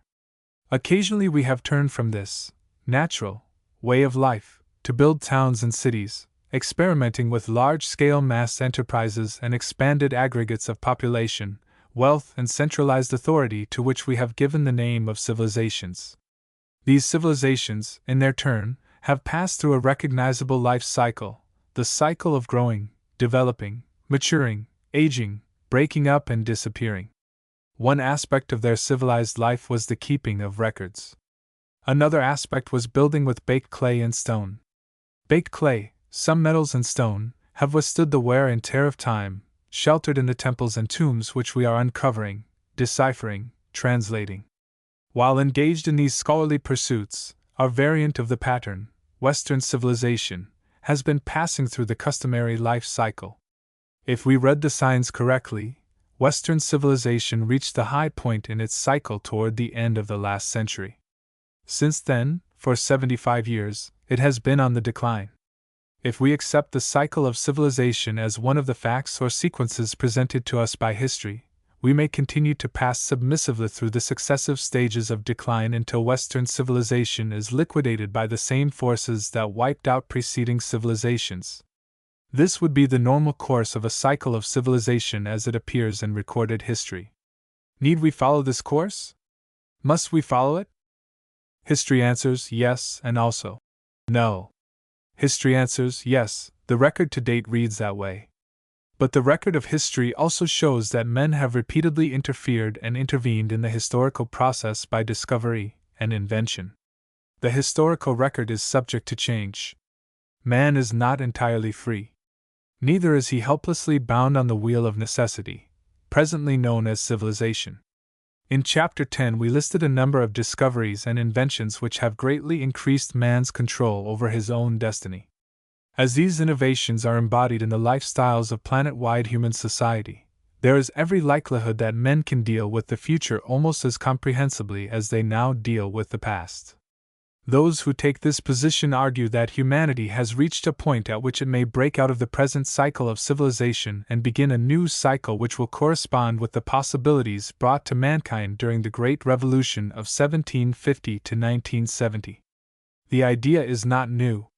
It has appeared repeatedly in various forms: individual withdrawal from the world and its troubles to live solitary, perfected, sin-free existences, the formulation of plans for utopian or ideal communities, the establishment of such communities, apart from the workday world, revolutionary mass movements away from the current time of social troubles into a more workable, more acceptable, more basically productive and fundamentally creative lifestyle.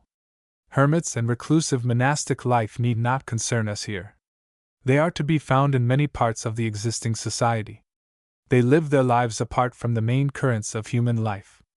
We may make the same comment, with slight modifications, on intentional communities organized within the bounds of surrounding civilizations.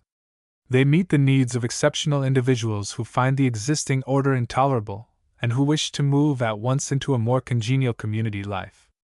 Intentional communities founded to demonstrate particular social or economic theories usually are short-lived, covering, at best, 1 or 2 generations. Intentional communities organized around ethical or social principles are more enduring, lasting through generations and sometimes through centuries. During their existence, they may have considerable influence on the communities of which they are a part. At best, they parallel the life of the civilization against which they protest, while they share its problems. Religiously oriented intentional communities may be found today in many of the countries composing Western civilization. What concerns us here is the split of Western civilization into 2 broadly divergent groups: capitalism and socialism-communism.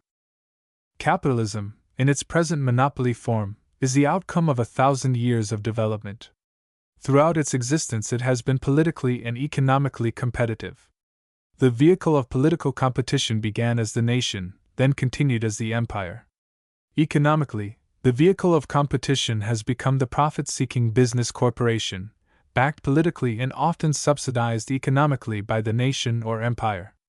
As Western civilization has developed, nations and empires have tended to form more or less permanent alliances.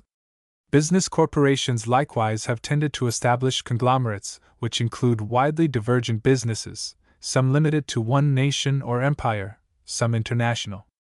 Historically, the present-day business community developed out of a segmented European feudal society as a protest against political restrictions. Its early keynote was laissez-faire, freedom of businessmen to make economic policy and accumulate profits.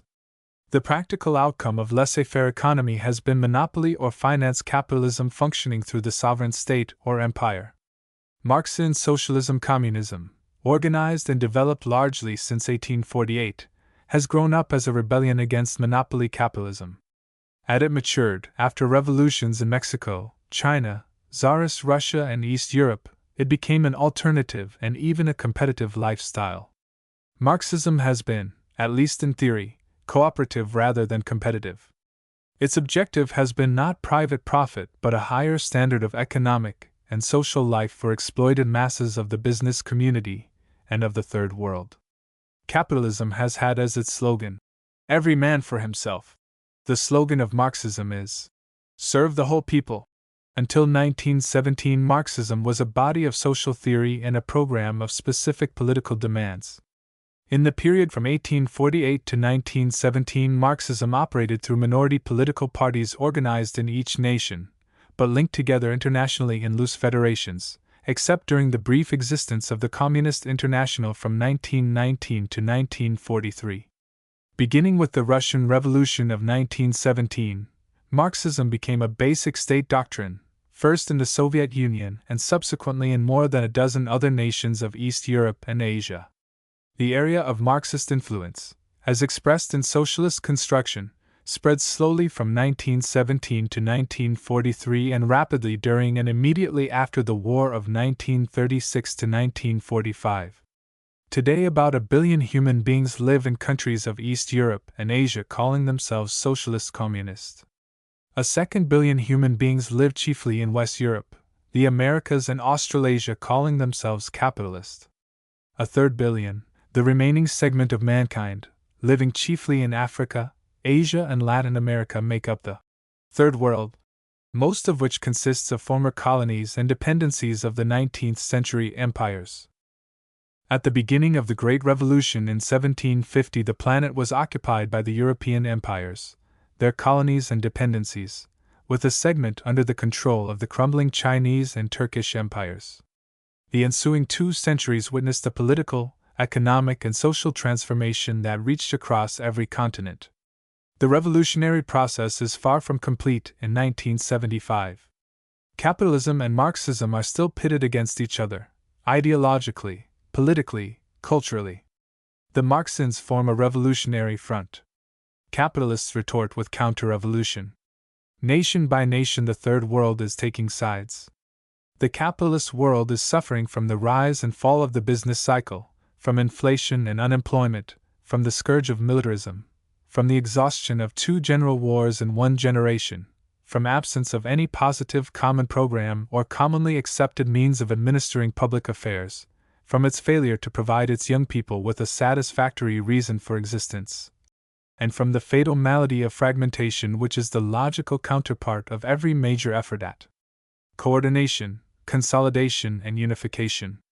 Western civilization, despite repeated efforts, was never able to establish the kind of superficial unity that marked the high point in the Egyptian and Roman civilizations. The stresses and strains of the current Great Revolution have introduced into Western civilization new disintegrative forces, of which the capitalist-Marxist confrontation is the most extensive, divisive, and decisive. The Marxist world, in its spectacular rise during less than a century, offers the only workable alternative to declining and disintegrating Western civilization. It presents an alternative theoretical program for dealing with the transition from the built-in competitiveness of Western civilization to the built-in cooperativeness of a planned, coordinated, federated socialist communist world order. The Soviet Union and its East European socialist neighbors have survived the wars of 1914 and 1936, have survived the capitalist conspiracy to strangle infant Marxism in its cradle. In a remarkably brief period, the Soviet Union has moved from a position of cultural backwardness to become the number 2 nation in productivity, and perhaps even number 1 in firepower. Today, Asia's active development of several variants of Marxism is defended against any repetition of Hitler's 1941 drive to the east by the massive land barrier of the Soviet Union and its East European Marxist associates. On the west, Asia is protected by the vast expanses of the Pacific Ocean against the determined efforts of the Washington government to check the spread of Marxism. Washington's current effort to become the Pacific power and also the Asian power have been blocked and perhaps thwarted by the defeat of General MacArthur and his international forces in the Korean War of 1950–53. And by the unanticipated and unbelievable resistance mounted by the peoples of Southeast Asia against the repeated efforts made by Washington to replace the French imperial presence there after its overwhelming defeat in 1954. The decisive political developments in South and East Asia following war's end in 1945 were first, the expulsion of the British, French, and Dutch from their military strongholds in the area; second, the spectacular unification of China and its rapid advance from inferiority and political inconsequence to a place among the 3 major world powers; third, the meteoric comeback of Japan after its unconditional surrender in 1945; and fourth, the failure of the costly effort mounted by Washington after 1954 to establish itself in a position from which it could dominate the Pacific Ocean and East Asia. So much we may learn from history. Turning from the past and looking at the trends of the immediate future, it seems likely that Marxism will continue for at least some years to be the dominant force in Asia. Furthermore, the Marxian presence in Asia will include both the Soviet Union in Northern Asia and China in South Asia. Both countries are unquestionably stabilized economically and viable politically. Both are headed away from capitalist imperialism. Both are moving toward Marxian forms of socialism-communism. The wars in Southeast Asia after the expulsion of the French in 1954 were organized, financed, and armed primarily by the Washington government. They were avowedly aimed at the uprooting of Marxism from the area. They not only failed in their main objective, but they gave the Soviet Union and the Chinese a chance to pit their advisors, technicians, and military equipment against that of the United States as the major capitalist contender in the area. This phase of the counter-revolutionary drive to re-establish monopoly capitalism and imperialism in the Far East thus far has met with decisive and humiliating defeat. This defeat marks the end of the capitalist occupation of Far Asia. It also opens the way for the Marxists to demonstrate the workability of socialism-communism as a lifestyle for Asians and, presumably, for other segments of the Third World. Success of the Marxists in maintaining and extending their presence in Asia will make it politically and culturally possible for them to take 5 essential steps. First, to extend the developing pattern of collective responsibility and collective action around the earth as rapidly as possible. If such an extension proves feasible, it should give Marxism a real priority in stabilizing the economy and building up the political vigor of the Far East. Second, organized counter-revolution could be liquidated and revolutionaries, willing to take on the responsibility, could be provided with necessary authority, leadership, and equipment. Third, moving along with the formulation and fulfillment of carefully developed plans for socialist construction in all of its ramifications, to close the door gradually, step by considered step, on exploitation and profiteering. In their places, well-laid plans could be drawn up for developing a people's socialist communist economy in the more backward areas of Africa, Asia, and the Americas. Fourth, the new economy could be federated as it was established and stabilized, with special attention to the need for a maximum of local self-help to balance against pressures toward bureaucracy and the development of overhead costs. Fifth, with one eye on its need for integration into a socialist-communist collective planetary economy, the other eye must be kept on the planetary chain of which the Earth is an essential part. Life is a process operating through the linking of causes and their effects. This is as true of social life as it is of individual life. Reviewing history, we check man's past actions and learn by so doing. Turning to the future, we plan and prepare to set in motion that conglomerate of causes, plans, best calculated to assure a good life individually, socially, cosmically, with a strong emphasis on the time-honored sequence: good, better, best. It is our opportunity, our destiny, and our responsibility to keep on living, constructing, creating. We must live, not die. We must not stop. We must go on. By such steps, we humans could bypass the restrictions and limitations imposed on human creative genius by the structure and function of civilization. In its place, we could elaborate a substitute interplanetary culture in which a chastened, improved, rejuvenated humanity could play a creative role, in accordance with our capacities and our destiny as an integral part of the joint enterprise to which our sun furnishes light, warmth, and vibrant energy. We have latent among us the talent and genius necessary to play such a part. Do we also have the imagination, courage, and daring to accept the challenge and take our post of duty in the team that is directing the expansion of our expanding universe? Suggested readings and references. Among the books consulted in preparation of this essay on civilization as a social institution, UNESCO History of Mankind holds first place. The authors describe the work as the first global history, planned and executed from an international viewpoint. The subtitle of the 6 volumes is Cultural and Scientific Development. The work is published under the auspices of the United Nations Educational, Scientific and Cultural Organization by an international commission presided over by Professor Paul Z. de Barreto Carneiro of Brazil. The commission consists of 23 members, mostly academicians from 23 countries.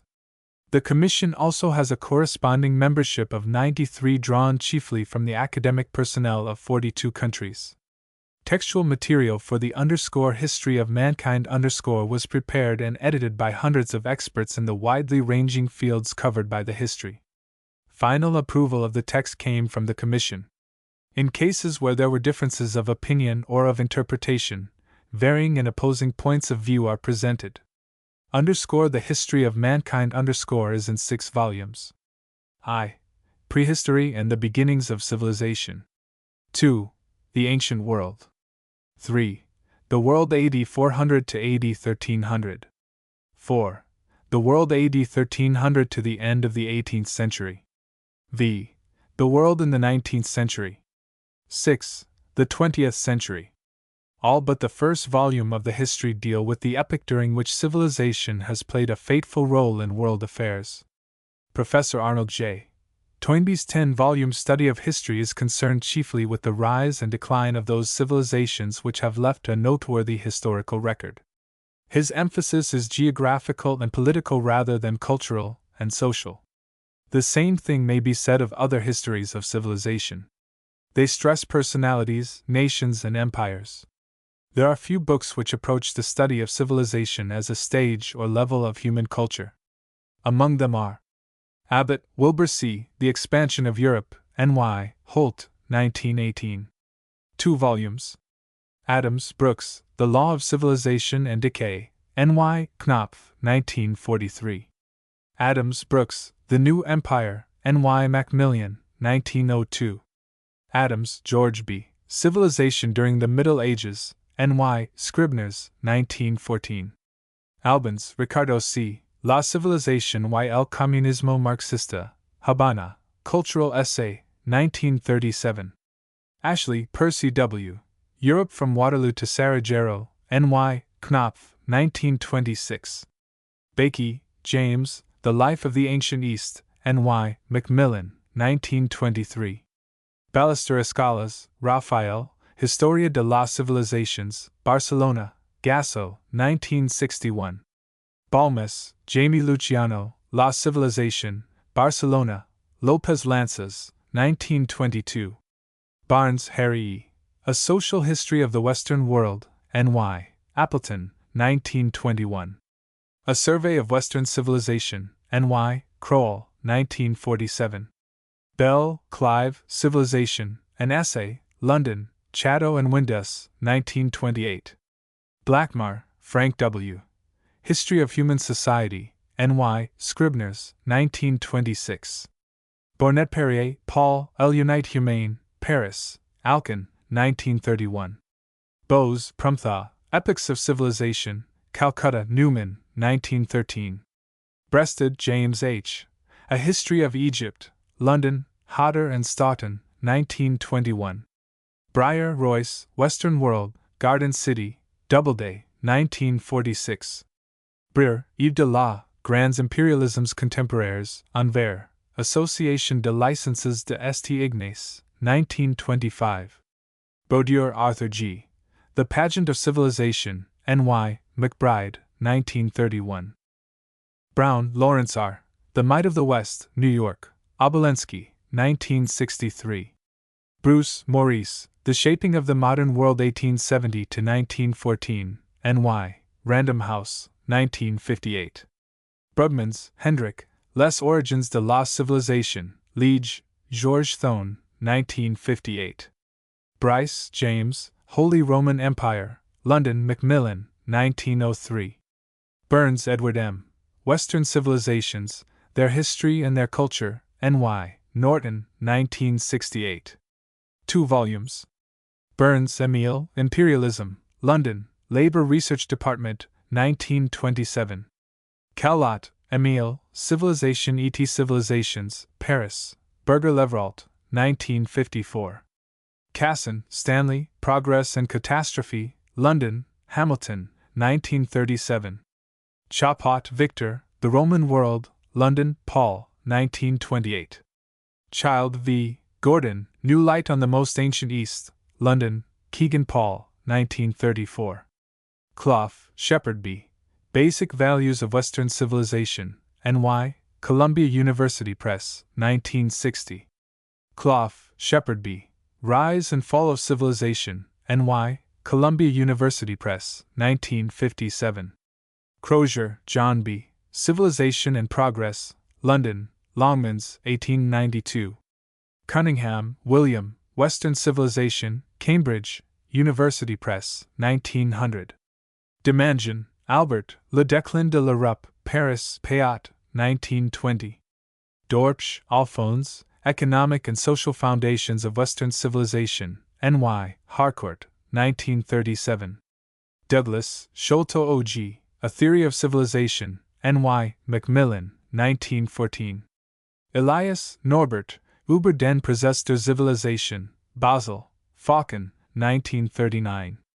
Farrington, Benjamin, Science and Politics in the Ancient World, London, Allen and Unwin, 1939.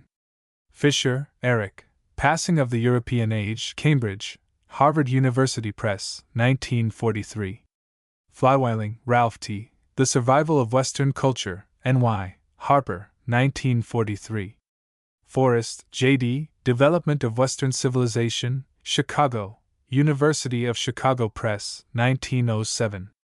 Faugers, Gustave and others, Les Premières Civilisations, Paris, Alcan, 1926. Frank Tenney, Economic History of Rome, Baltimore, Johns Hopkins Press, 1927. 2nd ed. Frank Tenney, Roman Imperialism, N.Y. Macmillan, 1914. Freud, Sigmund, Civilization and Its Discontents, N.Y., Norton, 1961. Friedel Egon, A Culture History of the Modern World, N.Y., Knopf, 1930. Friedjung, Heinrich, Das Zeitalter des Imperialismus, Berlin, Neufeld und Henius, 1914. 3 volumes. George Eugen, The Adventure of Mankind, N.Y. Dutton, 1931. Glotz, Gustav, Aegean Civilization, N.Y., Knopf, 1925. Goddard, Edward H., and Gibbons, P.A., Civilization or Civilizations, London, Constable, 1926. Gallwitzer, Heinz, Europe in the Age of Imperialism, N.Y., Harcourt, Brace, 1969. Gashel, Kumar, People in Colonies, N.Y., Sheridan House, 1948. Grigg, Edward W. M., The Greatest Experiment in History, New Haven, Yale University Press, 1924. Guizot, F.P., Histoire de la Civilisation en Europe, N.Y., Appleton, 1938. Gupta, N.K., The March of Civilization, Pondicherry, Sri Aurobindo Ashram, 1959. Haas, William, What is Civilization? London, Oxford University Press, 1929. Hankins, Frank H., The Racial Basis of Civilization, N.Y., Knopf, 1926. Harris, George, Civilization Considered as a Science, London, Bell and Daldy, 1872. Hurd, Gerald, The Source of Civilization, London, Cape, 1935. Hertzler, G.O., The Social Thought of the Ancient Civilizations, N.Y., McGraw-Hill, 1938. Hubbard, Arthur J., The Fate of Empires, London, Longmans, 1913. Innes, Harold B., Empire and Communication, Oxford, Clarendon, 1950. Lewis, Paul, Ancient Rome at Work, N.Y., Knopf, 1927. Lowy, Robert H., Are We Civilized? N.Y., Harcourt Brace, 1929. Lubbock, John, The Origin of Civilization, London, Longmans, 1875. McCabe, Joseph, The Evolution of Civilization, London, Watts, 1921.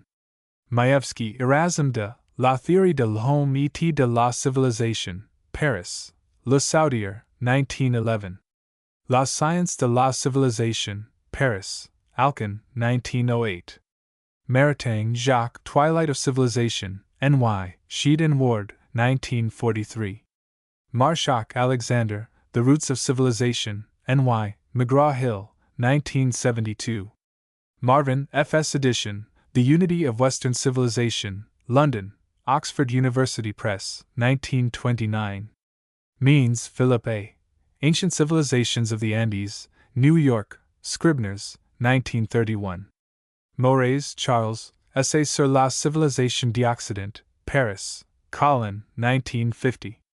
Moret A. and Davy G. From Tribe to Empire, N.Y., Knopf, 1926. Morgan, L.H., Ancient Society, N.Y., Holt, 1907. Morris, Charles, Civilization, An Historical Review of Its Elements, Chicago, Griggs, 1890. Mumford, Lewis, Technics in Civilization, N.Y., Harcourt Brace, 1934. Pendle, Elmer, The Next Civilization, Dallas, Royal, 1970. Quigley, Carol, The Evolution of Civilizations, N.Y., Macmillan, 1961. Randall, Henry J. The Creative Centuries, N.Y., Longmans, 1944. Rod, Edward L. Imperialism, Paris, Revue de Deux Mondes, 1907. Rostovtsev, Mikhail I. Economic and Social History of the Roman Empire, Oxford, Clarendon Press, 1926. Schneider, Hermann, The History of World Civilization, N.Y., Harcourt Brace, 1932. 2 volumes. Schumter, Joseph, Zur Soziologie des Imperialismus, Tübingen, Moore, 1919. Schrecker, Paul, Work and History, Princeton, University of Princeton Press, 1948. Schweitzer, Albert, The Philosophy of Civilization, N.Y., Macmillan, 1949. Saint-Yobos, Charles, The Rise of European Civilization, N.Y., Knopf, 1938. Sellery, George C., The Founding of Western Civilization, N.Y., Harper, 1929. Spengler, Oswald, Decline of the West, N.Y., Knopf, 1928. Swain, Edgar S., A History of World Civilization, N.Y., McGraw-Hill, 1938. Toynbee, Arnold J., A Study of History, N.Y., Oxford, 10 volumes. UNESCO, Scientific and Cultural History of Mankind, N.Y., Harper and Row, 6 volumes. Walker, C.C., The Biology of Civilization, N.Y., Macmillan, 1930. Walsh, Korea Moylan, The Climax of Civilization, N.Y., Sturgis, 1917. Wells, H.G., The Salvaging of Civilization, N.Y., Macmillan, 1922. Whitney, Joseph, Civilizations, Their Diseases and Rebuilding, Los Angeles, Pacific Publishing Company, 1937. Zimmern, Alfred E., Greek Commonwealth, Oxford, Clarendon Press, 1911. End of Project Gutenberg's Civilization and Beyond, by Scott Nearing.